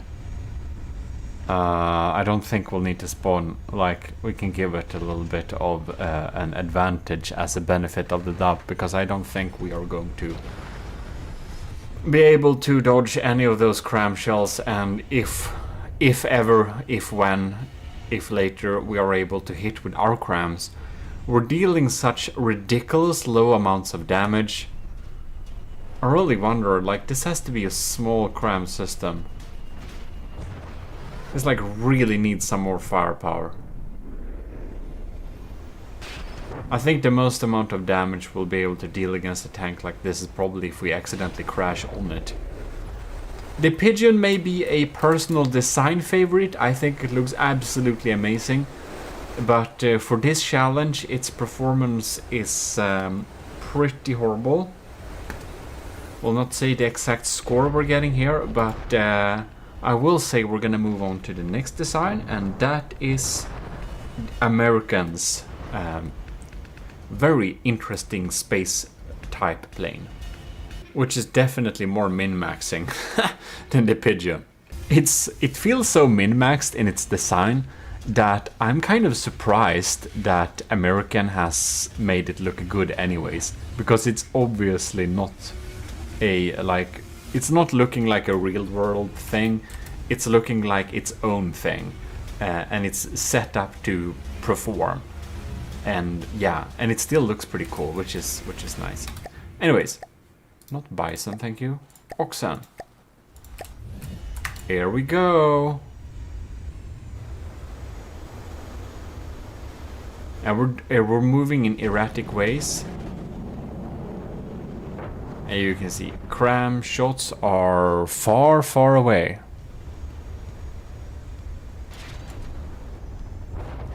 Oh, it was managed to hit us somehow. Damn. Oh, the damage. That's serious business damage. Wow. Well, one of their diff guns is taken out. That's an issue, but the missiles keep on giving. See if we shoot or line up one of those diff guns here again. Nope.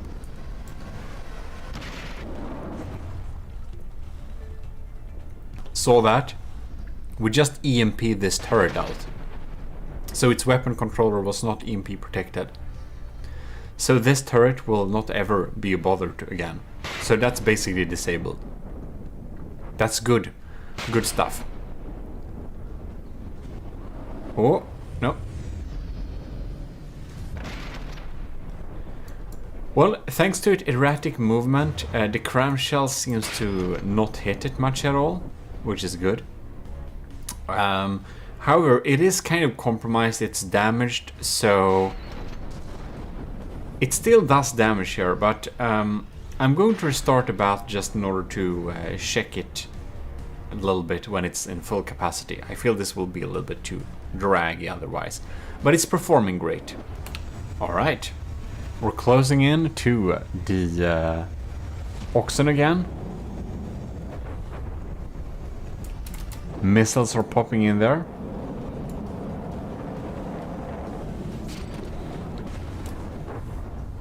Bam! Dealing some damage. Ooh! The AOG bomber, I think is what it's called, from American is not scratched.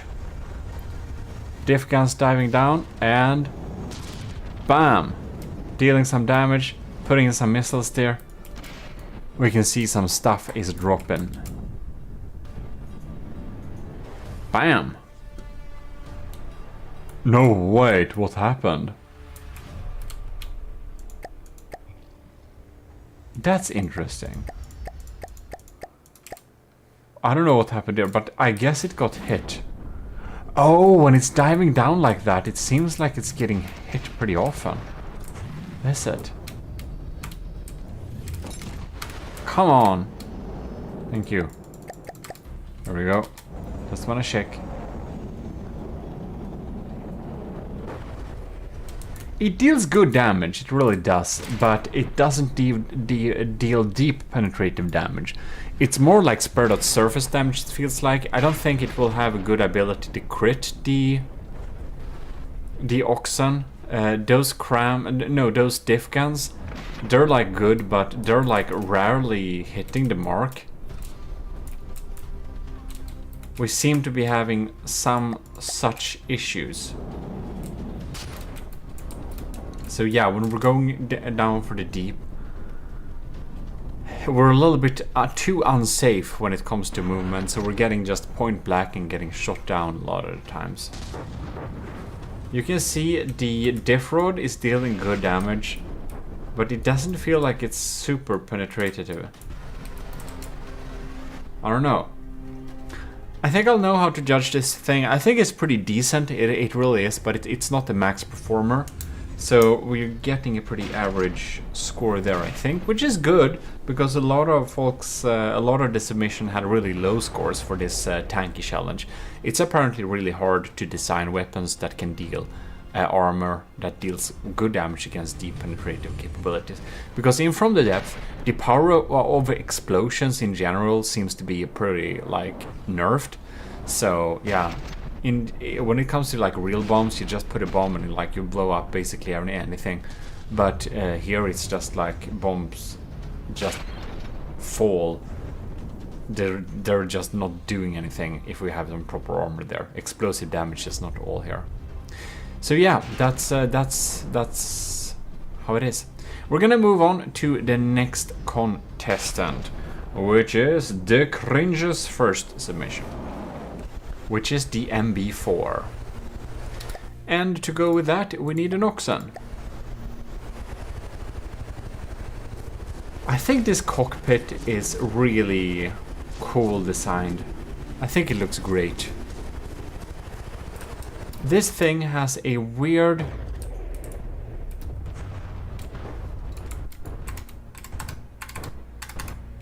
Actually, thank you.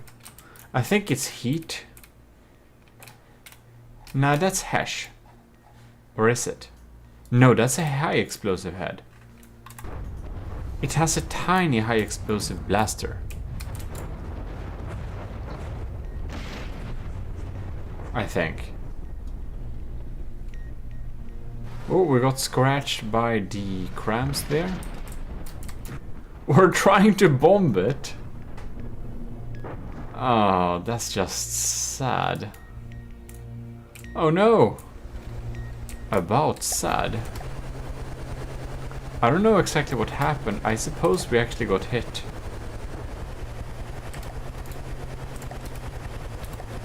Yeah, that's not too good. We obviously need to restart this. I don't know where we are either. Ta-da! Nothing happened. So, next run. I just like this little bomber tower here. It's so cool. Alright. The explosive machine gun is going and going. And we're getting in a nice angle. I think the bombs have a great chance of... No. They're like much more designed to hit a completely still moving target. These bombs are not guided. They really could be guided. I'm just gonna repair this thing because I wanna see when it gets damaged at least. To know if it does that to itself and it's like just staying too much in the same predictable movement for the crams to hit them.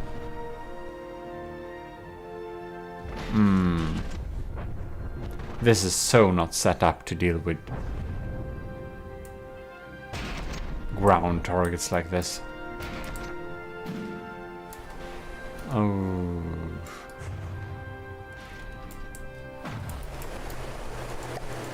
I think we have some pretty light armor in this thing.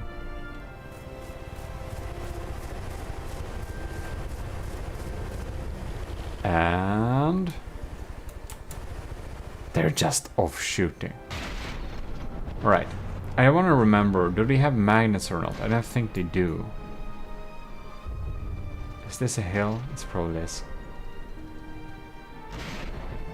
Yeah, well. Are we gonna hit? No.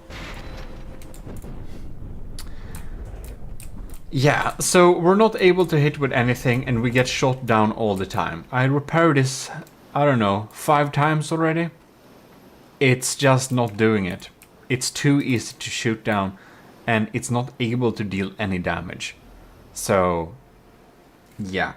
Not too good results on this particular challenge. We're gonna move on to the Cringe's second submission, which, by the way, did get a full score in the latest in the previous sub challenge. So we're gonna see how it deals with some really like slow, stronger designs compared to the super quick one. So, oxen it is on the menu. We have ox menu here with the Bearnaise sauce. Maybe not. That's if you. That's only if you win. It has a laser targeted system, but if we are to differentiate from every other laser targeted system, this one is actually good. It actually is able to lock on most of the angles. Oh no! We're getting hit by those crams here again. We're just circling around there. We won't ever, like... We're just gonna help it out a little bit. The missiles are there, they're spawning in, coming into a swarm. And it's that...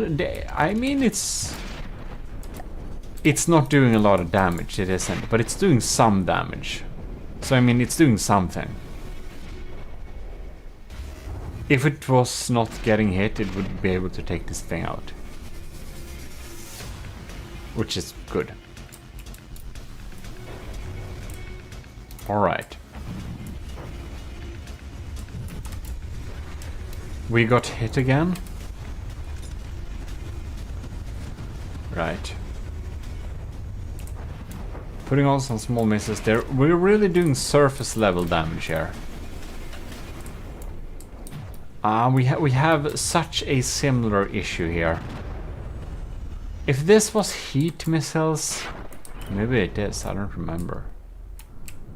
We're just getting killed every time.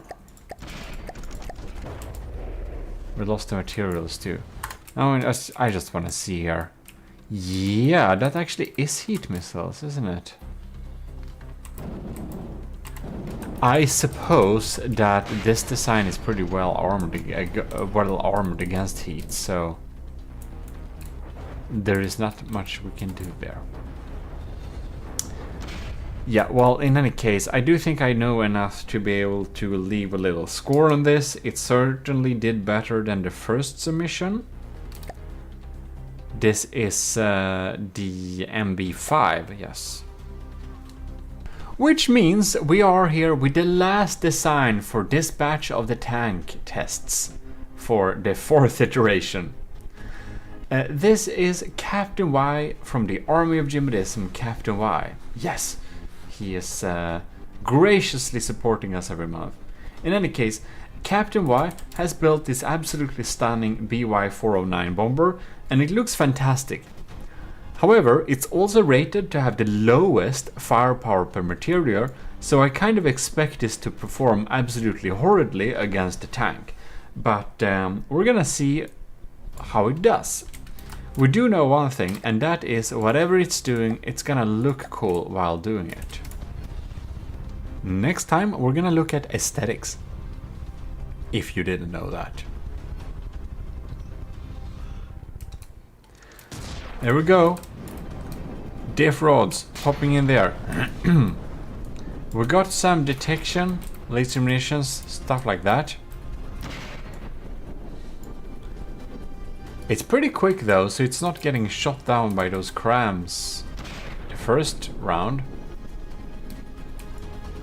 Alright. Ooh, it's getting affected by the shockwave. Bam! It's taking damage. Nope.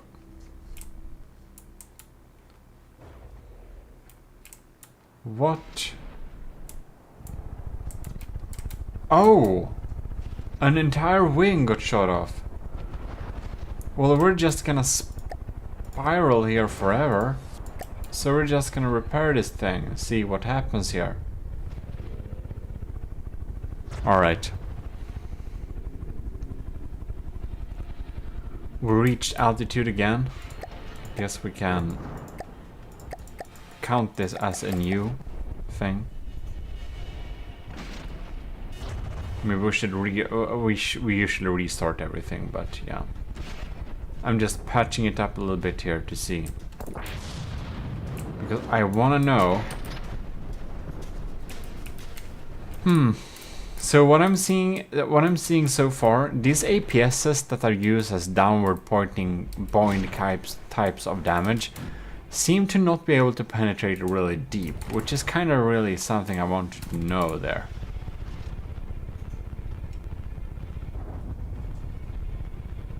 Who knows? Bam.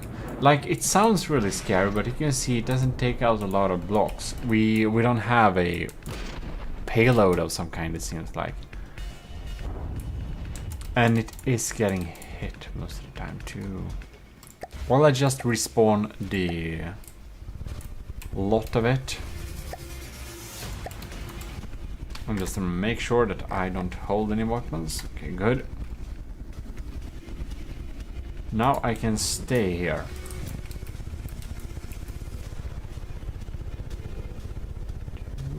Like to, what's here?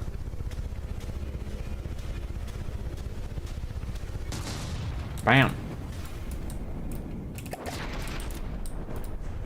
That's some weapon controllers and stuff like that. I don't think it's able to penetrate right through though.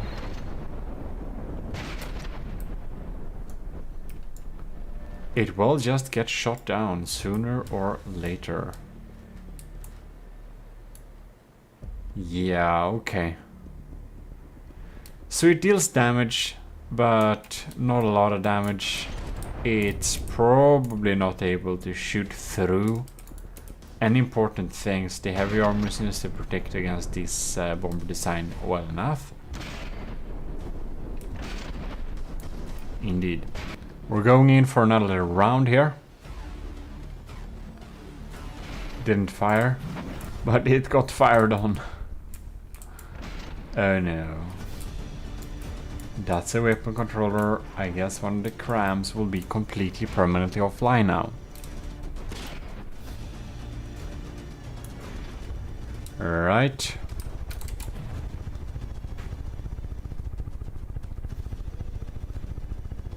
And...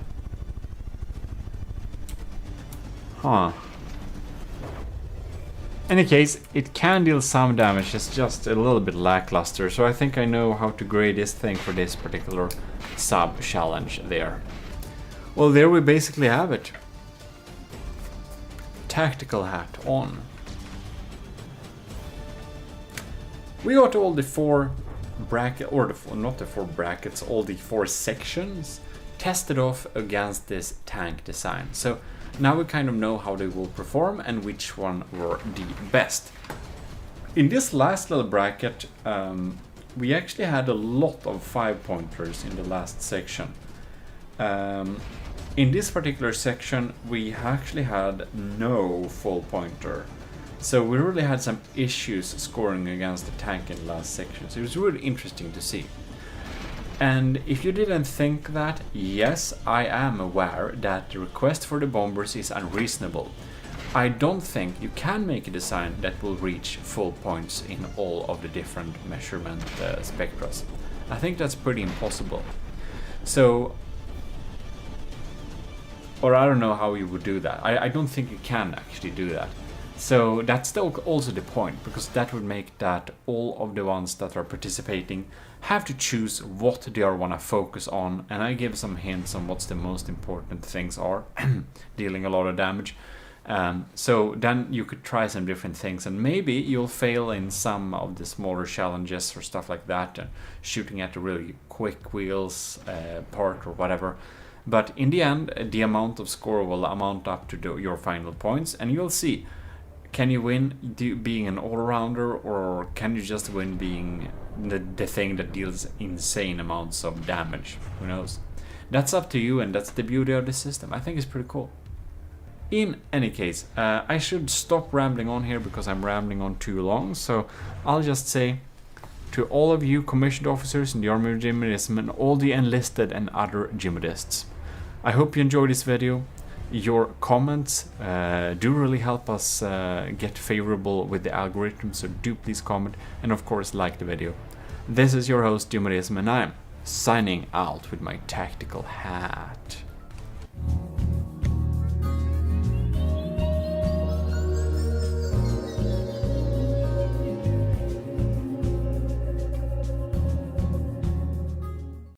We're finally back with the AOG trials, where we will be checking out the bombers against a various mix of foes. So let's get into it.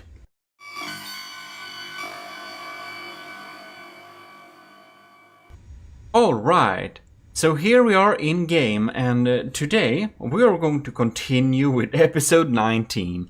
Sorry for the little delay, but that is what it is. And now we are going to basically continue with testing the survivability of each of the designs. We're gonna begin with Adnikria's design, and we're going to test them all against a specific foe. Namely, the horror I had selected previously, and that's what we're gonna go with. Right, so first out is Adnikria's. I'm gonna start a timer here. So I'm having a little timer, and I'm gonna see for how long and how well they survive. The maximum point you can get is 5. This is a scale from 0. I guess it's 0 to... well, basically it's... yeah. You can get minus points on this one too, of course, if it's really, like, bad. But we've been surviving here pretty well for... how long? It's a good amount of time here. 41 seconds. And we're not much damaged at all. The horror costs 77,000, so it is a tad expensive. It has lasers, so it's pretty nice little design here. Can be difficult. Lasers is one of the most competent weapons you can throw against an aircraft. So lasers is the greatest aircraft zapper. And we also, of course, have what is it?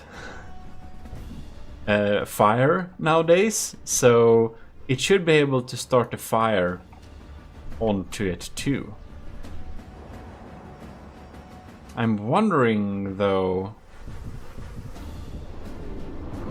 are we launching missiles from this thing at all? Or is it just... well, it's dropping blocks consistently, isn't it? Indeed. Oh, it got decapitated! Oh my god. So here we are.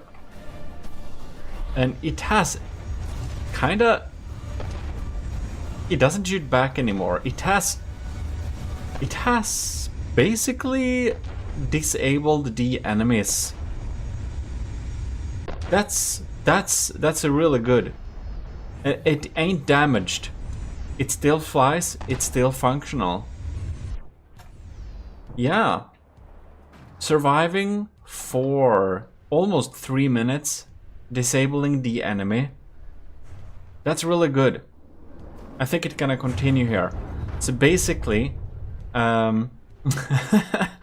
maybe it's a little bit unfair here, but of course, the first ship going up, first plane going up, always kind of sets the benchmark a little bit.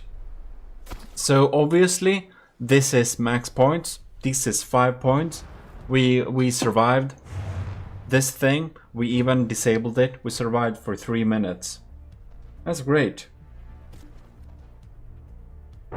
Now it even dies. Fantastic. Next up, we have the absolutely stunning Manta War from Kovacs. So let us indeed spawn in the horror.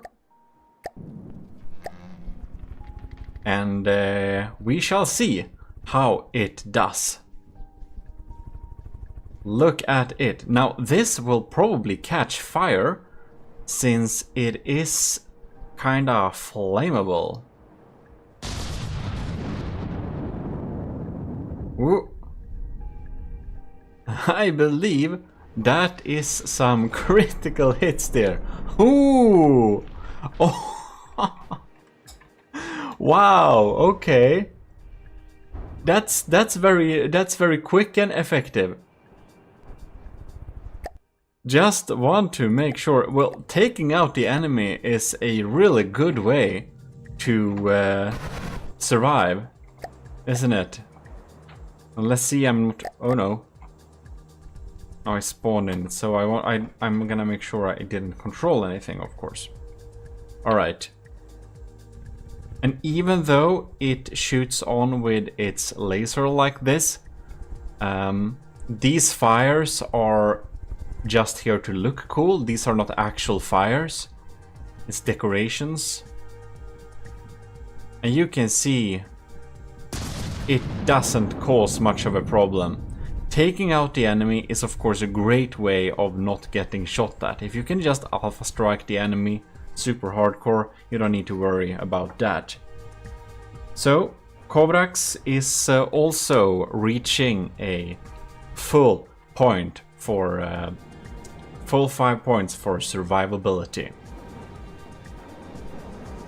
Oh, now it's happening something here.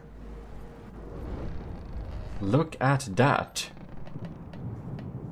I feel we just have to check a little bit quickly here. It kind of died, but it also had 2 enemies. So it was aiming at the old enemy. And this is not testing survivability against several enemies. No, we're just testing survivability against a single horror here. Much more expensive ship, but it can really zap lasers here, so it can be quite dangerous indeed. Look at that, and now it killed it. Ah, look at that. It got EMP popped here. Yeah, so it can get hit by those little missiles here. I just want to make sure that the Adnecreus craft wasn't just lucky the first time around here. Because checking with the Manta War again, we can see that it depends too much on luck there. As you all know, I am coming back to full production here, so I kind of forgot that I tested them several times. I think I tested them 3 times before, but now I tested them only 1, and that's of course not quite right. So we're of course running we're running 2 rounds just to see that it's not a what's it called? That it's not just unlucky like that. Because here we can see that we seem to be performing pretty similarly here. This isn't getting very much touched. Those lasers seems to not hit Adnekria's ship, Storihana. So Adnekrias remains with a 5-pointer, but Kovrak's ship, the Manta War, it depends a little bit on luck if it gets hit by that first missile or not. So I think I want to run a third run on that one to actually get a gauge on if it's a 3 or if it's a 4. Alright, so now we're back here again. It's trying to laser. And how will it perform? Will it hit this volley? Or will it get taken out? Oh no, here comes the EMP missile. And it falls dead. Yeah, so it depends so much on luck for the Manta War if it zaps it in the beginning or not.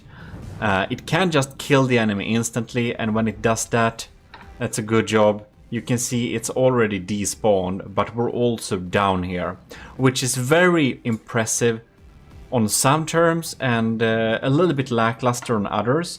So it's gonna end up with a 3 in score. So pretty decent, but it has a serious EMP problem. Next up we have Jonos Isanth 5 from StarMade. So we're gonna spawn the horror here and see how it does.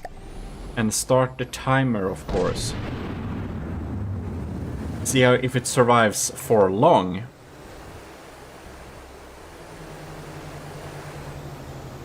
It gets sapped here. It has pretty good health.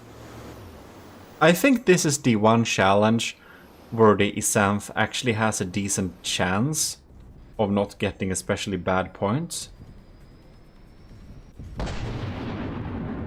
It's not well armed, but it is decently armored. It has some thick alloy and metal there. It's just sitting there, so it's very easy for the horror to use those lasers. Kind of surprises me that those lock-on missiles don't hit very well. Or doesn't shoot very often, rather. Well, this is going a bit slow. Alright, so here we can see it's still sitting here. We're shooting at the Isanth. It ain't dead yet. It has some decent armor, to be honest. So, yeah. It won't shoot back very much. But, yeah. Here we are. It's been 2 minutes now. Well, it still sits here. It has lost a lot of blocks by now, but it is in no way dead or anything. So it can take 3 minutes, but it's starting to really fall apart. So we're gonna do a little rerun here and see how well it fares. Here we have. Horror spawned some 2,000 meters away. We'll see how it does this time.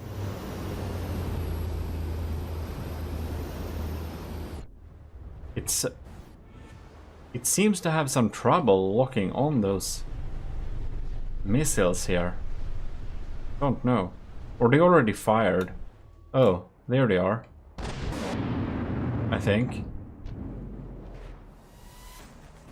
Well, it's just getting hammered standing around here.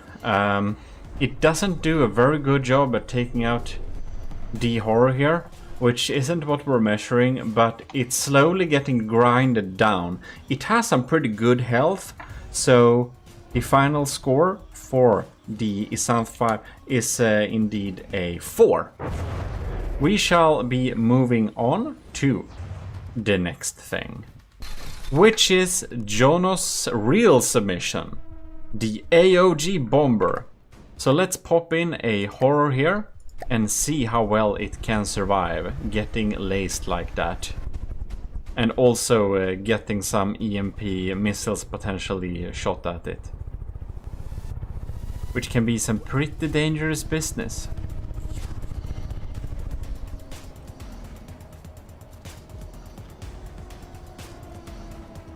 It's diving down. Well, that's a pretty effective way to deal damage. Alright.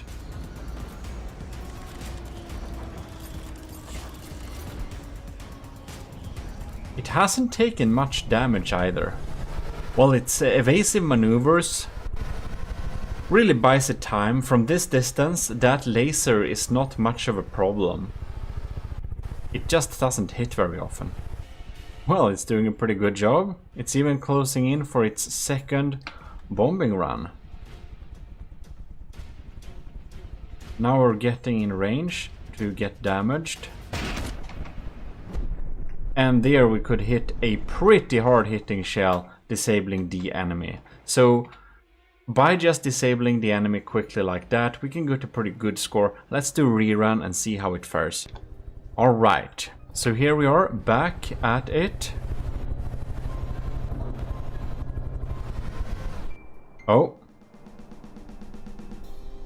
Seems like we lost a main propeller this time. Oh man. Very problematic.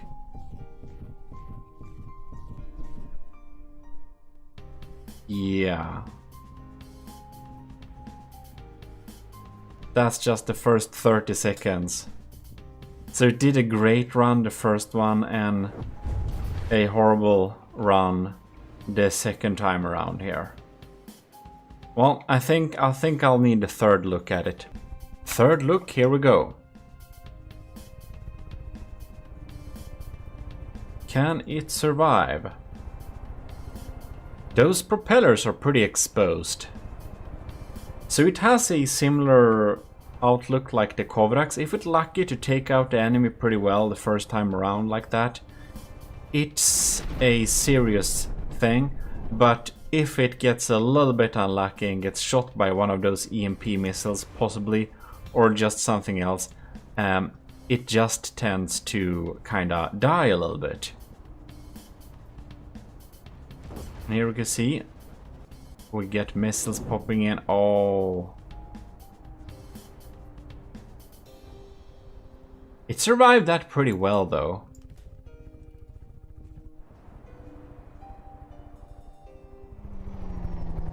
Now it seems they've gotten better at shooting. We're hitting a lot more often, while the damage at this distance isn't too much. We're losing blocks and something horrible can happen. Alright, detection is getting harmed a little bit. Oh, yeah, there we go. There we go. Yeah, so sometimes great results, sometimes not so great result. Only a few minutes. It's like Kovrak's design, barely a 3 here. I think we'll set the 3 on it because we had such impressive results the first time around there.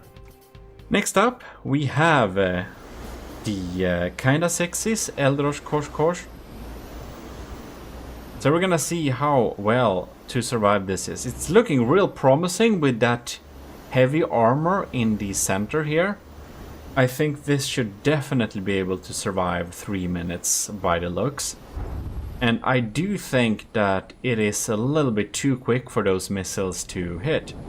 Oh, we have a fire on the right wing. Oh no. The first seconds. Oh no. The wings started to burn. Oh no. That is a bummer. Indeed. We are kinda trying to fly around here, but we are clearly in a seriously damaged state. While we can do some damage to the enemy, yeah, we're just gonna fall down and die here. No, no, no. Not very successful. Let's try that again. Alright. We have the horror in the horizon, trying to snipe our friend, which is trying to go pretty quickly here. And the laser is trying to target it. Not too easy. Oh no. I wonder if we have a fire on the wings again there. Not sure how far away fires are rendered. Missiles are popping down here. Not very well. Didn't cause enough damage, I believe. Those missiles trying to rain down here. Well, it's been a minute now in this battle, so it's looking better, or is it? It seems to have lost control.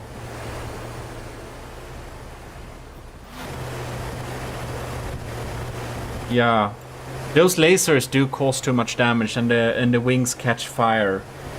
Yeah, it doesn't die instantly, but yeah, it seems to not doing a too good job here. If we'll just repair this thing, you can see it's just instantly starting fires again, doesn't it?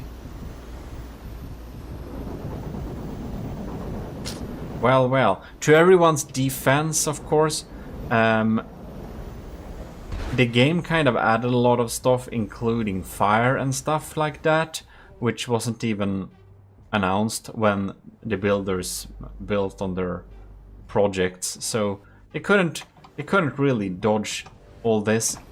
But I think this design has serious flaws against lasers, and it just catches fire. It doesn't seem to have the potential to protect itself by taking out the enemy either. So it's not completely useless, it's not, but it dies a little bit too quickly. So I'm giving this 1 point in score. And we're gonna move on to Light of the Worlds build. Light of the Worlds star drop. Right here. Horror has been spawned 2,000 meters in front of it. Tries to use some decoys here. Using some pack to bomb the enemy there. We're having missiles. They're going for the decoy. Nice dodge. That is definitely going to save the star drop a lot of survivability here. Laser is still able to target it pretty well. And that's why I wanted to test them against the Horror. Because the Horror tests EMP susceptibility. It tests laser defense, since laser is going to be the most normal weapon to use against planes, or most usual. Yeah, so if you're quick, you will be dodged at missiles anyways, and if you have problem with EMP, those EMP will get you, and those laser is the main weapon of the Horror, which is the most competent weapon to use against a bomber. The Light of the World has a pack bomber, and it has been surviving pretty well here the first minute. Not much is happening. Oh, are we gonna crash? No, we're just maneuvering. Very nice indeed. I'm wondering if something happened with the pack or whatever. I just hasn't seen the pack. Did the pack got like updated away or something?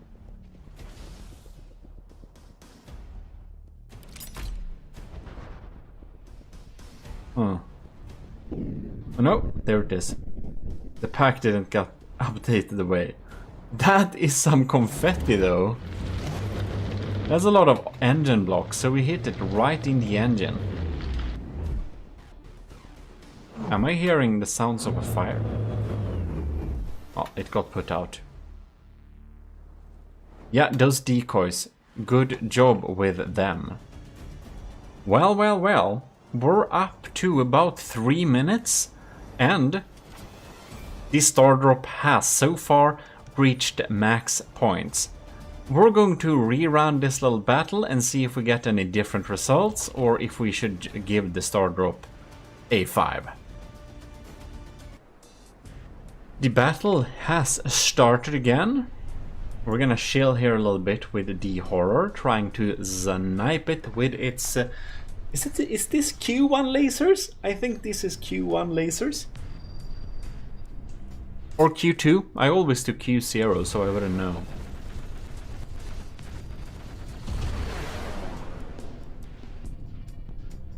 Wow. Ooh. That's some confetti. Is that the proper decapitation? It is. That's a good job. A good job from the starter up there. Headshotting. Headshotting the horror. Yeah. By headshotting the horror, the first thing you do, those missiles ain't gonna hurt you, are they? Until it regenerated. So I do believe that that was a good shot that will ensure. Oh no, I almost panicked. It got hit by EMP there, and it seems to be pretty safe from the EMP. Wow, that's so cool. Well, the star drop is definitely getting 5 out of 5. Pretty good job there. Pretty good job. So we're gonna be moving on to the next challenger.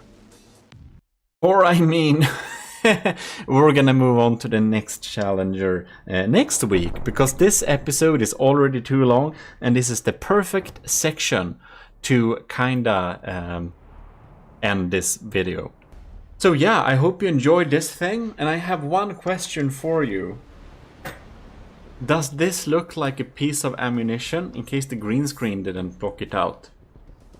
I tried to make a piece of ammunition, I thought it was funny. I don't know if it is. Also the green screen won't cooperate, so we're gonna look at that. But from what you saw, does it look like a piece of ammunition? Answer me in the comments. Yes.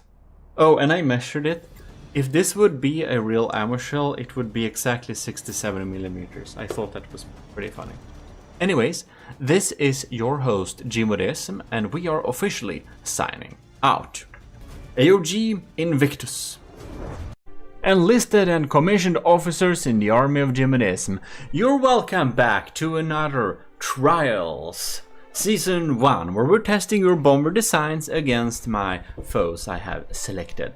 This time we're testing survivability again, it's the part 2, and we're testing every design against the horror, it's called, from Twin Guard. So, before we start getting into that, I will say huge thanks to all the commissioned officers in the army of GMODIST. Admiral Scooberox, you can see them over on the poster there, yes. Commodore Owen, Lieutenant And-Aw, Lieutenant Creevy, Lieutenant Powereg Reed, and Lieutenant Vincent Veritas, and also all the cadets. So thanks a lot for choosing to support this channel every month, it helps a lot. Anyways, let's get into it.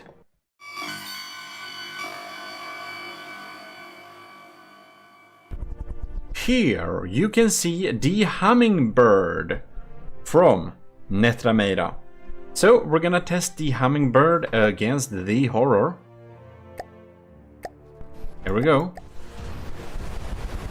Hummingbird launch. And I did a little sad miss here recently.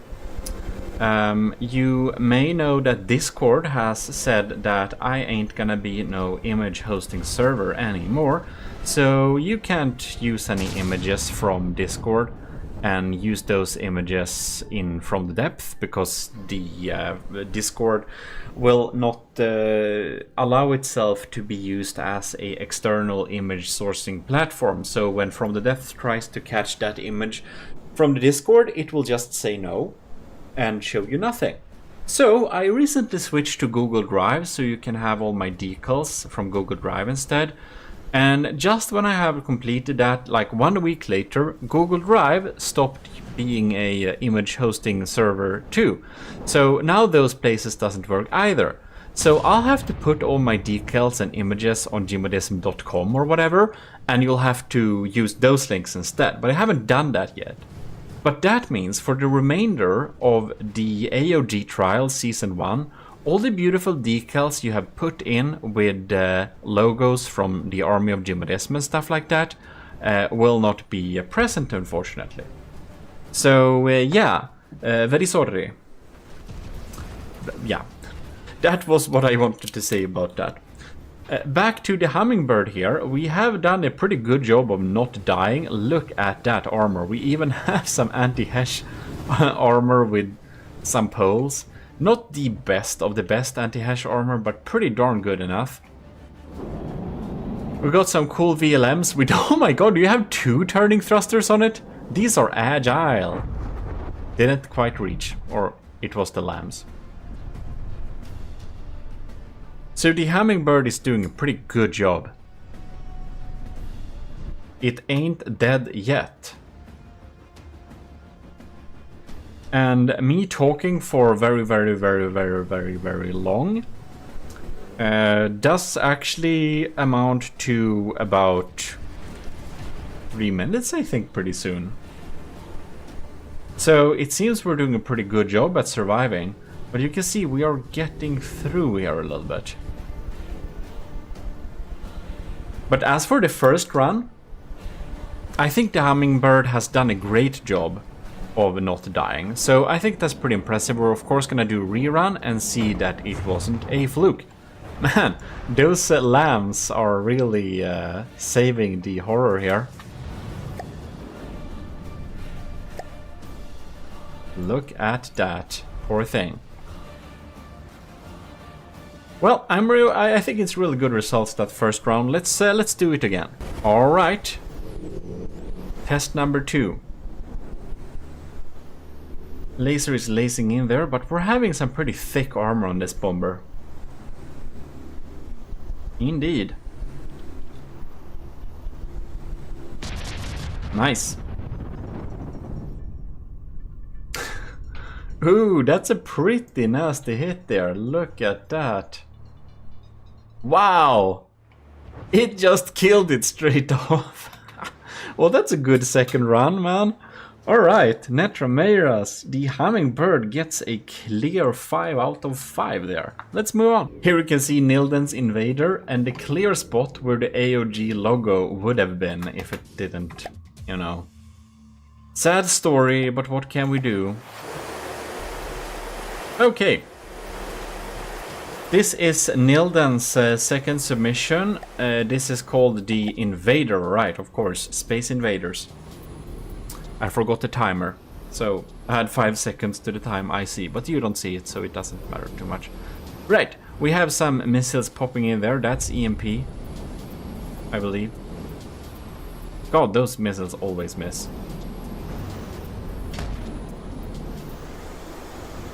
Doing some pack damage there. I wonder if it's a good strategy to just stay above it. It man, it just misses all the time.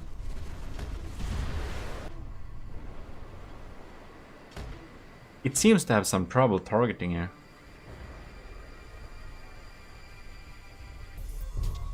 Alright. It seems to be surviving pretty well though. For some reason, these missiles have a real hard time hitting it. Yeah.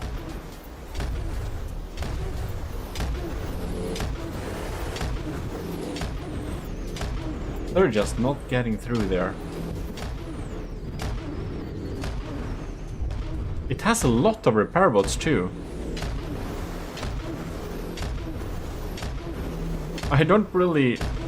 I think there is no limit on repair bots possibly. I don't know. I don't remember.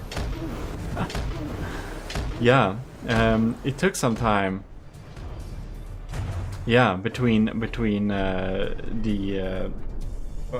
yeah, I just taken this one up, but I went through all the things before and I given that points already, so you know, I think there was no limit. But of course, for bigger battles there is always limit because I don't want it to be, you know, I don't want it to be two slow battles, basically. Oh, look at that! That's some really good survivability. I didn't even notice it has smashed it to pieces. That's definitely 5 out of 5 the first round. Let's do this again then, to just see if it wasn't a fluke or something like that. Right. Invader is invading in here.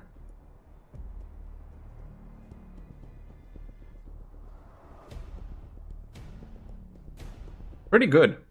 They're really digging through here. Oh, and here we got some EMP. I think we have some good... it's like 2 meters, it's like 2 layers of alloy here. That's why it has so good survivability, and it regenerates itself. So yeah, I do think the Invader is a really good... It can really survive that light laser damage and stuff like that. And ooh, we're just hovering above it like this, so it can't quite aim at it. Isn't that quite fantastic? It has a real hard time aiming exactly at it. That is pretty cool.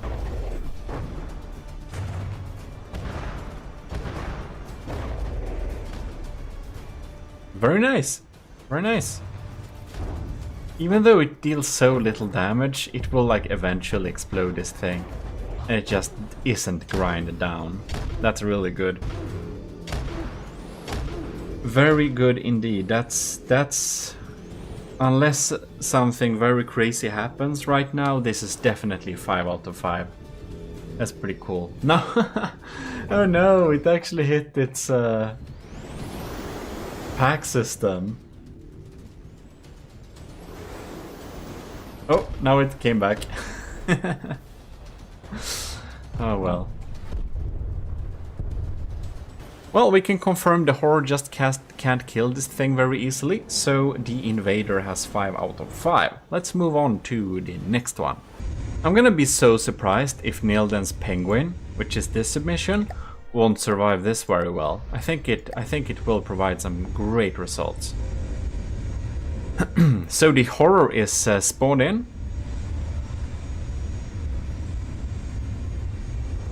Unless it manages to start a fire on it, of course. Ooh. Bombs have been dropped. Those missiles just ain't quick enough, are they?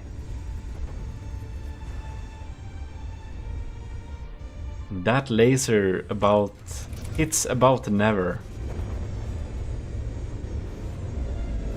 Yes, indeed. I believe the Penguin is gonna do a pretty good job.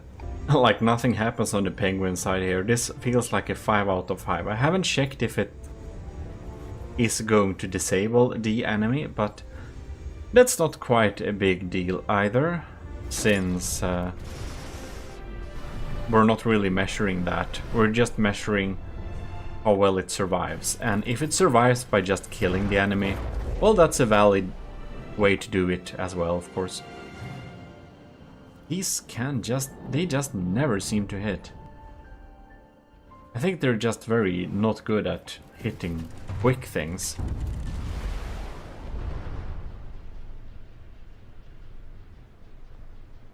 Well, we of course need to have a rerun just to make sure the Horror doesn't get some lucky hit with some EMP missiles or whatever.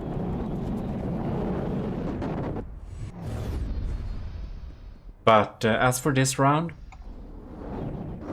we have survived now for about 3 minutes and it doesn't even seem to be scratched. Here we go. New round.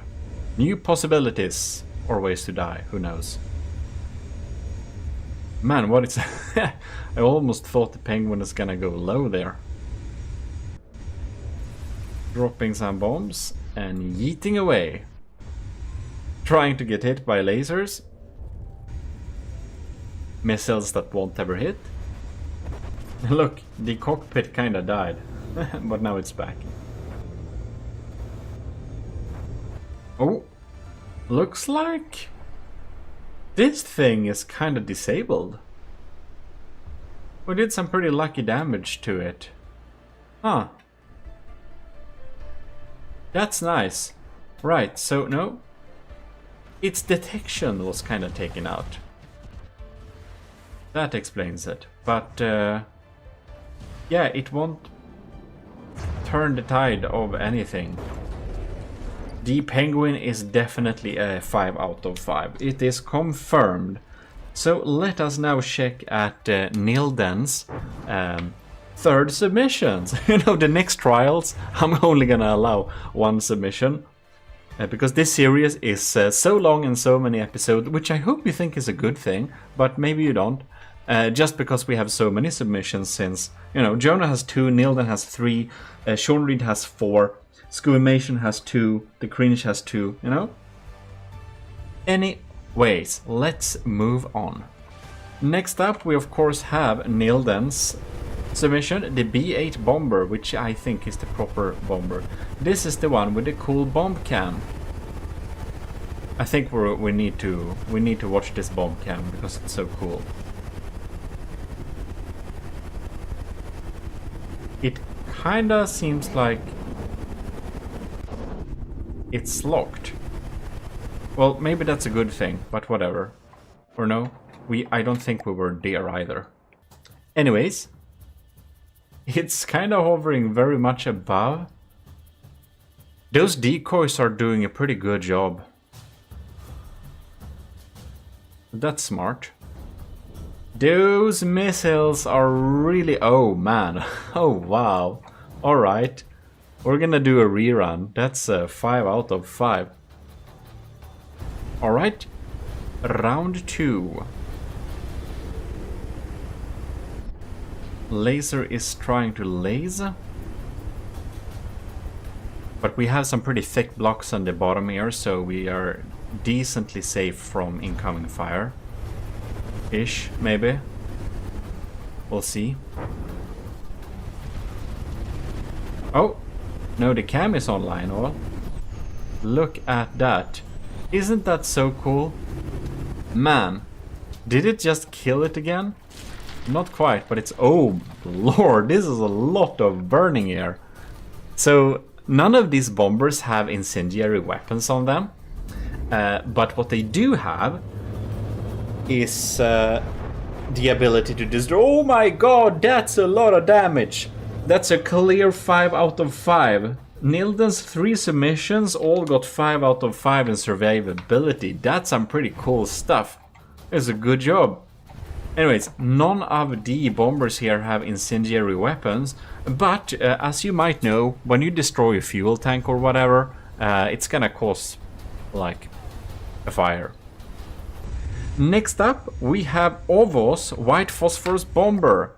So let's pop in a horror here and see what's happening.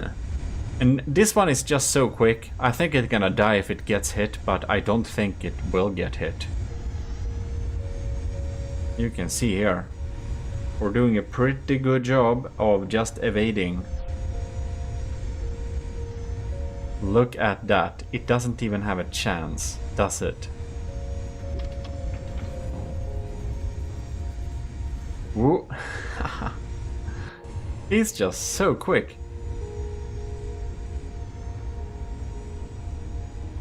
If it gets hit, however, I think this can end quickly. So it's really up to the agility and quickness of the White Phosphorus Bomber here, what score it's gonna get.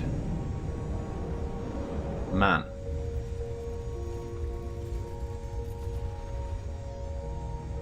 Yeah, it seems... Oh! We fired, okay.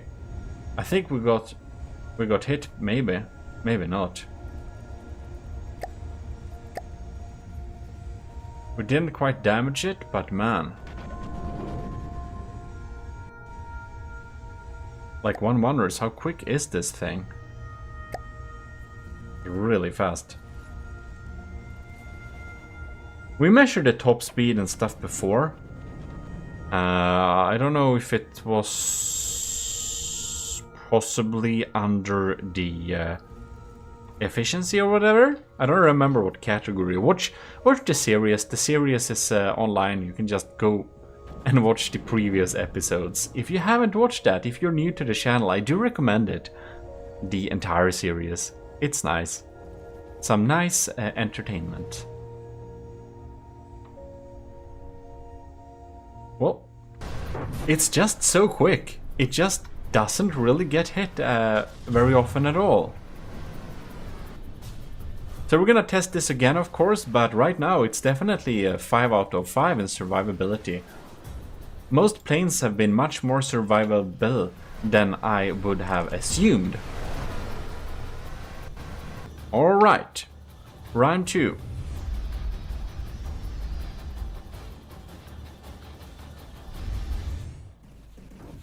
There we go. We're trying to use those lasers, those missiles, not hitting them. Look at that.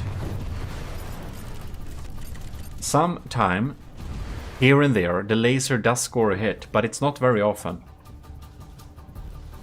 And it's not often enough, that's for sure. It just doesn't know where to target. It's just too quick, man. Those lasers hit here and there, but man, this is a great design to evade. I was worried that like it would get hit by a laser one time and it would just insta-die, but that hasn't happened. It just gets hit so extremely rare that, I don't know, it like lost a block, I don't know, 2 maybe. Pretty cool. It doesn't cause the most damage to the horror though, but we're not even measuring that. We are measuring its survivability. And while it might not be the one that takes out the horror the quickest, man, it does indeed just stay alive and stay alive and stay alive. Staying alive, it does really well. And now we have reached a time limit where we can safely say that it's definitely a 5 out of 5 here. Right, so last for this little video we have Pizza Summoner's AS Sardalk. This beautiful little cram bomber. The horror is spawned and we're trying to evade it. Right, we're popping in here. We're staying pretty far away though.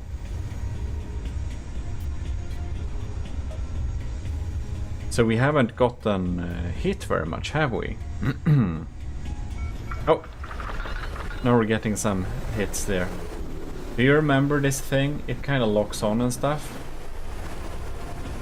But we didn't shoot there. Oh, what?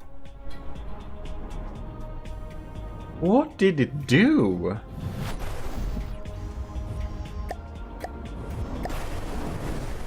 What happened here? Well, let's stay inside this cockpit for 1 second, just to see if we can do a proper lock on this time. So it seems the timing went off completely wrong there. All right, target locked. There we go. It did its firing round there. Very nice. That's the art we like to see from it. Alright, here we are. I kind of lost them. It was so far away. Alright, so the timer is running.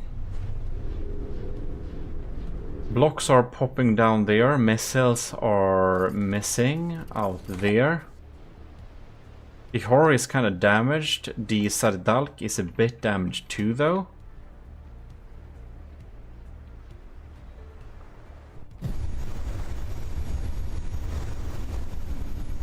And I am not controlling anything. Good.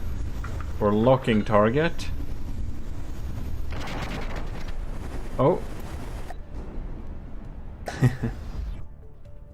I just love that locking on sequence. It's so cool. Alright. It is down to 94%. So it's losing some blocks here and there. Not the biggest deal, but we'll see. We're not up to 3 minutes yet. Right, it's coming down for a dive.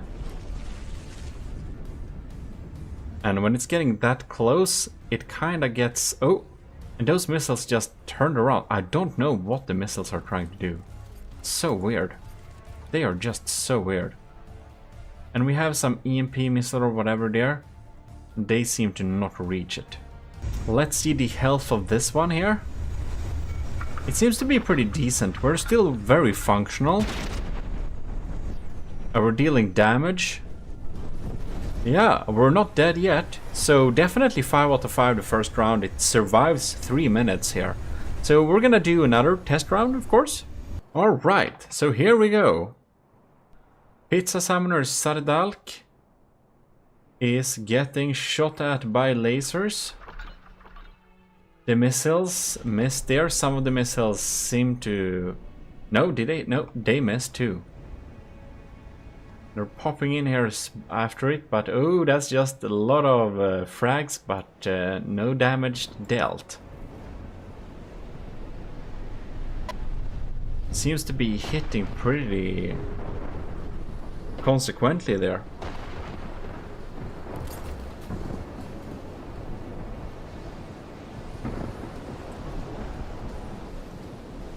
And we can see here it's gonna go in for a new dive. That looks scary. And oh, those missiles looked like they were going to hit, but that was a lucky one then. And oh, the EMP missiles pops in after it, and no, maybe it wasn't that missile, but it was quick, so quick they couldn't catch him. All right. It seems to be surviving pretty well this time around as well. So it actually looks like everyone on this little test, everyone during this rundown of the survivability actually gets 5 points here, because we are closing in on 3 minutes for the second round here, and Pizza Summoner is completely functional and survived and hasn't gotten any hit or problem with that EMP or laser either. So that's great. Very nice. Well, well, well. Very nice indeed. So 5 out of 5 for all the contestants in the well, second section. We're gonna be back next week with the third section. So huge thanks once again to the commissioned officers in the Army of GMODISM who are supporting us every month at Patreon. If you want to join the Army of GMODISM, you can do so too by joining the commissioned officers there, or you can just join the Army of GMODISM on Discord for free, without benefits of course, but if you want to be in Army of GMODISM and participate in our little challenges and stuff like that, you need to join the Army of GMODISM. Instructions on that, I have a video of that, short video too, and it's on Patreon too. If you want to see the instructions to just use self-assignment rules 3rd class, that's it. And then you get the green nice Discord name, isn't that cool? In military green, of course. In any case, this is your host GMODISM, and well, Lord High Admiral Eric it is, and I'm signing out. Well, hello, this is Sneaky GMODISM, and we need to get back into the trials before our enemies detect us, because we need to be very quick with deciding which bombers we need, because we need to be able to bomb the enemies, doesn't we?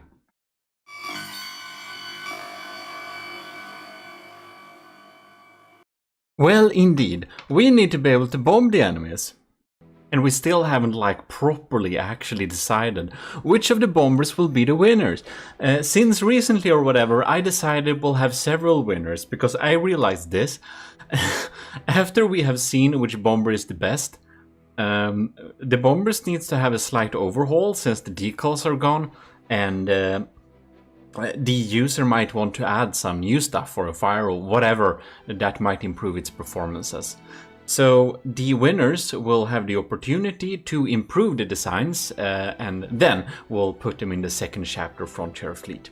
Anyways, This is the third round, basically the third section of this challenge. So we're gonna jump in here and, as the previous episode, test the bombers against the Twin Guards Horror. Next out, or first out rather, is Russia's bomber here, AOG bomber from Russia. Butterfly Wasp it's called, against the Horror as usual. So we're gonna see how it fares against those lasers and those ENP things. Ooh, I do not think we are very strong against lasers here. We have already started a small fire in the ship. Who knows? We'll see what will happen. And those missed. Alright. We shall see indeed what's happening here, but we are getting some damage dealt from these lasers indeed.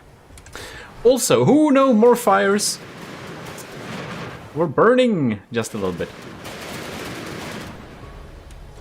Alright, we got some damage on the side there. Those missiles are a little bit sad here on the right side. Okay.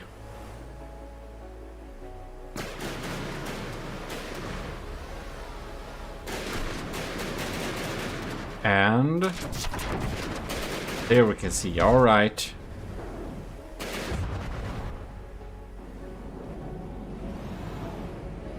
Missiles popping in here, are they gonna hit? I'm not sure they will.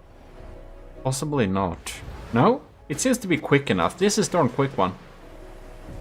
Also, one thing I do want to say is huge thanks to all the commissioned officers in the army of GMODIST, namely Admiral Skubarox, Commodore Owen, our lieutenants Antor, Cravey, Parbagurid and Vincent Veritas. You're supporting us every month and it helps a lot. What won't help is more lasers to this thing, because we kinda died. Alright, it did not survive 3 minutes, that is for sure. We're gonna do a rerun for this battle, or this thing, and we're gonna see what's up. Whoops. Forgetting the VSAD. And this looks not completely disabled, so yeah, it didn't seem like it almost killed it either. Alright. Here we are at the Horror. Loading those shots. Anyways. Supporting me every month on Patreon. Huge thanks for that to all the commissioned officer. It really helps a lot. And if you want to support the channel but you don't like Patreon or whatever, you can join the ministry on GMODIST on Fourth Wall. We also have just YouTube memberships, which is the ECCLESIARCHY of GMODIST. You can just below, beside the subscription button if you want to support the channel that way. And if you do support the channel that way, you will get early access to videos. Basically, you can see them whenever I upload them, instead for when I schedule them. Sometimes that means you have access to a lot of videos before anyone else, and sometimes that means you basically see them the same schedule as anyone else. It depends how many I had time to schedule and make beforehand. For some reason, the Wasp's missiles don't seem to target the Aaron. Well, that's unfortunate, because then it can't disable the Horror, and that means it can't, well, survive longer by disabling the enemy's weapons and whatnot. And oh no, we're just spiraling out of control there, and we're falling down, and it hasn't even been a minute. Well, we are not surviving this thing very well at all. That is unfortunate. Well, the Butterfly Wasp's survivability against the tested EMP missile and laser combo is not very successful here. Yeah. It did survive like 1 minute, not completely useless, so it will still get 1 point, but that's about it. We're gonna move on to Sean Reed's first submission instead. Since I allowed multiple submissions, Sean Reed is going to have probably time-wise most of this video, since he has 4 submissions. Whoops. There we go. Alright.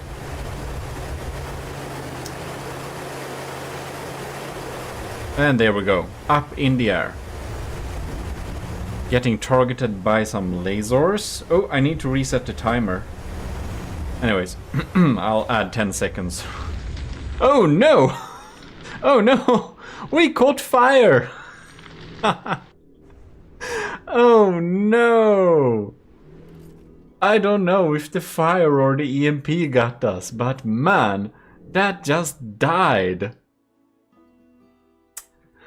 Well, I think we'll need to try that again. Alright, Daggery, let's go. Horror spawn. Alright. Okay, let's tune in here. What's happening up here? Oh! Oh no, it caught fire! Oh, the rubber is so flammable! Oh no! Did we get hit by some EMP thing? It just dies, man! Oh no, Rel, it dies. No. It just it just dies. It just dies.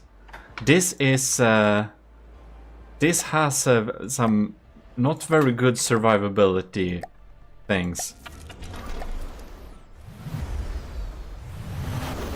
Okay. We'll just see that one time more. So it gets like zapped with a laser, right? And then it starts to burn.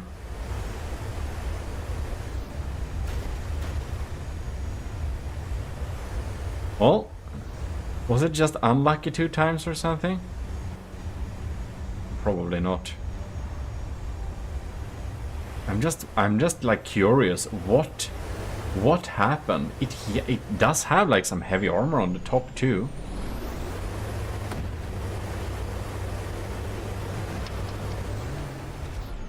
Oh, and now it drops bombs too.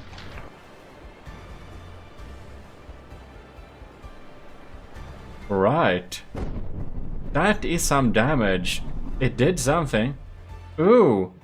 The fire has been turned against the enemy instead. I do think it has some detection issues now. Or it's... oh no, it's actually completely hollowed out. Alright, so the dagger is mostly completely useless.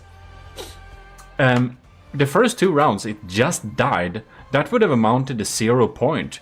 But this little last, I just tested it like just 1 time more. Just to see what even happened. Maybe it was just unlucky the first 2 times. I'm not sure, but in the end it's gonna get a 2 in score. Because, you know, that went pretty well that last time. So it's hard to say. Maybe almost a 1. I was maybe thinking 2.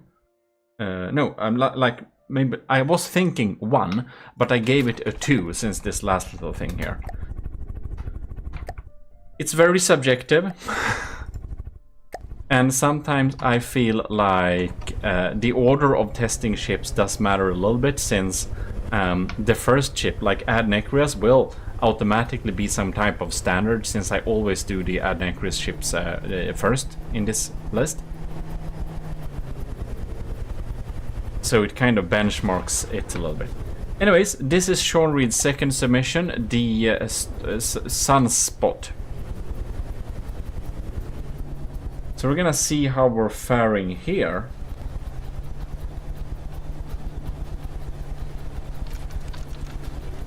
Alright. It doesn't get hit by the lasers much, does it? I don't know why. We are getting hit by some other stuff, however.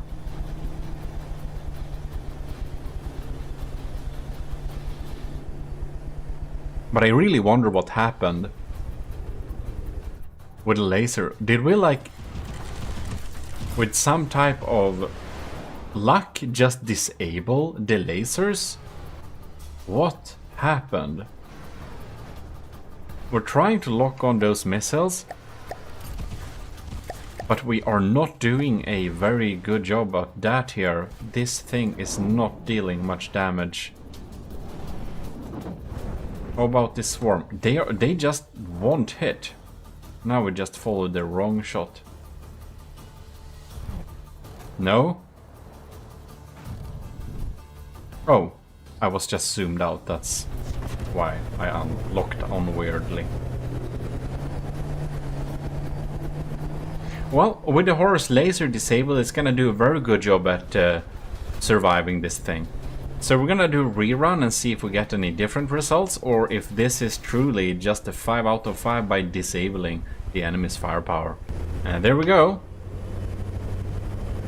Same thing again. Now this thing seems to have some resiliency against those lasers, but those lasers are now seriously aiming for some important things. Oh. Man, it looks like it disabled the lasers just like that once more. No, they're still alive. I almost thought it's an expert laser disabler. Those applique panel seems to be do a pretty decent job at keeping this thing alive.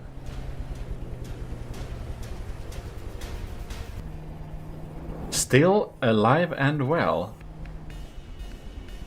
Yeah, dose applique is a great addition to survive on this thing. And another attack round. Well, we got some missiles after us here, but oh, we are doing some good evasive maneuvers. It just can't keep locked on to the sunspot at all. While it doesn't usually seem to be able to take out the horror very easily to just not die, it does have some great survivability. And after several minutes, it's not much damaged, like at all. So that is that's some pretty good results. Yeah, I do think this is a 5 out of 5 in survivability, actually. Very nice, very nice. We're gonna move on to Sean Reed's next submission instead, the third one, since there are 4. Here we have Sean Reed's Jinn. Definitely a flying sorcerer type design. We're gonna see how flame resistant this thing, since it's already burning, I'm not... I don't think it will survive very well. But it is going to go very high, so it has that strategy. So perhaps it will be enough to not die. Who knows though? Because it has some wooden parts. I don't know if that means they will burn. We're just sitting here forever and that laser just doesn't hit. And I haven't seen any missiles popping up here either. I think it's just 2. It just has too high altitude. And it's getting slowly bombarded from there. So being at this distance does indeed put us at a very good survivability, it seems. Well, we're gonna do this round once again and see if we got some other results. But from this first one, we can definitely say 5 out of 5. And as a bonus, it killed the enemy. Alright, second time around. We're gonna see if this laser manages to set something on fire before we get out of reach. But it's going pretty quickly, just straight upwards. I wonder if things stop burn when you go high enough, like there isn't any oxygen too high up, so I don't know if that's a thing in From the Depth, but it could be. And no, it didn't destroy anything in the beginning here. And now I think we are going to be back where we were last time, just hovering above it, those lasers dealing too little damage, hitting too rarely to even count. So I think it's pretty safe to say actually that this is indeed a 5 out of 5. I don't think we need any further testing than that, because we just know that those missiles won't reach it, and those lasers will have a very hard time hitting anything, really. Indeed. So, that means we can move on to Sean Reed's last-ish submission. Oh, it looked like it died too. Which, if you are very tuned in to this little series, is the aspirant helicopter. I'm gonna spawn that on the side, since I did that for all the other ones, basically. The timer is going, and the aspirant helicopter is bobbing up and down here. Dropping some missiles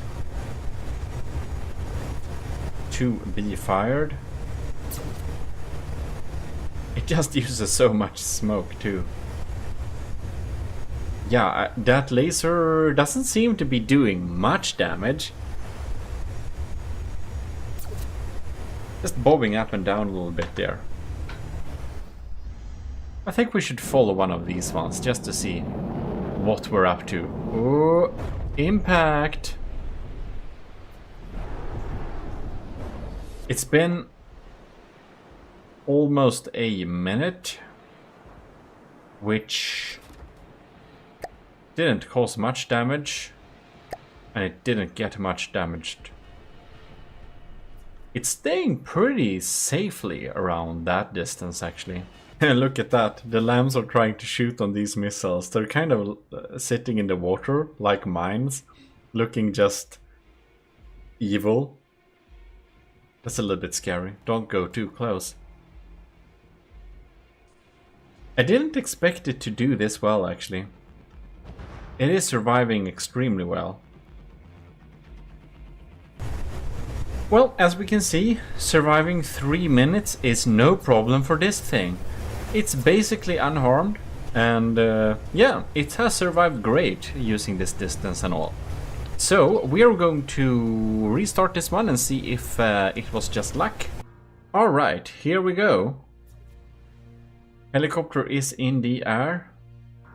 The horror is zapping it, but not doing much.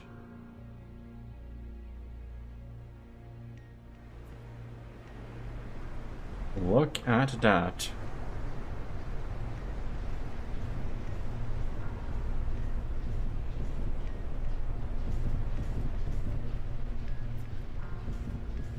No. I think we're going to get the same results, but we're gonna chill here for a bit, of course. So far, so good. Ah. And it's just ominously sailing down against the enemy. Is this not gonna activate? No? I wonder what happened with that bomb.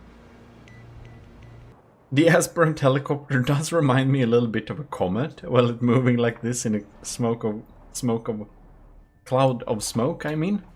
Anyways, we are surviving 3 minutes, no problem at all. This is a 5 out of 5 as well, which means we're going to check out Shotgun's design instead and see how it survives. Here we have Shotgun's dart, which does look a lot like a twin guard design. More so than a AOG design due to the emphasis on yellow and white instead of gold, black, white and brown. Well, we're targeting it pretty nicely there. We're getting bombarded by these lasers, but it seems not to have caused too much damage. Now, we got hit by some EMP. Oh! Did that cause some disruption? Not sure. We maneuvered a little bit weirdly there. Oh no! Oh, it got down in the water. What happened there? Oh no! It seems that the EMP possibly disabled something. Is it no? It's hard to say. Or do we just have some severe maneuverability problems affecting our survivability score? Will it get up or will it stay here? It looks like it will stay here. It doesn't have a chance. The dart is disabled almost instantly, and now it's even burning a little bit. Well, this thing is pretty dead. I don't believe it's gonna recover from it. Or will it? Tensions are rising, but seriously, I don't see how this, like, can... I wasn't close, right? But I was worried I was repairing this thing. Well. No, I'm at the bottom of the sea, so it's okay. Let's do it all over. The horror is a lazen. Dart is spawned. Or machine gunning and shooting stuff. The laser is definitely trying to laser. Oh no. We got EMP'd. Something died. I think the front cannon may have died. I'm not sure. Seems it took out some local weapon controller, possibly. Oh no! I wonder if it takes out a detection or something. Something seems to be janked while we get hit by that EMP missile. I'm not sure exactly why or what, but it doesn't take a long time for it. Like, if we repair this thing...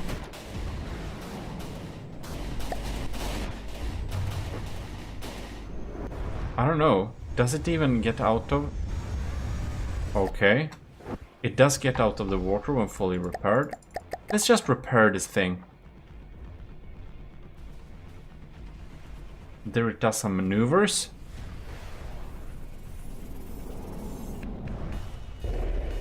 And missiles are... Oh, they missed, kinda.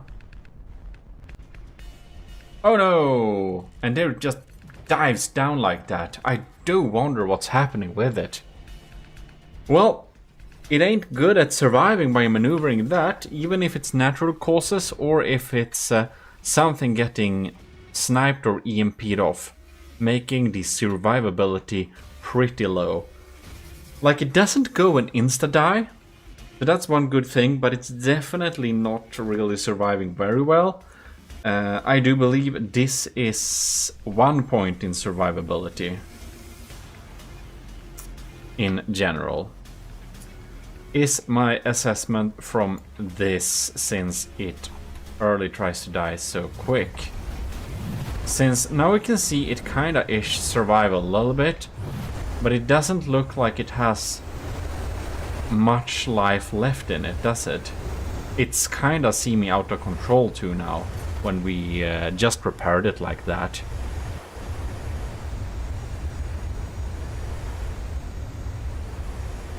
I'll just look at it a tiny little bit here and see what it... Oh no, it's kinda very wasted. It's kinda very wasted.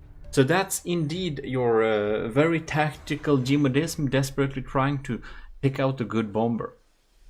Do you have a super cool suggestion for what the next season of AOG trials will be?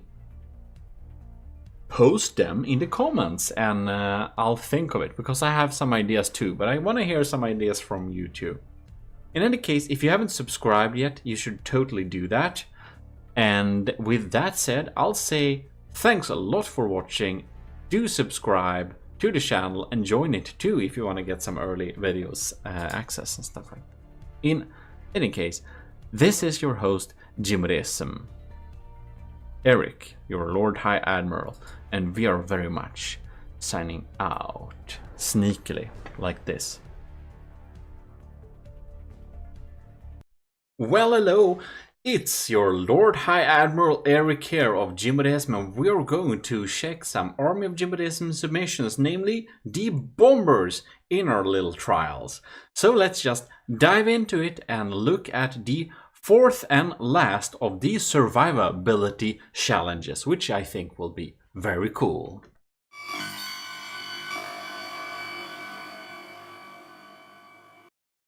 Alright, so here we are. And we are going to continue with the Scuvimations Army of GMODISM B1 3-wall. So the first two submissions will be Scuvimations. So that's gonna be pretty cool. Just gonna make sure that I didn't spawn in the share. Good. Then we can start in with spawning in the Horror, which is the ship we're testing it against. It's technically a ship, but it's a mecha thing. So, very nice. The laser is lasing there. We are having a pretty fat and slow design here. So we're gonna get hit by probably anything the Horror throws at us, but we're pretty thick and strong as well. So I don't really think we will be having too much trouble with these lasers. The only thing that could cause some issues if we have some EMP susceptibility, and those EMP missiles will kind of mess it up for us. Who knows? In any case, I want to say, oh, bam, that's a good hit. But we're looking at the survivability, of course. I just want to say huge thanks to the commissioned officers in the Army of GMODISM who are supporting the channel every month. Admiral Scubarox, Commodore Owen, and our lieutenants Anto, Cravey, Parvag Reed, and Vincent Veritas. Also, big thanks to our cadets. If you're a cadet, you can have a lot of benefits too for $1 a month. So we have a bunch of cadets. I think like 5. So that's super cool. In any case, you can also join the Army of GMODISM by self-assigning Matros 3rd class if you want to be a regular enlisted in the Army of GMODISM. Very nice. So we are surviving this laser pretty good so far. I do think we are going to reach the 3-minute mark without much damage for the 3-wall actually, but we'll see, we'll see. Results have surprised me before as well. One thing that you also should be very aware of is that you can join the channel down below. If you want to join the channel, you get early access to the videos when I release them, which is pretty nice too. Yes, let's see here. Okay, I almost thought we got EMP dead or whatever, but it seems that the firepower of the 3-wall just takes out the Horror so fast we kinda don't have to worry to get shot much at all. You know what we're gonna do? We're going to do this all over again, just to check if it was just lucky or if this is the standard performance the 3-wall will deliver against the Horror. Yeah, we just have so thick armor here, so I think Scuvimation's done a pretty good job. And I will be surprised if this doesn't end up with a 5 out of 5 in survivability. Now we got some misses there, we got EMP. And we seem to be pretty protected enough against EMP here. That's some good work there. And it seems we're able to take this thing out. Look, it's burning! The fuel engine and the fuel storages has been fried very much fried.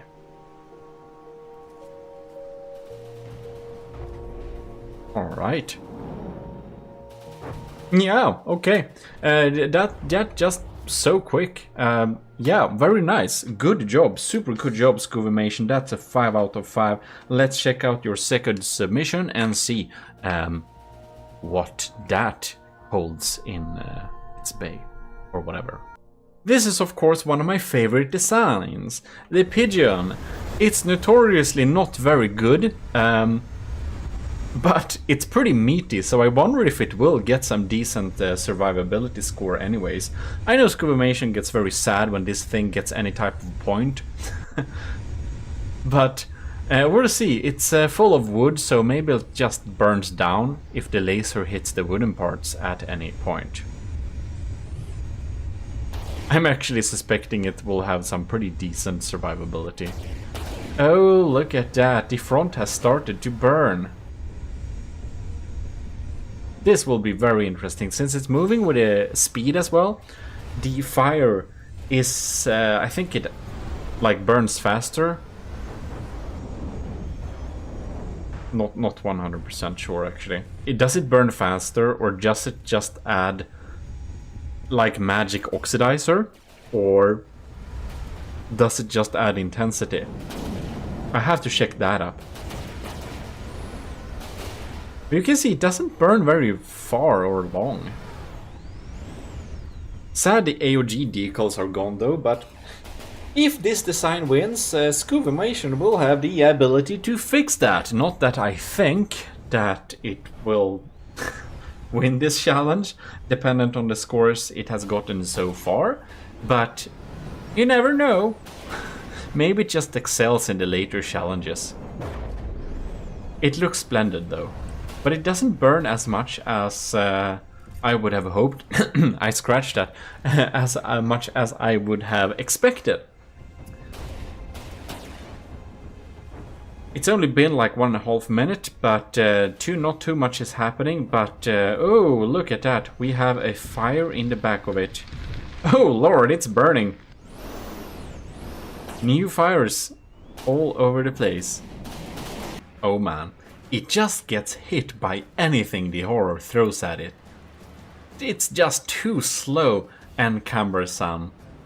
It's dead. It hasn't even been 3 minutes. It took some time for it to die, so it's not 0, but we're gonna relaunch this battle and see if we have any different results.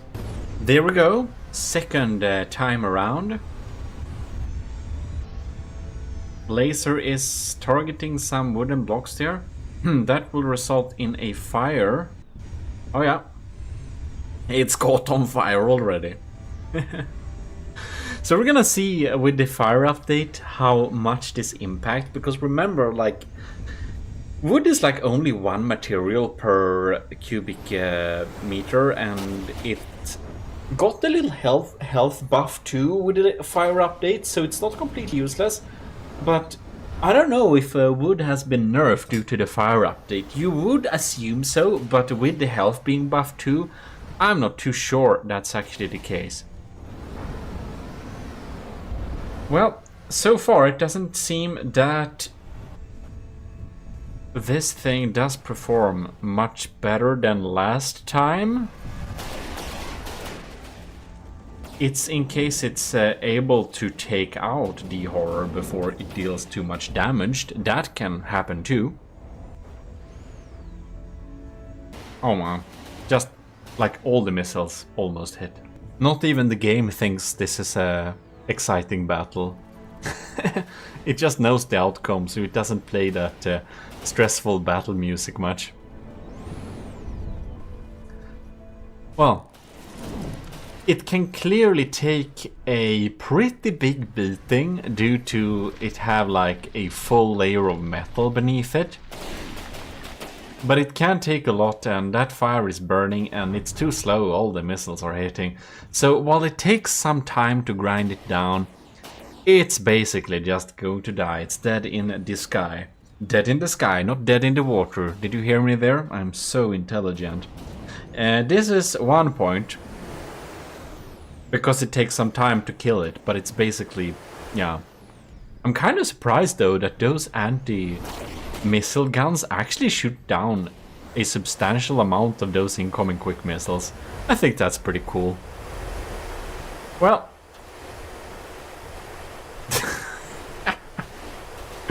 are we trying to ram him? No! Well, that would have been a fun thing.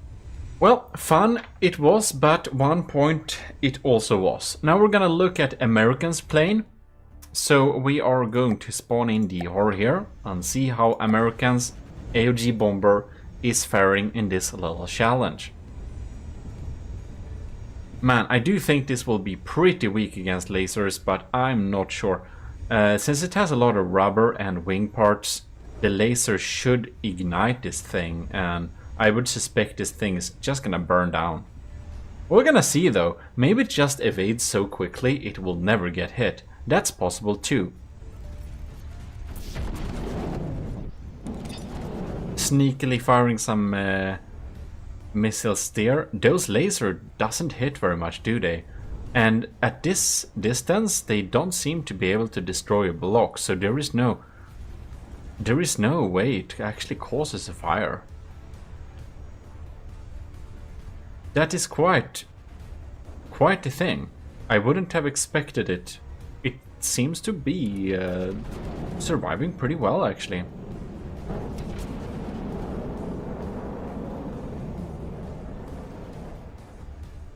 All right.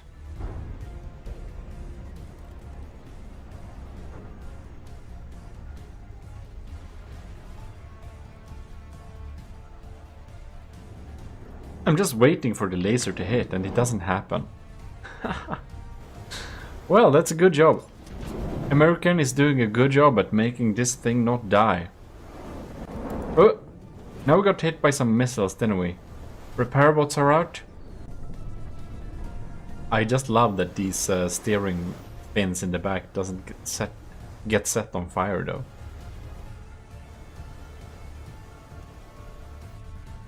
Oh, are the diff guns finally gonna get its... No. It is dealing some damage though. Look at that.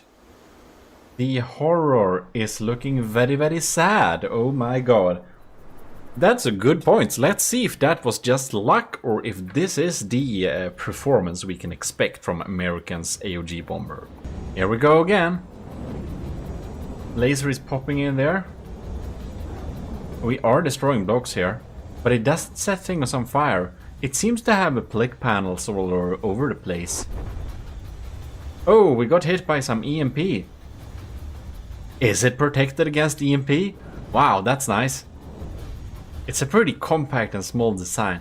Getting hit by an EMP missile for a compact, light, fast design is usually the end of the story. And then we can talk about dead in the water and not dead in the sky. It's not funny, GMODism. Your humor is lame. Anyways, the diff guns seem to have some troubles actually firing this time around. I wonder if the EMP possibly damaged the local weapon controller controlling the diff guns. That's possible too. Now we get some missiles popping in there, but they turn somewhere else. But I am a little bit surprised that we haven't seen... Oh! We haven't seen a fire on it yet. But now we can see a fire has been started here in the rubber, which is very flammable, but it actually put out itself. So that is kind of surprising, actually.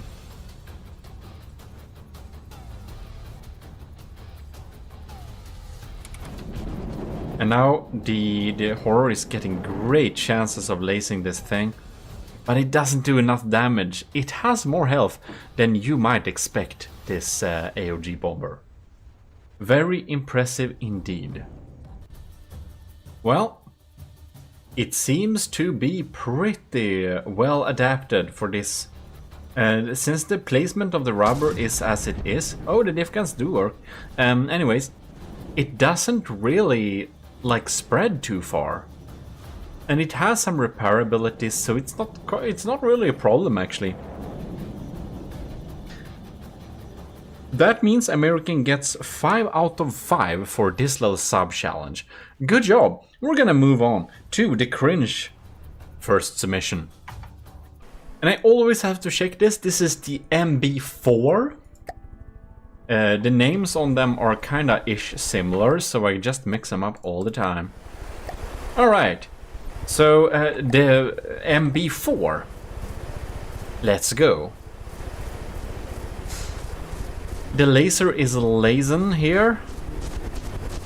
Our little gun is gunning, and we have some wooden parts. No, we don't have some wooden parts. This is just metal. The bombing little bay is opening up, and the bombs are falling down like that, which the LAM system is trying to deal with. All right. The missiles? Oh, we are getting pretty hit by the missiles there, are we not? But so far it seems it does a decent job at staying alive, actually. This bombing bay is probably a good addition. since a lot of the other designs had its missile units destroyed.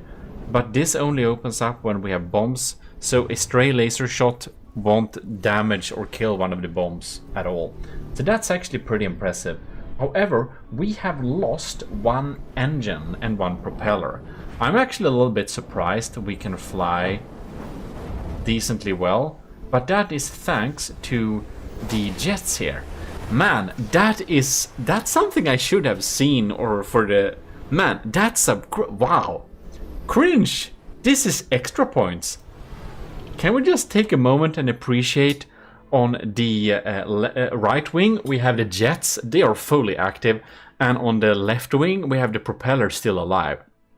This means that it can provide like even thrust even if one of the propellers has been taken.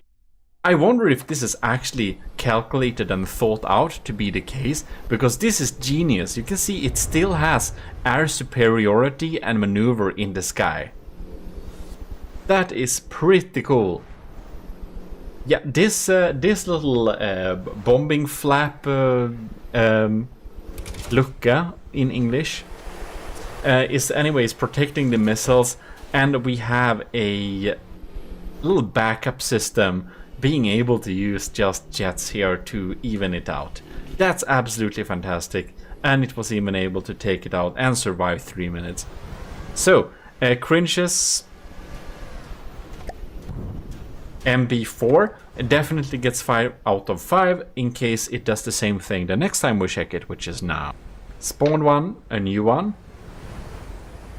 Let's see what we're doing this time around.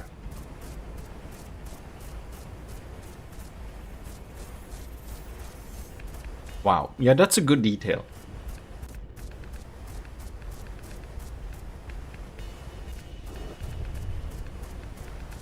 Got hit by some EMP, but seems we are decently safe against EMP. So that's nice. Alright.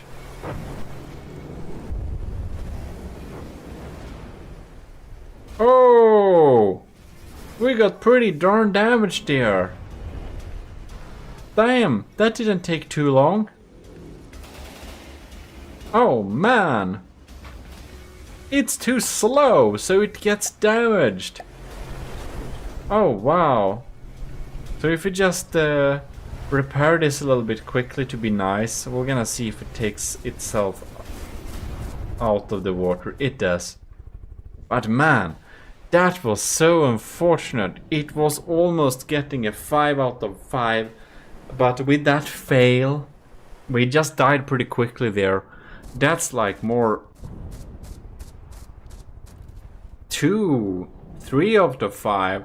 So together that would probably amount to a 3 out of 5 score, but due to the engine backup, that we can actually have another engine to even out the propulsion and still keep it alive even though our propeller is dead, gives us an extra point. So I will put Cringe's first submission to a score of 4 instead of 3, just because I like that a little bit. A lot, actually. Anyways, we're gonna move on to the other submission Cringe comes with. No, it died again. But it was pretty close to the enemy, so it of course was able to deal more damage than if we have respawned them in the third round. So, and I really like that backup thing with the propellers. That was so cool. This thing, however, looks a lot cooler. I like it has like hidden jet engines inside of there. When you hide jet engines like this, it looks like you don't want to have jet engines actually. And if you don't really want jet engines, stand still. I would like probably go in here and just say like uncheck this thing like that, so it kind of looks like it's only a propeller. You don't see that plumes. Anyways, we're gonna test this thing against the horror, so let's spawn it in and see what is happening. Let's see here. This is something with 5, I think. Missiles popping in. Alright. Oh. Dealing some decent damage there. Is this MB5 possibly? Yes, this is the MB5. Let's see how we're doing.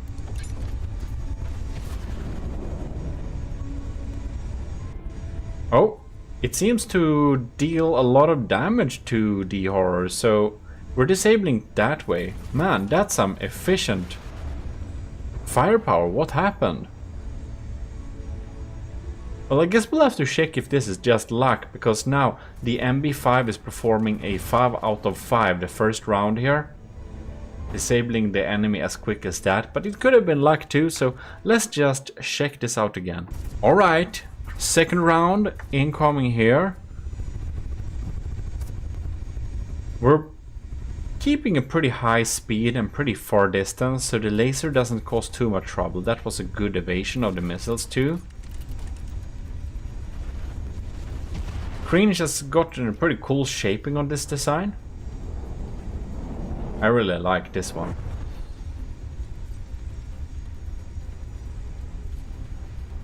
And we're trying to spiral a little bit to cause some more damage.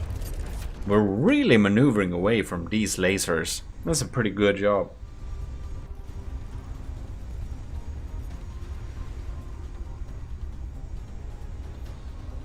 And no. Lasers are popping in again. And now I don't know where they're aiming. I don't know what's happening. Wonder if this thing is loaded with some EMP and we just sniped the detection or whatever, because this is just... yeah, the laser just doesn't work right now. Now we have maneuvered to space though. I'm wondering what's happening. And now the laser does hit. This is weird. I'm almost suspecting that our control surfaces are damaged or something. I think we'll need to look at this a third time, because now we're just basically out of control. We're like doing some damage, but it's obvious we have trouble controlling this unit. Alright, here we go. MB5 coming at it again.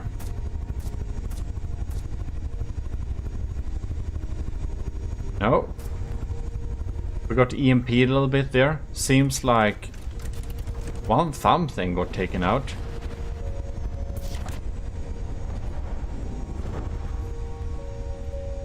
The laser seems to have trouble hitting us this time too. No.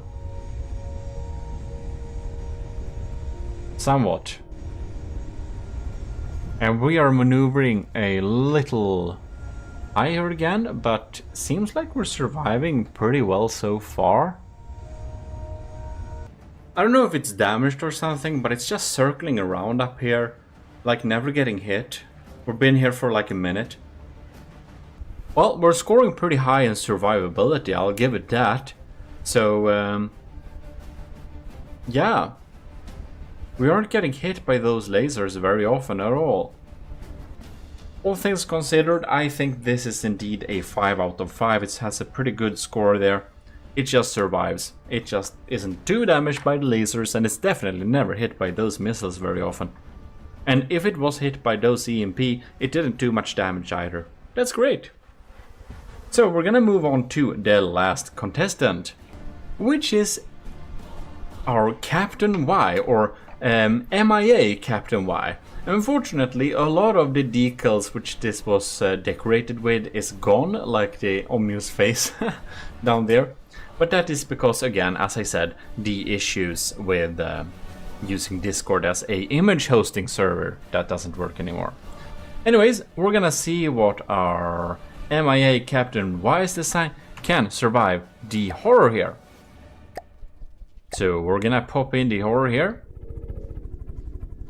And the 409 doesn't have too much firepower, but I do suspect it has a decent amount of bulk. And it's possible too that a lot is just mimics actually. And we're gonna see that on how the fires are spreading, if they are. Because, of course, now we have fire in this game, which means that it can cause some trouble to some of the bombers. Oh my god. No, the missiles just turned away. Well, as said, we don't know how much is mimics on this thing, so it's a little bit interesting to see if it's gonna cause fires here and there or really not. Using these, what is it called? Applique blocks, as we can see here, as kind of decorations, just looks so cool. Alright. We have a mix of alloy and metal on it. And some of those missiles are indeed hitting it, but it's been more than a minute without much damage. The laser is getting a damage streak here, and here we could see some EMP damage creeping in. Oh no. Oh no. 409 down. Oh, are we doing like the fly fish I built before, like a diving maneuver? And that's a great way to put out any potential fires. I'll give it that.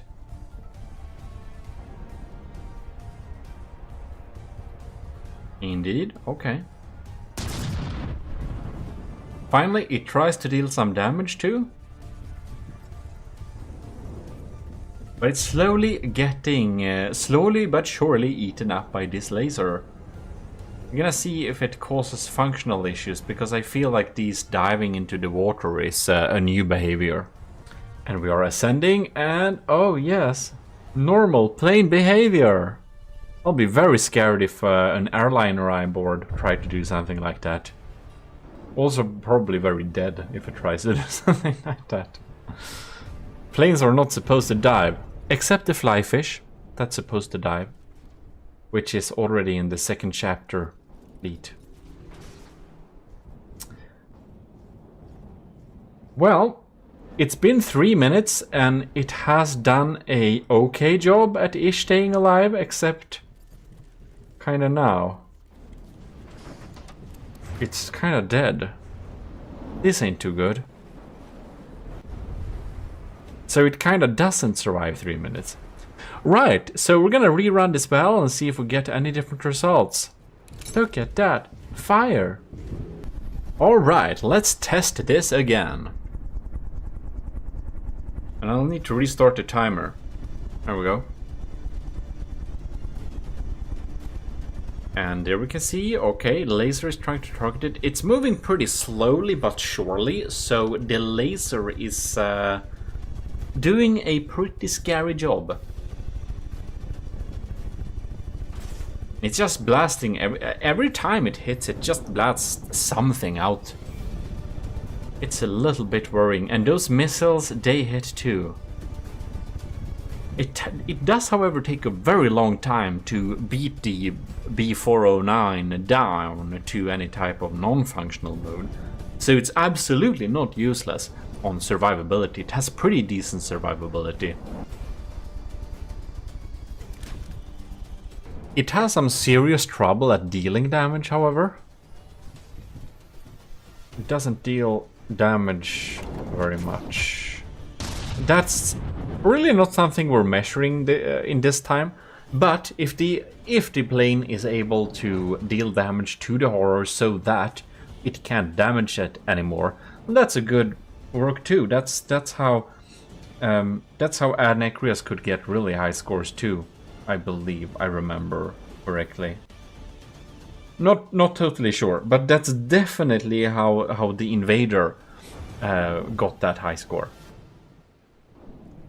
Well, it's crashing down here again, and it took kind of 2 minutes this time.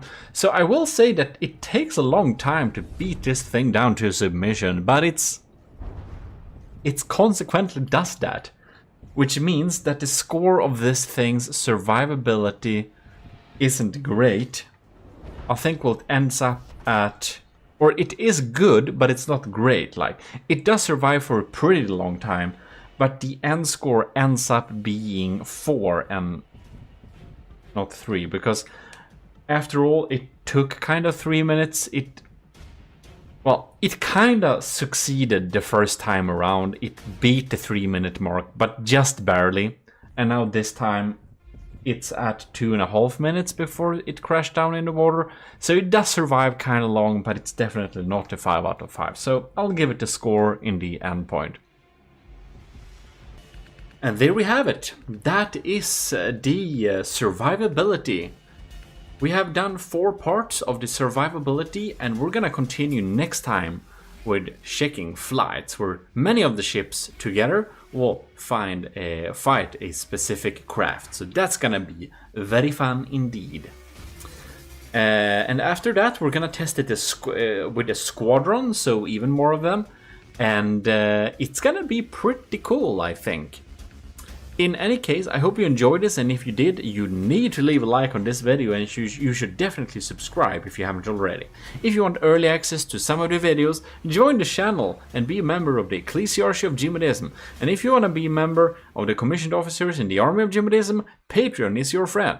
Otherwise, just self-assign Matros 3rd class in the Discord, and you are enlisted in the army of GMODISM as a regular soldier and can participate in the this thing's Season 2.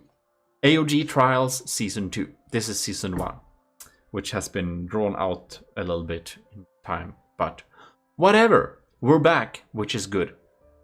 This is your Lord High Admiral Eric, and we are very much signing out. GMODISM. Ladies and gentlemen, we are very welcome back to From the Depth. Here we are at the beautiful office. We're going to take a safe sip from this ammo. Anyways, today we're going to continue the fight between your bombers and the Deepwater Guard crossbows. As you already know the rules, this is the last final challenge that will be deciding if your craft will be the winner or not a winner. And we have a very interesting way to deal with the list. It doesn't make sense, but I guess it kind of works. It's not the usual order, which makes it a little bit more fun and less predictable. So let's dive into the game. And if that wasn't very obvious, if you want to support the channel, you can actually buy these bottles. Anyways, what we're going to get into now is Scooby Mansion's 3-wall. This beautiful craft, which is built to be good and should not be confused with the Scooby Mansion's Pigeon, which is not made to be good. Anyways, it has a cost of 31,000, which make it so we can have 3 of them in combat to face the crossbones. Alright, and there we have it. A crossbones has been spawned 3,500 meters away, which I do remember was the thing we had in the previous videos. Yes, there was only one video of a flight left.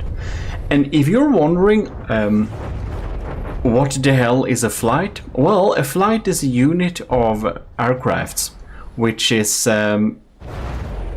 less than a squadron. So this game might have you believe that the squadron is like 4 planes or something. That's too few. It's too few to be a squadron. If it's only like a couple 2-6 planes or something like that, it is called a flight.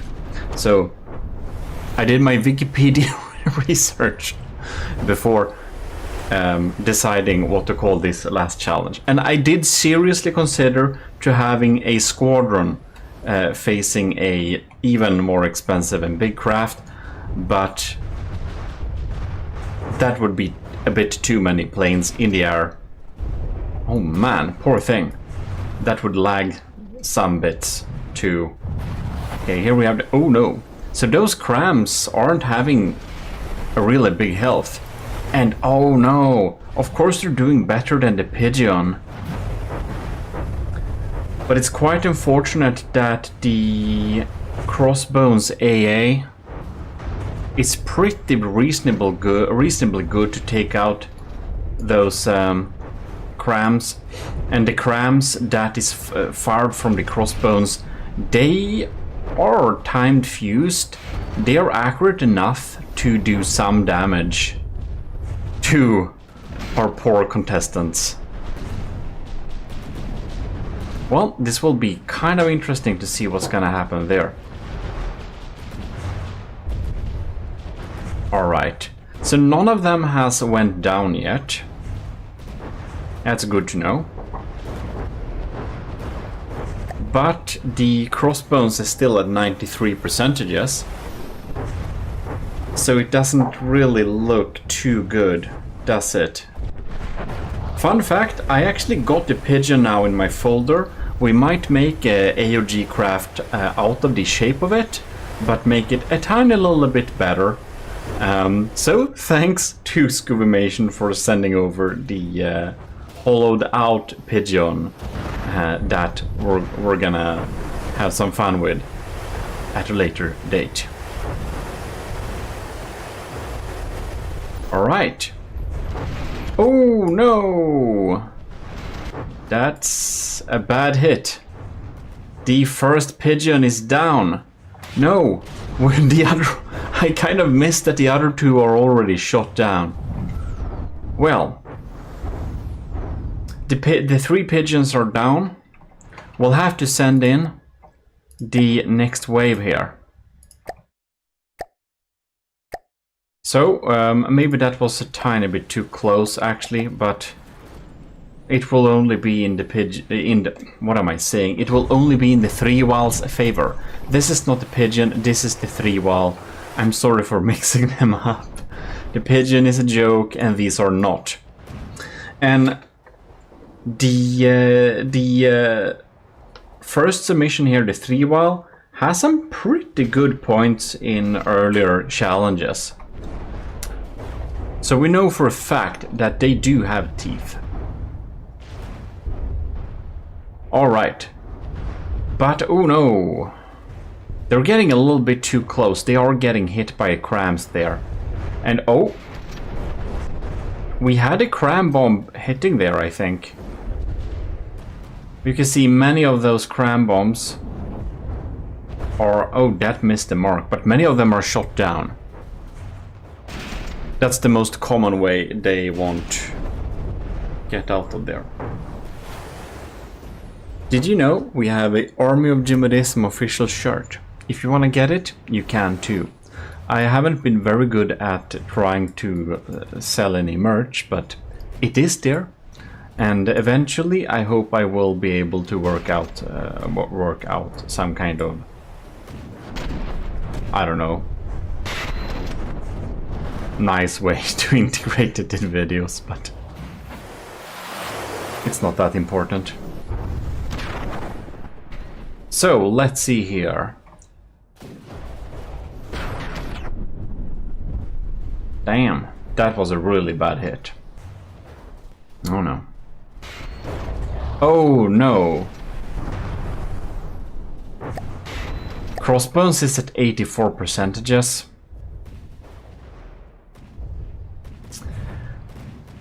Looks like the 3-wall isn't doing very well actually. We can see it shoots down there, it goes up and down, but it gets hit by those crams.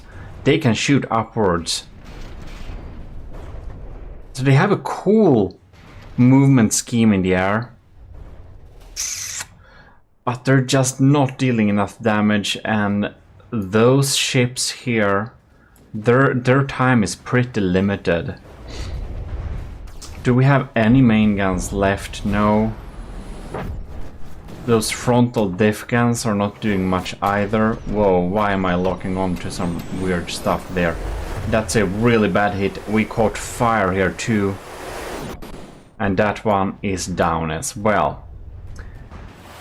This one seems to have no way to battle, so I think the only right way is to go back at least 2,000 meters and load in the third wave here. So I do strongly believe that Scuvimation may have had a little bit higher hopes for the 3-while, but it seems it was not able to deliver too well in this challenge here. But of course, the last wave needs to say its piece first before we can even think about setting any score. Machine guns are machining. Projectile avoidance has acted, but was it just me or did it just not shoot their diff guns? I didn't see them firing at all. Because it's kind of weird. Or are those... Because the crams are... Yeah, they're like from under there. So I don't know what's up with these diff guns. Did an update bork them or something, or what happened? Or are they set up in a weird way to not target stuff? What's happening? Oh, bam! That was a really bad hit on our flight mate there. Well, we'll see. We'll see what's happening here. Cram bombs are dropping down, of course, but ooh, look at that! The cross bonus is down to 75%. It has still some combat capabilities, but you can see there is a lot of surface damage all over. Some of the turrets seems to be disabled in the back there, and everything is pretty damaged. So by now, the crossbones has taken some pretty heavy damage. It truly looks like it's not gonna be able to recover at all from this. But the question is if the third wave will be able to defeat the crossbones or not.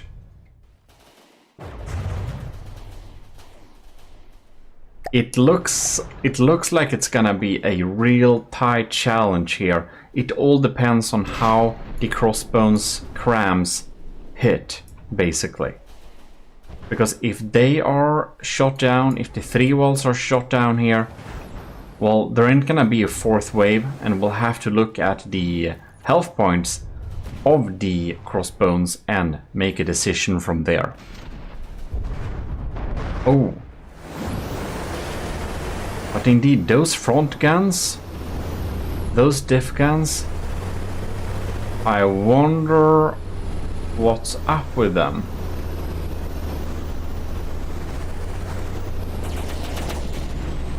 It's a bit strange. It's a bit strange indeed. Oh, now we only have one in the air. Oh no. I think that's it. No. It still survives a little bit here. The cool backfiring missiles are working pretty well. There we had a diff gun bomb. 69%. Alright. Where will the 3-wall do next here?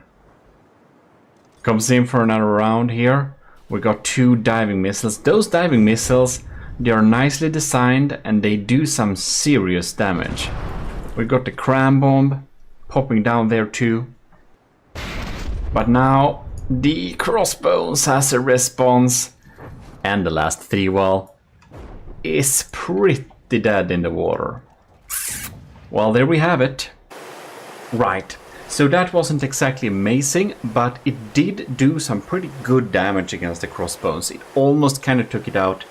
Like the Ovos design, the phosphorus bomber, it was... However, it lacked the survivability. The white phosphorus bomber had amazing survivability, even though they did not manage to take on the crossbones a lot either. I mean, it didn't either. It's despawn it, and I do think the crossbones. I'm not sure I remember, but I think it's a little bit in a more workable state now. So of course, that would set us. I guess a 4 is pretty good score here. It did some severe damage, but it took 3 waves to get that severe damage, and all of the designs got shot down from the air, was not able to dodge those, and now they're just sitting back there. So it will be a 4. Next out, we have Sean Reed's 4th submission. So here we have them.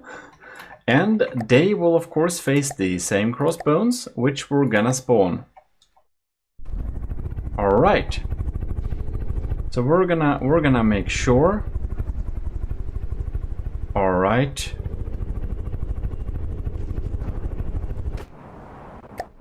Okay, never mind.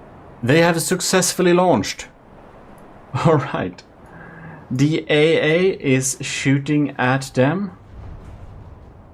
Oh, damn. Oh, no. Well, that's sad. It's burning and falling down. This looks very cinematic, though. You'll have to give it that. Well, next one is popping in here. Oh, no. And those AA, man, they're just having a very bad day. Alright, a lot of missiles are spraying all over the place, and we have those spraying, revolving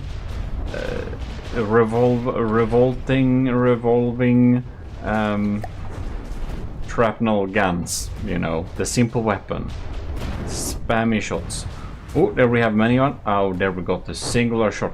And those can really cut off barrels pretty hardcore. So they're not a joke. It seems, however, that not many of the missiles do get through, actually. But sometimes it looks like, oh, missiles won't get through. Well, we have another of these sunspots, a 4th submission, falling down. Oh no! I do have to give them this. They really go out with a bang. They look super cinematic. They really look super cinematic. So we're gonna have the second wave in. And I just realized, well, that's a mistake. We spawned in 4 of them because I didn't count properly. They cost 29,000, which amounts to 90,000 in total, right? Yeah, so we can actually have only 3 ones in a wave. I guess we'll, for this ones, give the Sunspot a free little extra plane in the start there due to its lower cost. Even though that's not completely fair, we did see the performance of it during the first wave. So I do not think that it matters very much. It really looks like it's gonna get not too good scores. We're gonna see though, we have a 3rd wave to spawn in whenever it's time for that. So we're gonna see what's happening. I did just check that I didn't have repair tentacles on and that I was sitting in this craft, because that would have been super unfair though. It's doing a dive. Oh. Please engage the revolving blast guns. What are we doing? Now they're just circling and not doing much damage. Alright. Do we have an attack type? No, we do not.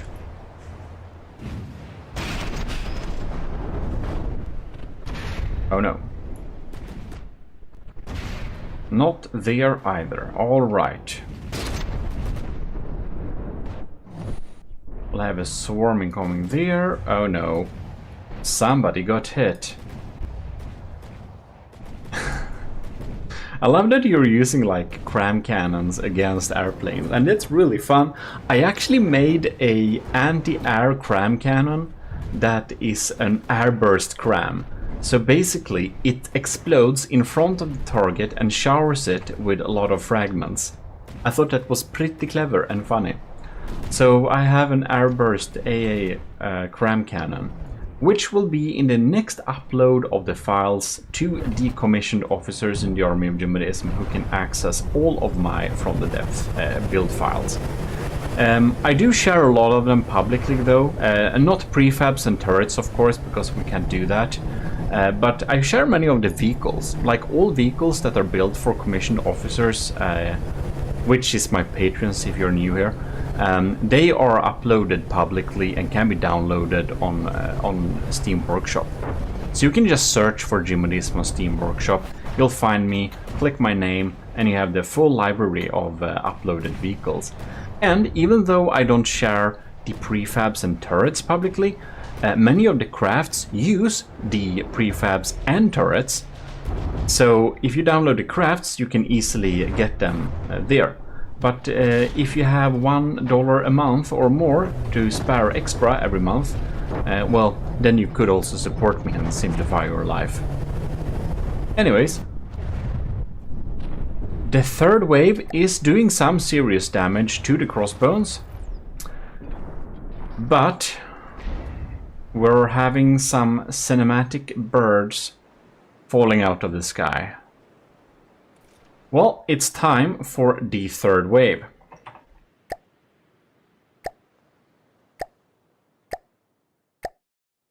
And there we go. We're gonna follow this one. When it does it combat dives. Missiles away. Ooh! Blast gun got a few fires, but it dives away too quickly. It should have fired a couple of rounds more. It would have been doing so much more damage. Like, if this goes close and just smash those revolving blast guns into the face of the crossbones, you will clip some cram barrels there. And if you clip those cram barrels, you're gonna make your life a lot more simpler, I'll tell you that, my sunspots. Well, we're gonna see what happens here then. We have a lot of superficial damage to the crossbones, but to be honest, the crossbones seems to be in a pretty dandy shape. You can see the frontal turrets are chilling here, but I don't think they're inactive. I just think there is nobody at that location right now. No, exactly. They work absolutely fine. Together with all of the other cram cannons, most of the AA guns are completely functional too. So, I mean, it does do damage to the crossbones, but even though it has 10% subtracted, the damage is so superficial. It's actually doing really well. It's doing really well. It's like absolutely no problem here. Alright. This boy is gonna go down any second, right? Look at that. Oh. I kind of forget that the sunspot actually has shields. I haven't seen a frag being deflected yet though. The angle is pretty sharp of course, but it's pretty cool, it does have shields. Oh! Nope, now I locked onto the wrong thing. Damn. If you want to know how to do some turret control and do those cinematic whatever lock onto stuff and move about and make the camera move faster so you don't have to wait while you're looking around, I have an instant tutorial about camera control. I even have an instant tutorial about cool photographies. There are some tweaks you can do with bloom settings that makes everything looks great. Now I don't have it activated now because I was just building before this recording and forgot to turn it on, but it looks pretty nice if you're into that, poor thing. But anyways, if you want to watch that, check my instant tutorial about that. It's in the instant tutorial playlist. And if you know how to do that, there's probably something you need to learn that's also in the instant tutorial playlist. Just saying. Alright, so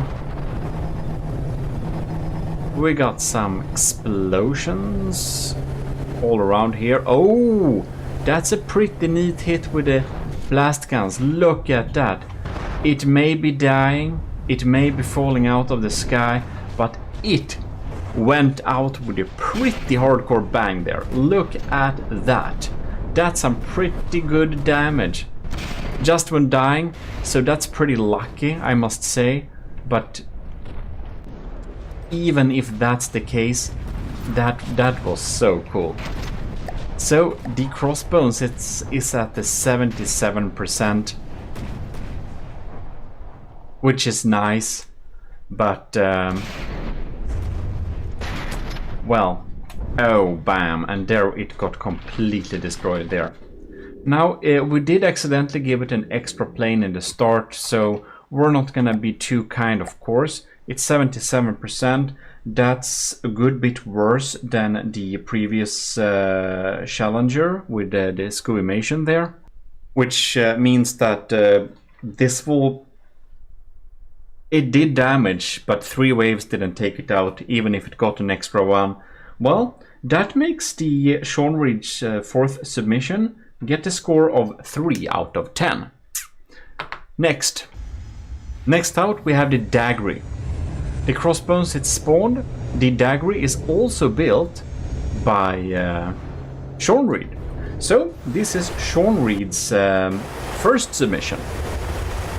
Alright, the Daggeries have dived up, went into combat. They have a cost of 31,000 materials, which makes 3 Daggeries for a flight. Fragments are flying all over the place. The Daggery, what are we doing? What are we doing? We're just moving somewhere else here. Alright. We're going in for an outer combat dive. Might have been smart. Dodging those AA guns is probably a good idea. Right, so there we have an APS shot. Pretty nice stuff, but man, I don't think this is gonna hurt the crossbones very much. Oh, we only have 2 Daggeries alive here. We're gonna have to do a lot of damage to be able to compete with this.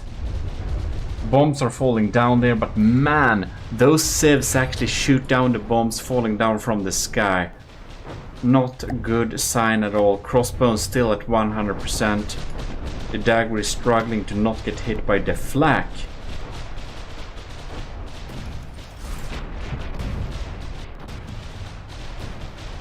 Wait, what? Why can't I see? Why can't we see aircrafts from underwater? It's like so faint. Weird. It's like we are getting the water bottom reflected upwards. It's like a mirror. That looks so jackass. Whatever. The Daggery is looking pretty nice though when it's doing its fighting. But I'm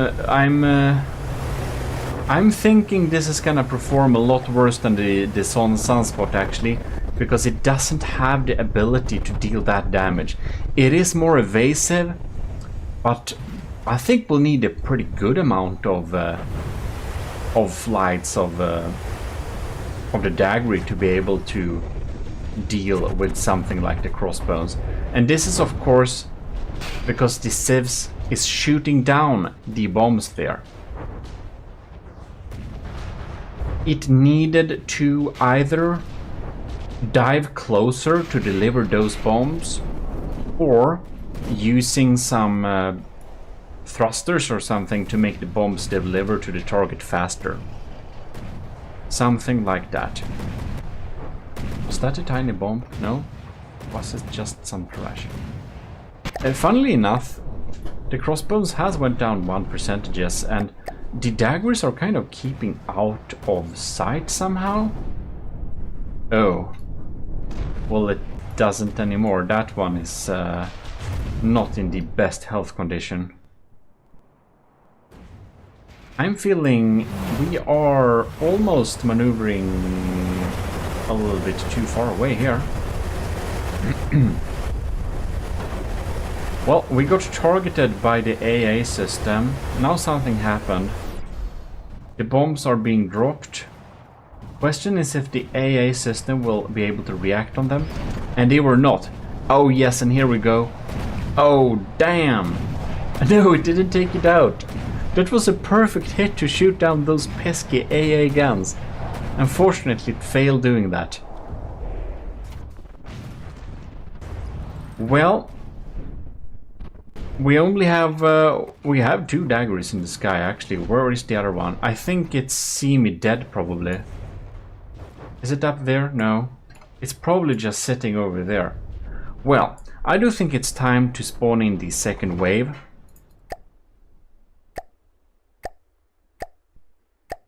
And see if the second wave will be able to deal with the crossbones any better. They want to be pretty evasive,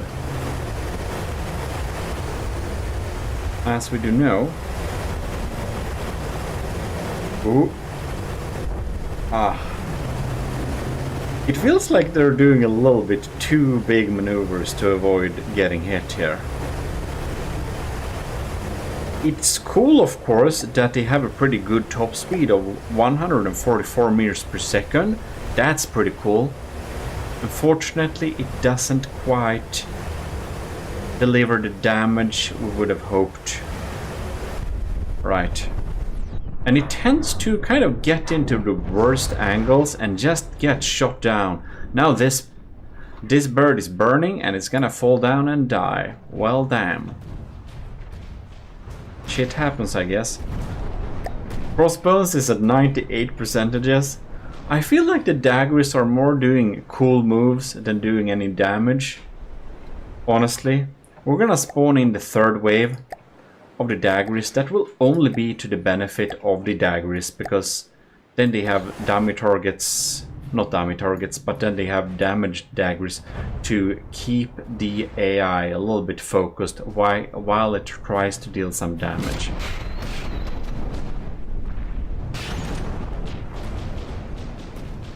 Alright. And they spread out in a really interesting manner though. It's like you spawn in a couple of them, but now you just don't see any of them. I think it's pretty cool though that the crossbones is being able to do damage at so many directions at once. And there we got a really good hit with the bombs there.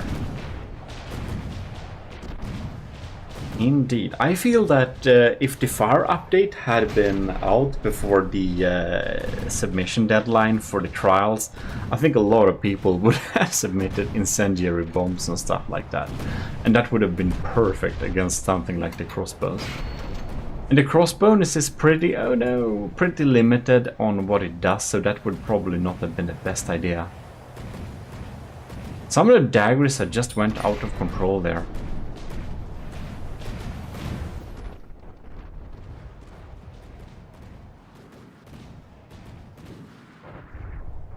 Well then, we'll just have to chill a little bit and see if any damage is being dealt.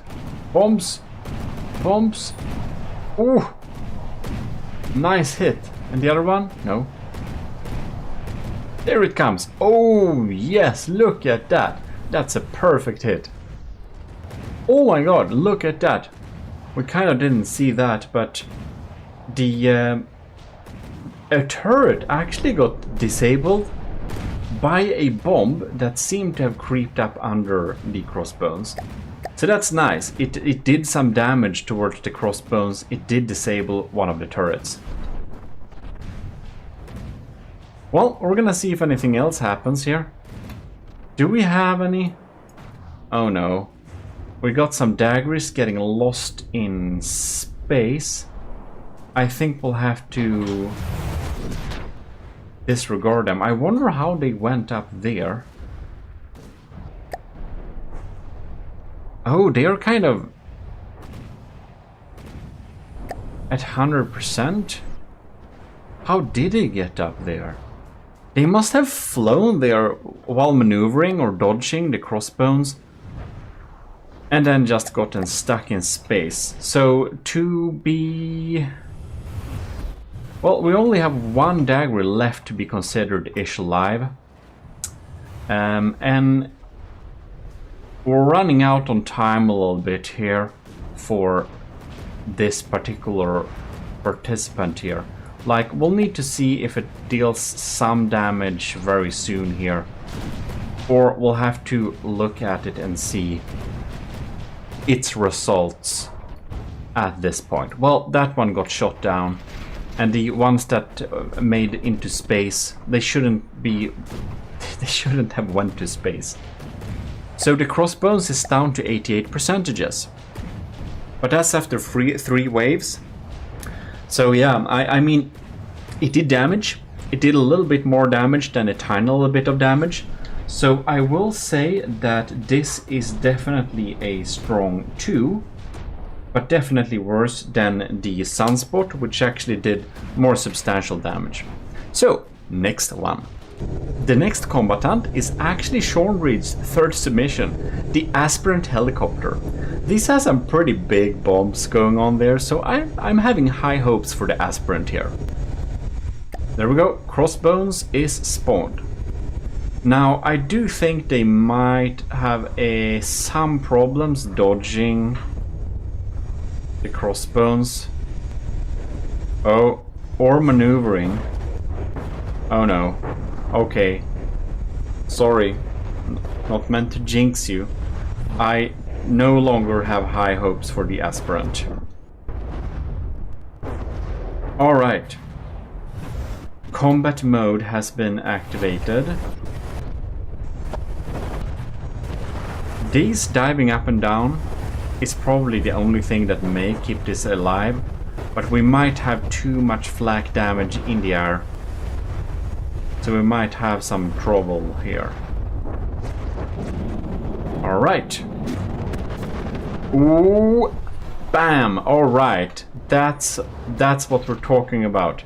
The Aspirant Helicopter definitely has better chances of dealing damage here. It's really unfortunate for the Aspirant Helicopter. It has a cost of 27,000, but of course 27,000. If you're gonna fit into 100k of materials, you're still gonna end up with 3. If it was 25,000, well then it would have been... We didn't tell about this limit, of course, beforehand, so nobody could have guessed. But making it just a little cheaper than the max amount is frankly not a good idea for this particular challenge.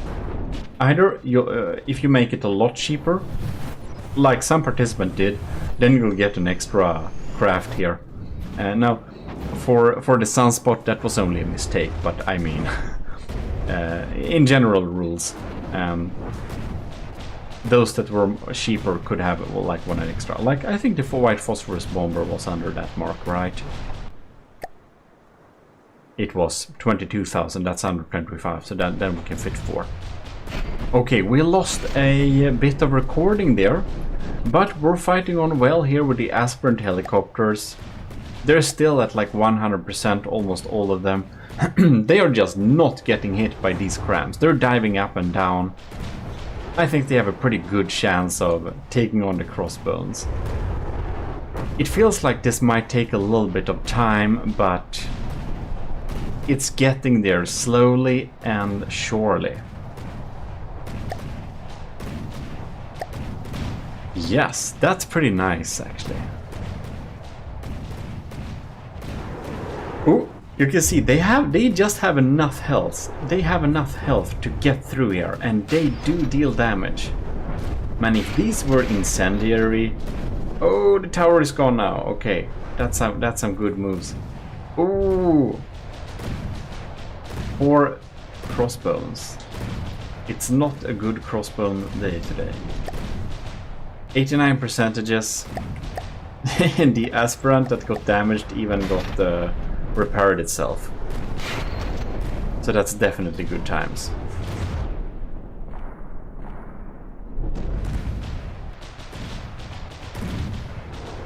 All right.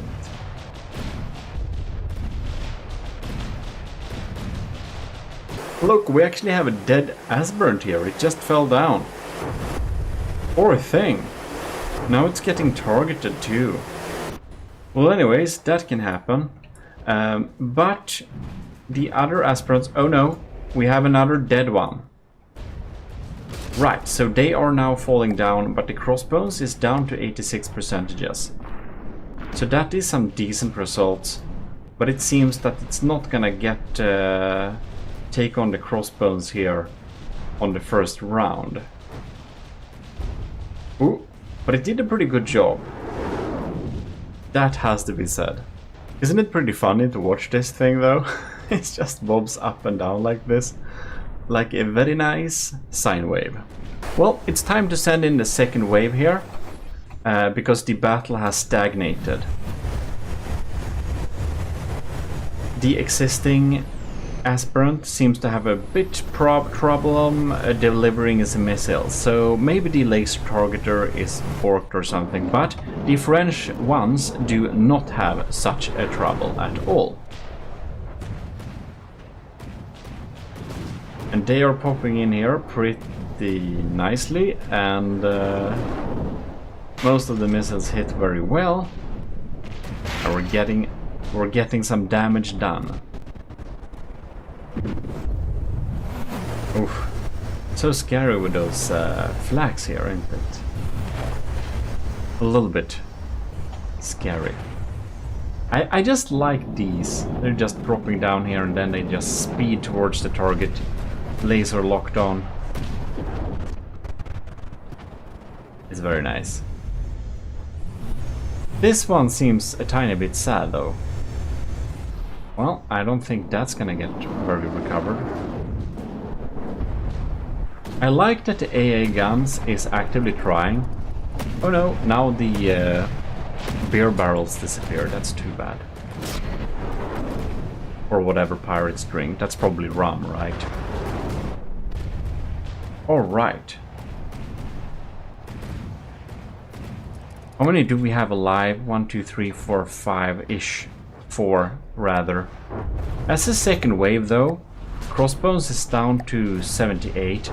I do believe that the aspirant second wave will be able to disable the crossbones. We'll have to wait and see a little bit, of course, but you can see it's doing some pretty consistent and reliable damage, and that's the most important aspect when it comes to scoring these types of results. Well, the battle has progressed a little bit here. We can see we're still dealing some damage.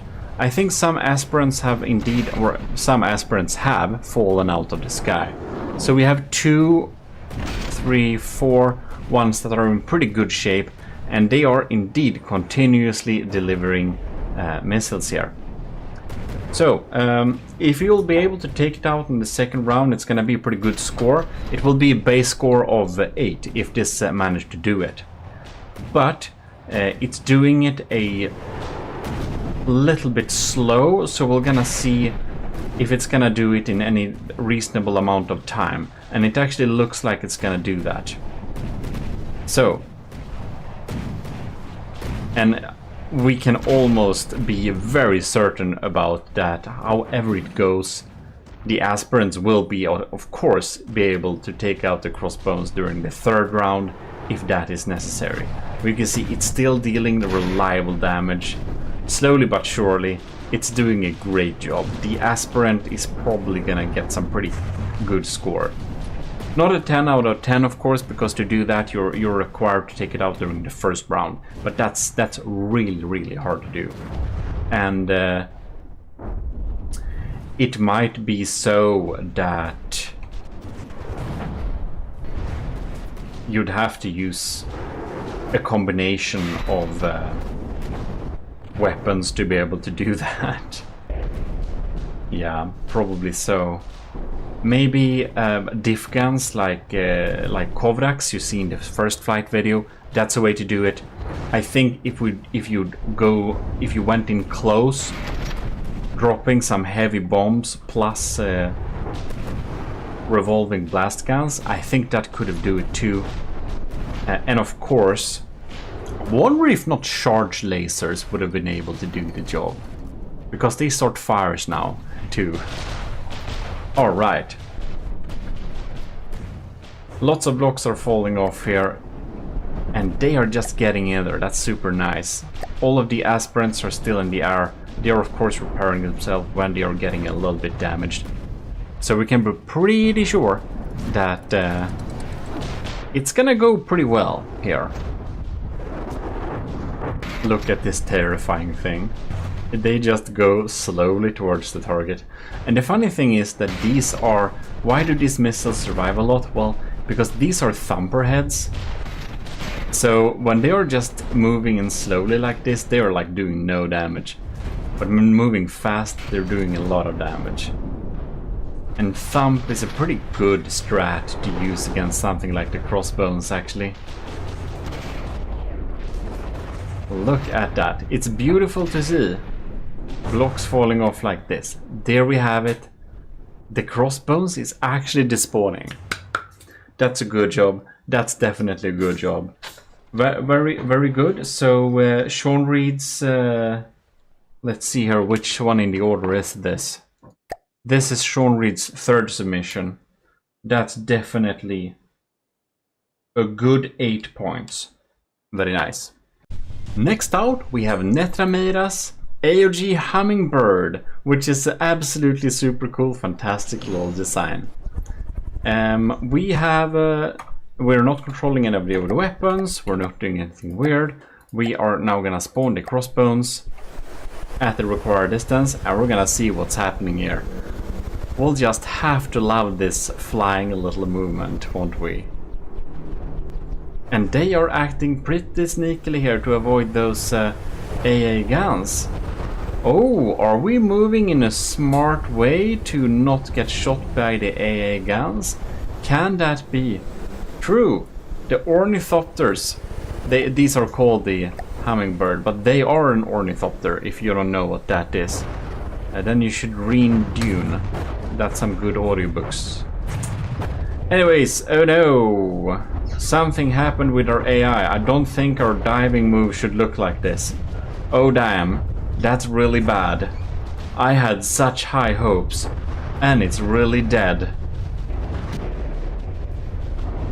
Mayday, mayday. Oh no, oh no. That is... sacre bleu. And anyways, we need to spawn in the third wave. We can't have that. They didn't even reach the target to be able to deal damage.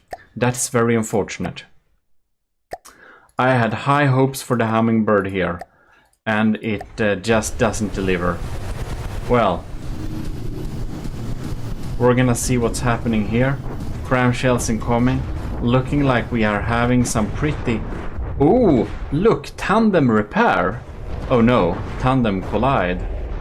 Anyways, will the diff guns be able to fire? No. If it doesn't, we have very poor chances of dealing damage before we're getting shot down. Right, so we're not gonna have a top score. We're not gonna take out the crossbones during the first shot. Now we are having... Will we be able to do any damage? Or are we gonna have a 0 point? We are not gonna have a 0 point. There we had some rods. Falling down, doing some damage. 3% has been deducted from the crossbones. That is something. Poor thing, look at this. Oh! Oh! That's some savage damage. The spinning wheel, an auxiliary turret, and some other junk is completely destroyed. If it would have hit the AI, I would have been so surprised. That would mean it would land a pretty decent score after all. I don't think that's gonna happen though. That's too much to hope for. What are we doing? Like, what are... Look, it's just chilling up there. Shoot! The darn diff bombs. No, it just won't. Well, in any case, there we had some other diff rods getting shot. Parts are falling, that's nice.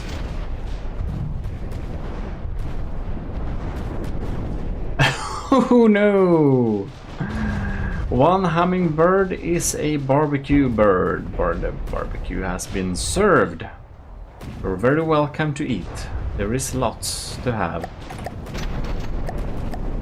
Flappy McBoom face is, or the clones of his brain at least, is crying in their cooking AI mainframe boxes. Right, so do we have any combatant that's actually fighting here? What are you doing? You're just speeding around. You're lucky there are no rules for escaping for combat from this particular challenge. Oh no, it gets hit by crabs. It should just have a little bit of projectile avoidance and that would have been not happening. Well, the third wave. Let's bring the third wave. Right. The hummingbirds are popping in here. Oh no. AA guns ate my block I was sitting on. Okay, that one is down. Is it gonna belly flop on the crossbones? No, but it might have. Well, that's a sad story. If it at least would have belly flopped on it, it would have dealt some damage, you know, more. Man, I had high hopes for the hummingbird, but their survivability against the crossbones is too poor, so it's just getting very sad, isn't it? It is. That was a rhetorical question, if you didn't know. Right, another... Whoa, that's a pretty good hit, though. Well, let's see here. APS parts, but no AI parts. Are you gonna... No, you're not either. You're not gonna belly flop either. Well, the hummingbird is waiting for better times, and I think it's waiting for backup too, if I'm being honest. Thing is that we are on our third wave, so there is no backup to be had. That's all you're getting. All right, diff rods, go. That's some damage. Only cramp cannon though. Well, they're obviously easy targets, and the crossbones is down to 77% though. So I will say that's something. I think that's pretty close to what we had from the sunspot here. That's very close indeed. Or we're also having survivability issues here. It is clearly seriously damaged. With some more luck, you could see that it could have potentially had some crit damage. But we didn't have any luck today. Well, this is gonna be pretty shot down pretty soon. I'd suspect it just needs to spin around and hit the...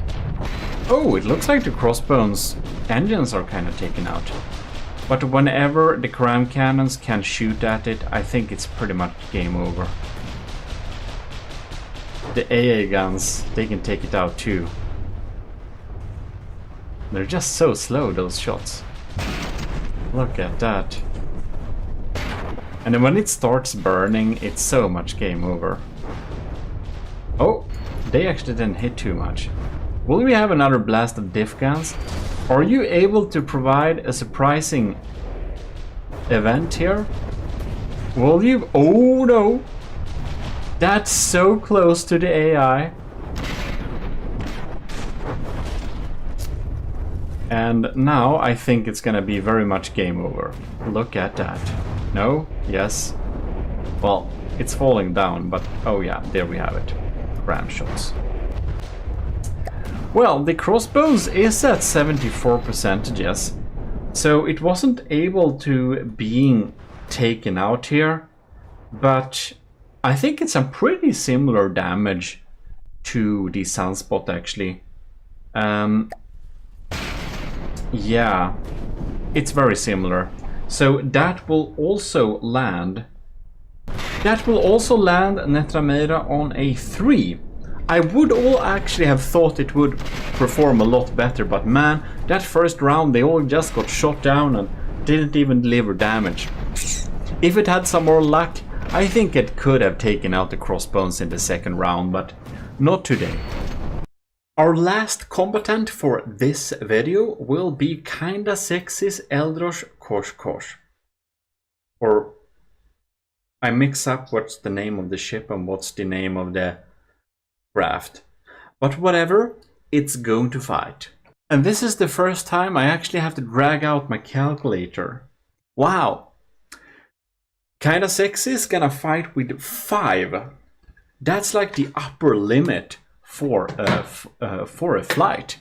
We're gonna have 5 of them against the crossbones because that's the closest to fair we can have. Isn't that pretty funny? By the way, if you want to support the channel, you need to look at our options. We have YouTube memberships. If you want to be in the ecclesiarchy of YouTube, of GMODism I mean, then you're a YouTube member. And if you are that, then you can get early access to all of my videos.